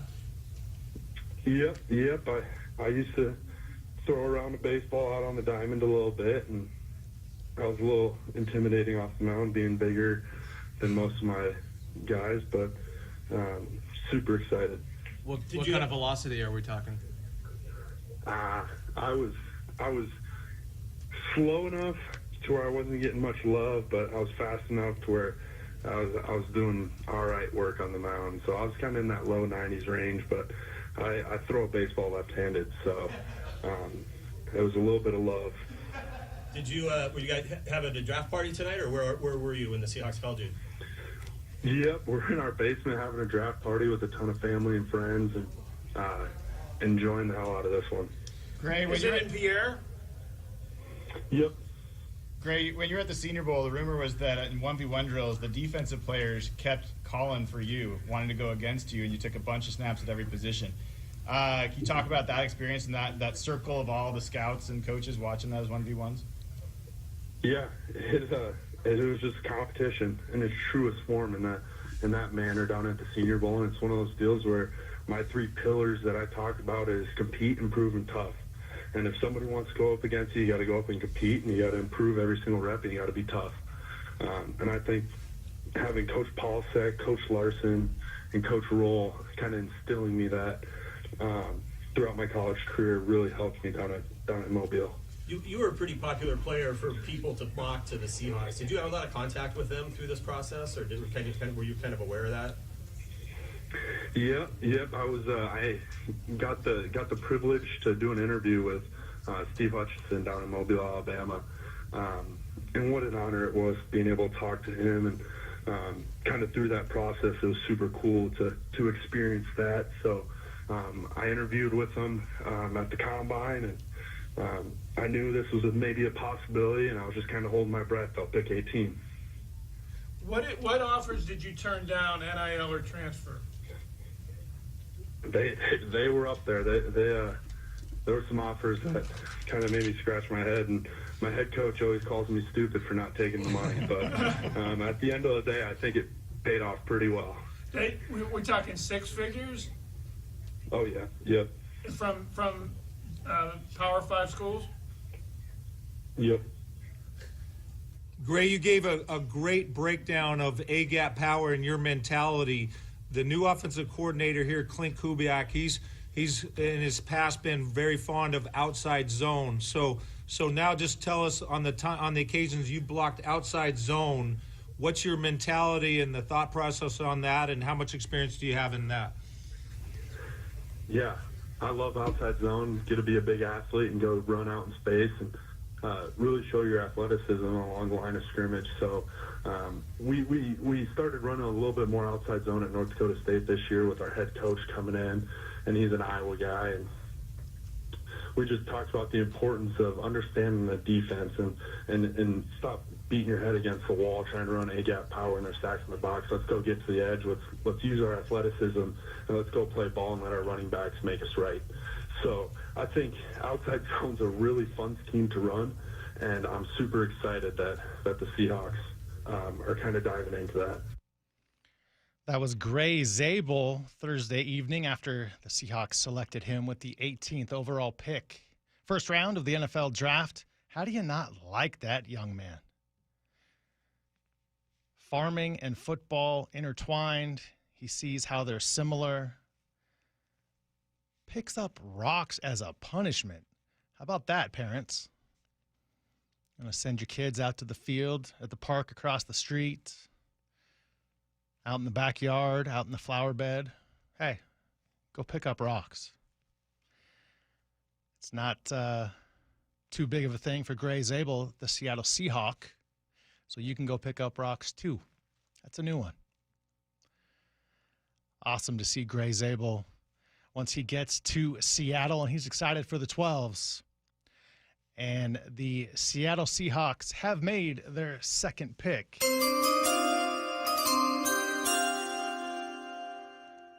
With the 234th pick in the NFL draft in the 7th round.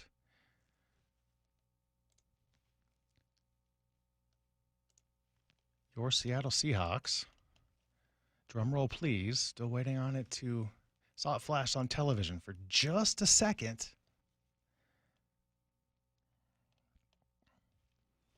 At 223, they took Damien Martinez earlier in the 7th round. And they add to the offensive line at 192, guard Bryce Cabeldue at 192, a guard, adding to the offensive line room out of Kansas. This Kansas guard Bryce Cabeldue. So another offensive guard to add to the mix, the offensive line in Seattle. Up next, stick around. Former Seahawk Robert Turbin joining us on Seattle Sports. This is Seattle Sports. This is a story of the one. As a maintenance specialist for university housing, he knows college students can major in wear and tear. Plus, housing so many students doesn't leave a lot of room to house all the supplies he needs. That's where Grainger comes in. With over 1 million industrial-grade products and fast, dependable delivery, Grainger carries the quality products he needs so he doesn't have to. From a new door hinge to a whole new faucet. Call, click Grainger.com, or just stop by. Grainger, for the ones who get it done. This is Secret Clinical dominating extra stinky stress sweat. And this is regular deodorant. Secret Clinical in a heat wave. Oh, what a beautiful day. This is regular deodorant. Ugh, I can't. Secret Clinical with workout sweat. Let's run another marathon. And regular deodorant. How much more? Secret is the GOAT. Because nothing fights sweat better. Stay fresher under pressure. This is a story of the one. As a maintenance specialist for university housing, he knows college students can major in wear and tear.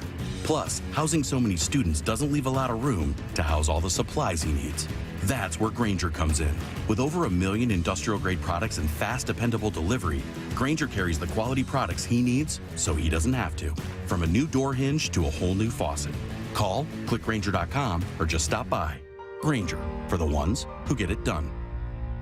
Welcome to Staples. Hi, I hear Staples prints it all. Oh, you bet. Posters, banners. Can you print it all for Mother's Day? Oh, of course. Photo gifts like canvas prints, photo puzzles. Can you print it all for graduation? Sure can. Custom cards and invites. Can you print a huge banner with the grad's picture? Oh, definitely. Even an embarrassing baby picture? Oh, those are the best kind. I know, right? Print it all for moms and grads at Staples. And right now, get 40% off custom cards, invites, and photo gifts. N75 exclusions apply. Visit staples.com/print for details. I can't believe how spotless my floors look after using the Swiffer Power Mop. No more dragging around a heavy mop and messy bucket. Now I get the same deep clean without all the work. Thanks to the powerful solution and scrubbing pad of the Swiffer Power Mop, dirt and grime don't stand a chance, and I don't break a sweat. Mic drop. I mean, mop drop. Swiffer Power Mop. Swiffer Power Mop. A smarter way to mop. Try it or your money back. Hi, I'm Smokey Bear, and I made an assistant to help you out, because only you can prevent wildfires. Hey, Assistant Smokey Bear. Call me Papa Bear, because I'm grilling up dinner. Do you get it? Yes, good job. So, what should I do with all these coals? Don't just toss them out. Put them in a metal container because those embers can start a wildfire. I understand. The stakes are high. Ha, ha, ha, ha. Learn more at SmokeyBear.com. Brought to you by the U.S. Forest Service, your state forester, and the Ad Council. At Shane Company, we love a spring engagement, but you might be wondering, how do I find the perfect engagement ring? As a trusted family jeweler since 1929, we get asked this a lot. We have a wide selection of ring settings, like vintage designs with romantic details, floral settings inspired by nature, and classic styles with clean lines and sleek metals. Dreaming of the most beautiful diamond you've ever seen? At Shane Company, we handpick only the sparkliest center stones in all shapes and sizes, from oval to round to marquise, and more. We have gorgeous natural and lab-grown diamonds at competitive prices, in-store, ready to compare side by side. Drawn to certain colors? We're known for our rainbow of vivid natural sapphires, including shades of blue, straight out of a fairy tale, handpicked by our owner, Tom Shane. At Shane Company, we have the best free lifetime warranty that includes the center stone, plus resizing, repairs, and cleanings for life. Visit us at shaneco.com or in store. No appointment necessary. Shane Company, your friend and jeweler. Back to live coverage of the 2025 NFL Draft on Seattle Sports. YouTube the app in your smart speaker. Back here with 2025 NFL Draft. Back here with 2025 NFL Draft coverage. Shawn Walli here with you. And at pick 234, the Seahawks did add to the offensive line room, taking tackle Mason Richman out of Iowa at pick 234. They are on deck, so we'll get you their pick here in a moment when they make pick 238. But right now, let's head out and welcome in former Seattle Seahawk running back Robert Turbin. Robert, how you doing? Hey, I'm doing great, man. Thanks for having me on the show. Turbo, appreciate your time, man. Thanks for joining me. And I got to ask you, take me back to 2012. What was it like when you were drafted by the Seattle Seahawks? What do you remember? Well, it was a dream come true. I do remember being a little bit disappointed in terms of where I was drafted. I thought I'd go a lot earlier. Maybe not as drastic as a Shedeur Sanders, but but I didn't think I'd get to day 3. But that's the way that it went. But John Snyder, he was still the GM at the time. He gave me the call, and I was excited, although my voice didn't really display it, if I'm being completely honest. John was even like, hey, you don't sound excited to be drafted by the Seahawks right now. And I'm like, no, I had to kind of change my tune. But all in all, man, it was, an extraordinary day. How much was that day life-changing for you? And conversely, how much is it life-changing for these guys today? Well, the thing is that, it's life-changing because you think about, all the things that you have endured throughout your life up until that time, the work that you put in, the belief that you had to have, the mental fortitude to be able to overcome adversities, both on the field and off the field. And you sit there for a second and you realize, it worked. The hard work that I put in, it worked. The extra time that I put in after hours, it worked. The early mornings, it worked. It was worth it, man. Believing in myself, all of those things combined together, you just sit there and say it worked. And so, from that standpoint, you just feel extremely blessed and fortunate. What was the biggest shock or surprise when you got to Seattle in the NFL? You know what? That's a good question. Try not to get too deep into it, but when you first walk into a locker room, I think that one of the things that really shocked me was, really all of the different personalities, and you get a bunch of different personalities at all phases of your life and career. They become more drastically different, at every stage, from high school to college, from college, then to the NFL. But, you realize, you may have one way that works for you in terms of your day-to-day process and, even the things that you apply yourself to off the field that you feel got you to where you are. But, for the next person, it could be completely opposite, and they still have the ability to, discover their own greatness in their own way as a ball player as well. And so, that was a little bit surprising to me. I thought that, I thought it was running hills, like Jerry Rice every day. And for some guys, it's not always quite like that as far as their process is concerned in terms of being the best that they could be. And so that was one of the bigger shockers, was just really just learning how different everybody really is at this level. Real quick, Robert, let me jump in. The Seahawks have selected Ricky White III, a wide receiver out of UNLV, with their final pick, 22 in the 7th round, number 238 overall. So another receiver for the offense in that receiver room for the Seahawks. Well, Robert, the Seahawks have definitely taken it upon them to add to the offensive line. How important is that as a running back to have not only a good line, but hopefully a great line to open those holes for you? Well, the offensive line is everything, to an offense, really. They don't get the credit or the attention, as we know, but, nothing really happens without them up front. The play doesn't even get started. Think about it, like a center literally snaps the football, and then everything else in terms of success is really dependent on, how the offensive line is operating, both in the run game and in the passing game. So, I think it's no secret that Seattle has tried to make that area a priority over the last 2 years, and perhaps it just hasn't, been up to par in the way that they've liked it to be. And so they're really attacking it in the draft. And, you never know how these guys are going to turn out. It's always great. You get drafted, you get these young players, but then you got to go out there on the field and, prove that you can be, that guy. So a lot of competition going to be happening on the offensive line. I think Hawks fans should be excited about that. Robert Turbin joining me, former Seahawk running back. Robert, what are the keys for some of these maybe middle to late round draftees to survive and make it on an NFL roster? Hopefully here in Seattle, but anywhere. Yeah, I think it's just about consistency. It's about consistency. It's about asking questions and learning, gaining as much knowledge as possible. So much focus is on the field, as it should be, but, a lot of your success is determined by, your operation off the field.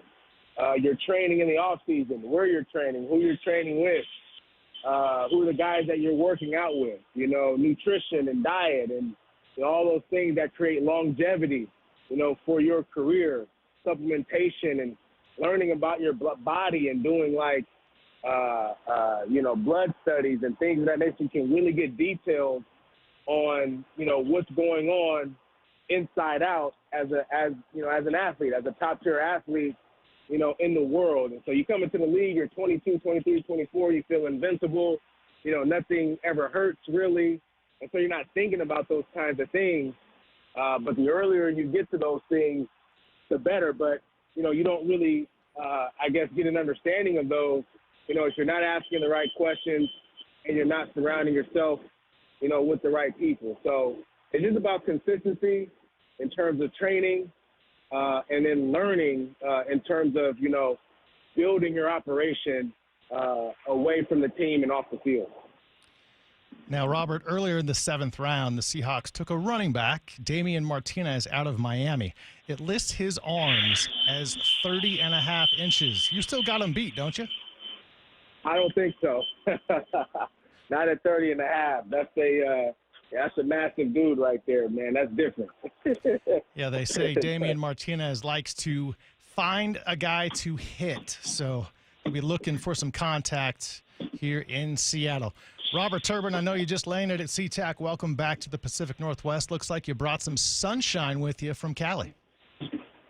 Oh yeah, man! It's always a nice time when I get to get back to Seattle and fellowship with some of the guys that I used to play with. And my little brother lives out here, was just in the military over the last 8 years of his life, and so he's back in Seattle. So it's cool to be able to visit him and my niece, who's now 1 year old, and he went out to Bellevue College back in the days when we were living here. But it's always special, man. It's always special to be back in town, and it's always good to bring some sunshine as well. We don't get a ton of that in Seattle too. Enjoy the family time, safe travels, and thank you for your time and your insight, Robert. All right, guys, take care. Robert Turbin, former Seattle Seahawk running back, talking all things Seahawks and his journey through the draft and the NFL. This is the 2025 NFL draft coverage on Seattle Sports. Back after this. This is Seattle Sports. Did you know that most people wait 6 or 7 years before they buy a new TV? That's a lot of time in front of one TV. So why not get one of the best sets for the next 7 years, like one of the top-rated Samsung, LG, or Sony models? Too expensive? What if you could get up to $1,000 trade-in for your old set? Who would do a stupid deal like this? Right now, at Video Only, you can get big bucks for your old set as a trade-in and a hot price on the new models. Don't be sorry. Check out Video Only. Mike Salk here, and luxury awaits at Snoqualmie Casino and Hotel, where comfort meets elegance. And this summer, you can experience the breathtaking Cascade views, the world-class dining and entertainment, and elevate your next getaway by combining effortless style with the utmost relaxation. Plus, Snoqualmie Casino and Hotel's award-winning outdoor summer concert series is back with amazing artists like Hanson, Austin Jenks, Melanie Fiona, and POD. This summer, overlooking the beautiful Snoqualmie Valley, snocasino.com for tickets. Seattle's closest is now Snoqualmie Casino and Hotel. We've all been there. Sleepless nights, mind racing, wondering if your business's security service is really protecting what matters. At Bay Alarm, we can put your security insecurities to bed. Video security, burglar alarms, fire alarms, access control, 24/7 monitoring, and more. Our advanced technology and personalized support ensure you can rest easy, knowing we're here for you, your people, and your business. Visit bayalarm.com to talk to a local security expert. Bay Alarm, we got you. Summer 2025 marks the grand opening season of Seattle's new Waterfront Park, and the waterfronts never felt more alive. Friends of Waterfront Park invite you to 6 months of free concerts, cultural festivals, food trucks, movement classes, and markets right by the Salish Sea. It all kicks off May 31st with the Meet Me at Waterfront Park 5K and community celebration. Registration open now. Be part of something big. Plan your visit at waterfrontparkseattle.org. Now is your time to get into a new D.R. Horton home by taking advantage of their National Red Tag Sales Event, now extended through April 27th. Stop by any of their participating communities and find select Red Tag homes at incredible pricing. So whether you're buying your first home or looking for an upgrade, you don't want to miss the Red Tag Sales Event, extended through April 27th. Discover the D.R. Horton difference at drhorton.com. drhorton.com. D.R. Horton, America's builder and equal housing opportunity builder. Can you take the power of your home internet almost anywhere? Well, with Xfinity, you can. Do more of what you love in the places you go the most with internet and mobile together. Xfinity built a network that's 99.99% reliable. Plus, Xfinity Mobile, well, they have Wi-Fi Power Boost, giving you ultra-fast Wi-Fi at home and out on the go. So get the same reliable network in the places you need it the most. Maybe the coffee shop, the grocery store, or at the game. Whatever you're into, you'll love how fast you can do it with Xfinity Internet and mobile. And now through April 21st, get 300 megabit Xfinity Internet and one unlimited mobile line together for $25 a month for a year with no contract. And save $1,000 in your first year over Verizon and AT&T Plus. Ask how to get a free premium 5G phone. Visit Xfinity.com, call 1-800-XFINITY, or visit a store today. Requires paperless billing and auto pay with stored bank account. Restrictions apply. Equipment, taxes, and fees extra after promo. Regular rates apply. Actual speeds vary. Savings compared to Verizon 5G, Internet Plus One unlimited welcome line, and AT&T Internet 300 Plus One unlimited starter SL line. Xfinity Internet required. Reduced speeds after 30 gigabits of usage per line. Data thresholds and actual savings vary. As America's leading business lender, Bank of America is on your corner and in your corner, right here in Seattle. With $215 billion in business loans and over 3,700 business specialists across the nation, we help businesses thrive so communities prosper. What would you like the power to do? Learn more at bankofamerica.com/local business. Bank of America, official bank of FIFA Club World Cup 2025. Copyright 2025 Bank of America Corporation, all rights reserved. The 2025 NFL Draft on Seattle Sports, streaming on YouTube, the app, and your smart speaker.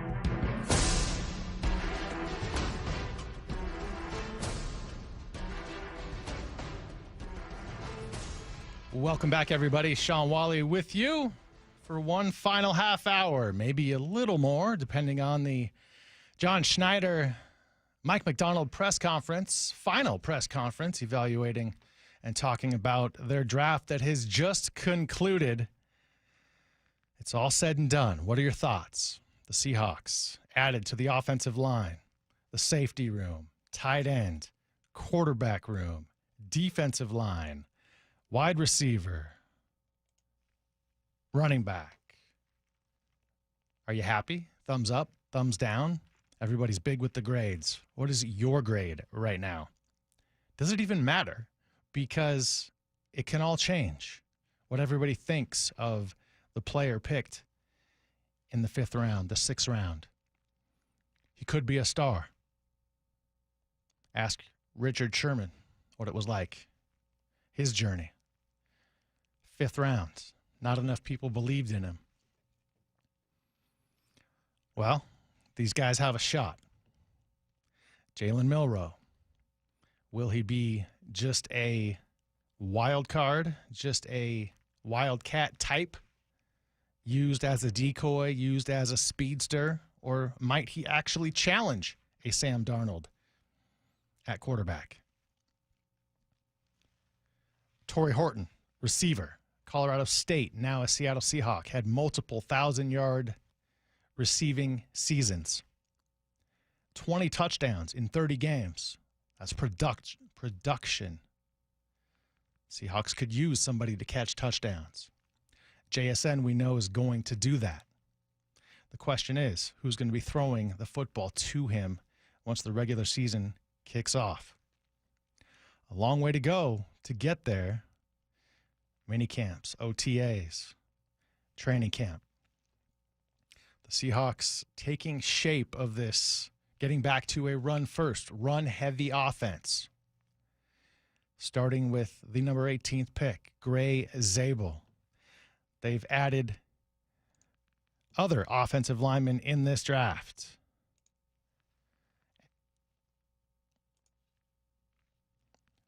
Bryce Cabeldue, out of Kansas.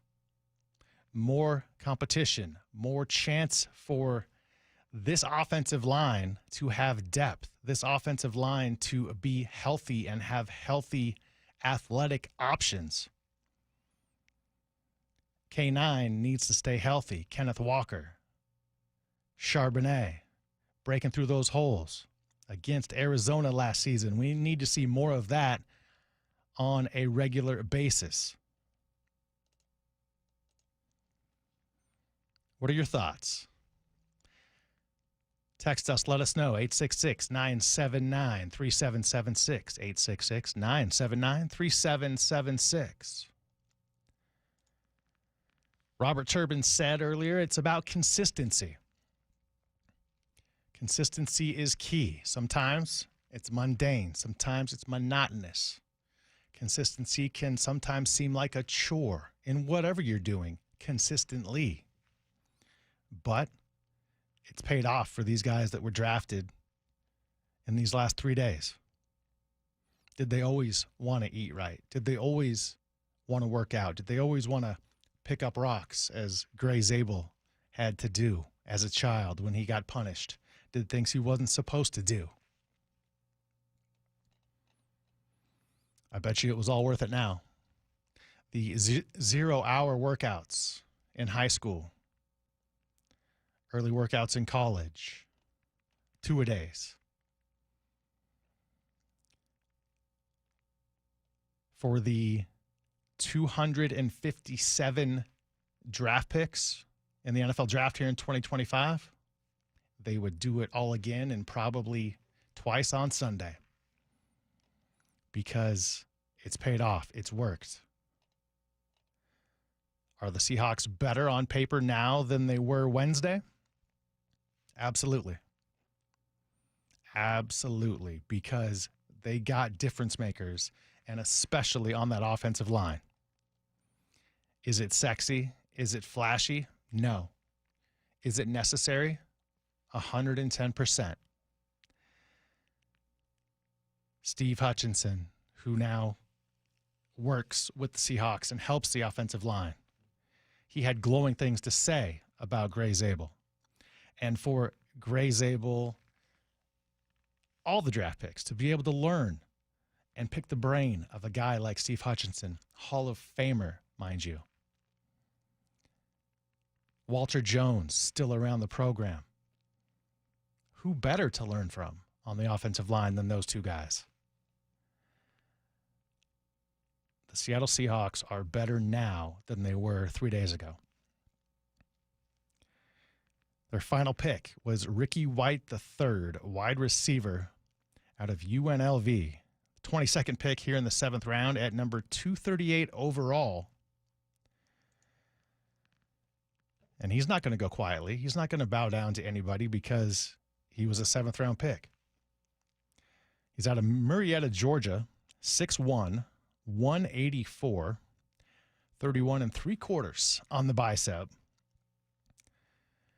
4.6 on the 40-yard dash. Not as fast as you would like, but good enough for competition in that Seattle Seahawk receiver room. You still have Jake Bobo, Derek Young. Those guys want a shot. Bobo's played more at receiver than Derek, but Young has been in this system, been with the Seahawks for years. A special team standout. Maybe he takes a step forward. Maybe Bobo continues to get reps. Ricky White III, the final pick for your Seahawks here in the 7th round. Jalen Milroe, thumbs up, thumbs down. What are your thoughts? One of the best runners in all of college football at the quarterback position. It's impressive what he can do with his legs, and he can make all the throws if you ask him. He says he has. He says he can. And you got to wonder if he can get better with the accuracy. 64%, his accuracy percentage, his rating in college. You'd like to see that more closer to 70 or above, where Geno Smith was. But what did that bring us? No playoffs in 2024. No playoffs in 2023. So yes, the completion percentage was very good, but didn't get you where you want to be, where you are consistently trying to get to the playoffs and beyond, because one Lombardi trophy, not enough. We already heard earlier, should be 2, says Justin Ruppel. And he's not wrong. On the 1-yard line, don't throw the ball. That was written home. But man, Mike McDonald and his views and his thoughts on this team are definitely molding and taking shape. He's had a full off season. If you remember last year, he got here late because the Baltimore Ravens went deep into the playoffs. So the Seahawks couldn't interview him, couldn't hire him until Baltimore was done in the playoffs and their season was over. So he kind of was behind the 8 ball last year. And now he's entrenched. He's got his foundation. And now this team can truly take shape in his vision and his version of the Seattle Seahawks in 2025.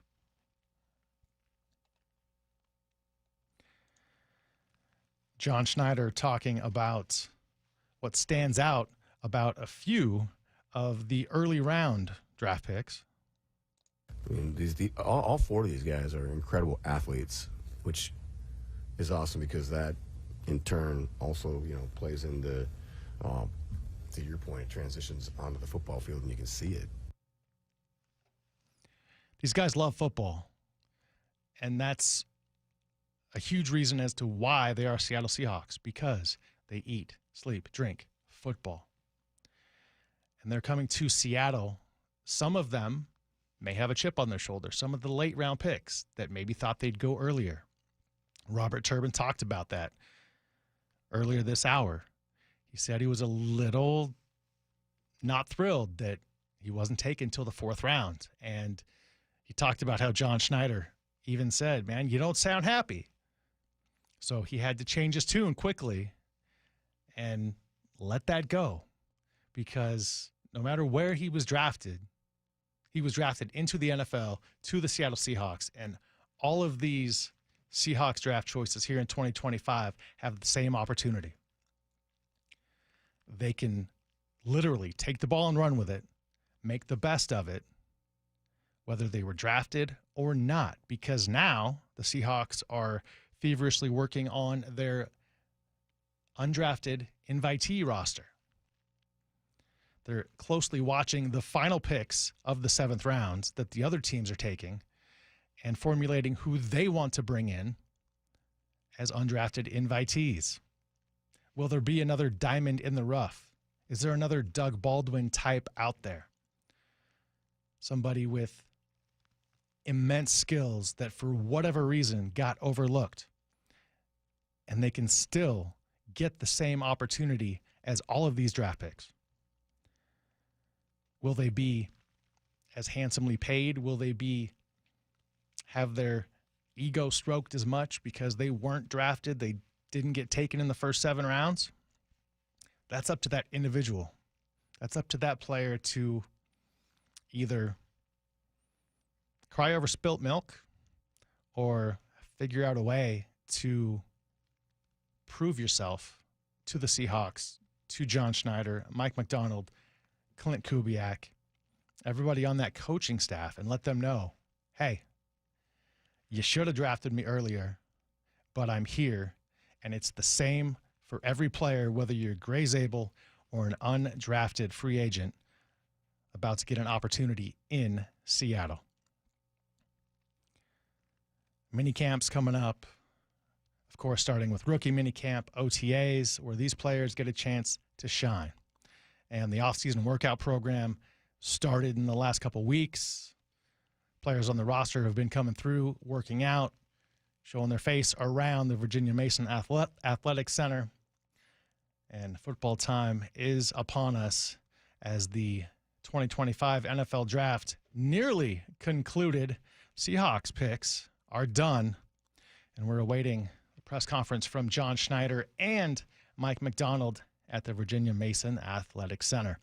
This is the 2025 NFL Draft coverage on Seattle Sports, the Seattle Sports app, and streaming on YouTube. This is Seattle Sports. This is a story of the one. As a maintenance specialist for university housing, he knows college students can major in wear and tear. Plus, housing so many students doesn't leave a lot of room to house all the supplies he needs. That's where Grainger comes in. With over 1 million industrial-grade products and fast, dependable delivery, Grainger carries the quality products he needs so he doesn't have to. From a new door hinge to a whole new faucet. Call, click Grainger.com, or just stop by. Grainger, for the ones who get it done. This is Secret Clinical Dominating Extra Stinky Stress Sweat. And this is regular deodorant. Secret Clinical in a heat wave. Oh, what a beautiful day. This is regular deodorant. Ugh, I can't. Secret Clinical with workout sweat. Let's run another marathon. And regular deodorant. How much more? Secret is the GOAT because nothing fights sweat better. Stay fresher under pressure. Did you know your skin is the largest organ of your body? Huh? That's why you should shower with Old Spice Super Hydration Body Wash instead of plain old bar soap. Love your skin by super hydrating it with vitamin B3 and glorious notes of vanilla and shea. Did you know that my super hydrated skin is the second largest organ of my body? The first is my heart. Old Spice. Men have skin too. Old Spice Super Hydration Body Wash. 24/7 renewing moisture. With daily use. Did you know you can get your prescriptions for less at your local pharmacy? You can with GoodRx. It's the free app that can save you money on your medications. Just search for your prescription, choose the pharmacy and the price that works best for you, and then show your GoodRx coupon to your pharmacist at the drop-off counter. GoodRx works at over 70,000 pharmacies, including Walmart, Rite Aid, and Walgreens, and it works whether you have insurance or not. It's easy to save. Next time you drop off your prescription, check GoodRx. To start saving today, go to GoodRx.com. GoodRx is not insurance. This is a story of the one. As a maintenance specialist for university housing, he knows college students can major in wear and tear. Plus, housing so many students doesn't leave a lot of room to house all the supplies he needs. That's where Grainger comes in. With over 1 million industrial-grade products and fast, dependable delivery, Grainger carries the quality products he needs so he doesn't have to. From a new door hinge to a whole new faucet. Call, click Grainger.com, or just stop by. Grainger, for the ones who get it done. This is Secret Clinical dominating extra stinky stress sweat. And this is regular deodorant.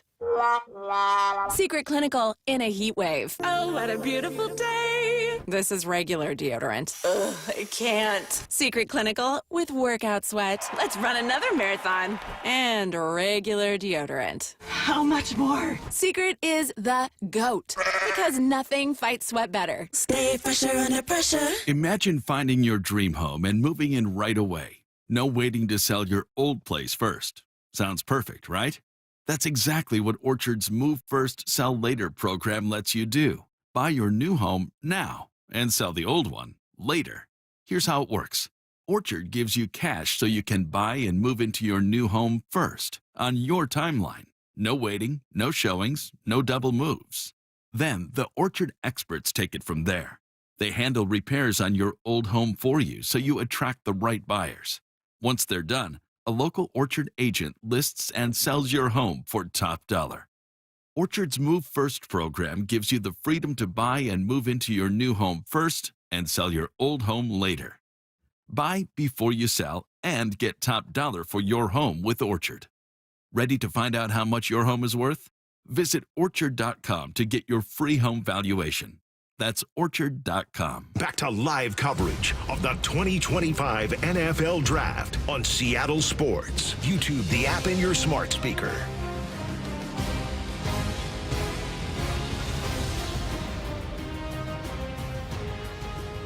Bringing it home here on Seattle Sports. Shawn Walli with you as we finish out our 2025 NFL Draft coverage. Thank you for joining us throughout the entire weekend as we go live on this Saturday.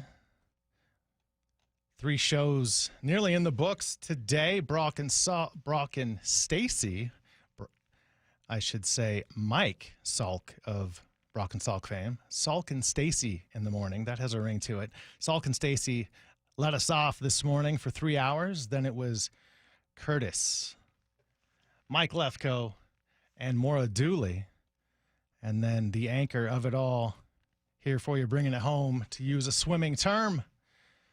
And the Seattle Seahawks have selected all of their draftees here in 2025 as we're awaiting the final draft press conference from Virginia Mason Athletic Center, awaiting John Schneider and Mike McDonald.